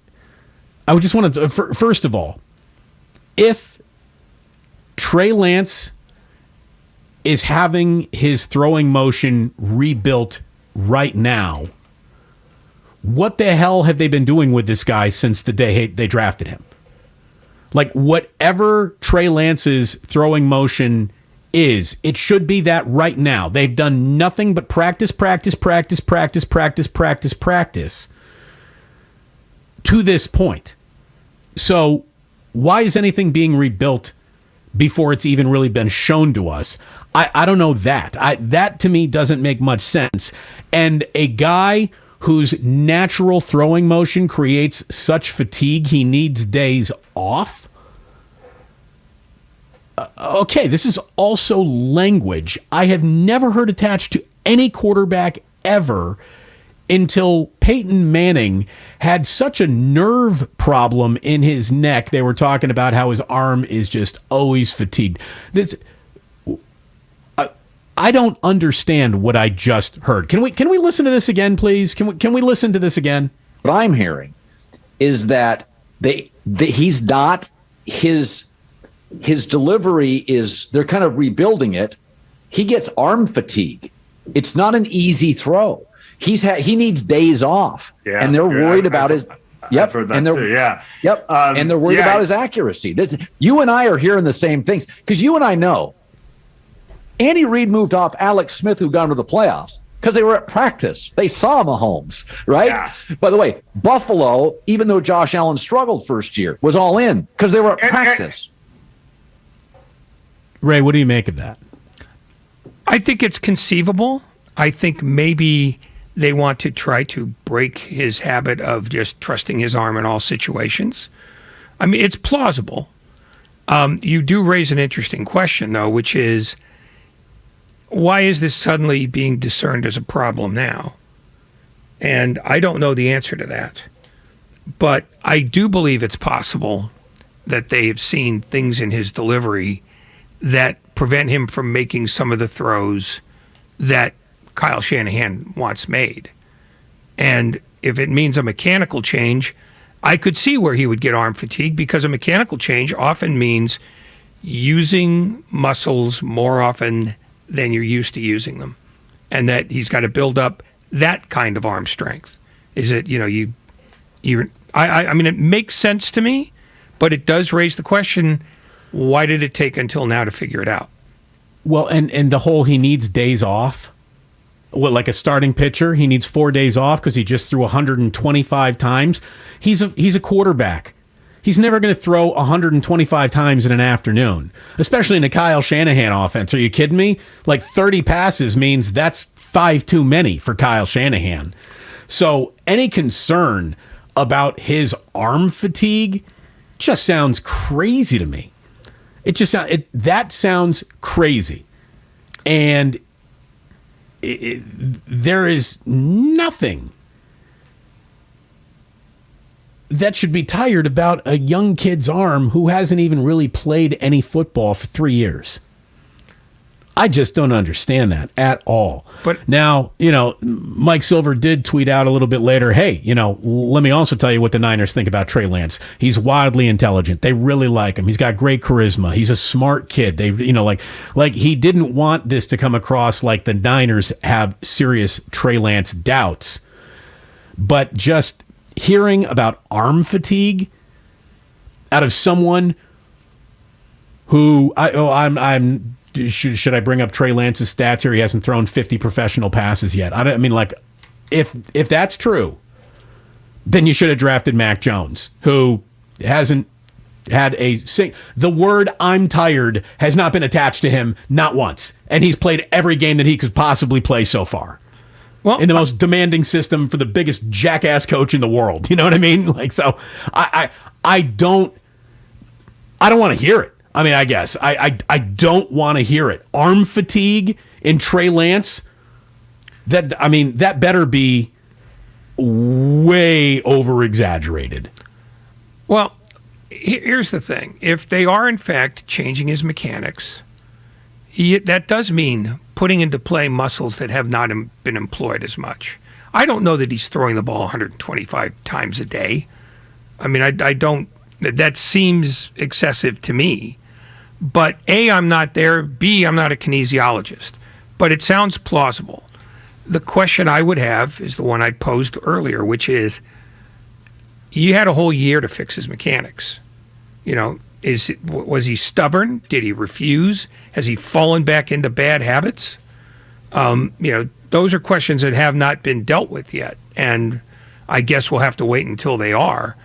But if that's the case, my criticism of the 49ers would be, didn't you see this coming when you watched him throw last year? Because if they're changing his mechanics now and he's got arm fatigue, I understand. But they could have done that last year, gotten the arm fatigue last year. Because with my limited knowledge, I can see where if you're changing the way a guy throws, it asks more and different things of an arm than the ones that he's used to delivering. So I don't think it's a wear and tear issue as much as it is new muscles in play. Wear and tear. It can't be wear and tear. They haven't worn him yet. He hasn't torn anything. Well, that's my point. It can't be that. Unless there's something structurally wrong with his arm that requires some sort of surgery. And I haven't heard that. Someone on the Comcast Business text line says, Max got arm fatigue from crushing Natty Lights. I mean, look, I'm going to tell you right now, when the choice between just getting an athlete or a real passer is, if Trey Lance is anything other than awesome, Kyle Shanahan has a lot to be explaining. A lot to be explaining. And I can't believe I can't believe that I'm hearing about mechanics now. At the end of the very first training camp is when that is a conversation that's had, and then mechanics are something that you work on when you're not playing him at all because Jimmy Garoppolo is still your quarterback, and now you have an entire offseason. It sounds crazy to me.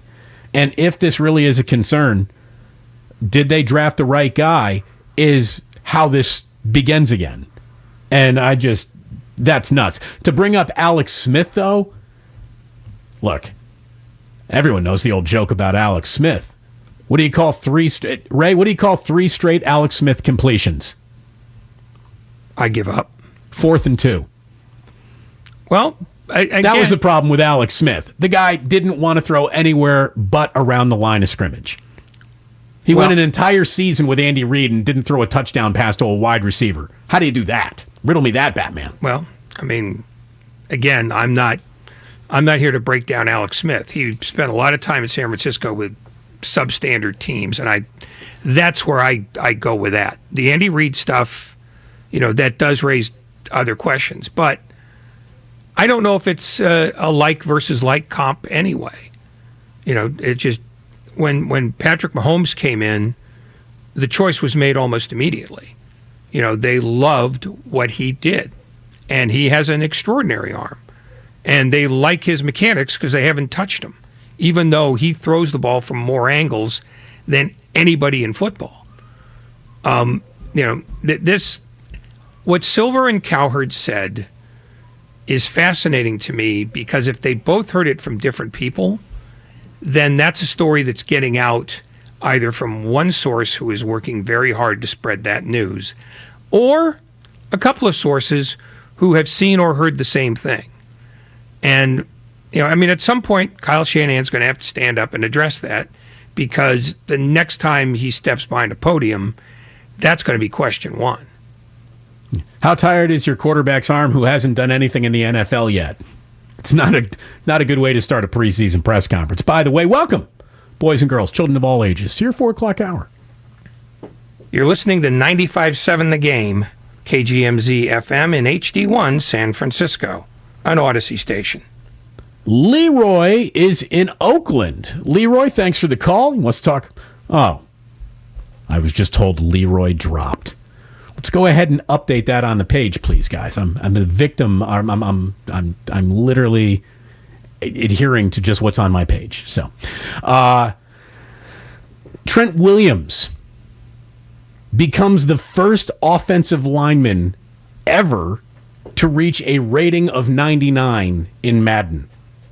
There was a video last night going around of him getting the, welcome to the 99 club, I guess, box set. I guess you get a fabulous prizes when you do reach the 99 club.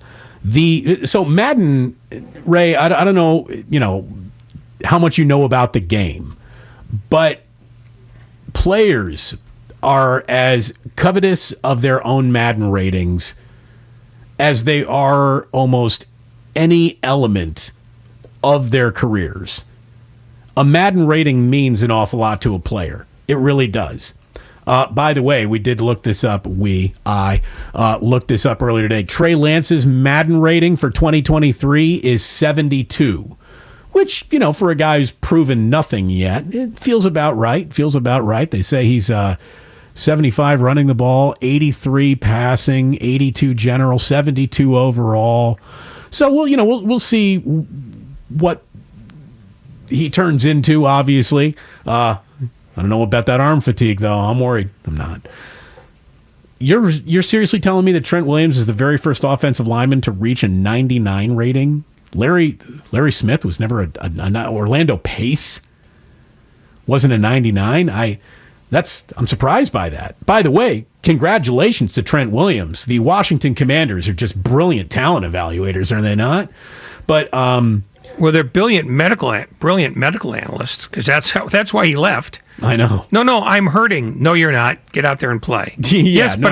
But it's not working. I have thing fatigue. I can't do this. No, play anyway. Yeah, I have a little bit of cancer. Nah, get out there. No, Rub you some don't. dirt on it. Yeah, they're just so terrible. But anyways, look, we have talked to Trent Williams a couple of times. He is a nice guy. He is a hell of a football player, and first ever offensive lineman to get a 99 rating. Congratulations. That's pretty cool, all things considered. It's a good thing that they already got that contract done, because you can seriously go on in and probably ask for more money with a rating like that.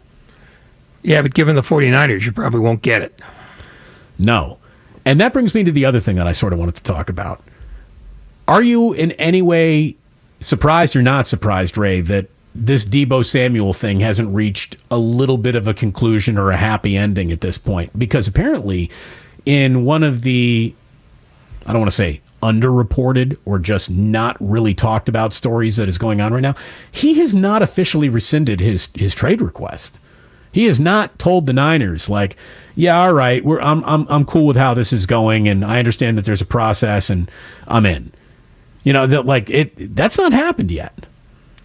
Well, I don't think he has to formally withdraw a trade request. I mean, I think the only thing that has to happen ceremoniously, maybe. Well, not even that. I mean, he could just, okay, I made the request, they ignored it. And unless he re-raises it between now and then, there's nothing that you have to file with the league about it. They'll sign him when they feel like it makes sense to sign him, and it's probably be a low ball offer because the 49ers will choke a quarter to kick up 3 dimes. And, I think it's probably a mistake to do this, but it is their MO. They pay only when they have to, like they did with Trent Williams. But for the most part, if they perceive that you don't have all the leverage in the world, they won't acknowledge it. Speaking of trades, requests, get me out of here. Isn't it interesting that Kevin Durant, who, if he really is on an open market, has not been traded yet? I mean, that's Kevin Durant. And the fact that teams aren't tripping over themselves to wildly outbid one another for his services is a little bit of an indicator about the status that this man has lost while still being a walking human bucket. Yes, he's 33 years old. He'll be 34 next year. He has an injury history that we know about, but I've also, seen the numbers on him. He had his highest single season scoring total, I believe, last year on the best shooting splits of his entire career. Like, Kevin Durant doesn't seem like a guy who is any worse for wear, having gone through what he's gone through as an individual basketball player. As a matter of fact, he was at a strength and a performance level in a Brooklyn Nets uniform that rivaled anything he had ever done in anyone else's uniform, if not actually ascended from those standards to a little bit even better than that. I can't believe that if he really is on the market, that the market isn't just firing every single idea humanly possible at the Nets to try to get this guy. It's Kevin Durant. Or maybe that doesn't matter. That doesn't mean as much as it used to. Or maybe the Nets are trying to create a situation where there's a bidding war. Because when Rudy Gobert got dealt, the idea that you move 5 first-round picks for a player suddenly was breached. And if Rudy Gobert gets you 5, I wonder if the Nets are asking for 6 or 7, as well as the veteran package. I'm not surprised that he hasn't been traded yet, because I think, like I said, I think Brooklyn wants to keep fielding offers, and since we haven't heard that any offers have come in, only one of 2 things is happening. They've gotten a lot of offers and have kept quiet about them, or a lot of teams are having trouble mustering the energy to basically forego their future entirely for a 33-year-old. Because 2 things have happened in basketball that a Kevin Durant deal seems to sort of fly in the face of. One, it's more of a young player's game because it's ball movement, it's wing defense, it's stretching, out to the three-point line at both ends. And young players do that better than older players do. And two, the fact is, if you trade for Kevin Durant and you give up all your depth, you are gambling heavily on a guy who's 33 not getting hurt again. Because if you trade for Kevin Durant and he gets hurt, you're done. And not just done as a championship contender, you're done as a play-in team. I mean, that's how much the fall-off is. And I wonder, without knowing anything, whether in fact Brooklyn is asking for way more than anybody else is comfortable with, because Brooklyn thinks that the new standard is the Rudy Gobert deal. And I think most general managers don't want that to be it. Well, it's funny that you mentioned the Rudy Gobert deal. Rudy Gobert goes from Utah to Minnesota for a huge amount of picks, to where, outside of winning an NBA championship, Utah's already won that trade. And I saw another story today that said, is Minnesota about to reinvent Twin Towers basketball? Well, no, because Karl Anthony Towns would rather be out at the perimeter. And Rudy Gobert is the easiest defensive player of the year that has ever been run off the floor by the concept of small ball. Rudy can't switch. Rudy can't come out to the perimeter. So I think Minnesota's going in the wrong direction with that trade. There was another direction that Minnesota might have been able to go into. Apparently, Vincent Goodwill of Yahoo Sports said that the Nets reached out to Minnesota and said, we'll give you Kevin Durant for Karl Anthony Towns, Anthony Edwards, and 4 first-round picks. And Minnesota said no to that. So take that for what it's worth. But that's what Brooklyn was expecting back. 4 first-round picks, Karl Anthony Towns and Anthony Edwards. Anthony Edwards was a first overall pick in the NBA draft. Was Karl Anthony Towns also number 1? Did he go number 1? I'm not sure. I can't remember where they picked him up off the top of my head.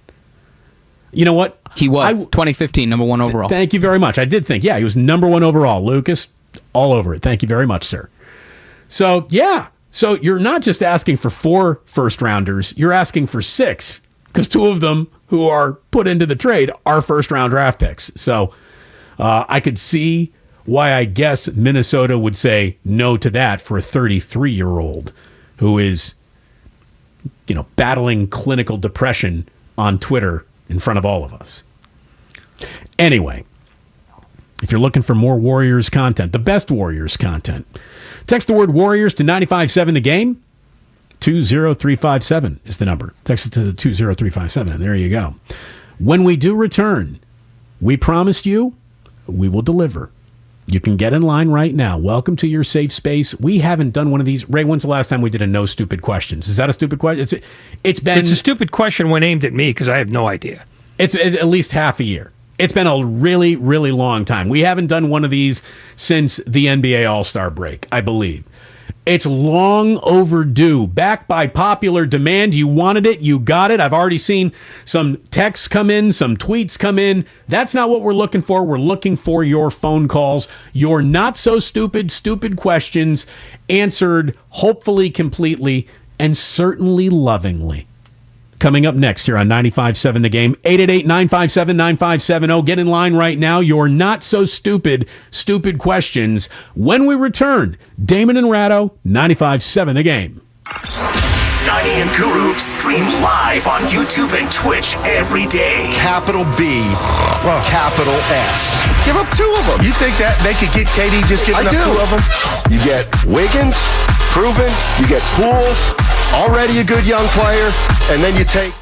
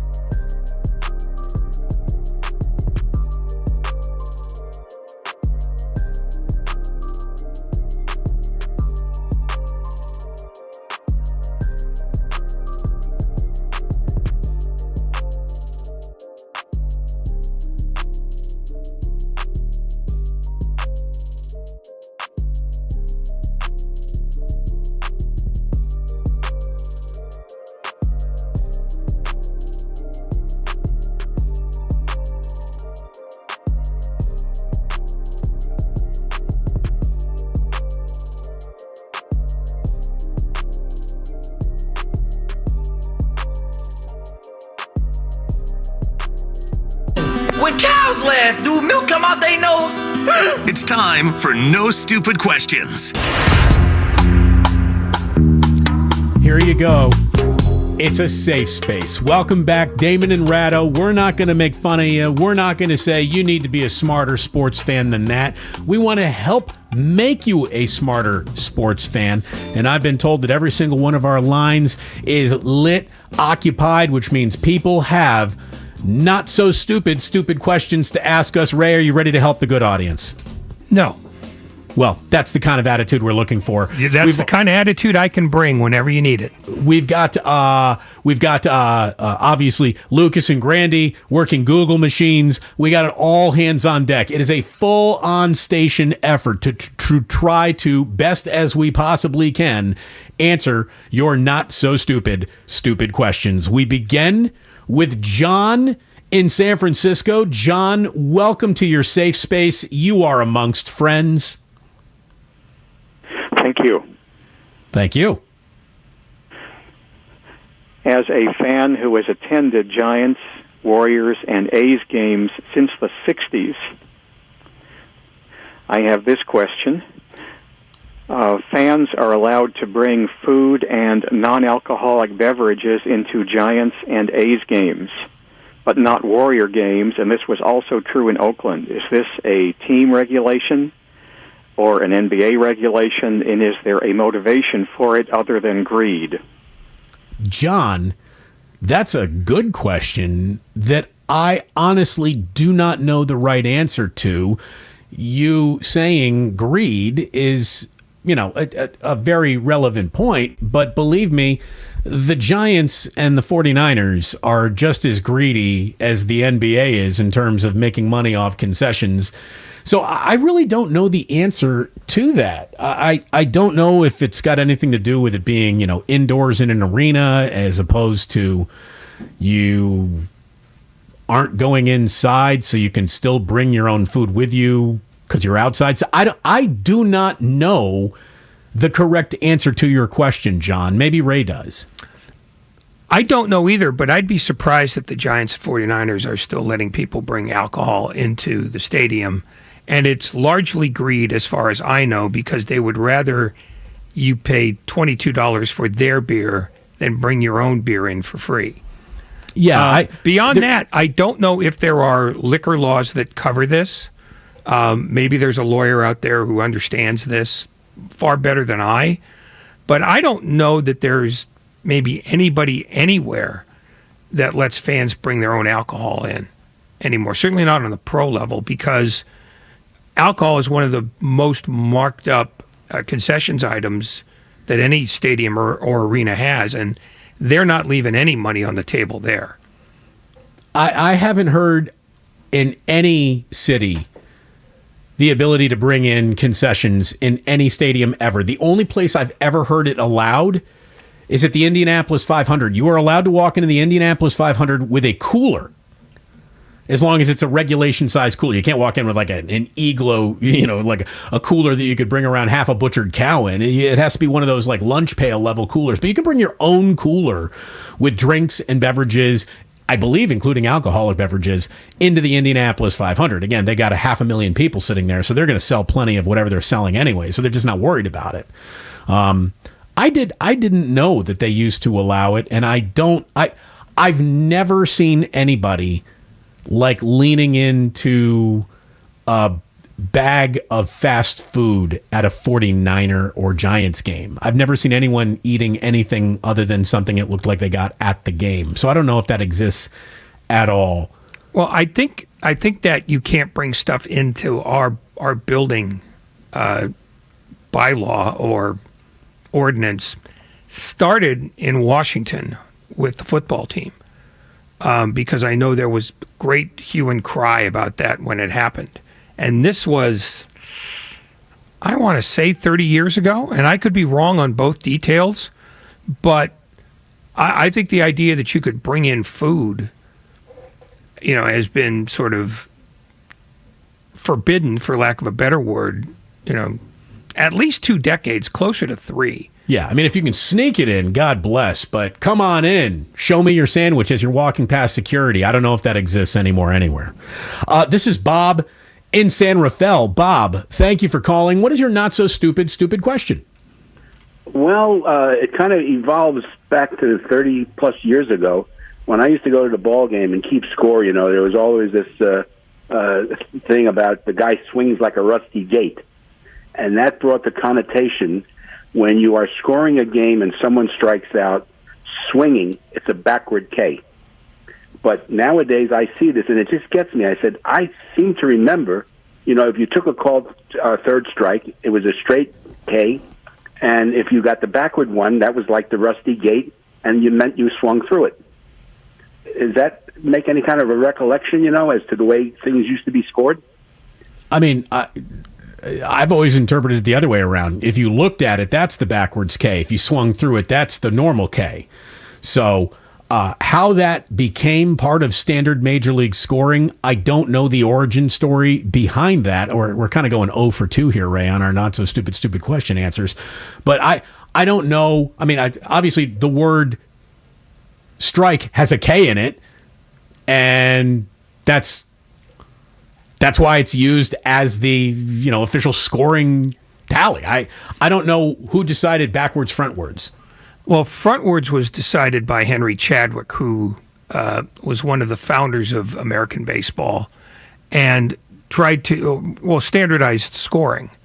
I think the backwards K came later as a way to differentiate between a swinging strikeout and a looking strikeout. Yeah, but I don't know who invented that. But Henry Chadwick is responsible for the forward K for a strikeout. Who was the first one to flip it? I don't know if that's lost to history or not. Probably Dave Fleming. Well, we'll ask him it in about 20 minutes from now. By the way, afternoon, Damon and Ray. It's my birthday. Can this P1 listener get a shout out? Have a good day, fellas. Zucchi Maine. Ray, would you wish him a happy birthday, please? Because I don't think he means it from me. I think he wants it from you. Well, he'll die disappointed. Have a birthday. Don't do anything stupid. I mean, that's basically a surprise party from Ray. Congratulations, Zucchi. I mean, how old is this guy? If he's 6, I feel bad. If he's older than that, I mean, you outgrow birthdays pretty quickly now. Older than 6. Okay, the last worthwhile birthday that you should celebrate is the one that allows you to drink legally without giving a stranger $20 in front of a 7-Eleven and ask him to buy beer for you. After that, all the birthdays are the same. See, I think you're allowed to, as a kid, celebrate your childhood birthdays. Then you're allowed to celebrate 16, 18, 21. You can have your goodbye to my 20s, I'm 30 now birthday. Then you can't celebrate a single birthday until you turn 40. And then that is the last time you're officially allowed to celebrate your birthday, as far as I'm concerned. See, I'm more strident than you. You are. Strident's not the word that I was going to use, but... Well, use the one you want. This is America. That's why we fought World War II. Well, no, but you said that, you think swearing's coming to radio soon. So when it's allowed, I'll use the word. Well, I mean, I just Googled it. It hasn't come here today, so I'll just have to be patient. Also, Ray, by the way, your boy Chadwick was the one who created the backwards K. Okay, I didn't see that, but my boy Chadwick is very clever. There you go. There you go. Ryan in San Jose. Ryan, thank you so much for the call. What is your not-so-stupid question?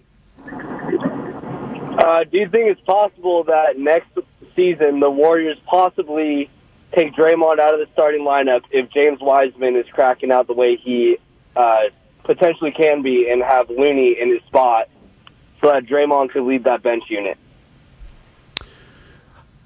Thank you very much for the call. I don't think so. I think that the fall off of Draymond would have to be so significant to see something like that happen. I think that the Looney is the most likely to be replaced by Wiseman because he's the power forward, or he's the starter. I mean, he's the center, and that's what they, they're not grooming James Wiseman to be their power forward. They want him to be a center as well. So it's James Wiseman's job to send Kevon Looney to the bench here. But the Warriors, again, are such a total of their moving parts that, as we've discussed several times, who's starting does not matter, and it's who you finish with. That's all that really matters for the Warriors. So, should we reach that moment in time, I would be stunned by it. So I'm going to say no. I don't think that that's probably going to happen. Not next year. Not next year. A year maybe after that, and what is the last contractually obligated year that they have to Draymond Green? Maybe. Next year, I don't think so. No, Draymond Green is not going to have his starting job taken from him. He could lose it, either through injury or horrible performances. But coming off this year, I think he's bought at least a couple of years. Because before he got hurt, he was either the best defensive player in basketball or the second best defensive player in basketball. And other than one really dreadful game in the finals, he was exemplary. So I think he's got as much, banked credit as he's ever had. I can't see, his space being vacated for somebody else, for at least 2 more years. By the way, to get back to our very first call of the segment about can you bring food in, there are enough fans on our Comcast Business text line saying that, yeah, you are still allowed to bring food into 24 Willie Mays Plaza. The Giants say that you can bring food, any food that you want, but no booze. And someone from the 408 saying that our tailgate party always makes burritos in the parking lot. We bring them into Levi's, and we did it all last season. No booze, but you can bring in some food. I didn't know that. So, okay. There you go. I think you guys have managed to convince both teams to crack down on that. Yeah, really. We probably shouldn't have spilled the beans. This is pun Mike. Intended. Yeah. Mike in Oakland. Mike, you're on 95.7 The Game. What's your not so stupid question? Well, this question has the dual benefit of not only being stupid, but also no longer relevant. I never understood what the double switch, really how it works, or how it used to work. I kind of get it in concept, in kind of theory, but I never got it. I watched baseball for 35 years, never understood. Could you explain to me, even though it's stupid? I'll do the best I can. When we lived in a time where the National League had its own rule book, you were allowed to basically flip your order over by taking your pinch hitter, or you would take whoever you're bringing in and put him behind your pitcher spot. Your pinch hitter is now your pinch hitter is coming in for your pitcher, and the spot right before him is where the pitcher goes. So you don't. It's basically resetting your lineup. Ray, can you explain it a little bit better than I do? Yeah, it's basically making changes in your lineup so that the pitcher doesn't bat anymore. And you can do that. Or is it at least still 8 spots away? Yeah, so that it's, well, or if not 8 spots away, but it's not coming up. So basically, if you want to replace your pitcher, say in the 5th, your starting pitcher in the 5th inning, you would pinch hit for him, and if you wanted to make an additional switch, you could make it so that all of a sudden, you put the pitcher spot 7th, so that now you're 7 spots away from having to deal with it again. And in a couple of innings, you can do that again if you want. You could do it as many times as you want. It's basically putting off the moment where you're in a situation where the pitcher would be due up next. And it was one of the things that made the National League officially all day and night long more interesting than the American League. But of course, Major League Baseball ruined that, didn't they? It's kind of what they do. Standardization. This is Leroy in Oakland. Leroy, thank you so much for the call. What do you got? Hey, you're welcome. Hey, Damon. Hey, Ray. I have a question for both of you about one person. Can I do that, or you just want one question? No, go ahead.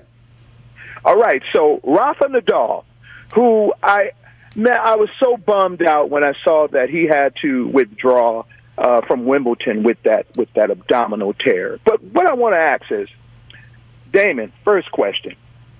When he gets ready to serve, he does this thing where he kind of, touches his face and he puts his hair behind his ears. And it sure looked like Maria Sharapova. It looked like when she used to do that. And I was wondering, is that an ode to her? Because it looks like her move before she serves. And Damon, Rafa Nadal, why doesn't he buy some bigger shorts? Like he's always taking his pants out of his butt like every 10 seconds. And those are my two questions. Thanks, guys. I don't watch tennis. There you go. I don't know. If Rafa Nadal walked into my house, I'd say, honey, who's this person in our house? I have no idea. I just don't watch tennis. The thing he does with his hair is not an homage to Maria Sharapova. It's just he wears his hair long, and he makes sure he gets it out of his eyes. As for why he wears his shorts so tight, I don't know, individual choice. You don't see a lot of tennis players with huge baggy shorts, but his are tighter than most, but I just think it's a fashion choice that he likes for some reason. Everyone's talking about Summer League debuts, and I saw on my Twitter timeline someone was like, hey, this is LeBron James's Summer League debut all the way back when he was, 18 years old in Cleveland, year one.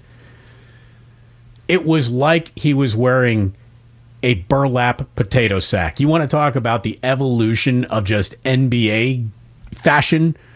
It was beyond baggy. It made whatever Michigan and the Fab Five were doing with their baggy shorts and baggy jerseys. It looked like you could have put 4 LeBrons in that jersey. It was so baggy. So I don't know if it's fashion, form, function. I don't know. But here's what I do know about Rafa Nadal. He's hurt and had to pull out of a semifinal at Wimbledon. So somebody gets to go right through to the finals without having to face Rafa Nadal. It's kind of a nice break for whoever that cat was. Oh, it's a huge break, but torn abdominal muscle is a torn abdominal muscle. They hurt like hell, and they hurt like hell for a good long time. Nick Kyrgios has made it through. Curious. He was warming up in a Jason Tatum jersey today, so we're out. The Bay warming Area. up in a Jason Tatum. Well, nothing says I'm about to finish second like warming up in a Jason Tatum jersey, right? Did Kobe tell him to wear that? No? By the way, it's amazing how Jason Tatum stopped texting Kobe as soon as the series shifted back to the Warriors. Couldn't help but notice that. This is Ben calling from Byron. Ben, you're on 95.7 The Game. What is your not-so-stupid question here on 95.7? Hey, I appreciate everything you guys do. It's a big deal to me and everybody driving behind me. So, and thank you. And I got to ask you a few questions, but not-so-stupid questions first. Only one. But so I was seeing if any way you guys can get Russell Westbrook to come to Sacramento. If you guys have the power to do that. We do not have the power to do that. You're going to have to call Mike Brown, see what they can do. Yeah, I think not only do we not have the power to do it, I don't think Russell Westbrook has the interest in doing it. Well, and why would you have any interest in Russell Westbrook? Yeah, like you got De'Aaron Fox. What are you talking about? Russell Westbrook? Russell Westbrook is the most dead weight that you can carry getting big minutes in an NBA game these days. So, yeah, you don't want that. Yeah, he's an expiring contract with feet. Ben, thank you. Did Ben have anything else? We don't have time for much more because Dave Fleming's going to be joining us. We'll have some not-so-stupid questions for Dave Fleming coming up in just a minute. This is Devin in Oakland. Devin, it's been a long time since we have done one of these. Let's wrap up strong, shall we? What do you got for us? I have a stupid question. I feel stupid about asking it. If you have 4 downs in every possession in football, why is it when you attempt to kick a field goal on 3rd, 2nd, 1st, whatever, why don't you get another attempt at it? You still have downs. Because if the ball crosses the line of scrimmage, you are essentially giving up possession. That's right. When the ball makes contact with when a kicker kicks the ball from its being held position, that possession is over. You can kick on third down, and if you screw up the hold, if your holder falls on the ball, you can kick again on fourth down because you didn't kick it. But as soon as you kick it, you have forfeited your possession. So that's why you sometimes see people kick on or go for it on the field goal anyways on third down. But yeah, that's it. Once you kick the ball, you're giving up possession. So there you go. Did we get that right? Yes. I think we got that right. Lucas says he has a not so stupid question. Lucas, what is it? It's my question that I've honestly been waiting years to get into Ray's ears. Hold on, let me hang up on this phone. Still in the producer studio. All right, Ray, are you ready? It's a hockey question, right up your alley. Why wouldn't a hockey team hire a sumo wrestler, somebody that takes up the entire face of the goal, and let them play goalie? There's literally nowhere for the puck to cross through and through into the net, and it will be a goal. Why wouldn't I do that? Boy, that's a great question. Because Thanks, Mike. there is no human who is actually 4 feet by 6 feet in dimensions. That's why. I mean, even if you wanted to lay him on his side, you're not going to get somebody who is literally 4 feet wide. And there's also a Tubbelard factor. Tubbelard doesn't do well on skates for anything, I don't think. I mean, it was a nice ad, but that was it. Yeah, that's not going to happen. He doesn't have to go anywhere. He can just sit there. Everyone else can play in the back of the trapezoid, all that. But you can just go 5-hole all day because how's he going to get down? How's he going to get the pads down in the butterfly position and get back up? And I understand that sumos are extraordinary athletes for the size of humans that they are, but I don't know. I mean, look at it this way. If there was really an experiment to run, wouldn't a Japanese team already have run this experiment? Well, an American team could have flown one over. I mean, you're not condemned to play only American citizens. You could fly in a sumo wrestler from anywhere. No, but you'd think that if there were something to this, they would have already cooked it up over there. And, had the right guy who was just squat enough, just wide enough to go ahead and maybe give it a shot. I think, your average sumo wrestler is not essentially quick. And unless you can cover all the holes in a 24 square foot goal, there's going to be places to shoot all day long. You need somebody who can actually move. By the way, speaking of new ideas and players for hockey, the NHL draft is underway. We're already at the Arizona Coyotes are on the clock, and the pick is in. Let me try to pronounce this name live and in real time, shall we? Let's see. Do we even have a chance? By the way, the Sharks have the 11th overall. Good luck to Mike Greer, their new general manager. The pick is in, Ray. Yes, it is. The pick is in. Are you excited about the NHL draft? Don't lie. Not really. No. Yeah, no. It's Yuri Slavkovsky. Oh, that's a huge mistake. You don't take Slavkovsky third. Well, you took him first. Well, see, that's what I mean. It's I don't need time. Yeah, I know. Tchaikovsky. No, he was the guy that he was the guy they thought would go later, but apparently, Montreal wanted him and selected him. Yeah. That's how the draft works. It's literally the first time since '85 that the team hosting the draft had the first pick. Well, they must be dancing in the streets up in Montreal. Will Giants fans be dancing in the streets of San Diego tonight with a win over the Padres? It's a hell of a pitching matchup. Logan Webb against Joe Musgrove. And to talk about his broadcasting partnership last night with our pal Hunter Pence, Dave Fleming is right around the corner here on 95.7 The Game. Thanks to everyone who called in for their not so stupid questions to be answered here on Damon and Ratto, 95.7 The Game. You can Watch the Morning Roast every morning on twitch.tv/957thegame. The better quarterback in training camp was not number 10. It was number 5. Shasky and I were headed to Trey Lance. We were the first members.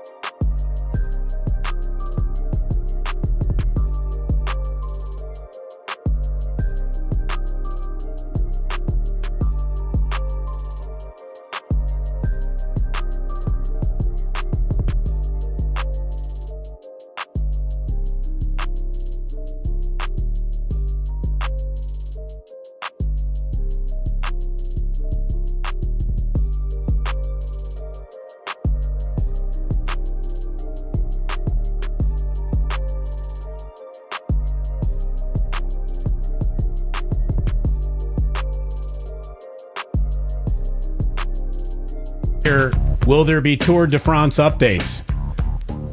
Yes. It will happen a little bit later on today. We're already 6 stages in. Ray, how do they sneak the Tour de France past us? What the hell's going on? I knew it was going on. I just didn't sort of care that much. Oh, well, no one does. We're going to change that. We never have in the past, have we? And when I say we, I mean you. Well, hey. Because we know why you even bother with this at all. Well, it's a great song. We'll get to it a little bit later. But anyways, right now, we have a great conversation ready to go with our friend Dave Fleming. By the way, Damon and Ratto brought to you by Fremont Bank. Full-service banking, no compromises. Dave Fleming down in San Diego. And what do you know? They got to San Diego with a win after all. It had been a long time coming. Last night, they were able to put it together and hold on for dear life at the end in Arizona to pick up a, hopefully, whole team dauber up win for a hell of a pitching matchup tonight. Dave, it's been a long time since we've said hello. Thank you for joining us on Damon and Ratto. How are you, pal? Way too long. I'm doing great. I'm standing next to Kipe. I've walked away from him now to talk to you guys, but when the phone rang, I said, "Oh, it's Damon and Ratto," and Kipe goes, "Ask Ray if he's wearing the ugly sweater." Jeez, I haven't talked to those guys in a long time. Anyway, he sends his love to both of you. Yeah, it feels like it. By the way, Ray is resplendent in a T-shirt today. We're very casual here, Ray. T-shirt? Yeah. Like a logo T-shirt or like a solid? Ray, would you like to explain? The 1944 St. Louis Browns logo. Wow, that's kind of cool. Like a Mitchell and Ness, like retro look. No, it's just that's what they slapped the logo on an orange shirt. Here's the thing. I don't know if you knew this, Dave, but Ray will only wear the logo of defunct, folded sports teams. No current teams at all. You got plenty of choices. There are a lot. You got your Seattle Pilots starter jacket and lots of other choices. Oh, no starter jackets. Nobody wears satin jackets anymore. Not even bouncers. The fashion advice with Ray Ratto. No, I mean, because at some point everybody's going to fold, and I'm going to just be on the cutting edge. But by then I'll be dead, so it won't really matter that much. Anyway, it's good to talk to you guys, and it was a harrowing, but it was a great Giants win. It's the kind of win that, who knows? We'll see how they play tonight, but it's the kind of win that you feel like maybe it can get this team going a little bit. They need it. Well, Hunter Pence needed it. I mean, he showed up in Arizona and didn't have too much to have fun. By the way, I thought that you guys are doing a hell of a job breaking Hunter in. You specifically, the two of you seem to have like a real burgeoning friendship between the two of you. You're talking about you're bringing him Tupperware bowls full of cherries. You're almost passing out on bike rides together. It's a sweet relationship. Well, and Hunter and I would say, like, when he was a Giants player, like, part of this was Hunter was so focused on Hunter was like the ultimate worker and preparer. So it's not like we didn't have some laughs with Hunter or talk to him and get to know him. We did. But, game days, outside of maybe like on the airplane, Hunter was in his own world. And so we didn't really get to know. We saw the persona, the big personality, the speeches, all that stuff. But we didn't get to know him that well while he was actually playing, or at least I'll speak for myself. Like, deep down, didn't get to know him. And now I do feel like I know him really well. And he's a delightful guy. He's fun to work with. He's doing a really good job. We went on this Giants vacations trip this last December to Maui with him, and he and I were body surfing in the ocean in Maui. So who knows? Burgeoning friendship, Hunter and Dave. There you go. It feels like a podcast on the verge. It really does. I don't need to be talking anymore. I'm talking plenty. So let's talk about last night's game and how, like you said, it'll hopefully springboard this team into at least a better feeling. Being around them every day, I think that one of the hallmarks of the Giants is they never get too up, they never get too down. But boy, they were getting down. Like it felt like as much negative energy as been around any Gabe Kapler team in good times or bad in a San Francisco, Gabe Kapler world was what we were looking at there. So how much do you really put into winning one baseball game in the middle of a year? Yeah, it's hard to, you don't want to overreact, but I do agree with you. It was a different, even this season has obviously even right from the start, not been the same as last year, and that's okay. Last year was really, really special. It's hard to replicate. There's nobody who's really trying to do that. But through all of the ups and downs and the injuries and the inconsistencies, I don't think there's anybody on this team who ever felt like we're still the team we need to be. We're on our way until the last week. And the last week was just, it was just ugly. And I don't know if that means gout creeps in on the players' side, but it's hard not to be feeling like, man, something is just really off here. And they needed a game like last night.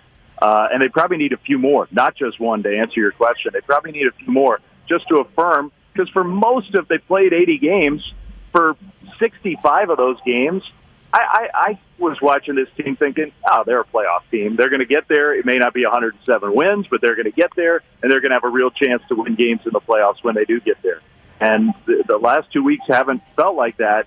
And so I'm hoping that we get that version of the Giants back. And look, not to ramble on, but when your defense just keeps on making mistakes like it has, I think there is something that's just draining about that. Like, oh my gosh, how can this be happening again? It's not one guy. It's been spread around. But I think there were just so many of those mistakes in these last couple of weeks that it was wearing on the group. It was. A couple of questions. First of all, when was the last bad defensive team the Giants have put out in the field on a day in and day out basis in your memory? And second, everybody sort of recognized when the season started that there was going to be some regression to the mean, because 107 games, it was, reasonably speaking, not replicable. What is the thing that has made it more than regression to the mean, that where the drop-off has been that dramatic? Has it been the defense, or are there other factors that have made the Giants hit the halfway point as a pretty ordinary team?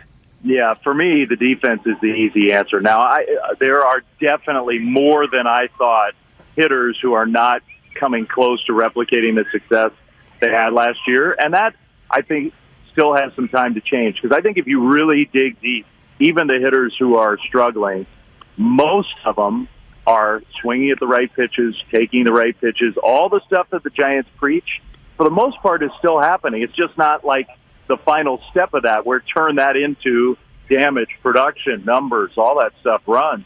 I think even for a lot of the struggling Giants, we're seeing the underlying stuff fine. The pitching, I truly believe, is that way. I don't have any question. The Giants' pitching has been more than solid, and it's been let down by the Giants' defense. The defense has clouded the numbers. You can't tell how well they're pitching. They're pitching much better than the numbers would say. So for me, it's a pretty easy answer. That's been what has been so shocking about the year so far. As far as other Giants teams, even through some of the Giants' years post or around the end of Barry Bonds, before Lincecum and Posey, they had Omar Vizquel, Benji Molina was around. They had some anchors on defense. They had some athletic young guys in the outfield most of those years.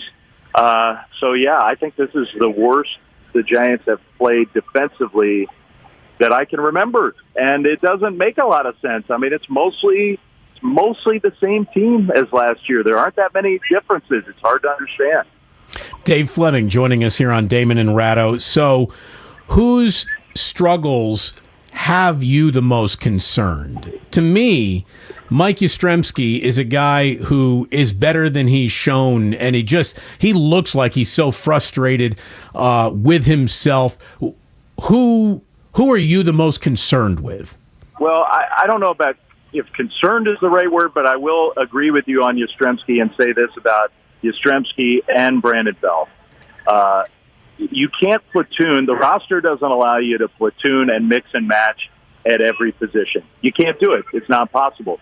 You have to have some guys, even if they're not every single day players, you have to have some anchors in your lineup, guys who are going to be out there regardless of most matchups. And for the Giants these last few years, that has been Yastrzemski. Crawford goes without saying, but Brandon can help you even if the offense isn't there. Brandon can help you just by being a calming presence on the infield. Those other guys, they can help you defensively, but if you're not a shortstop, it's hard to make that kind of impact.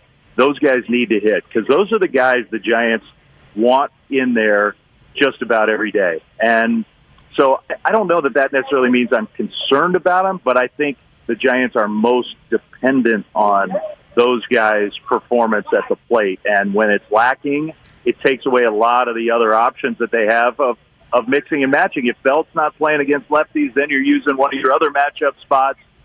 You just have less flexibility overall.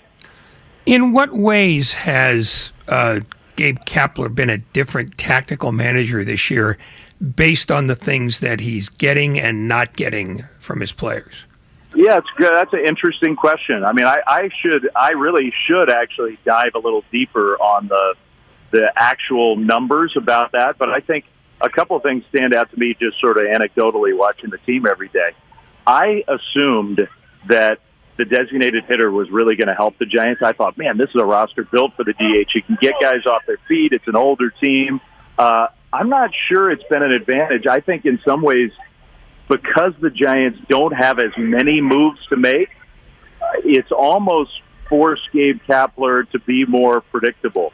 And I think you're seeing other teams start to bait is probably the wrong word, but I think we've seen some other teams bring in a lefty, even if they only have one lefty, because they think Jock Peterson might be coming out of the game in the 6th inning, and then he's not there in the 9th inning. And I think it's taken away a little bit of what Gabe likes to do. The DH, weirdly, has not benefited the Giants the way that I thought it would, and I think that's trickled down to the other moves that he's made. On the pitching side, I think he's been basically the same guy. I think the roster changes, the rule changes, and the DH have limited him just a little bit. Dave Fleming, I got to be a broadcaster myself here for a second and ask everyone to pause for station identification. Welcome to your 5 o'clock hour. You're listening to 95.7 The Game, KGMZ FM in HD1 San Francisco, an Odyssey station. Camilo Doval is about an easy 101 to the plate as you're going to find, yet he seems to throw the slider more than his fastball. Is he worried about controlling that fastball? Because to me, it's the slider that brought about the walks last night. And look, giving up hits is Major League Baseball. You just can't walk guys when you're a closer. Especially when there's a 3-run lead and you're at the bottom of the order starting an inning. I mean, that's just the ultimate no-no. Now, closers have a different mentality, and closers always believe that they can get out of whatever mess there is. They believe their stuff is good enough to get through it. And look, that's part of what makes them good. Here's what I'll say about Doval and the slider. It can be frustrating for all of us when you throw 102. Like, man, I'd like to see that pitch a little more. Now, the numbers say the slider's been a way more effective pitch. So, I'm not sure it's all on Camilo. I think some of it is game planning. Like, look, dude, your slider is awesome. It's not getting hit. Let's lean into it. If it's not perfectly commanded, that's okay. They're not doing any damage on it. We can work around that. So I don't think it's all on him. What I do think he still has some work to do is, whether you call it sequencing or what. Like last night he threw 37 pitches. 27 were sliders.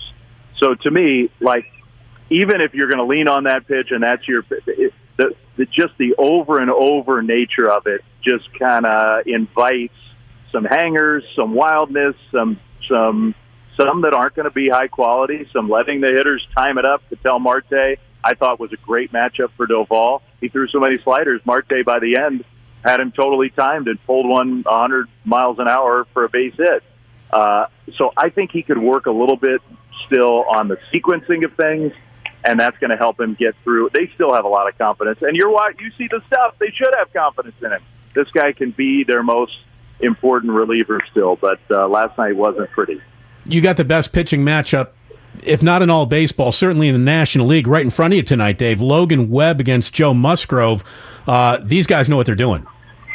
I love watching Logan Webb pitch. I do, because it's not just that he pitches with quick tempo and attacks and is in the strike zone, all the things that the Giants preach and that make the game more fun. Like, it's just fun to watch him pitch. He also has grown so much over these last couple of years to where, I can remember a game here in San Diego where things weren't going well, and he just couldn't get through it. And it was, he had been on a roll, and it was like, it wasn't a meltdown on the mound, but He just could not figure it out. And there have been so many times this year where you watch him for like 5 or 10 pitches and you think, he doesn't have it tonight, or he doesn't have the feel of that pitch.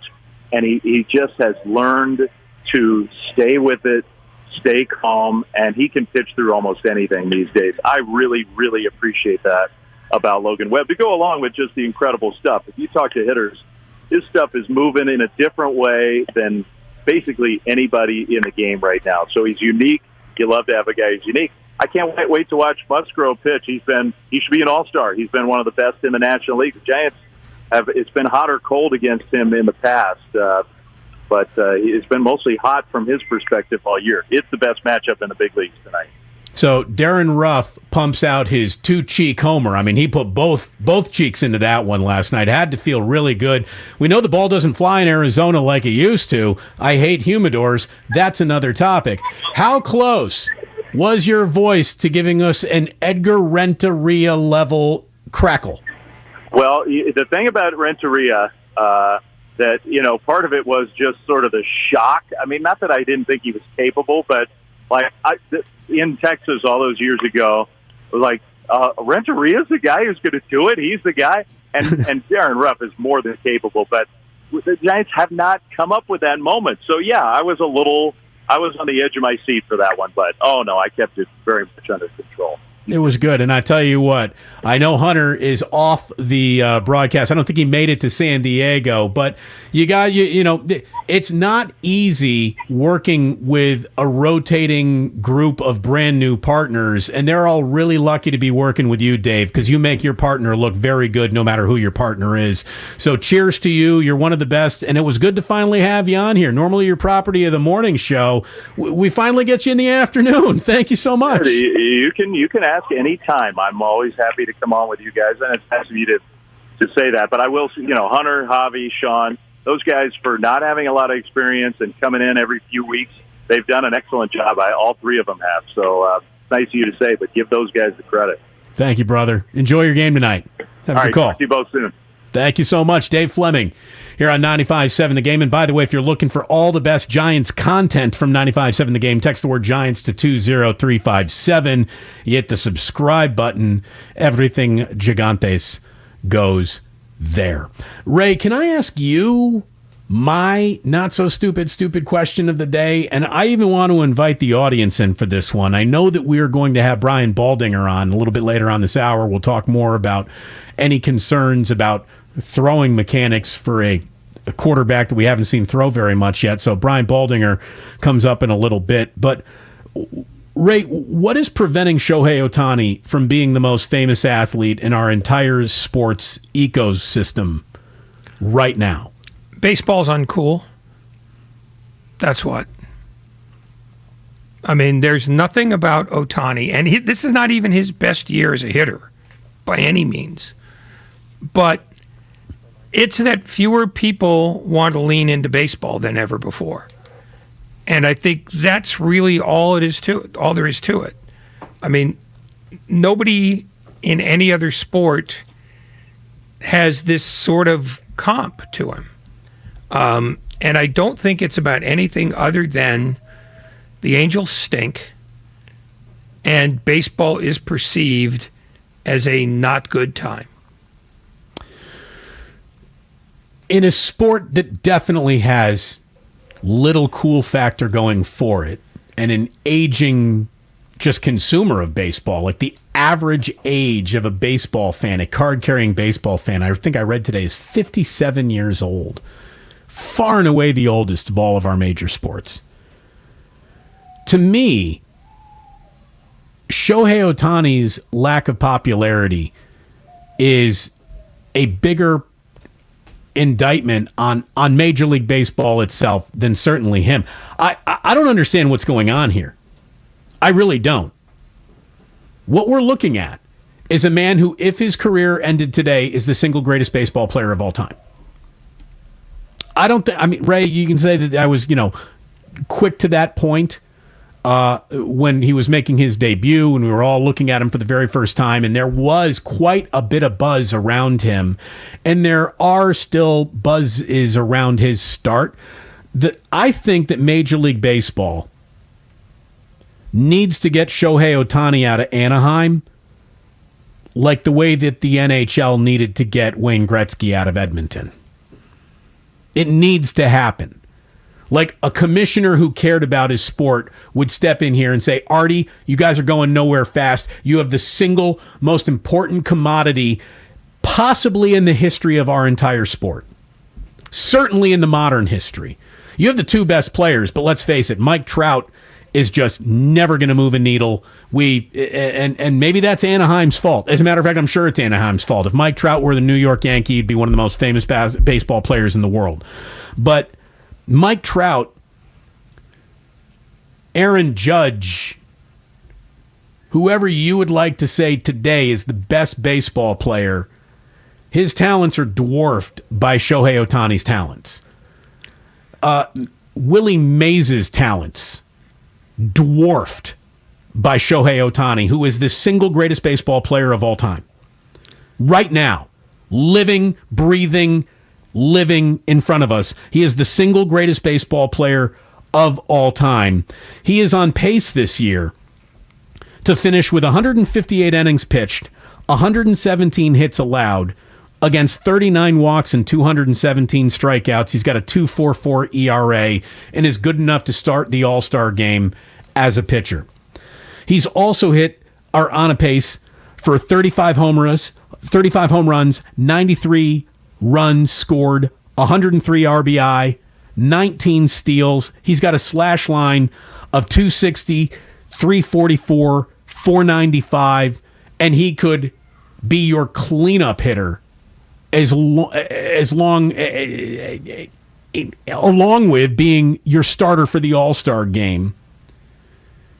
He has a median career on-base plus. Look at it this way. The median career on-base plus for a baseball Hall of Fame position player is 130. Ohtani is at 137. So he is better than the average Hall of Fame hitter right now in his career. And the median career of an ERA plus for a Hall of Fame starting pitcher is 122, and Ohtani is at 133 right now. He is a Hall of Famer as a pitcher, a Hall of Famer as a hitter in terms of production, and he's the same guy.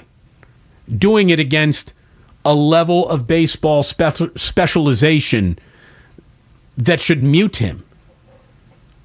Baseball needs to get him out of Anaheim. This sport is dying.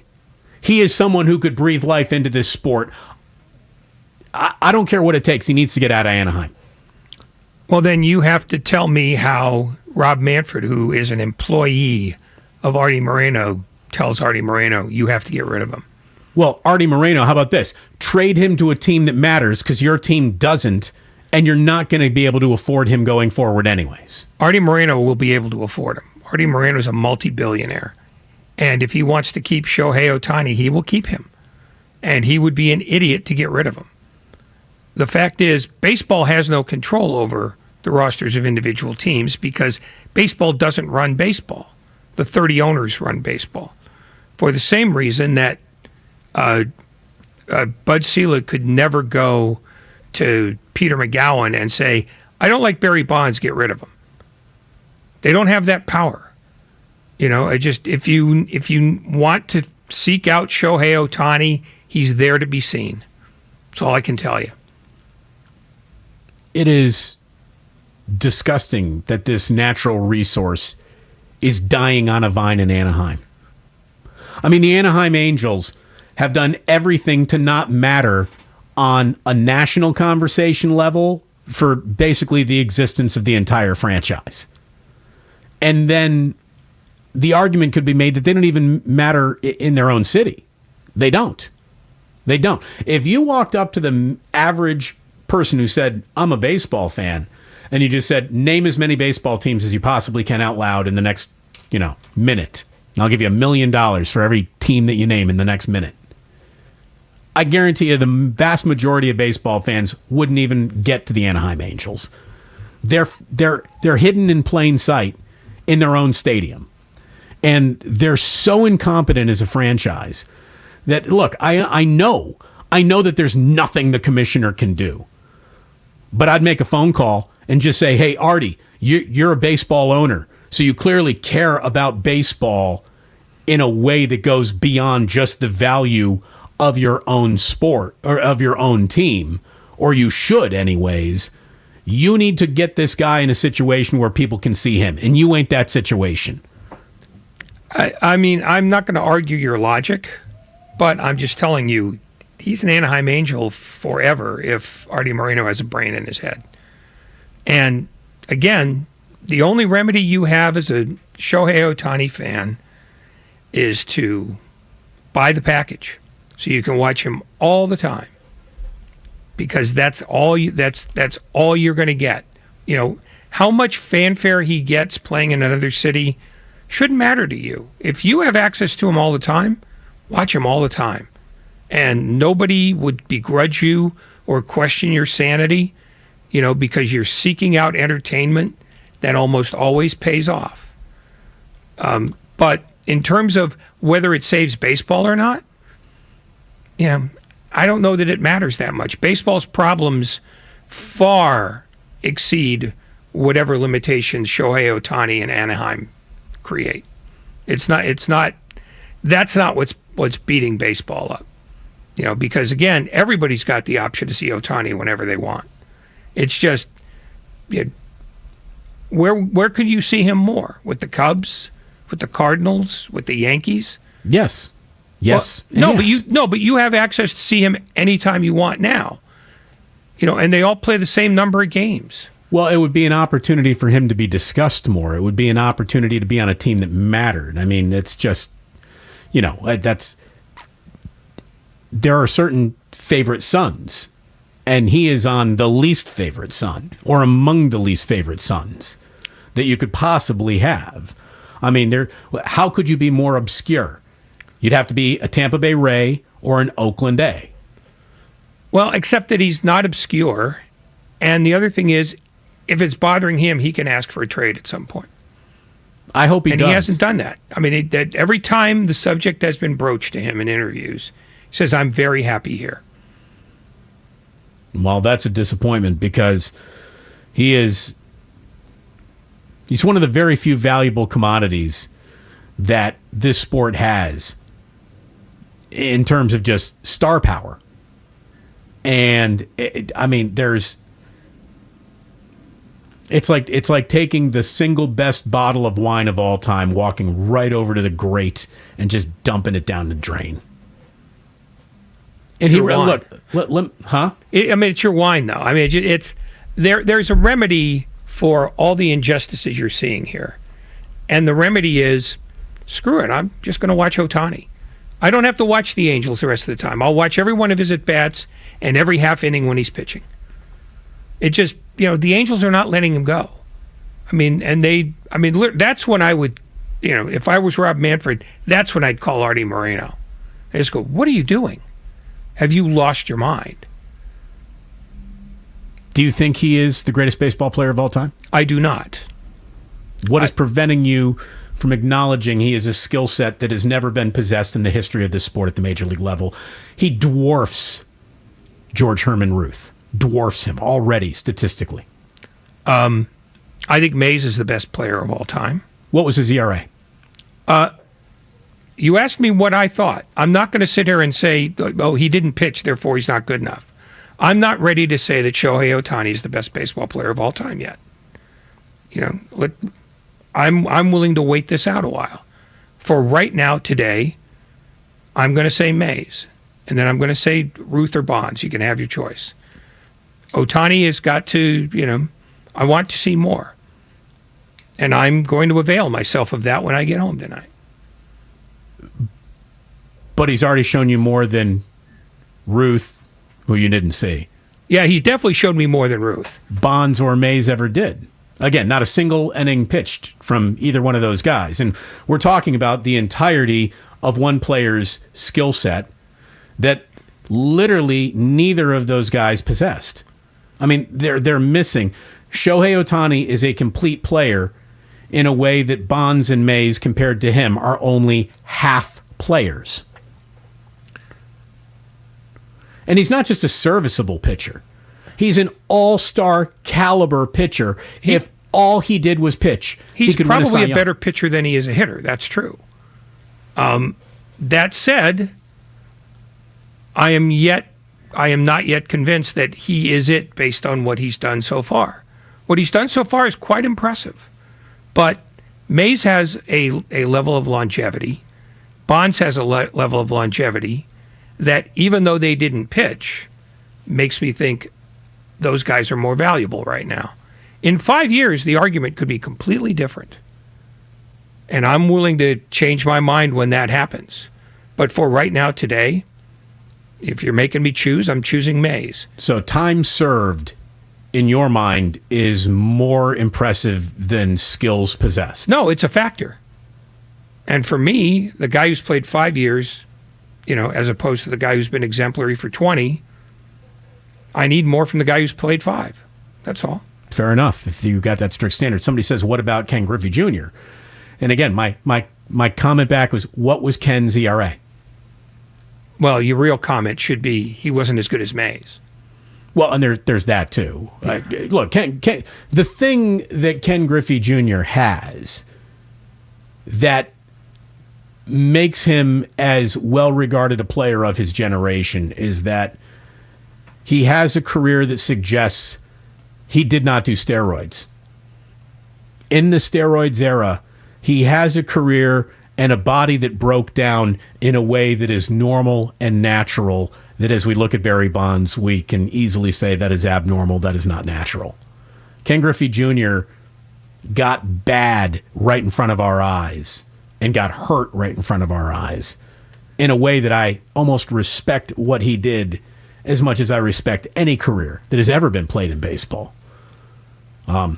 It's a shame that it happened the way that it did, but he just, his hamstrings turned into rubber bands late in his career and wasn't, again, Barry Bonds and I didn't hit home runs because he took steroids. Barry Bonds was able to get into the batter's box 4 times a night, all up and down his career because he took steroids. And that is how he cheated the game, by him being present, not by steroids making him a better hitter. At least that's my opinion. Okay. No, I mean, I thought Griffey was a great player. I mean, he had all 5 tools. He had a much better arm than Bonds did, for example. But he never did anything that was, like, outsized.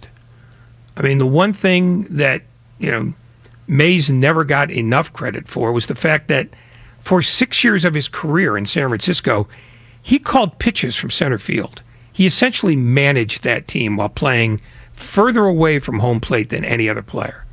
I mean, he was that smart, and he was that respected. And as for Griffey, did not have the kind of power numbers that Mays did, did not have the kind of speed numbers that Mays did. But in all other ways, if you wanted to say he's one of the 10 best players of all time, I would muster no argument. He's sensational. Who? Griffey. Oh, okay, yeah. I mean, yeah, I mean, he's just awesome. not, to me, he's not as good as Mays, and because Bonds did as many outsized things as he did, steroids or no, I put him ahead of Griffey too. Because the truth is, we don't know who did steroids and who didn't. Well, we do know that and I'm not exonerating Bonds because I think the preponderance of the evidence suggests that he did. But baseball was fine with steroids. And they collected all the money that those steroided athletes provided them for year after year, and the only reason they stopped was because Congress got involved. Otherwise, baseball was fine with steroids. Couldn't have been more delighted by it. Oh, without a doubt. They were there because Bud Selig wanted them there. If they could, they'd bring them back now. Problem is there's something called felonies that get in the way. Comcast Business Text Line. So, Damon, everybody else has only been a half player if they don't pitch and are also great hitters? Yeah. Now, Shohei Ohtani is in a group of 1. Babe Ruth isn't even in Shohei Ohtani's group. Because remember, Babe Ruth was good against some white boys, but he never hit a brother like Doc Gooden. Thank you, Ice Cube. One of the great rap lyrics of all time. But it's the truth. Shohei Ohtani possesses a skill set that has never been possessed in the history of a game that's been played for a better part of 180 years. So there you go. He is in a class of one. He is the single most unique athlete sports has ever seen in terms of baseball. And maybe even all sports. He is in a class by himself. He is redefined the concept of ability and excellence throughout the history of baseball. That baseball can be basically split into the we've never seen a guy like that before, and now we've seen that. That's the era. The pre-Shohei Ohtani and now. There is nothing. How about this? No human beings have ever seen anything like that. And somebody says, well, Damon, this is your opinion. Not everyone agrees with you. You don't really know about baseball anyways. All right, sure. Okay, that's an easy thing for you to say. I really don't know about baseball anyways. I know there's never been a guy who's done this ever, never, ever, ever, never, ever, ever, ever, never, ever, never. And Ever? if you can't, ever. Never. And if you can't appreciate a class of one, what do you know about baseball? I guess would be my question. I will give you that he is the most unique player that the game's ever seen. My issue is longevity. And he's only been able to play as long as he's been able to play, so it's not even a knock on him. But when you say the best ever, for me, part of it is do this for 15 years. Somebody says, so Rick Ankiel's a better player than Mike Trout? No, because Rick Ankiel wasn't a great pitcher, nor was he a great hitter, and he was never asked to do the same in the same game. He was no. Rick Ankiel was a bust as a hitter and a pitcher when it was all said and done. Shohei Ohtani's not a bust. He can hit cleanup in this year's All-Star game and start it all at the same time. Rick Ankiel wasn't going to All-Star games without tickets. By the way, this is Anthony and Hayward. Anthony, you're on 95.7 The Game. What do you got? Hey, guys. Thanks for having me on. Yeah, this is a great topic. That Ohtani, I kind of agree with you, Damon. He needs to get out of the Anaheim. I know the owners, they're not going to budge because, like Ray said, they'll be real stupid if they get rid of him. But for the sake of baseball, get him out of Anaheim. And also, I'm kind of on your side, Damon.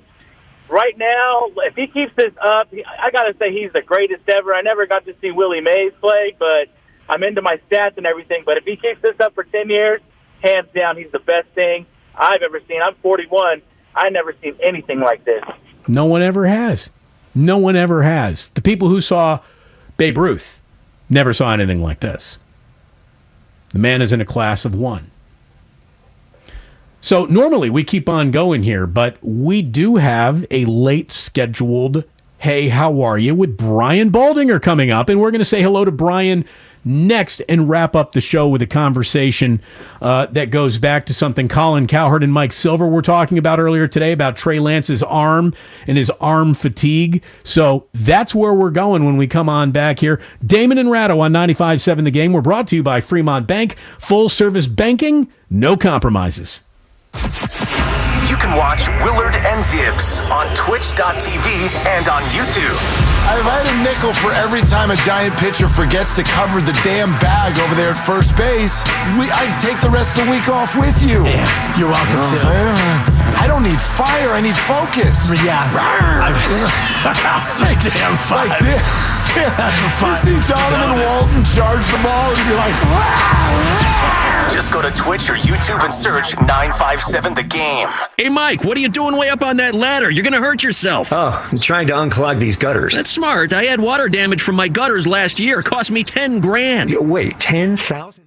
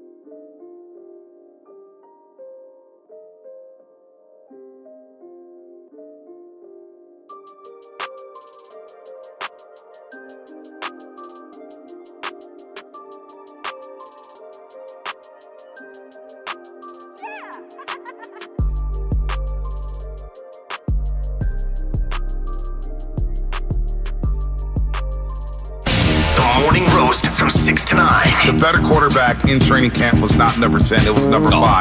And Shasky and I were ahead of the Trey Lance. We were the first members of the Trey Lance train. Willard and Dibs from 9 to noon. They're already 10.5 back of the Dodgers. Yeah, okay. What are we really talking about? We're talking about maybe getting in for a wild card. Talking about making the playoffs. Yes. Steiny and Guru from noon to 3. When does the Dodger tangible start to take over to where we see our guy at Nordstrom and not Rack? And Damon and Ratto from 3 to 6. I don't want to hear it. I don't want to hear it. Arm fatigue in Trey Lance, I mean, that better be way over-exaggerated. The best of the game, presented by the County of Santa Clara.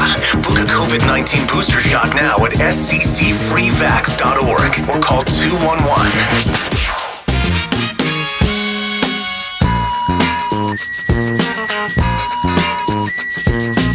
Now back to Damon and Ratto. Brought to you by BMW Fairfield on 95.7 The Game. We're going to be catching up with our friend Brian Baldinger here in just a minute, who I guess is in an airport and is going to be nice enough to join us to talk about this Trey Lance arm fatigue thing that we were talking about earlier.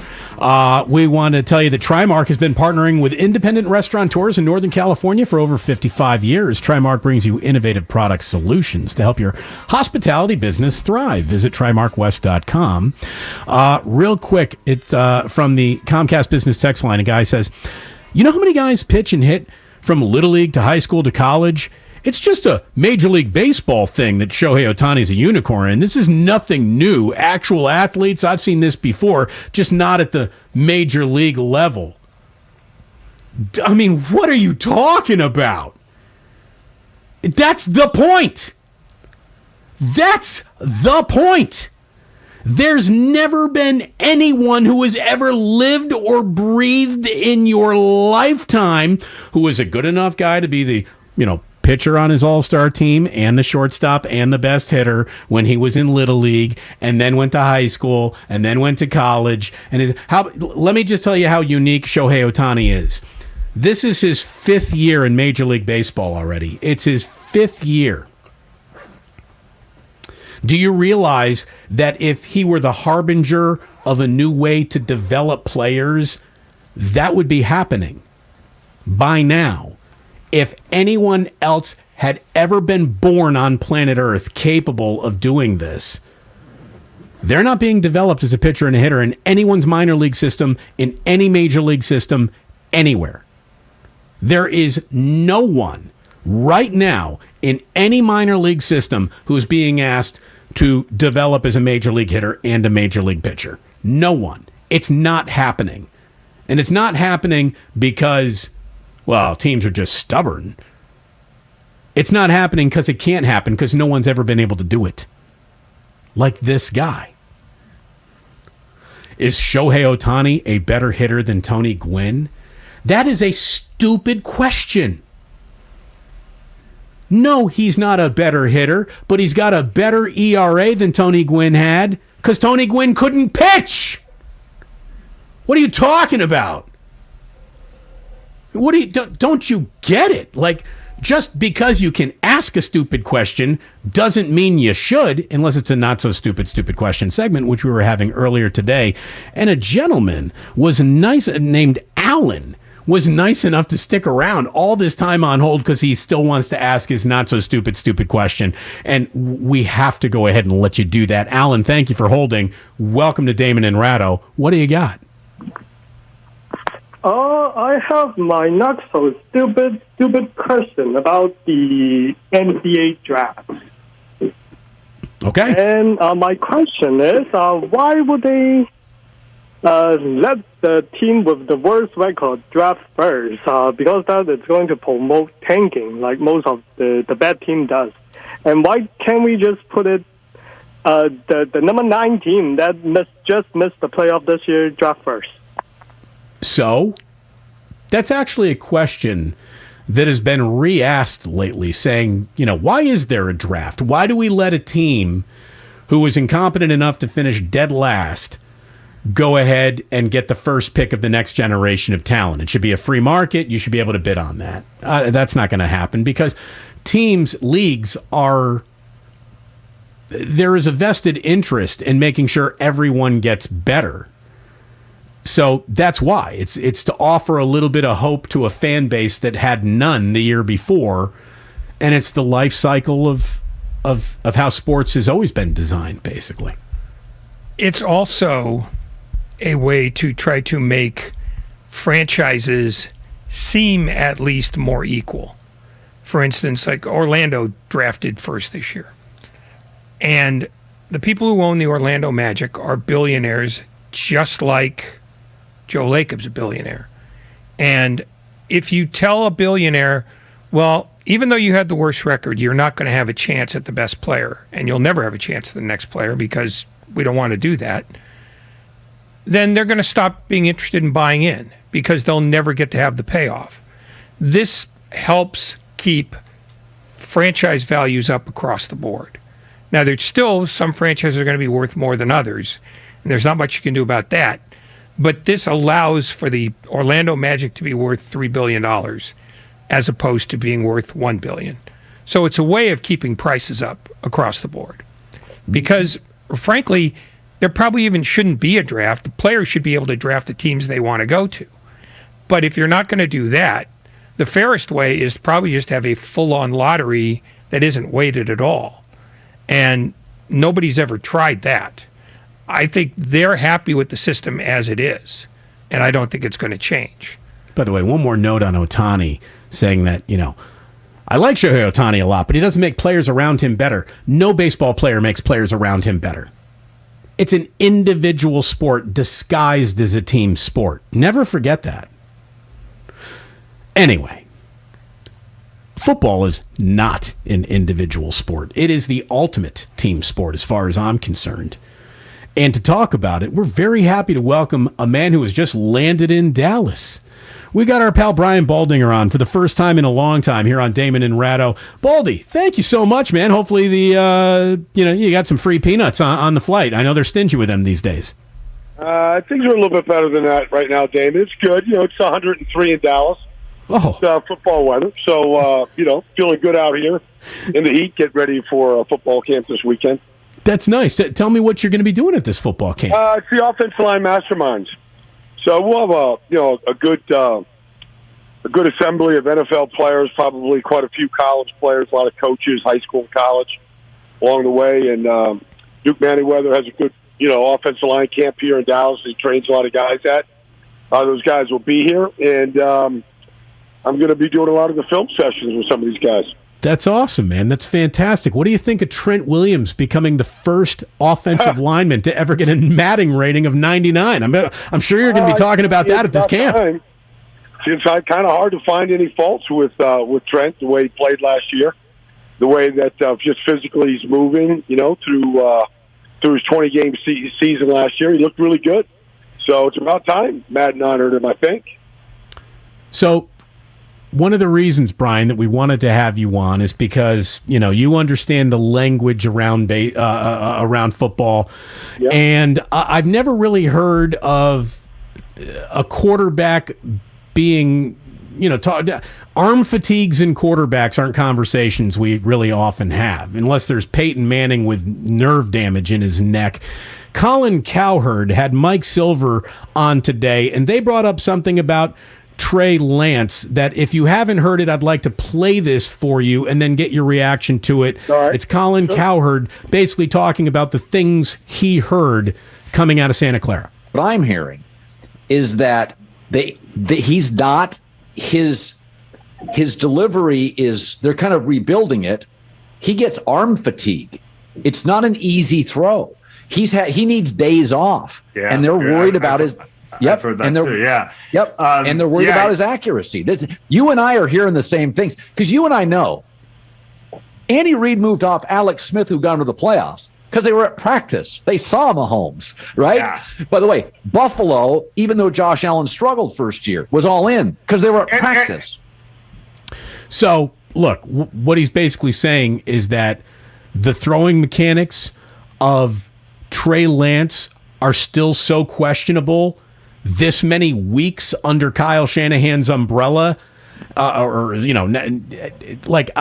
don't even know where to begin here, Baldy. Quarterback arm fatigue. Look, it's not unusual for a quarterback to have arm fatigue. I've been to Green Bay in the summer when Brett Favre, had elbow fatigue. I mean, it's not unusual if you're getting a lot of action. I mean, it's July 7th. They don't start camp until July, 25th, 26th. He's got 3 weeks here to if that's what he's got to do. I mean, I wouldn't worry about it. I mean, I wouldn't be worried about anything that Colin said. It's going to be how he plays on September 11th that's going to matter. I'm not disputing what Colin said or what Mike Silver, was sort of agreeing with him on. But that's not unusual for a quarterback to try to change the motion. I think he does. I think he's got to tighten up the motion. I've said that in the past.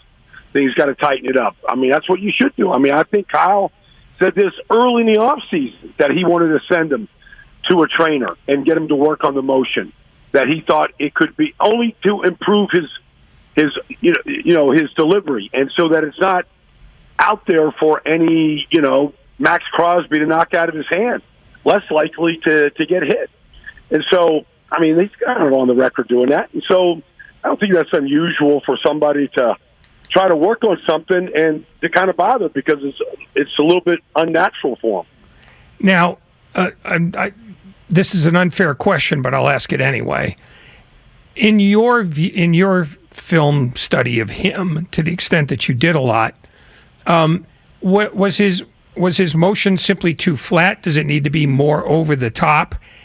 And if it does need to be more over the top, for a guy who tends to sling the ball the way he did at North Dakota State, is it a hard thing to adjust to? Well, I don't think it's a flat delivery. I just think it's a long delivery, from the time the windup. I mean, Jimmy has a very tight delivery, always had. I mean, from the time that I first saw him play with the Patriots, I thought he was like Romo.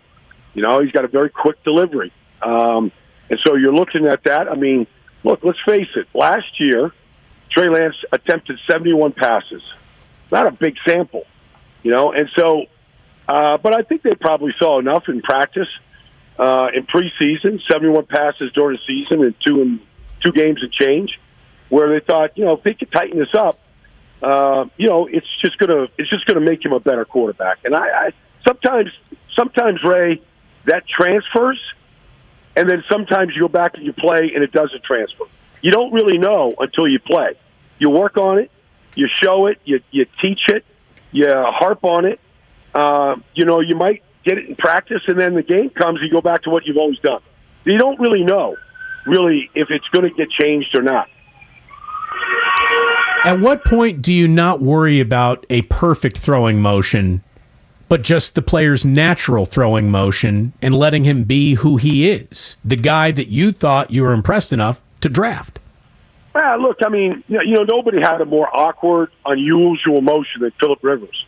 He played 17 years with it. I mean, he learned how to throw football. His dad was a high school coach. He was throwing the ball back as a ball boy when he was 5, and he pushed the ball. And he never stopped pushing the ball. Nobody ever tried to change it. He had a great career. And that's one example. Kerry Collins had a very long delivery when he first came out of Penn State.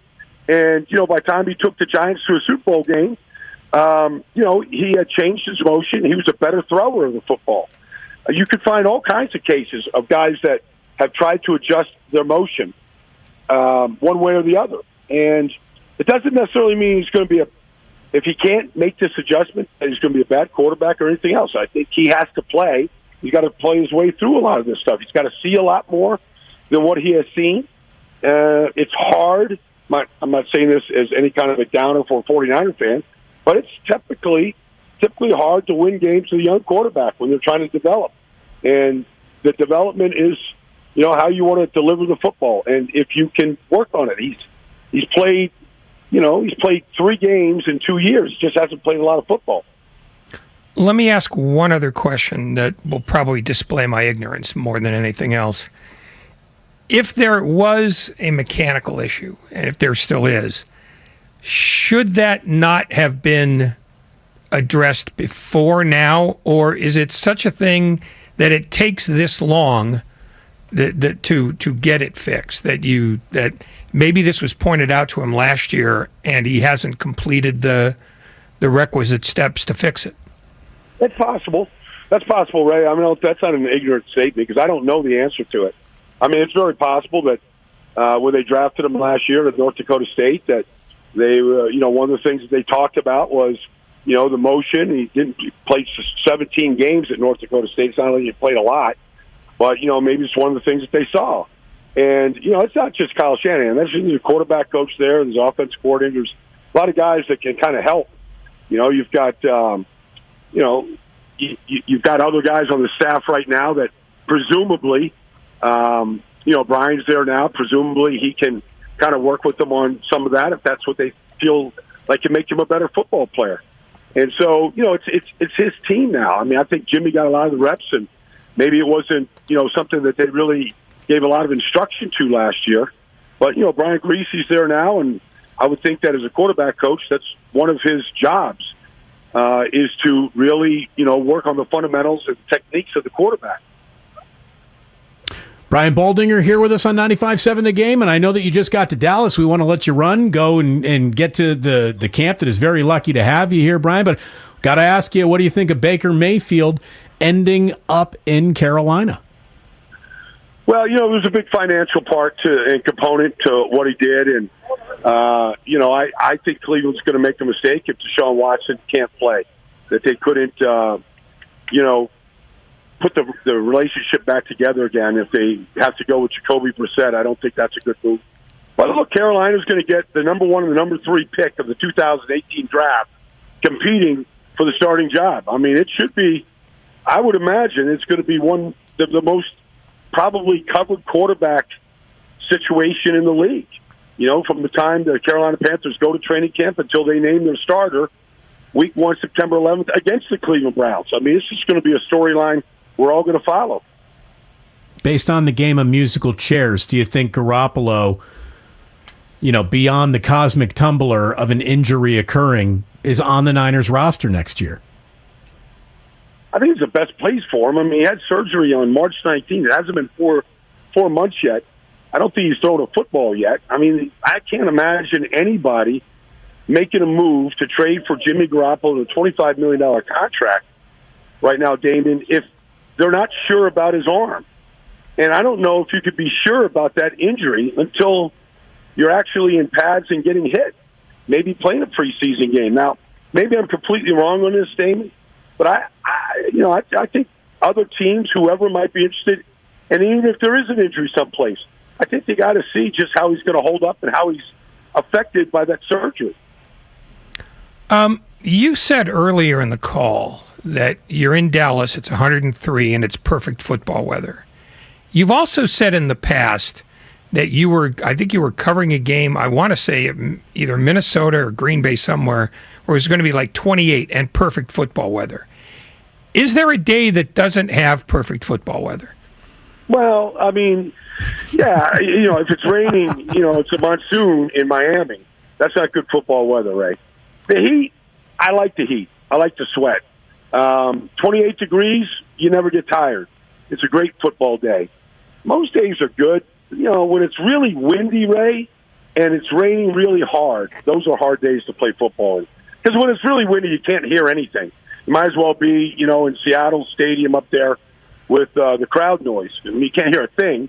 And then when it's raining sideways, it's just difficult to concentrate and to get your footing.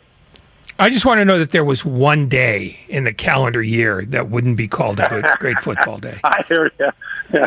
Baldy, I know what you're asking. It's all good for me, though. Thank you so much. I don't know if you got a 10-gallon hat or cowboy boots, man, but if you do, I hope you brought them with you because it's the right place to be wearing them. Thank you so much. Okay. Take care, James. See you, Ray. Take care.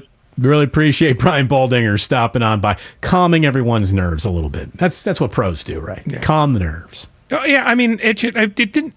Arm fatigue didn't surprise me because it's a vague enough term that it could mean anything.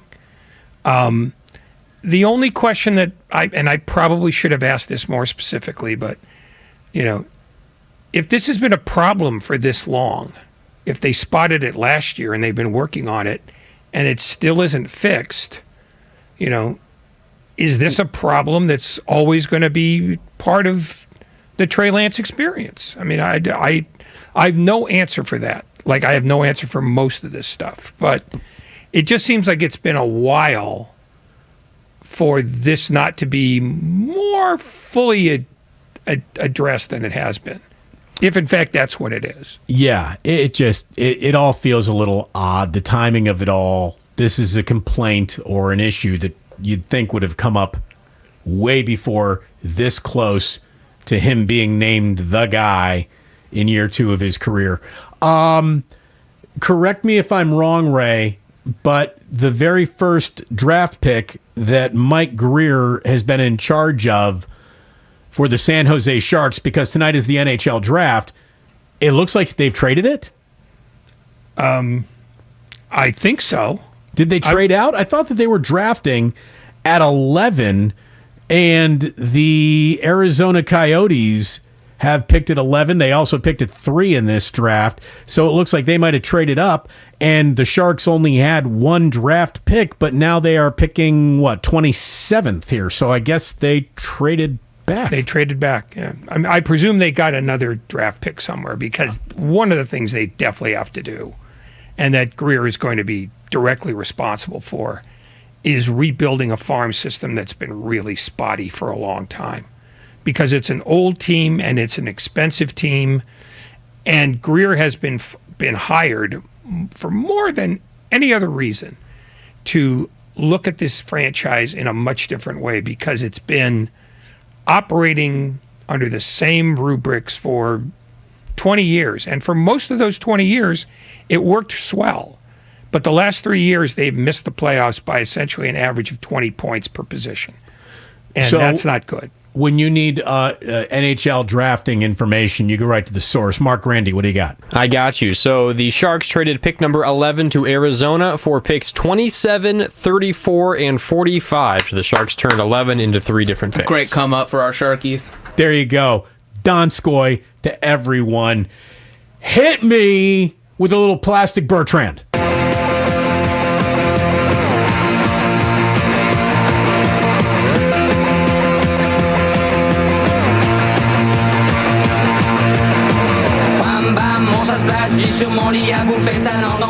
So you probably didn't even know that the Tour de France was underway. We're actually through 6 stages already. Stage 6 today, won by Tadej Pogacar. What do you know about Tajdeh Podkar, Ray? Boy, he can really ride a bike. He can really ride a bike, and he rode it during when I need bike racing expertise, I go to my guy at Defector, Pat Redford.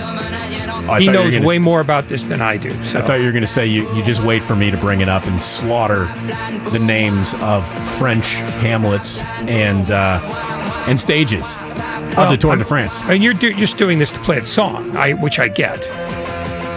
173 riders took start of stage 6. It was the longest of the entire tour. This is the 109th Tour de France, by the way. 219.9 kilometers. It was an active start with Wout van Aert eager to split from the peloton. But no. Tajdeh, T-A-D-E-J, Tajdeh Podkar takes the 6th stage of the Tour de France, and I can't wait to bring you stage 7 tomorrow. It's a Friday. We'll figure it out. Thank you very much for tuning in today. We want to thank Brian Baldinger joining us last minute. Thanks to Dave Fleming for joining us from down in San Diego. Should hopefully be a interesting pitching matchup, if nothing else, between Logan Webb and Joe Musgrove tonight down in San Diego. And we'll be back tomorrow to talk about all these things with our fatigued arms and such. Thank you to everyone who called in for not so stupid questions. It was fun to get back to that. And it was good talking to you today. Thank you very much to Lucas and Grandy back in the studio. For Ray, I'm Damon. Sports don't build character. They reveal it. And like that, he's gone. Steiny and Guru stream live on YouTube and Twitch every day. Capital B, capital S. Give up 2 of them. You think that they could get KD just giving up 2 of them? You get Wiggins, proven. You get Poole, already a good young player. And then you take Kuminga, who's a wild card. Who's got a chance to be good. Yeah. Now you win 2 more titles. This is the Bay Area's sports station. Hell yeah! 95.7 The Game.